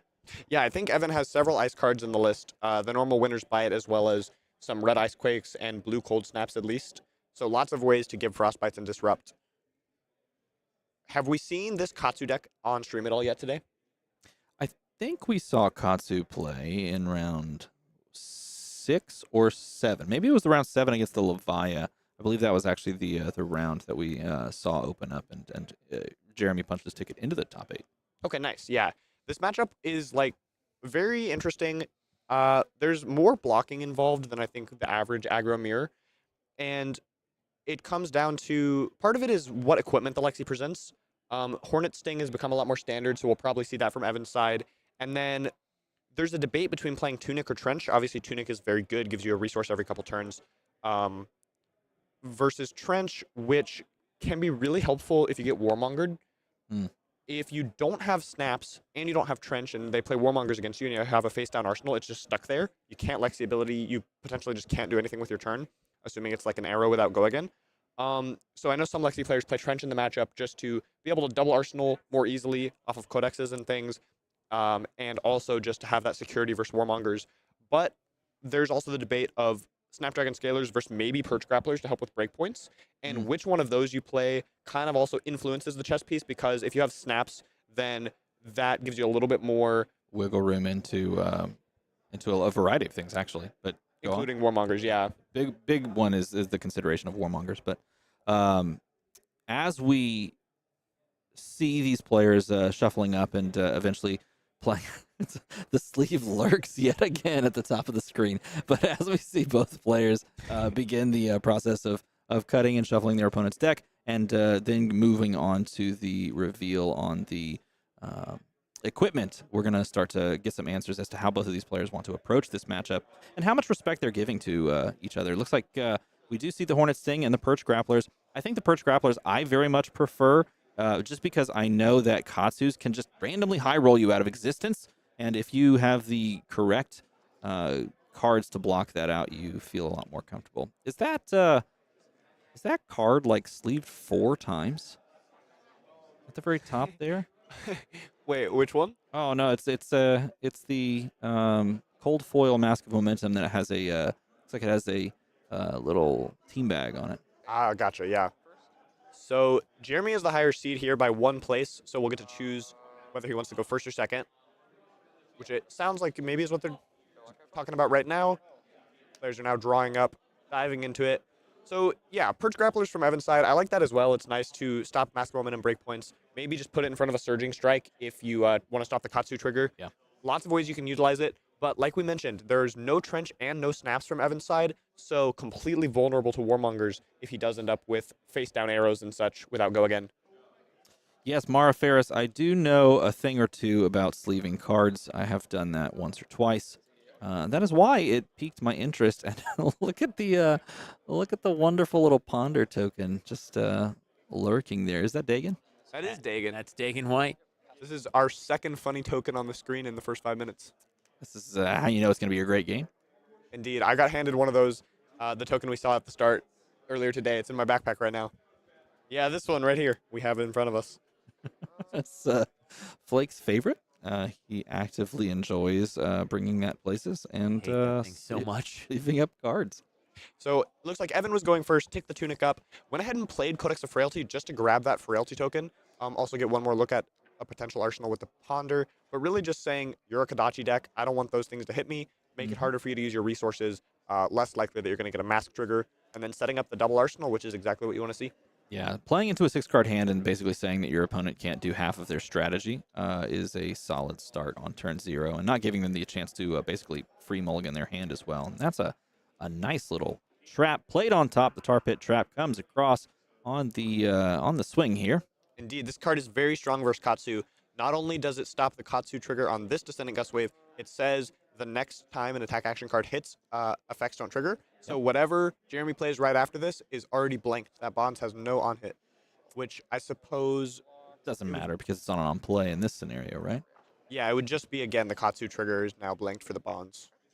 Indeed, and the 4 damage is going to come across, and that does allow Jeremy the ability to place this arsenal down. Nothing in the graveyard to trigger off of the Bonds, so the Bonds just ends up being just a 0 for 4 with a casual Go Again, and the beautiful signed Premeditate coming across. 3 cards, 7 from Jeremy. We see the Frailty token doing a little work, making his turn a little less powerful. From Evan's side, we have Premeditate from Arsenal, using our first Voltaire use to give Heatseeker Go Again. Coming in for 8. On hit, you get a Ponder and the Heatseeker effect. So this is interesting. It's very likely that Premeditate's going to connect no matter what this turn, so you can't stop the Ponder. And because Evan does not have Snaps, or it also does not have Trench, it's a lot harder to utilize 2 random cards off the top, both going into Arsenal at end of turn. So Jeremy might be thinking this Heatseeker is less relevant than normal because there is a Ponder token. It's possible. There's always the high roll option of, you know, Evan hits an arrow and then draws a Rain Razors or some other pump. But most of the time, if it's just 2 non-go-again arrows, only one of those effects actually matters. Yeah. And I believe there's an Endless Arrow face up in Arsenal, which is another interesting piece of this puzzle. Normally that's a full card on hit, but again, assuming that the Ponder connects at some point, and especially if the Heatseeker also does, if the turn ends with Endless without Go Again, it doesn't actually matter that much because Evan's already going to be able to set up Arsenal. It's just like a card quality thing of having Endless in your hand, but it's not extra cards. And it also just ends up kind of becoming a little bit of a muck-up in the hand as well, as you are already forcing multiple cards across and into your hand. So you end up just basically deciding between everything that your Ponder is drawing you off of and that Endless Arrow as to what goes in the arsenal alongside with whatever you might get in with the Heatseeker. God, I love that Ponder token. I think that's great. That is great. So we have the 8 connects, Ponder is created, Heatseeker will flip at the end of the turn. using that last resource, and Voltaire used to give +1 to Boltyn shot, coming in for a clean 4, and then we'll follow up with the Endless Arrow to end. And Evan will get, we'll have to see, with Endless Arrow and a Ponder token and a Heat Seeker, can Evan flip into something lucky that lets him double Arsenal this turn? Sending the Endless Arrow here, threatening to recur itself back into the hand, and Jeremy looks like he's giving the respect that perhaps the card deserves, possibly sending this plus Breaking Scales as a potential cover-up for the Endless Arrow. Looks like Jeremy is reading Hornet Sting there, basically just blocks a 1 break point, and when it does, it reveals the top card of your deck. If it's an arrow, your opponent takes a damage, otherwise goes straight to the bottom. This is a great block, too, because Flusterfist Red is a card you definitely want in your graveyard because it gives you the capability of banishing it on a Bond's turn. And so that you can go grab one from your deck and then play that out as a nice little 0/4 sort of turn ender. Absolutely. What a Heat Seeker flip from Evan. We got a 3 of a kind, so that allows for an easy second Arsenal. That's exactly what you want to see. 3 of a kind, the name of the 3 of ours next podcast. Agree. Yeah. Agree. No further comment. No, all right, we are on. It's the best deck. It's the best deck. There it is. Sending the Descendant Gust Wave to start the turn off is the guaranteed go again. Now, this does give us the Katsu trigger available to us to go and fetch, and means that we can go and basically pick whatever we want to grab with combo, getting rid of a Double Strike, which could have been a card that we chose to play, but instead we are very comfortable getting rid of that so that we can go get the Bonds of Ancestry, which we did prior to this turn, set up nicely for it to go and search for that Flusterfist, which is just a very common line that we see in Katsus and provides a lot of damage. That is right. That is exactly what it looks like he's doing here. It looks like maybe Jeremy has a pretty resource light hand. He popped that Heart and Cross Trap just to be able to play the Gust Wave for free. So I think he doesn't have a blue to be able to pay 1 for it. Going to fetch what I have to imagine is going to be another red Flusterfist, and then coming in for 4 go again. Yep, we're banishing off of the Bonds to go and find Flusterfist, be able to play that down, send that across on over. Now, you don't have to play this right now. You could follow this up with the Arsenal card or follow it up with the card from hand, but this is available to basically end your turn with because it does not have go again at this current juncture. You could Breeze Rider Boots. We did see Jeremy on the in the final game of Swiss have an absolutely absurd turn where he Breeze Rider Boots and played about 7 different combo cards on that turn. 6 to 7 combo cards. And took up the entire board and pushed an insane amount of damage. But 100 wins is going to be the name of the game, coming from Arsenal. And it looks like we're going to end it off with Flusterfist. Evan is blocking that out, blocking a 3 block on a 2 just to stop the Mask Momentum on hit. Exactly. Speaking of popping your boots, I actually had a turn earlier today with Azalea where I popped Perch Grapplers, which is pretty rare. Usually that's just a blocking equipment. It was fun. Yeah, we actually saw. Did we see a Perch Grapplers pop on? No, it was just the Breeze Rider Boots that we saw. We are back over to Evan's turn now, likely going to fire off that 3 of a kind. Looks like, okay, so starting with some non-attacks, this is a blue Winter's Bite, and then I believe there's also a Premeditate in Evan's hand, which these things can be really nice when you have 3 of a kind and you want to try to keep your whole hand. They allow you to play some non-arrow cards out so that you are able to basically use all your cards and not, like, often if you have just 3 of a kind and a handful of arrows, you have to block with a couple of them to make sure that you don't end up with too many cards after you draw 3, but this is a great way to kind of stay on the offensive and still use your whole hand with 3 oak. Flipping into the reveal of the Searing Shot. Searing Shot's a great little 0 for 4. That's really a 0 for 5 when you think about it. And going to fire off Remorseless with go again. This is buffed up by the Premeditate, and this does carry over the Ponder Run, if you will, hit on hit effect that is applied basically to the end of the turn, or if it is succeeded in hitting. Yeah, we're really seeing the power of Premeditate in this game. Assuming that last card is an arrow in Evan's hand, we're just going to likely get another free Arsenal off of the Ponder. 2 Premeditates have both basically been 3 damage plus a card in this game. That is a blue Searing Shot. It is an arrow. If it connects, it's going to be 3 damage, and of course that Fateful Ponder will be created. And then likely end it with that red Searing for 4, maybe 5. Yeah, having a blue that essentially goes for 3 feels fantastic when you don't have to pay for it. That is a beautiful card in this deck, and Searing Shot.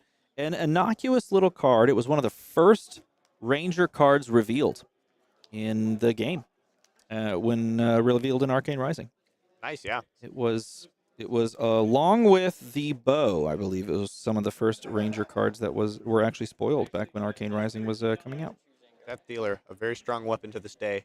It looks like Jeremy just completely blocked out. Now we are back over to Evan's turn. Coming in with that Endless Arrow, Jeremy's like, we're not even going to try to block this. Taking the 4, Evan gets it back.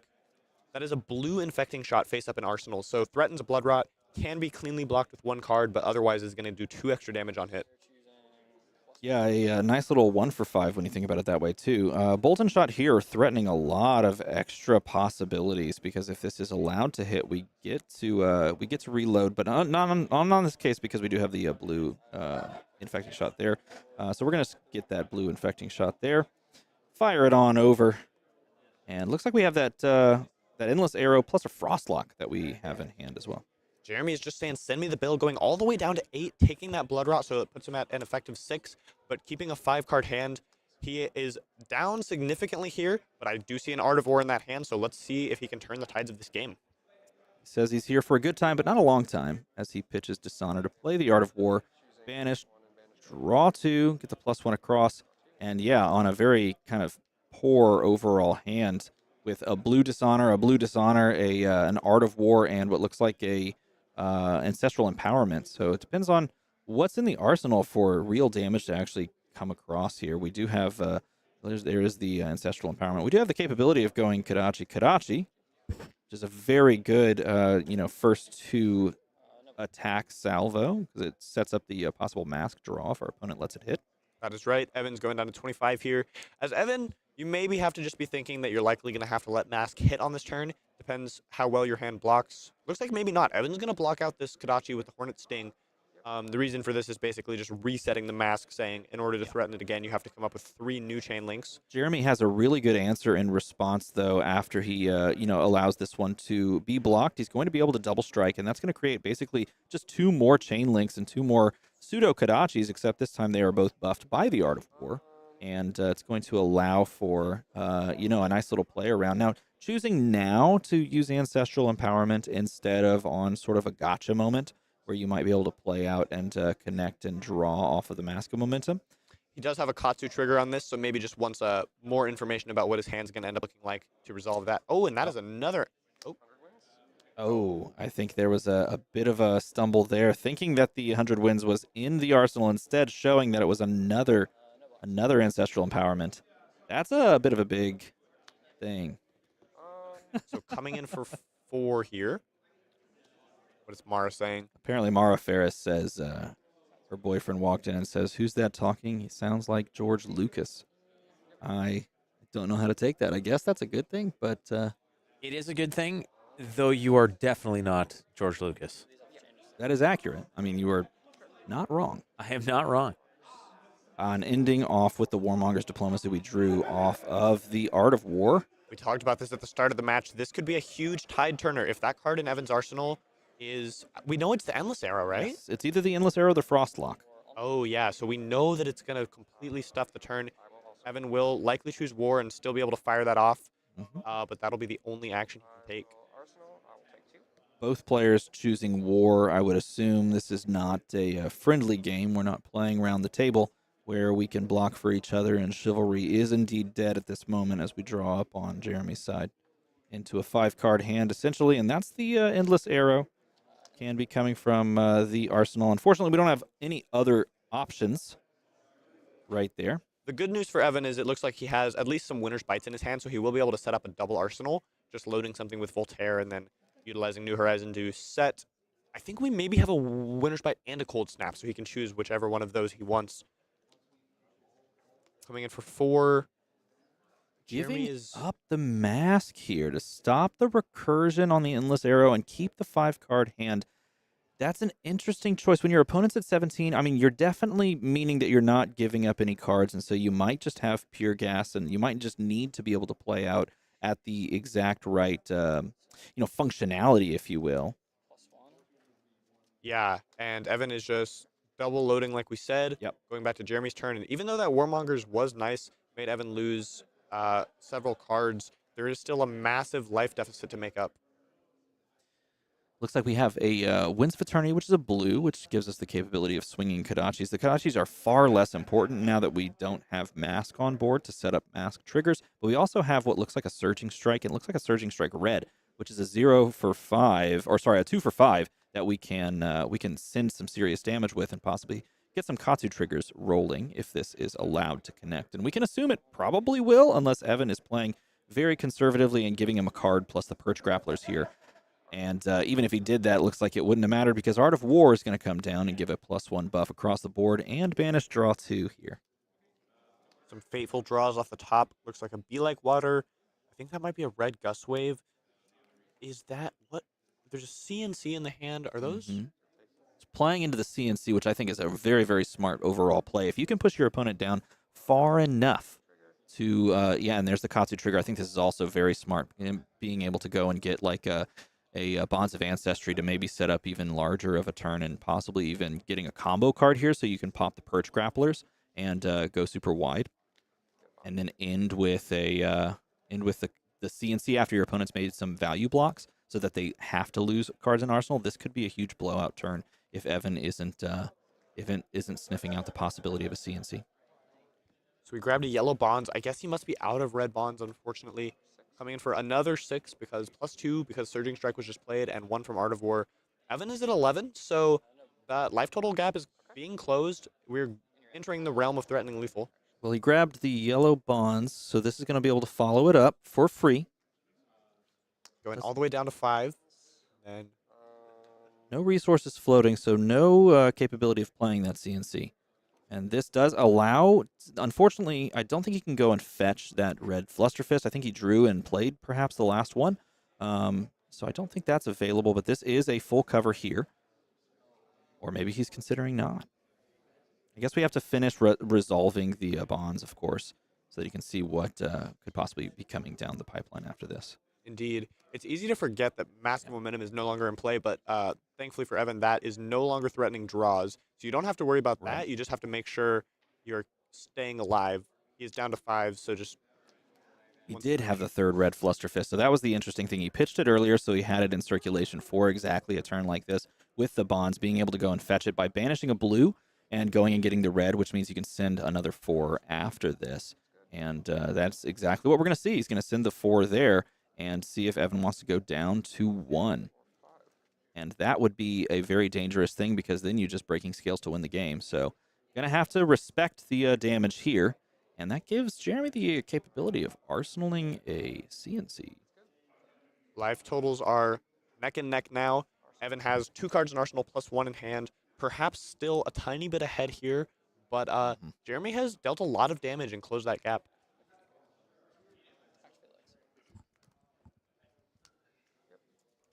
Four-card plus arsenal hand, but he's going to be able to start by giving a Frostbite. We talked about it at the outset of this game that being able to give an incidental Frostbite here and there to a Katsu can do way more work than you would think into a variety of other heroes. And the Winter's Bite, also taxing as well, is a very, very powerful play.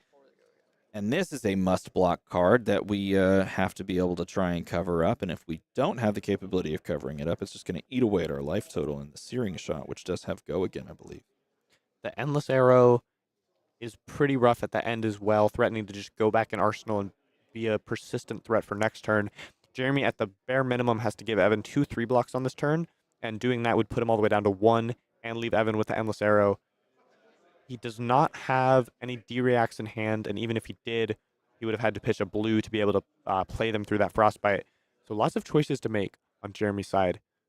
I think he's considering a 2-card block here, a 3-block plus a 2-block to cover up the Searing Shot and the extra damage. I think it's an absolute must to cover here. You may have to just give the 1 card and call it a day there, and then pass on over and hope that they can't put together something even crazier. But this is Lexi that we're talking about, and Lexi can do some just incredible things. So drawing up on your own turn is Jeremy, and Evan, with 4 cards plus an arsenaled Endless Arrow, is just 1 possible turn away from pushing over the top of a very aggressive and very successful Katsu player. That is right. Another Endless Arrow coming in for 4 go again. Jeremy is at 3. It's looking very grim for him here. I think one of his ways back into this game might be Warmongers. If he's able to block out enough, find one of those and fire it off, that is about the only the Rain Razors, though. That is a dangerous card because that means that we are now pushing 3 over the top to the 3 that we blocked. And gonna defensive Art of War to put him to 1, banish, draw 2. It's gonna give your attack action cards or your action cards plus 1 defense this turn. That's his only option. So, yep, going down to 1. The Endless Arrow goes back to hand. What did Jeremy draw off the top? Looks like a 2-block and I think another 2-block. So, not going to be able to stop all this damage. He's got a 3-block in hand, so that does go up to 4, and then the 2-block does go up to 3, so this covers 7. But that should do it right there. And arrows fire across. Razor's a good card, yeah. That is right. Evan Herndon moves on to the finals with Lexi Livewire. And just like that, even though one Lexi player snuck into the top 8, Lexi sitting in the finals. She has been around and at the top for quite a while now. Sticking around here still. Very good, obviously, in this meta. I think she will continue to dominate for the next couple, I guess, minutes? Minutes? You looked at your watch. Looked at your watch like it was going to happen any second. It's like, oh, is it midnight? I was like, when the carrots turned into a pumpkin yet? That's the question. I was trying to figure out, like, what's the date? I was going to say months, but I think it's weeks until she likely will LL after ProQuest season. Nothing is guaranteed, of course, but Lexi, and then she's going to be up against either Dromai or Iyslander in the finals. That's right, and we don't know what is on the docket on that side. We're not sure how that is pairing up, but we're getting close. We are definitely getting close. There's one more match that needs to be resolved before we do get to the finals, which will be Lexi versus one of the two being either Dromai or Iyslander. Or Iyslander, yeah. Right, that was it. Exactly. That's precisely what I was saying. Let me get there, dang it. He was pausing for dramatic effect. This is a solid pause. Pausing for dromitic effect. Dromai. It's been a long day, ladies and gentlemen. We've got one more match coming up around the bend. Not sure in terms of timing where we're at on that. Oh, wonderful. We're in the 20s on that one. Incredible. So that's going to be a little while. And nonetheless, it is not Brodie Spurlock playing it, clearly, because he's here. So that could resolve in short order. We don't know. Still, the finals are around the corner. The top 8 here is halfway through, more or less, for the Battle Hardened here in Milwaukee. Do you guys have any favorites that you guys want to see? Any favorites is what? In terms of, like, who you want to win? Oh, that's a great Hero-wise. question. Like, there's the argument of though getting, like, Lexi to win to get those LL points. I think that, honestly, is probably where a good number of people would settle at this point. The people want to see Lexi make it on the old Living Legend status. And so I think, even though people are saying boo. No, this is a first of all, A+ on the Chubberdunkus as a name. Pretty awesome. Just getting in the spirit of Halloween, doing a ghost thing. Boo. Oh, yes. Very spooky. Boo. Yeah, I love it. It's one of those. Yep, that's probably what I'd like to see. But then again, I'd also like to see Dromai take it down off of the back of Tome of Imperial Flame. I think that would be a fun way to close out a game. Actually, something very interesting that I think is more than worth mentioning on stream. Both of the Dromai decks that made it in the top 8 today have 0 copies of Tome. Really? Wait a minute. No, actually, I think we watched one of those players play. Nope, no, that is not the case, actually. Yeah, we did not see that player play. One of them was Guy. You played against Guy in the final round, actually. I played against Guy. He's the one who told me. He said he has no tomes, and he checked with the other Dromai who made it, and apparently neither of them are playing that card. Quite interesting. I wonder if it's because they can't get it. Bad. So it's like, we have a new dissent in the Dromai community. It was at first Redline versus Big Dragon, and they've finally started to compromise on that. There are some hybrid builds. It's getting closer to just one universal list closer, but then now we have Tome, and we're gonna have split of Tome's great, and apparently people Contention. Yeah. Look, Mara Ferris feels very passionately about this 0 tomes ? But maybe it is too hard to get, like you said. We might get to feature that 0 tome Dromai deck in the finals versus Lexi. You'll see how it fares. I think all 3 of these heroes have won Battle Hardens before. Lexi winning for the LL points would be solid. I'd be happy with any of them. Mostly, I think I want Lexi to win just because I want to see Evan take it down. Ah, there you go. Off the top 8 at Nats, I'd love to see him win the Battle Harden. Team Teenagers, he is 19. That would be part of our little coalition of The Zoomers. The Zoomers. That's what you should call your team. What am I, Brodie? You are Flake. Well, that's a very, very safe and diplomatic answer. You are Flake. That is true, and I can only be that. So, too bad. True. That's how we're gonna go. Too bad. We doing a little break ski? What's the story here? Yeah, sure. We can bounce to a break. Yes, we can't hear you because we stole all the headsets. But you're setting up the backup cam so that you can see the other match. Oh, awesome. So then he's gonna see if that works really quick. I'm literally just saying exactly what he's saying. So if you're curious, that's those are the words that are being passed on over from on high in the control center, as we like to call it. Don't we call it that? We call it that. Tell chat. That's what we call it. Off camera. Yeah. In fact, I'm like, hey, you gonna go to the control center? Yeah, I'm like, yeah, I'm gonna go hang out at the control center. Absolutely. Just eat a sandwich at the control center. Can confirm. We have backup sandwiches. Yeah, so let everyone know. Yep. Party in the control center after this tournament. You can come on by. There it is. I'll take your playset of tomes. Sell them to me really fast, says Neuroxis. Yeah. Tomes make you block worse versus Ranger. Okay. Okay. Yeah, I can get behind that. I actually think tome is bad in the current meta. I think that the no block is the biggest reason why people are not playing it. Yeah. Is that it is very strong, but there's situationally it can be quite clunky. And there we are. We are over there now. Looks like the backup cam is working great. We're gonna let's walk it over. Come on, let's walk it over. Take you guys over to the match. Let's go. Hey, take a tour around the venue. Hey, that was my pretzel. Tour around the venue. No, your pretzel. You said that was your pretzel. Yes. Oh, was it good? Yeah. I got the cinnamon sugar pretzel. Well, you're a fool.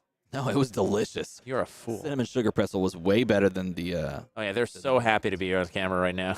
It's our friend John the Judge, Levi, Mr. Azalea himself hanging out at this table. And Ethan just playing paparazzo here. Kyle, one of the locals to this area. John the Judge, just an absolute star on the back of sleeves now. Flake isn't even on the back of sleeves. No, nobody wants my face anywhere near anything that they own. People say that. That's like a slogan, right? Yes, that's a bumper sticker, actually. It's a thing that exists. As we see the game unfolding, life totals are irrelevant. What matters only is tempo. And the inclusion of Thaw in the Dromai list would have been greatly appreciated here. And instead, most likely not included, and now stuck with 2 Frost Hexes. This is quite the board state to unpack starting in the middle of the game. It's definitely solid board of dragons from Dromai. Not as many as we sometimes see develop versus Iyslander, but 3 Ashwings and an Azalea, nothing to scoff at. We have no rune gloves. I have to imagine that's a furnace in the middle, and then some leg piece that we can't quite see in the camera right now. Iyslander still has all their gear hanging out. I don't know life totals. There are 2 hexes in play, like you mentioned, and I have to imagine that's an Insidious Chill or a channel over there. Yeah, it looks like it's channel like Frigid because you're having to pay here for Chromai, and that sometimes is a life totals. It's a great idea. Oh, but look at this. Brilliant. This is this is pure value that we're receiving from Ethan Vynnset. It's wonderful. Pure value. And not only that, but we get to see just the flex on the biceps of the judge. Just great. Just flexing on people. Very cool. The Time Skippers build. So we're playing a more value-based version of Dromai that was popularized by several Australian players. I know some Canadians were playing it as well. The idea is basically that you can just use Time Skippers as a pitch outlet, especially since these decks, as we know, are not playing the Tome. They're not playing Crown of Dominion, so there's no gold token. You can basically just, at the start of the game, pitch 3 reds into Time Skippers and gain a ton of ash. We have the life totals up on screen now. Well done. Well shown. Man, you could really draw something on there. You should do that. That's some really good control. Alas. Maybe later. Maybe in the break we'll get Flake to draw something for us. Nevertheless, Time Skippers, as you see down here, is what we were discussing. The Time Skippers Dromai version. It was popularized by Hayden Dale of Arsenal Pass. Played it in the Australian Nationals. Oh, yeah. Yeah. And played it very well as well. And here we have the Mira guy, which can do some serious work in a matchup where the deck actually does have a decent number of poppers overall. This is kind of fun. Just have a little laser pointer. Yes, yeah, that's exactly correct. And we're going to see the Ascend in here. And of course, that Send in does mean that we have 1 arcane damage, which is threatening the life total right here. So trust me, we've had fun with this all day, and it is not going to stop. Oh, that's a very bold statement. Yeah, I have had fun with this, and Flake has ignored it. I'm not sure why. Why have you not jumped on this teleprompter thing? You have not relinquished your grip, your death grip on that mouse. Therein lies the conundrum, is that I have not let go. The icy grip, like a winter's grasp, holding on for dear life on this this mouse. So swinging in with the Azalea here, does not have Phantasm because of that mirror guy that was just played. I'm not sure if the 1 arcane has been resolved yet. Maybe that's what put the Iyslander down to 21. What is that card being played from Arsenal? I can't quite make it out. There is the Winter's Grasp that I was referencing. And, oh, this is a great response. And this is one of those things that I love doing at the end of games, is holding onto a Sigil of Solace and making the Iyslander player assume there is a certain threshold that they have to play around when it's, in fact, 3 extra life. It is very tricky indeed. Looks like that's just the end of turn. I think it must have... Oh. It was the Aether Ice Vein that he was playing down, if that's what you're asking about. Gotcha, yeah. So it must have just been targeting the Azalea to end the turn. Yeah. Coming in with a Scar for a Scar there. It looks like maybe the Dromai just took the damage, and we are moving to the end of Iyslander's turn. I'm surprised. Did the Scar have go again? I'm surprised we did not see a Cornet Peak or anything like that. Maybe it was multiple reds. Could have been multiple red hand, which is dangerous. So this would be... Oh, you're gonna make some gestures here. NWO, okay. All right, great. So we got a nice reference to the WWF, which is still like one of those things. I still wish it was called WWF, but World Wildlife Federation took that away from us. Ah, look at this, 17-29. We got the bigger one. Wait, how have I managed to lose the cursor? I put my... Oh, no. Oh, Brodie. Oh, God. Okay. Brodie, go hard right. Hard right. Just stop. There you go. I got that for you. Wait, how'd you get it back so fast? Oh, I don't know. He's a pro. All right, I will... Consumers. I do not have the touch, clearly. No, go ahead. Do your thing. Starting off with Rabble. This is going to be a definite 4. I like this. This is fun now. And now we're getting into it. Okay. Got the 4 with the go again. Virtual all red. Oh, that one is a 6. Oh, that's quite the 6. It looks like Charlie Brown's hair. A loop-de-loop. You're drawing a loop-de-loop. I don't know how to draw. Now you have given a nice extra tassel to the Emeritus Scolding playmat. Oh, indeed, yeah. Now in front of the Wizards. Don't tell him how to erase. Don't tell him how to erase. No, he's orienting it so that he's doing this so that the Dromai player can see it. Is what he's doing. Maintaining perspective. Yes. Parallel lines. You got to do these things. What as an could artist. the Arsenal be? We don't know. Did you see the player's like, I don't know. That's a great question. That's a great question. But the CNC is threatening to blow it up. All right, this is a little chaotic. This is great. Okay. I gave the oh, it's all gone. I gave the Emeritus Scolding guy some freckles. Yeah. I thought those were like power shards, like. Oh, they could be. He's powering up. Yeah, maybe something like that. Is that what he's doing? He's gonna Hadouken. The furnace has 1 -1 counter on it. Therefore, it has still remaining 1 block. This is like for anyone wondering. Differential equations over here. What are we doing? It's like hey, solve for x. X equals damage.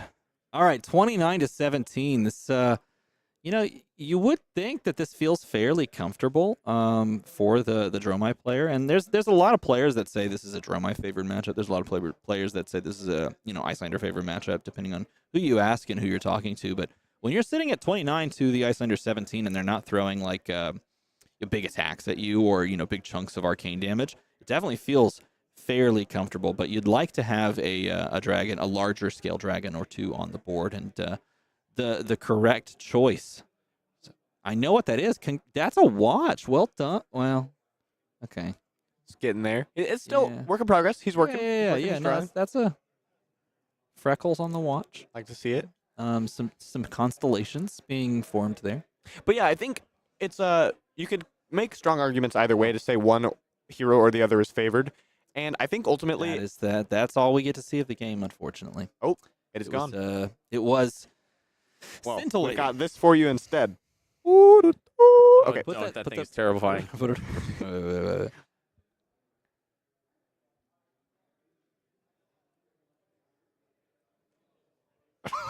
That's the one right there. Oh, no, thank you. No, thank you. Lines up pretty well. What am I in right now? I think it's a face with the. Is this the neck or the collar? What is that? That's the body. Inner tube. Oh, okay. That's the body. Okay. Yeah. All right. Well, that is something that you drew. Oh, it was going to turn into some sort. Oh, okay. We've got the. Oh, Wait, we're back over here. Okay, what are we looking at? Like this is what are we looking at? Okay, that's not us. This is old stuff, dude. Yeah, this is not live. This is not live at all. Fascinating. Okay, we have punched into a variable reality. We have accidentally discovered time travel. This is absolutely fascinating because if you look at the top right of your screen, this is live. Hello there. Whatever the hell this is, we have no bloody clue. That was a galaxy brain moment. How did you do that? Okay, so we have officially on this card game stream discovered the multiverse. Wonderful. That exists. Apparently, we were doing commentary in this alternate universe, and there you go. Somebody finally figured it out. Someone in the Fab communities just had that time machine in their basement, weighed in, work in, finally got it up and running. Just Wonderful. imagine. Right here in the middle of our Just imagine. semifinals. That's quite impressive. All right. Changing camera. I don't know. We might. At this point, we've shown one of the semifinals. Anything else is just extra. That is right. It's just like just sprinkles on top of the cake. Now's a good time to discuss the social habits of the bonobo monkeys. All right, so we're gonna cut to a break. We're gonna jump. Go ahead. Oh, never mind. So is this live? This is live. I think we are back. This is live. Are we back? That was the most surreal moment I think I've ever had because we all looked. I thought it was live, and at then the it was blank wall behind Ethan, and he was there. Oh my God, that is a okay. That's Helmutize blocking. Holy crap! I had thought the same thought. Yeah. Oh, my watch!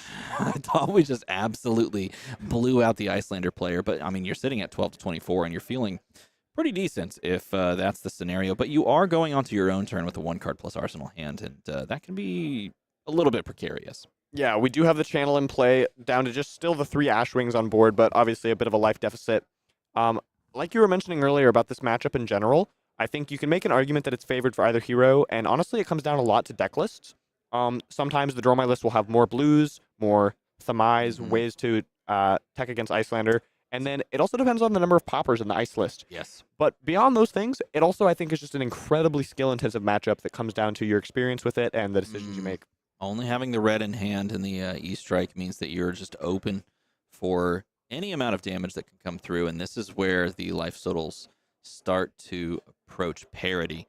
That can be dangerous because you do not want to drop down into that 13, 12, 11 range. Starts to get very dangerous. Yeah, you open yourself up, especially with Metacarpus nodes on the board. When you see Metacarpus node on the board, you know you have to worry about stuff like 13 damage, 14 damage, because that is in those fringe ranges of things you could draw into off of like Aether Ice Vein and having a Meritus Scolding Blue in Arsenal and having the ability to pay for all of that plus the Waning Moon. Absolutely. In this matchup, Metacarpus node is very flexible. Like you just mentioned, it increases the range of your kill by up to 2, and also can be really nice killing dragons. If, let's say, there's a Themai in play and all you have is a 3 damage Ice Bolt, instead of waiting a whole other turn to try to draw something that answers the Themai, you can pitch a blue, pop that node to give the Ice Bolt +1 and target it at the Themai. And different situations like that, sometimes it's like you're buffing a... it's often 4s, but sometimes maybe an Azalea swinging in for 3, you buff an Aether Hail. Yeah. Very flexible to kill dragons. So firing off an Insidious Chill here. It's somewhat late to develop this. I don't know how many Ice Veins we've seen, but 12 life left from the Iyslander player, only down 6, and any Ice Fusions now will rip extra cards away from the Dromai. That is a very scary proposition, especially on a deck that is predicated on red cards. And like you mentioned, if they do have an occasional blue, it can be a nice counterplay. But here we start with a Burn Them All, asking for responses.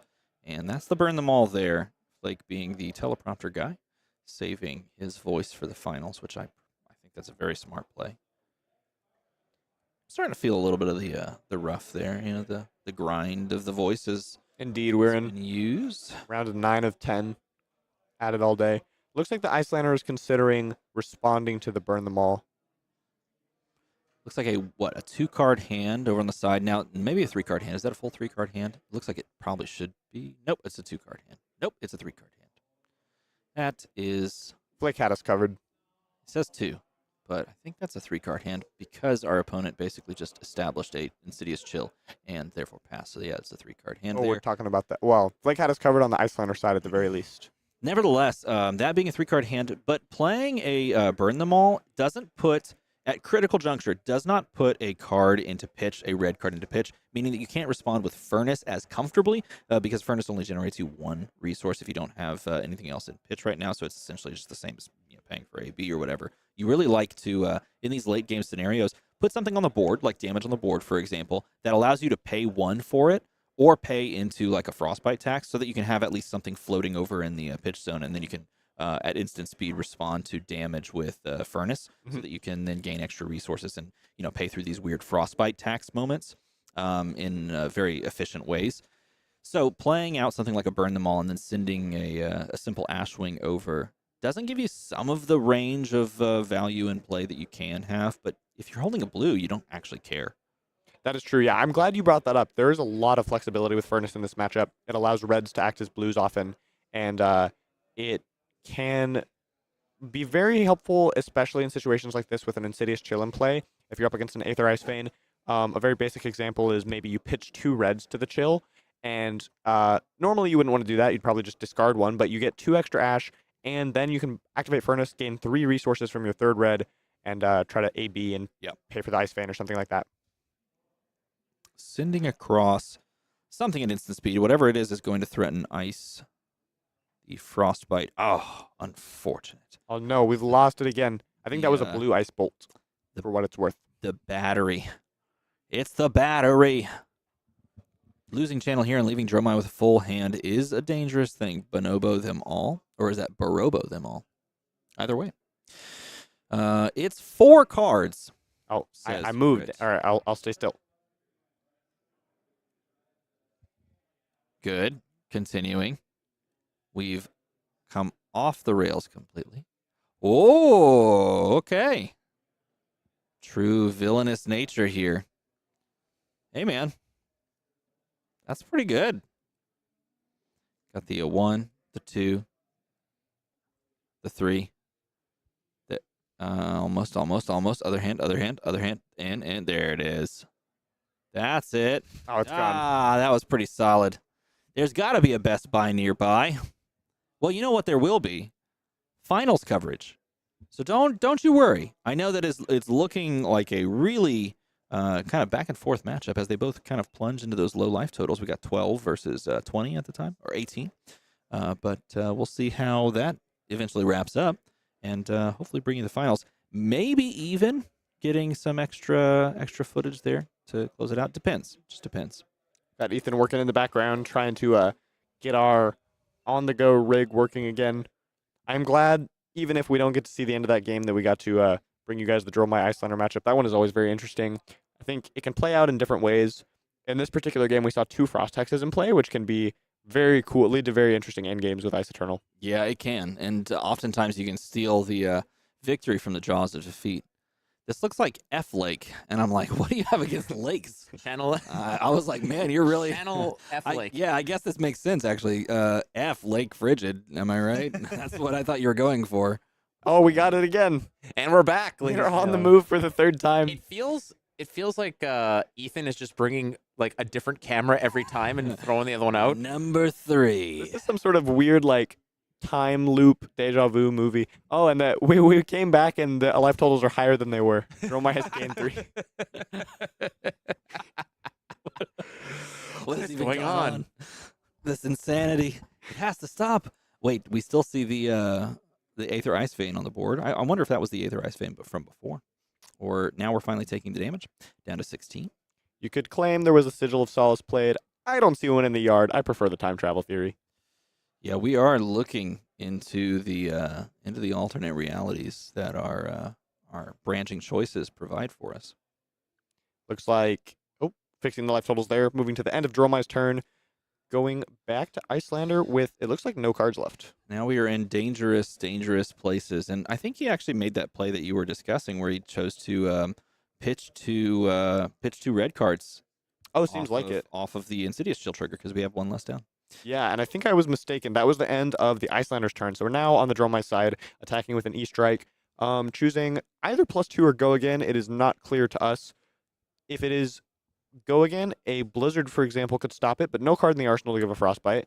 So that is quite possible, just trying to swing the Ashwings after this. You also have to be very, very aware of the fact that you're sitting at 14, and you're officially at lethal range in a couple of very small corner cases. But you have to have an arsenal card for that lethal out, so you feel comfortable at certain breakpoints here. Yeah, so it looks like the E-Strike was just +2, going to the burn them all at end of turn.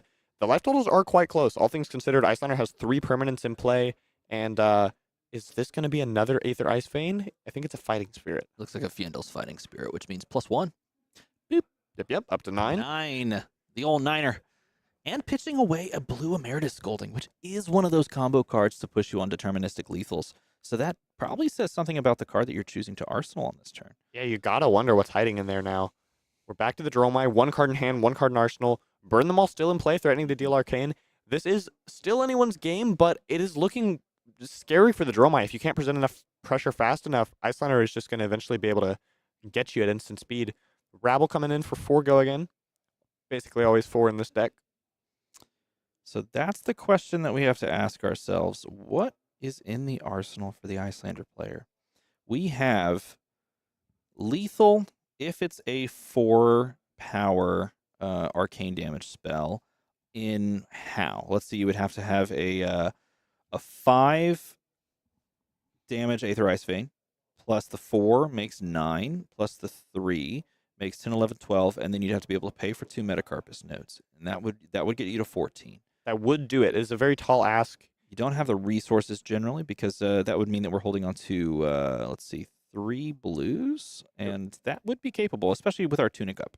Yeah. The Tunic is up, so those lethal outs are available if that is a 4 damage spell from Arsenal. Would have to be a pretty perfect hand. That Blizzard there, really nice. The extra Frostbite dealing 2 off of the hexes, and then here's another Aether Ice Vein triggering the chill. Wow. Yeah, that is a big back-breaking play. That's the kind of play that wins you the game here in this scenario, in that you're not going to be able to stymie this damage, and you might just have the lethal. And you know what? Blue, most likely an ice blue, and a 5 spot might have been close to having the lethal on that last turn anyway. Yeah. Those 7 resources, and you would have needed 3, 4, 5, 6, 7, 8, so you were 1 short. It's kind of interesting. Makes sense. I also wonder if we're worried about Sigil. I don't know how many we've seen, but it's always a possibility to be fired off from the arsenal. So you just want to be safe there and not go for it too early with the Striders and then get blown out. Which is why this is just yet another great play. Pitching there and sending that. So yeah, we're definitely sitting on a 4 damage arcane spell. Life totals are even now. The Iyslander still has all their armor and, of course, has that instant speed. Stormstrider's node shenanigans. It is, if the Dromai finds a way out of this one, I will be very impressed. Exactly. I feel this exact same way. And starting in a oh, wow, we pitched a blue. So we do have 2 resources floating. We have 1 card in Arsenal, which has not budged for multiple turns. So you might want to put your opponent on having 10 life total because that could be a sigil. The other thing it could be is an Oasis Respite, if you think that might be played in the list as a sideboard option, because then you could dance around at least 4 of that damage. Yeah, the players do have each other's deck list here. I don't know what the Dromai's list look like, but the good thing for the Iyslander is if there is any shenanigans like that, they know about it in advance. Yeah.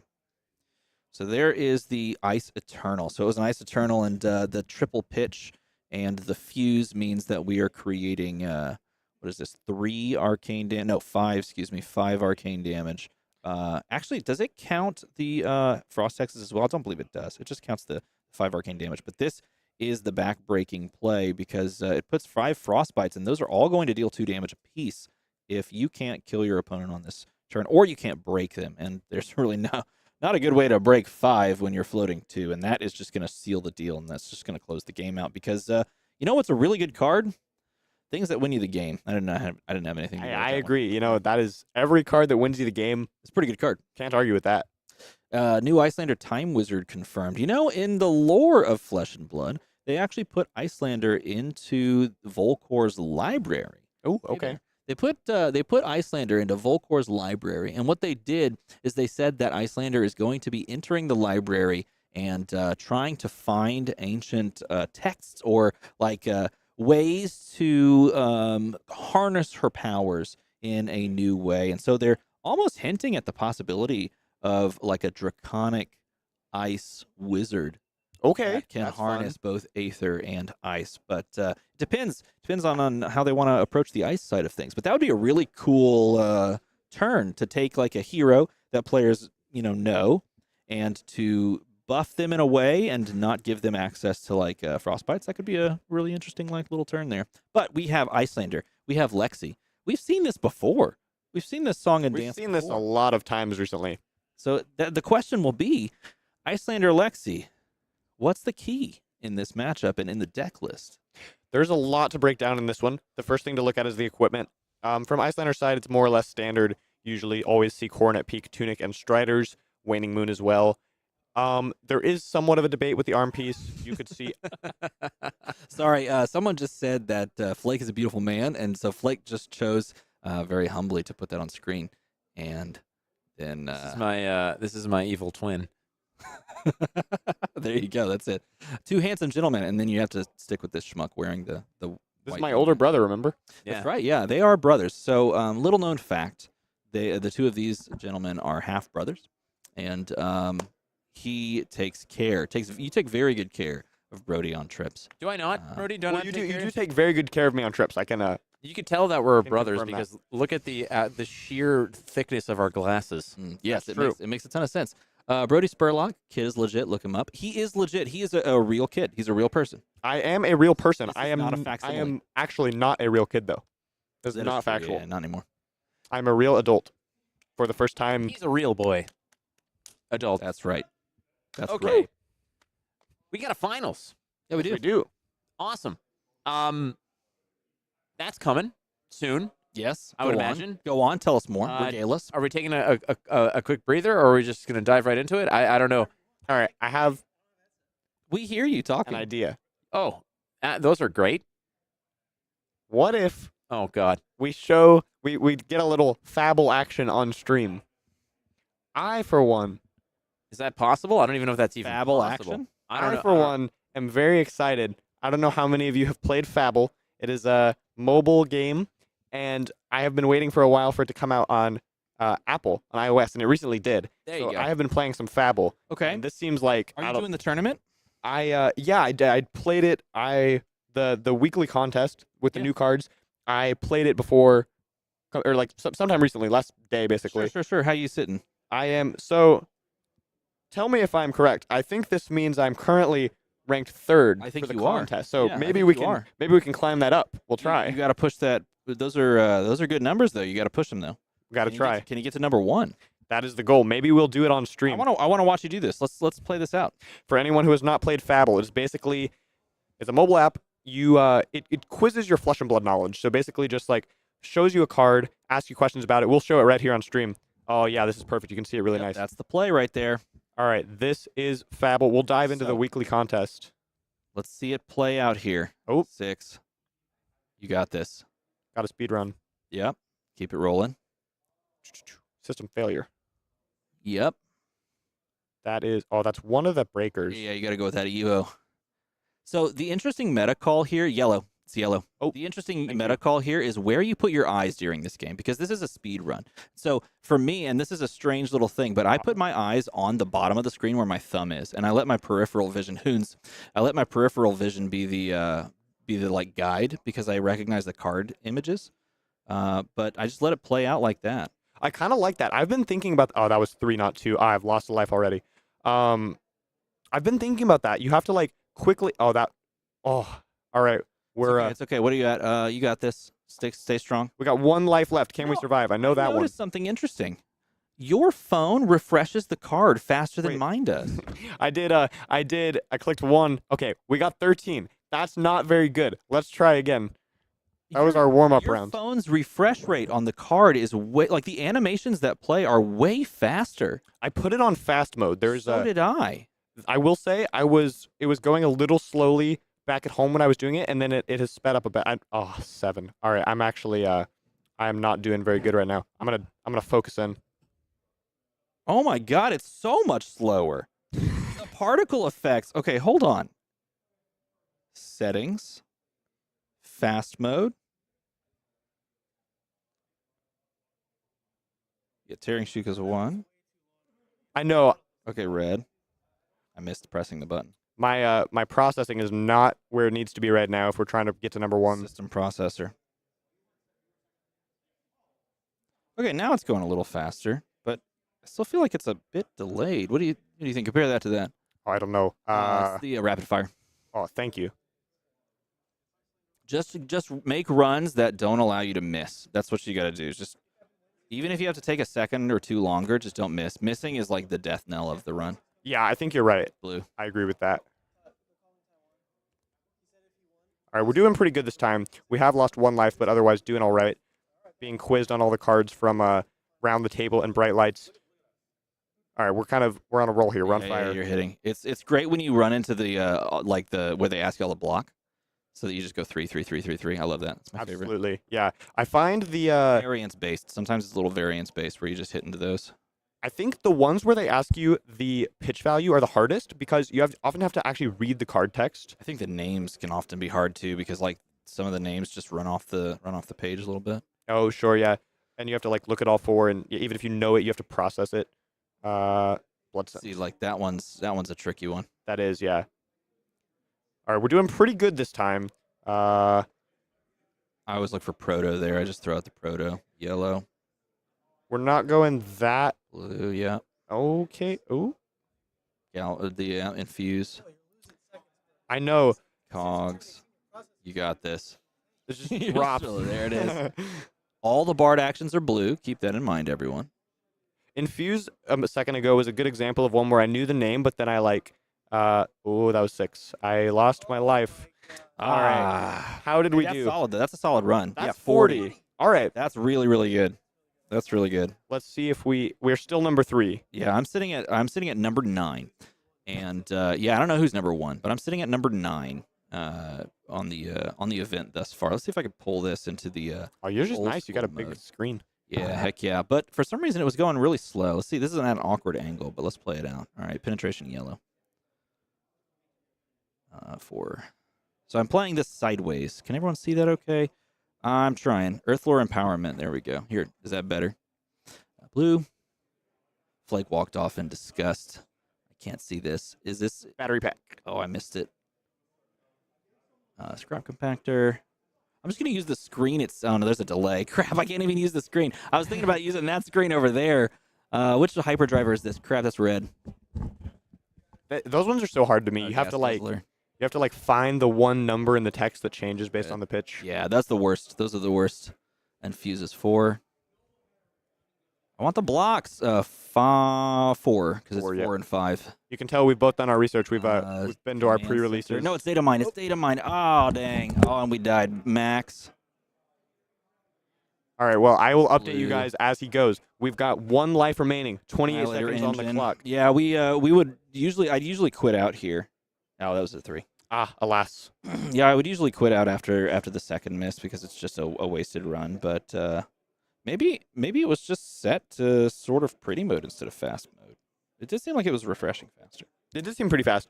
This is a shout out to Fabble. This is not sponsored or anything. We just love playing the game. Awesome. You guys should go check it out. Yeah, Fabble's sick. I'm a Fabble fan. Have you been playing Fabble? I have, but I think my peak was like, I don't know, 30-something, but yours was higher. So I just quit. It's like, if I'm not better than DM, and he's like a dad and a teacher and has like, it's not only 1 kid, it's like 3 kids. I do have 3 kids, yeah. And like you put out more content than me. Like your life is like way more legit. And you're doing better than me at Fabble. Dude, I just quit. I just quit on the spot. I don't know, man. I did get today's Fabble in 3 moves. So that felt good. Oh, I gotta do the daily. I haven't even done the daily puzzle yet. Do the daily. Oh, wait. Show it on stream, maybe. All right, let's see if we can. We'll zoom it in there. See daily card.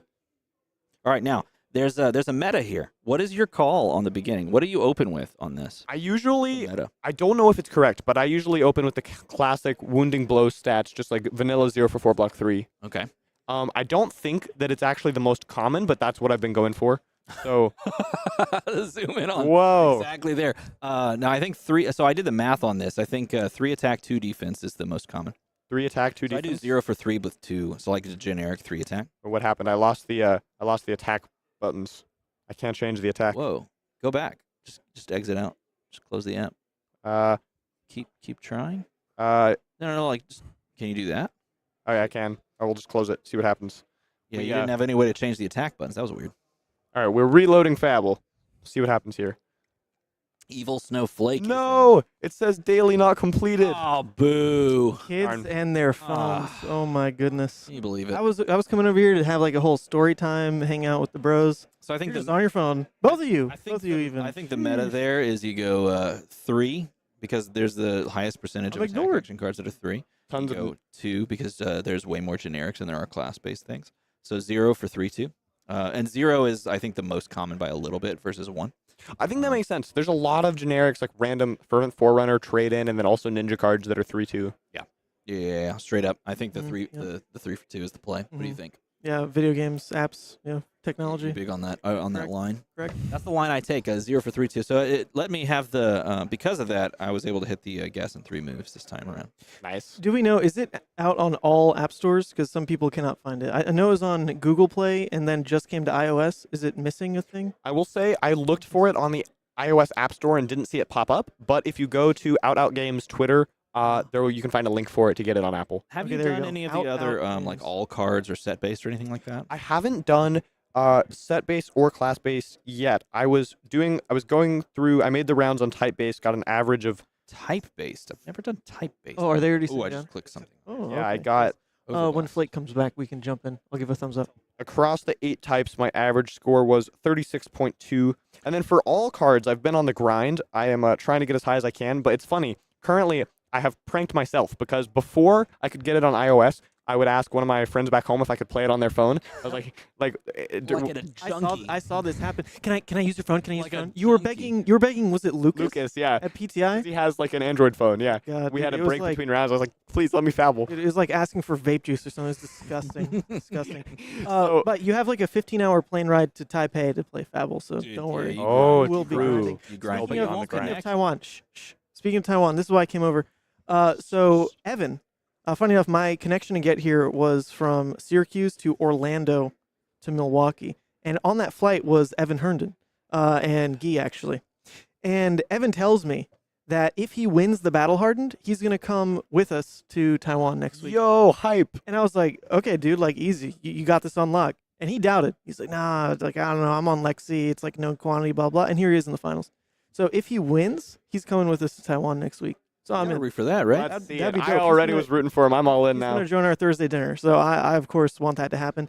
I mean, I lived in Taiwan from ages 17 to 18. It's my happy place. I freaking love it. And to see you guys, youngins, in there, I'm just going to be projecting so hard. I can't wait. I'll take you to all the good places, all the good eats, all the fried chicken, the bubble tea. I'll probably get you some stinky tofu, some fried squid, something a little nasty for you. A little nasty, but it's good. I'm trying to branch out, try some more things. Anyway, Flake sat in the production chair. I don't think he can manage it. So let's go trade off and then jump into the finals. There we go. Alrighty. Sounds good. We looked like an Oreo for a moment there, which I think is a really kind of on top of it comment. So I'm sitting here as the center.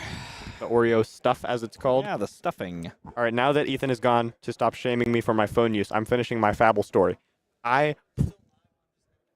Okay, so yeah. I played Fabble on my friend's phone, and I actually had a really, really good run and got like 6th place for all cards. Hey. But now that I have it on my own phone, I've been trying to climb, and I have not made it to 6th place. So every day, however high I get, it's pushed down by 1 because of my previous run on the other account. So I'm like pranking myself. Yeah, way to go. That was a good solid play there. You crushed yourself. I crushed myself indeed. I haven't done the all cards grind in a while, so I think my score has fallen far a bit. Let's take a look. Challenge mode, all cards. Yeah, 39. Yeah, I haven't done that. Oh no, someone bumped me off of the 9 spot. I'm now just a 10 spot in the weekly contest. Man, God, I gotta grind it. I gotta work on that. Well, it's a good thing I'm here to keep you guys on track. Yeah, welcome. Finally. Welcome back. Yeah, I was just that there's only so much talking I can do in a 12-hour period before my body's like, hey, stop it. Stop it right now. Yes, we're here. We're back. You were present physically for the past round, but I was watching, but I was trying to, exactly like you mentioned, just kind of keep my voice in check. I think that's smart sometimes because we gotta cover for each other. That's what we got to do. But you're right. This Oreo, this ice cream sandwich that we've created over here is about to get ready to rock and roll because we do have the finals here for the Battle Hardened in Milwaukee, also pronounced Milwaukee. If Alice Cooper by Alice Cooper taught us that in the movie Wayne's World, which came out I think 48 years before you were born. But still, have you ever seen Wayne's World? I've not. Okay, well you should watch that, but who cares? It doesn't matter. There's all kinds of other stuff. Let's get to the match. Finally, it is the finals for the Battle Hardened here, presented by MinMaxGames in Milwaukee.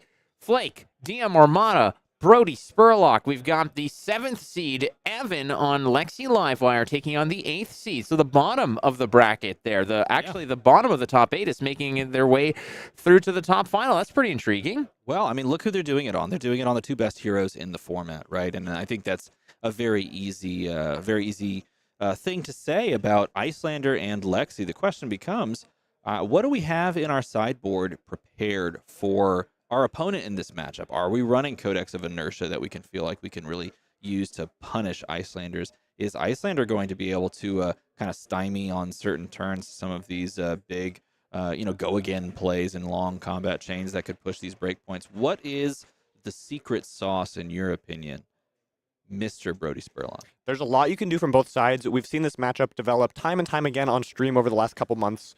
I think as Iyslander, there are multiple strategies, cards like Encase, Command and Conquer if you want to threaten the arsenal. People have played Red Icebind, just ways to mess with Lexi and her arsenal.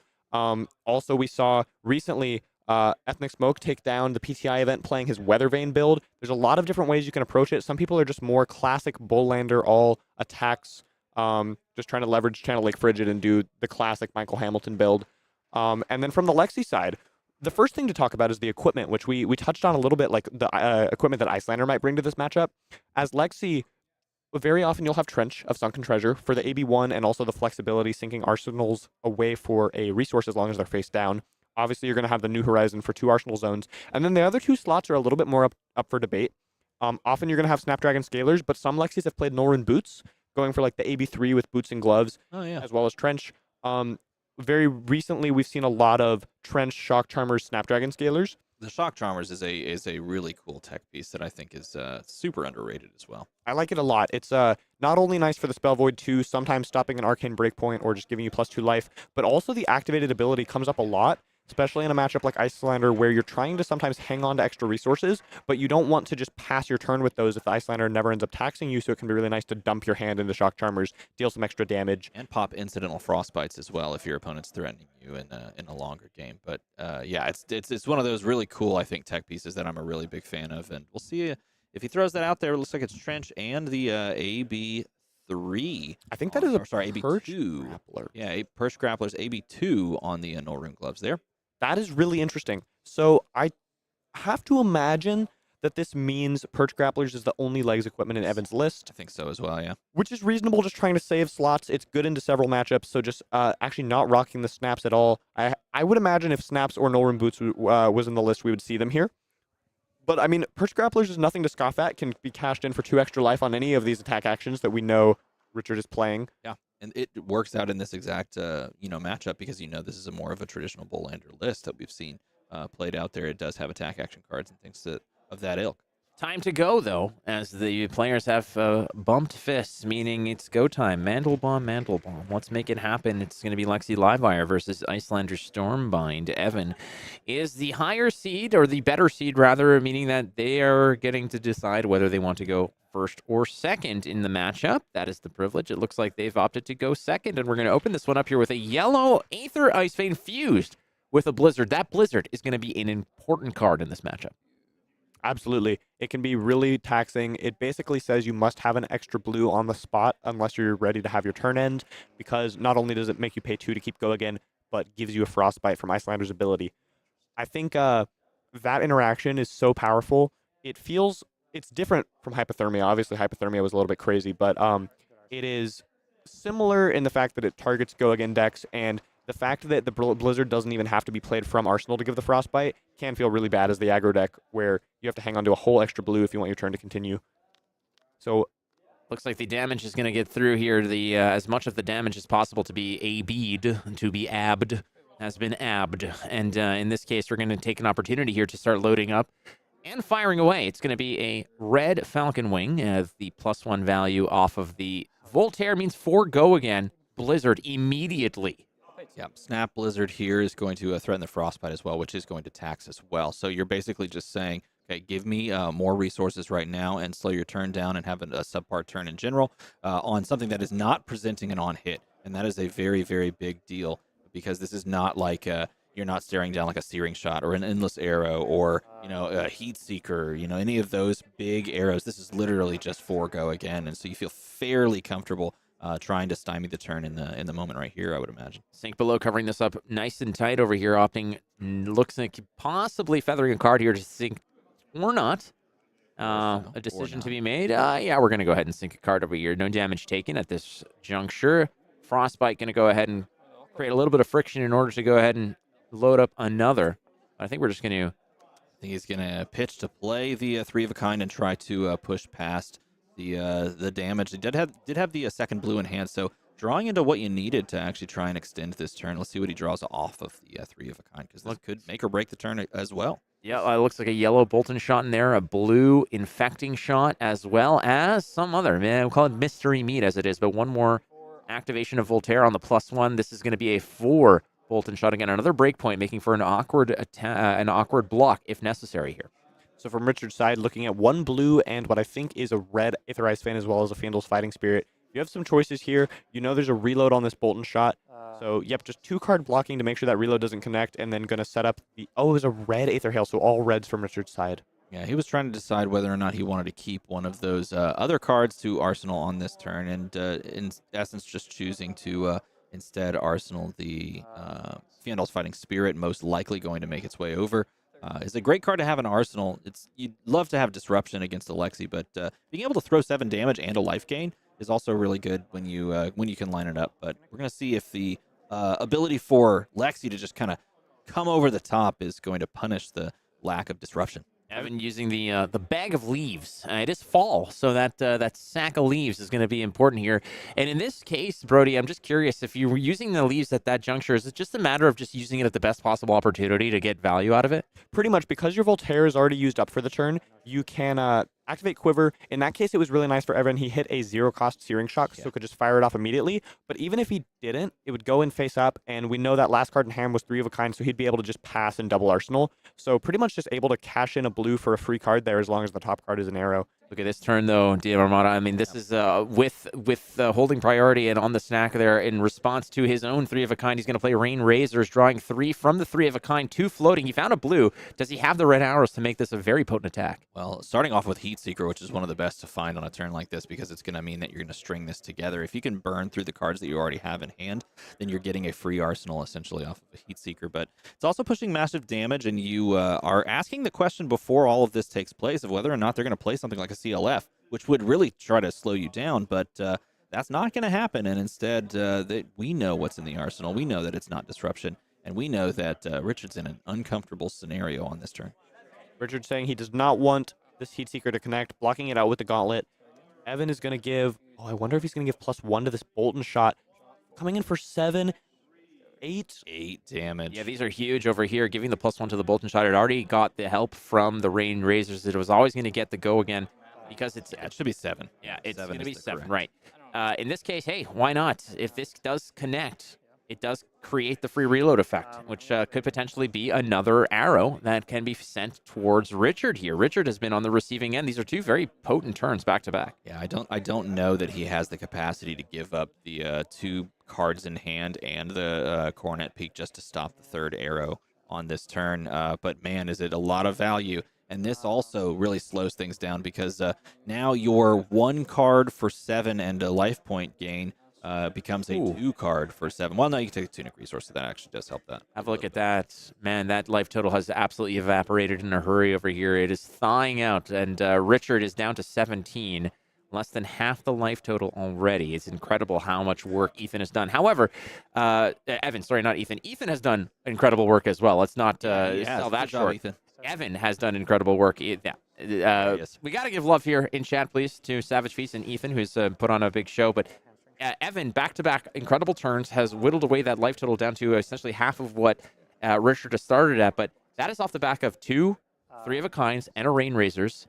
You got to think that Evan needs to rely on those types of big turns in order to convert against a relatively defensively postured kind of opportunistic hero like Iyslander. Yeah, sending over the 7 damage with the 1 life gain, so it's a 2-card 8 and feels really good. Drawing up and drawing into a couple of 2 blocks, which doesn't feel great if your Lexi opponent's really trying to push breakpoints, but they're on a 4-card hand. They're on an honest hand. It was pretty nice for Richard there that he had the tunic on 3 to counter the hamstring shot. Yes. Otherwise, that would have been potentially brutal, stuffing the Fiendals in Arsenal, making it cost an extra 1. Yes, exactly. That was a fortuitous tick up, and it's good that you don't miss your tunic counter so that you can make plays like that. But both of these players, high-level players, and going to cross the T's, dot the I's, play the cold snaps, and send on over the frostbites, as it were. Doing this in a moment where it doesn't actually affect the arsenal is an interesting choice here. Frostbite is on the stack. It's going to resolve here. That is still a Boltyn shot red. 2 floating. Evan's finding the blues in conjunction with some pretty hefty arrows as well. I think that the recipe is quite balanced, as it were. He's putting up a balanced breakfast. Yeah, so the cold snap being fired off here does not threaten to freeze anything. Correct. It's funny, we have a cold snap pitched on the other side too, all these ice cards running around. But still giving the frostbite, still very efficient play, basically just converting your arsenal to 3 damage and a frostbite.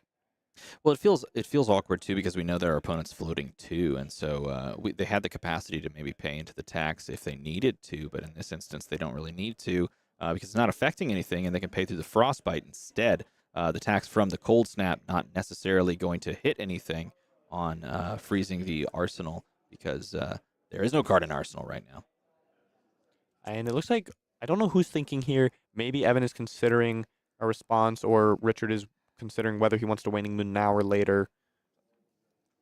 And I think they're resolving damage and blocks. I think he's just going to let it go on and hit. That trickled through. Incredible as at 31 here, Evan feels pretty comfortable. Yeah. And Lexi is just really continuing her dominance of these tournaments here. This is going to be Codex. Codex of Frailty fired off. So I think we saw the Infecting Shot get reloaded off of Boltyn. Yes. Flipped face up with Lexi, which cost 1 because of the Frostbite. And then now you have the resources to, assuming there's a Falcon Wing in that graveyard, you can shoot both of those arrows for a total of 8 damage, threatening a Blood Rod on the second one. That's exactly right. And that Falcon Wing is available because it was played on, I believe it was turn 2, right before the insanity of the multiple Three Oaks plays. Frailty. And at this juncture, you got to also think that there's a good potential that Evan is not necessarily thinking about on hits as much as he's thinking about sheer damage, about winning the game. Exactly. About if Falcon Wing is not really going to do much but present vanilla damage, it's going to be a 3 go again off of the Codex of Frailty here. But the most important part is that it's just more damage, knowing that Richard is at a position here where he's going to be eventually getting down to single digits here.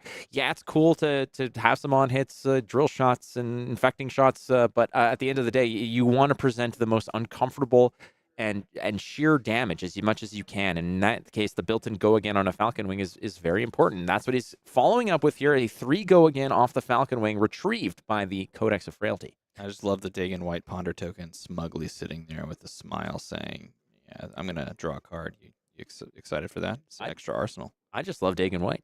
Dude's a good dude. Yeah, I mean, totally agree with that. But the shrewd smile is just perfectly encapsulates the feeling of getting an extra card at the end of your turn. And everybody still upset that Lexi's a good deck, not realizing that good decks exist. And there's only one Lexi that made it to the top 8. Well, you know, these are the ways. This is the way the cookie crumbles. Unfortunately, a good deck's going to be good decks. It's just the way it is. And we that's what the world we live in. 3 ago again is not exactly a world breaker, as it were, but it's still damage that we're presenting here. As Richard is taking it, going down to 10. But the follow-up here is that infecting shot for 5 on hit, threatening a blood rot. This is a card that you kind of have to respect. Now we're going to most likely see the. Is he going to make the play for the block here? He's going to just block with the tunic plus the sink below from hand. I think this makes a lot of sense. He had several 2-blocks in this hand, dropped the scar to the discard, and he basically, if he wanted to stop the breakpoint here, his options were to give tunic or give fighting spirit to gain a life and block that last one. Yep. But this makes sense. He's going to play the fighting spirit from Arsenal on his turn. I think maybe he just sunk the other one in hand away, so he's digging for a blued Arsenal, get some disruption in. That's what he drew into. He actually just drew into Emeritus Scolding as well. So he has the Ice Blue Cold Snap, and he has Emeritus Scolding. So he has the capability of popping the ice into the arsenal off of playing the life gain Fiendal's Fighting Spirit from the arsenal as we see him begin his turn. This will come for 6 because it is from the arsenal, and it is nuked by that Frailty token. Nevertheless, it is going to importantly gain him a life, and that keeps him around, hopefully for the foreseeable future in his mind. But there's the value block on the Perch Grapplers. Definitely seems right to just cash it in. These players were able to review each other's deck lists, and Evan saw that there are 3 CNCs. So super early in the game, sometimes you want to keep a Perch around to be able to save you in a spot where you have 2 blocks. But at this point, we're getting closer to the end. Life totals are getting lower. You just want to make sure you get that 2 life out of Perch while you have it. Richard should be at 11, if I'm not mistaken, because of the Finals Fighting Spirit. So the life gain there may have been missed, if I'm not, if my math is correct. I think you're right. I think either maybe they missed it or just haven't updated our life totals digitally. We'll have to find out. That is an ice card flipped up from Lexi's side, threatening a frostbite, and then Iyslander is like, nope, I will give you a frostbite in response first. Obviously, we'll still end up with a frostbite from Lexi, but has the power of instant speed on her side. It resolves, and we move the frostbite on over, and then the frostbite resolves, and then we share the frostbite on the other side, and everybody gets a frostbite. You get a frostbite. I get a frostbite. Check under your seat, everybody at home. Guess what? It's a frostbite. And then we follow this up, paying the 2 resources before the frostbite resolves so that we can Waning Moon and efficiently. Evan has taken all the damage, but it looks like he did pay through the Cold Snap effect to be able to play this Ice Quake out. I wonder... I smell 3 of a kind. I haven't seen a 3 of a kind. Something tells me maybe. It's like the smell of rain, like before the storm, or what is the... Being able to smell a 3 of a kind might be one of the 6th senses that it means. That's probably why you win so many tournaments, Brodie. You play enough Fabble, you begin to smell 3 oaks. It seems my nose was mistaken, though. We've just got another blue in hand. So don't doubt yourself. You never know. That last card, it could be. I'm going crazy if that's a 3 of a kind. I am. Stand up and start. Yeah, climbing. I'm still curious if the life totals are properly reflected here, because I believe Richard should be at 11. That's just me, but the life totals they may be writing it on their pads, but in terms of onto the actual, there we go. So we're gonna get that sorted out. It should be all good to go, and gravy. We're gonna get this all figured out. This is pretty rough from Richard's side. Evan is still. Should be at 24. Like you said, life totals need to be updated. But in the 20s, Richard is down. He's at 10 or 11, something like that.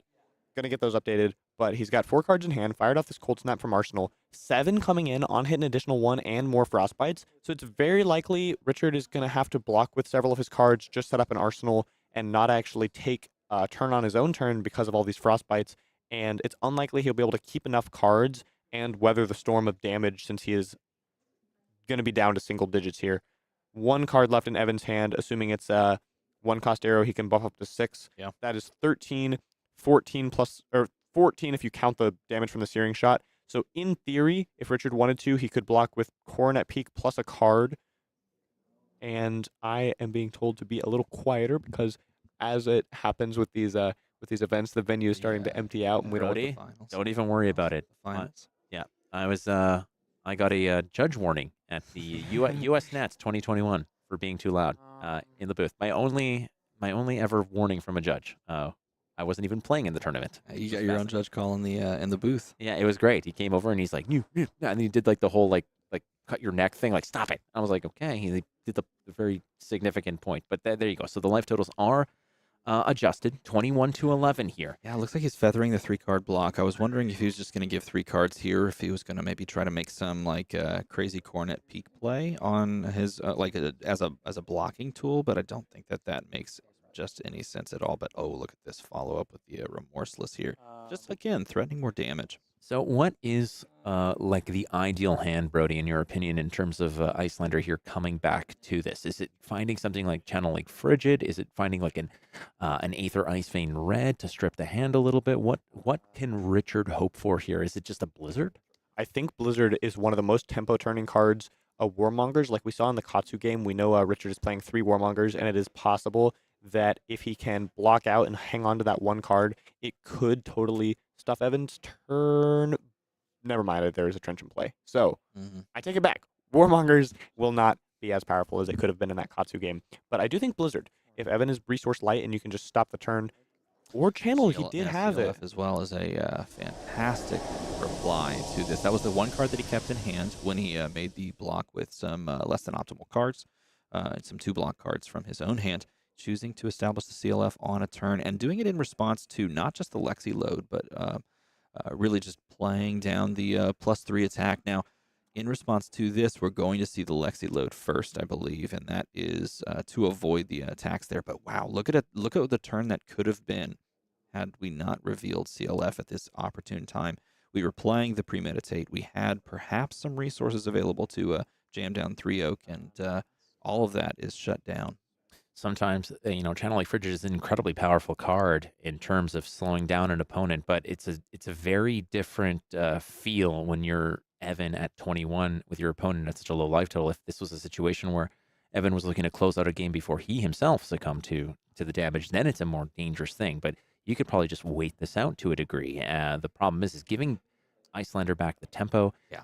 Letting Iyslander have an arsenal as well. And here's another way to play catch up. Richard is going to gain a life point here as well as threatening 7. So we're closing the gap very slowly here, finding that value. That was perhaps the clutchest Channel Lake Frigid play and draw that I've seen in a long time, because that literally shut the entire turn down. The tax plus the frostbite on what appeared to be an all-red hand basically meant that your turn was over after playing a very powerful premeditate, not being able to capitalize on it at all. And all of a sudden you blink and you see that Iyslander is sitting back at a decent spot. This is definitely what Richard needed if he wanted to make a comeback in this game. Had the Channel Lake, the Lexi had reds. Does look like at least 1 blue this turn, firing off Falcon Wings. So damage being presented. Evan is down to 17, which is still healthy, but getting closer to that dangerous range. Can Richard weather enough damage to maybe keep this channel around for a second turn and start making a serious swing back in these life totals? That is indeed the question. He does have a Blizzard in hand as well. That could be big. That very well could be big. Now, you do have to feather these cards and understand, if you've got is that an Aether Hail as well, a blue Aether Hail that could also give frostbites. So we could do a couple of things here that allow us to play some frostbites. We have some defensive tools. We have a Fate Foreseen as well. But the main key is, can you go onto your own turn with some sort of an effect that allows you to pitch 2 ice cards and keep the CLF? If not, then we just need to stymie as much of this damage as possible and try to get our opponent lower into some sort of range that we can kill them from. And that is very doable as Iyslander. Richard is going to fire off this Aether Hail before casting the Blizzard. He will hold up the choice of whether he wants to, but basically doesn't want Evan to know that the turn is going to be completely stuffed, wants to leak this arcane damage through before the Blizzard is revealed so that it doesn't just get a bead with all the extra resources. And let's keep in mind that these life totals were so much further apart not too long ago. And when I think it was like 5 minutes ago, Brodie asked you, like, what's the ideal hand? It looks like Richard may have caught it, and back to back too. So he's found ways to make this a lot closer, to keep this game tighter. And keep in mind, Coronet Peak does block for 2.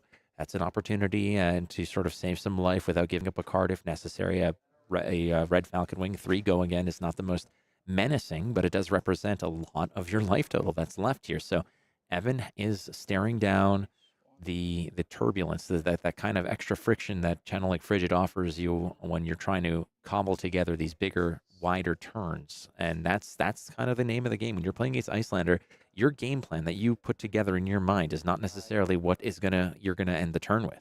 There's the follow-up Blizzard, and that is a huge change because this is going to give another Frostbite. That's 2 Frostbites, and it's going to ask for more resources, and that's something that he just does not really have the capability of doing, and then following this up with anything. He's holding onto a Codex of Frailty. He's got a yellow in hand. He can pay for it. Oh, and he does have a blue. Okay, so he does have the capability of playing around 2 Frostbites then. So can at least fire this Endless Arrow after this. So now Richard has to decide, likely he'll hang on to that Fate to basically play it on the Endless Arrow. If Evan wants to fire the Endless, he's going to have to pitch his last card there because he only has 1 floating and 2 Frostbites to tax. So Richard maybe will take this down to 3. If Evan were to pass, he'd have to restructure his turn, likely pitching to Peak and playing Fate for Scene. Otherwise, I wouldn't be surprised to see him fire off that Fate. Oh, boy. That is the Endless for 4. Well, he's going to pitch a pretty hefty card there with Codex of Frailty, but he's opting to just go ahead and say, hey, no, this damage is much more important to me at this juncture, as it's going to cost you a hell of a lot to do so. Now, he has the capability of playing around it. He's got a Fate for Scene in hand, so he's clearly just going to Fate this and cover it up. But that means that the Channel Lake Frigid is the moment he makes the Blizzard play. And looking at the contents of the hand, there was really no way to keep Channel Lake Frigid on the board. So he found the spots where he wanted to block. He taxed to the extent that he could, and then he managed to dance around enough of that damage to allow him to arsenal a card on his own turn. And that's really all you're trying to do, is just stick around in this game, find moments and windows where you can maybe push damage and slow this whole process down and get to the 10, 11 range. And did he just draw into another Blizzard? It is. He topped it on his opt on Fate for Scene. He topped it very fast, and I was wondering, like, could it be? That is exactly what he needs. It is still a bit tough here for him to close the 3 to 14 gap, even though it's much closer than it was. And I feel like Blizzard is exactly what he was potentially looking for. But I want to point out there is a Rain Razors right here, and that Rain Razors could, at instant speed, just win the game for Evan if he's managed to line things up correctly and pay through Frostbite taxes, and blocks are not respected. So we'll see as the innocuous 4 drill shot with Go Again comes across, how the block is lined up, because we know there in this hand there are no defense reactions. So the block literally comes down to how you're going to stack it right now. It is scary. If Richard chooses to just block for 3, I think he will lose. 2 cards in hand, 1 floating. He's got to think.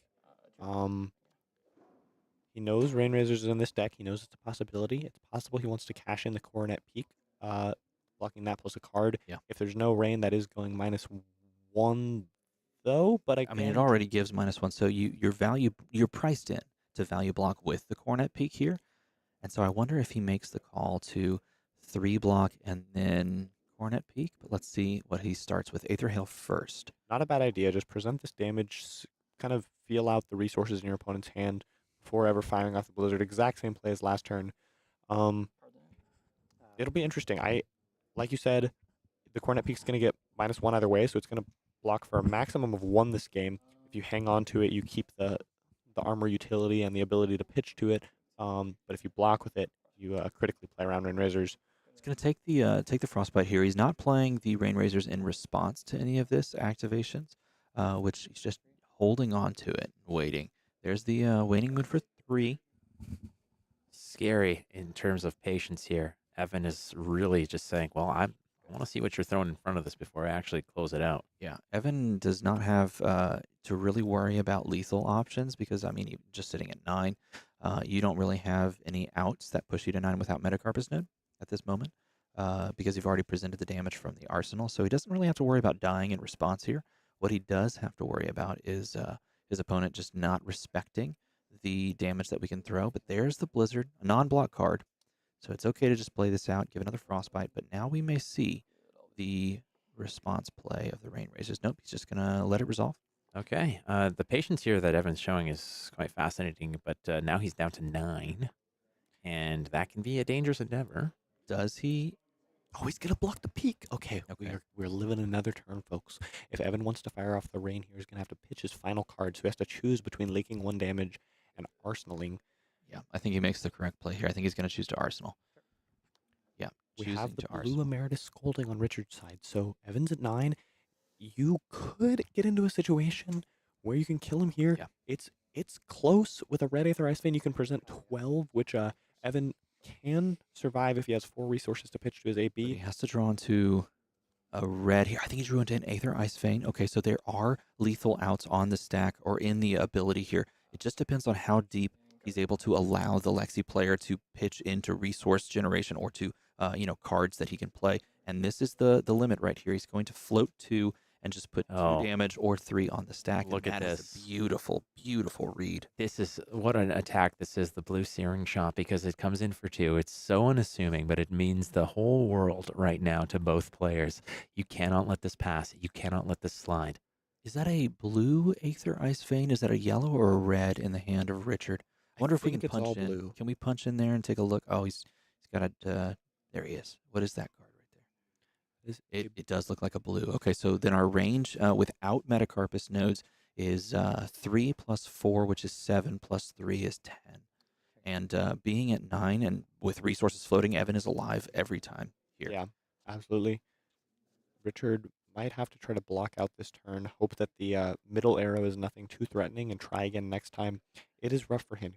He kind of needs Evan to have a brick turn where he can somehow steal a little bit of tempo. It's hard. Maybe with the Scar first Scar, that could help on a future turn. It's hard without Coronet Peak. He doesn't have many one-card plays. But it's very difficult to present 9 that cannot be stopped by the AB. Basically leak 9. Even if he's able to block out this turn, he draws into a red Ice Vein, then he can present 12, but 2 instances of AB2, for example, is enough to stop that. Yeah. So you have to find a spot where you have kept enough cards, and Evan This is a key moment because we're probably going to see a resolution of Rain Razors here, and this will push the damage over that block. Oh no, he chooses not to play it. Oh, this might just be some sort of, but I mean, what other opportunity was there here? I guess in response. It means face up. You could just play the Rain Razors, and that's the Rain Razors coming across. That's going to push the Blood Rod as well. So this is 6 block on a 5, but then it goes to 7. That's going to leak 1, and then it's going to basically make your turn be pay for the Blood Rod or die. And if you don't have the means to pay for it. Now looking at that playing out differently, if he just plays the Rain Razors first, then we know what we're dealing with, but we also leak the damage there, and I think you just won the game on the Rain Razors prior, but gonna have to pay for the Blood Rot and keep the cards in hand. Sitting at 9 in a very good spot is Evan. Yeah, it is a tall ask for Iyslander here. I feel like we've seen all 3 Blizzards, which gives him less potential outs to draw into to escape. I feel like he would need the Lexi to full red brick here or something. That's exactly right, but this is a great start. This is a big deal to a degree. I mean, this Cold Snap potentially freezes your arsenal, forces out all the tricks early, not to mention the response to the Frostbite. So there he goes. We see multiple 2 blocks in hand. I mean, he's priced into just straight up full blocking, but he's got a horrible hand to full block with. The hope is that he just doesn't have any good arrows that he can throw down, but we see that's not the case because we're playing Lexi, and Lexi does have good arrows available in the deck. Activating Voltear for the first time, has a full hand, pitch to blue, so everything is looking good from the Lexi side so far. Richard has access to 10 total block. Oh man, and this is going to be for a +1 as well. The Falcon Wing is going to get the free go again built in. Gives you the capability of using your 2 blocks, which are poor in your hand, but they basically just spell doom because now your opponent loads a second time if they have any way to push over, and you're just going to have to full block this as well. 2-card block the Boltyn shot so that they can't continue the turn. There's still an outside chance for the Iyslander. Evan is low enough. If he were to somehow brick and Richard could keep 2 cards to present, say, a Wounded Bull or something, that could be big. Yeah. I don't know if he has the Wounded Bulls in. I don't know if we've seen any so far in this game. Doesn't seem like we've seen too many. We have seen the plays on the Fjandal's Fighting Spirit, but those are also in the deck for life gain purposes as well. Let's see, the Endless Arrow in the arsenal being showed here. Found an Ice Vein. I think that's a yellow one, so Evan must have access to 3 resources at any point to survive, but it's very likely that he will. By the time Richard has to block, by the time the resources are gone, basically Richard's hand cards will already be gone because he's going to have to survive all of these attacks. Yeah.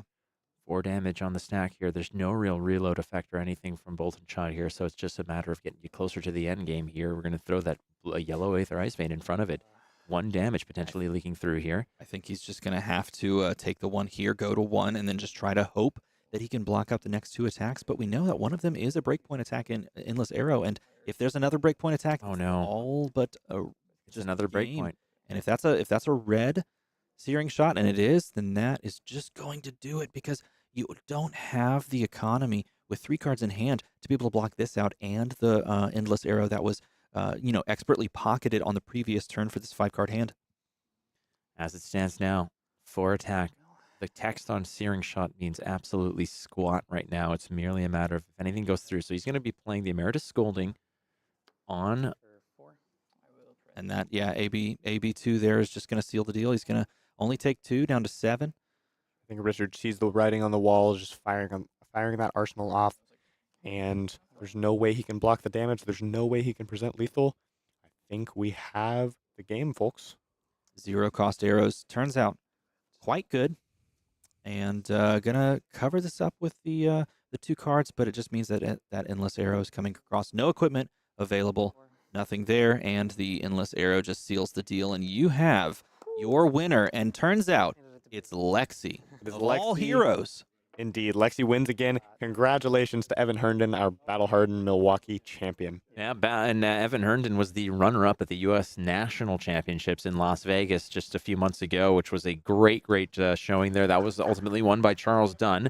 But Evan was a new revelation. I remember talking to Evan, and Evan was very shy and sheepish in terms of it, saying, like, I'm no one special. I'm not really anybody that I think that you'd want to talk to. And we're like, no, man, like, this is incredible. And there he was at the top, in the top 8, and ultimately making it all the way to the end. And here he is winning a battle hardened. So congratulations to Evan Herndon, winning with Lexi Livewire, getting a little more LL points in her pocket, getting her closer to that living legend status. Yeah, congratulations to him for picking up the win and the prizes that go along with it. And don't forget, if you'd like to see more Flesh and Blood action, we have a PQ tomorrow, a PTI, if you will. Not a PQ, but a PTI.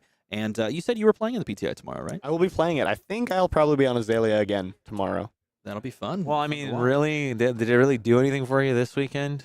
Didn't go well today. Well, okay, no, I can't even go well today. Number 1 seed, 119 players. 6-0 Azalea list. Azalea was very kind to me today. Yeah. I see no reason not to run her back. Azalea, our Iyslander died. I didn't even know she was sick. And we have our winner right here. She was Evan, sick. hop in. Congratulations. Here, let me slide out of the way. Oh, all right. Here, I'll just hop in. The little dance here. That's how we're going to do it. Evan Herndon, the battle-hardened Milwaukee champion. Wonderful to have you here, buddy. Congratulations, Evan. Thank you. I really appreciate it. Now, last time we spoke was in Las Vegas, if you remember that. Yes, of course. And you were a little bit more, I don't say more modest, you were just exceptionally modest. You thought yourself, amidst such a murderer's row of incredible players, you said, hey, man, I'm just Evan. Yeah. And now, have you got a little bit more confidence in your back pocket after coming off of a runner-up status at the U.S. National Championship, winning the Battle Hardened here in Milwaukee? Oh, for sure. I feel great making back-to-back finals. It's awesome. Well, not only just making back-to-back finals, but you've also won this final. Like, that's a whole different thing. Now you are a champion, Evan. I know. I'm super stoked. Very happy to win. I was pretty happy just making finals. Secured a PTI? Secured a PTI. Really happy about that. I'm really happy that I was able to win after beating my friend Guy in top 8. So super stoked about it. I was told that if you won the Battle Hardened today, you were going to lock in a trip to Taiwan. Is that the case? I don't know if I actually can lock in a trip to Taiwan, because I had made Ethan a promise that if I won, I would go, but I don't have a passport. Oh. It's currently still in the mail. Gotcha. So.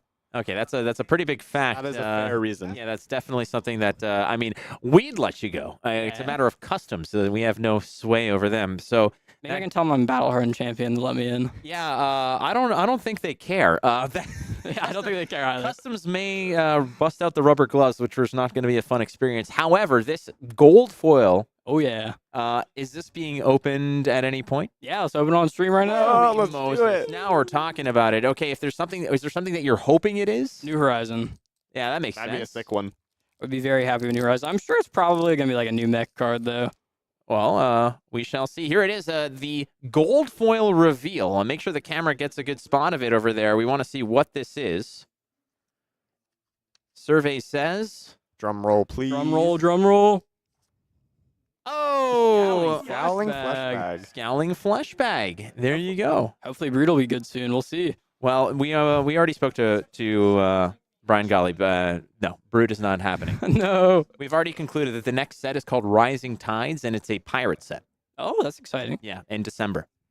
Heck yeah. Yeah, false information.